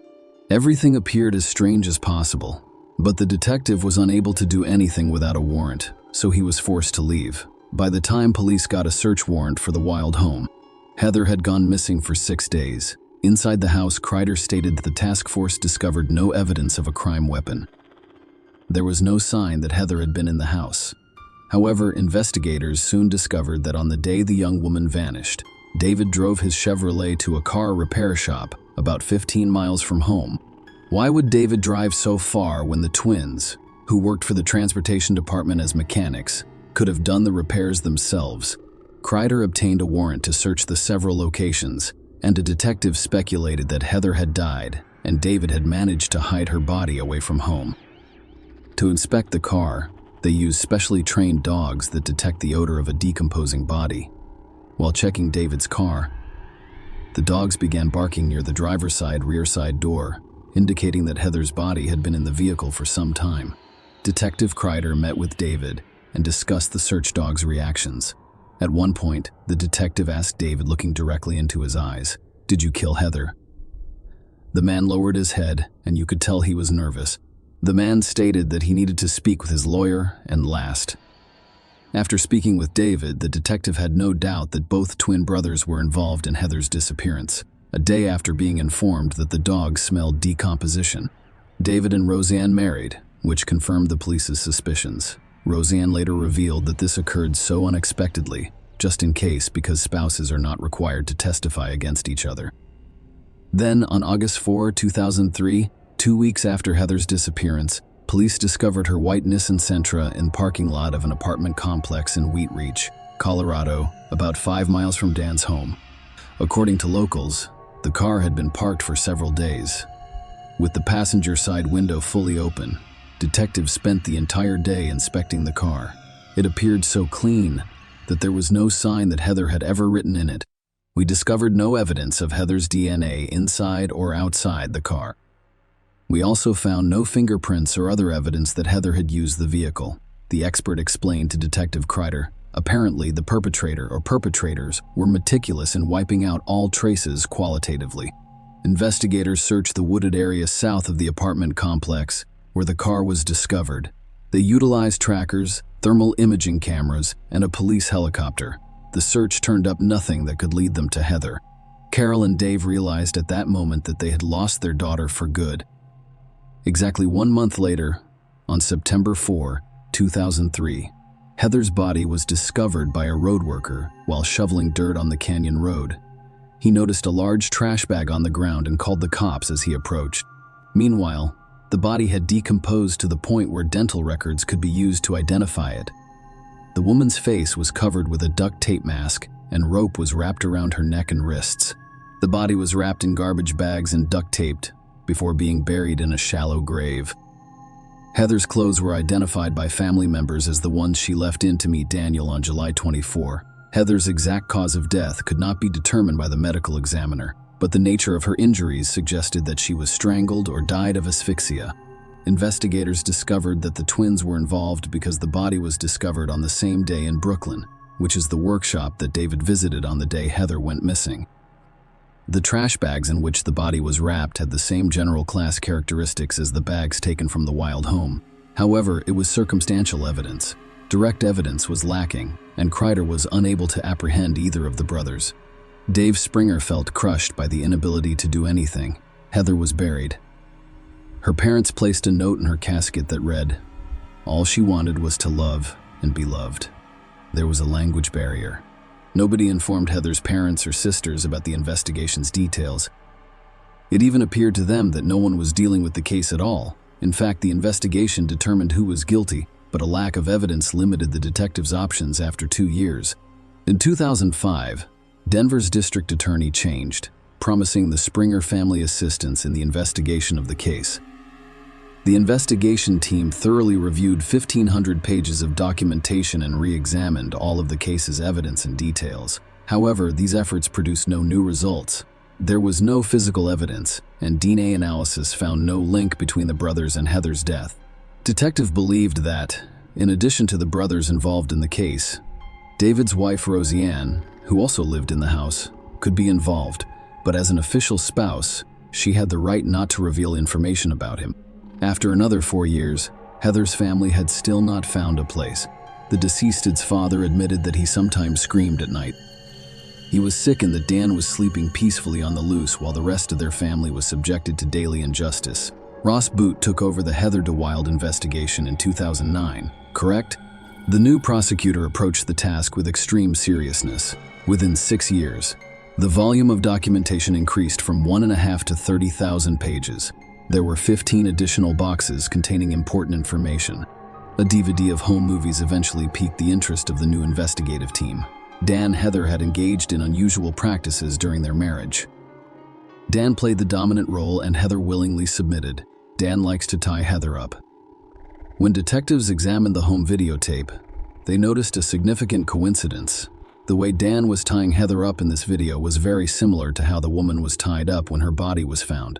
Detectives also discovered Dan's profile on a dating site where he claimed to be a widower, despite the fact that Heather had been reported missing and her body had yet to be discovered. During the investigation, they were able to locate a witness who saw Dan, David, and Roseanne early one morning near the location where Heather's body was discovered. Furthermore, using new technology developed in recent years, experts were able to reinvestigate phone conversations between David, Daniel, and Roseanne on the day of the crime. All three made 14 calls to each other, and detectives were able to determine each caller's geographical location. David's cell phone was discovered near Heather's car, and from there, he called his brother and then Roseanne. Using all of the information gathered, detectives apprehended the perpetrators more than 8 years later, with only circumstantial evidence. Dan, David, and Roseanne DeWild were arrested on December 14, 2011. Both were charged with first-degree murder and conspiracy to commit first-degree murder.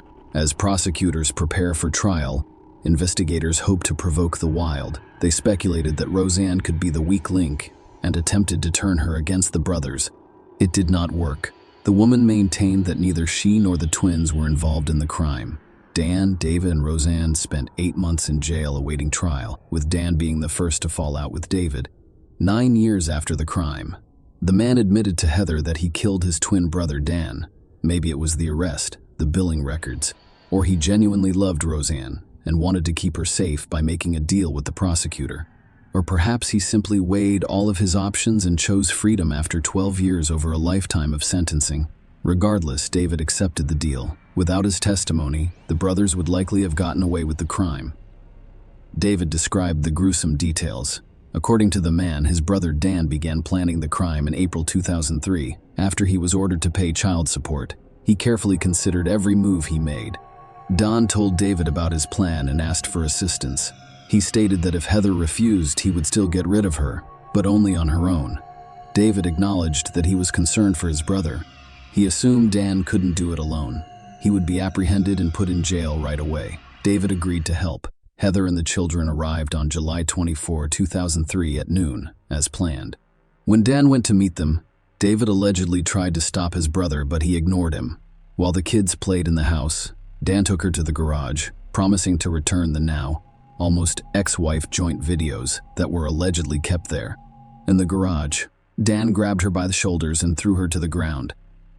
According to David, he had the opportunity to prevent the crime, but chose to stand there and watch in silence. His brother took a hammer from the shelf and struck Heather several times in the head, knocking her out. Dan immediately took a rope and tied his wife up in the same way he had done during their intimate games. But this time, he also made a noose around her neck and suspended her from the garage roof. Dan's plan was to make it appear that his wife's death was accidental during their role-playing sessions. Leaving Dan in the garage, David drove Heather's car back to the apartment complex parking lot and thoroughly cleaned it inside and out.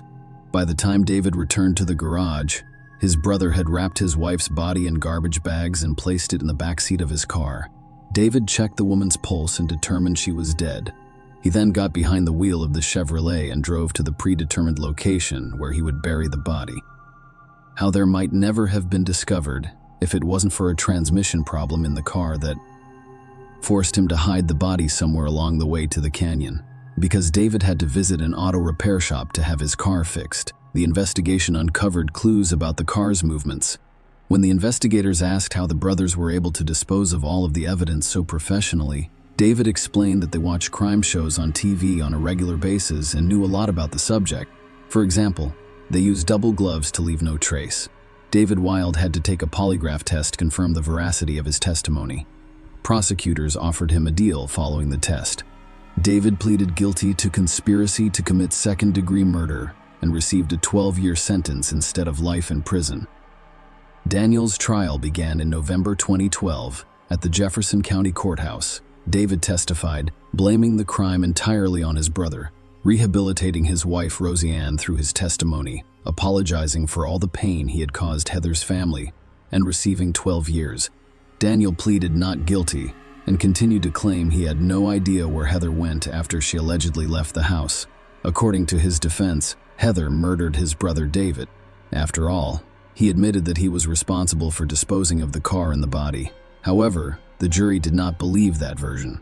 They found Daniel guilty of conspiracy to commit a first-degree felony, but could not determine whether he actually did it.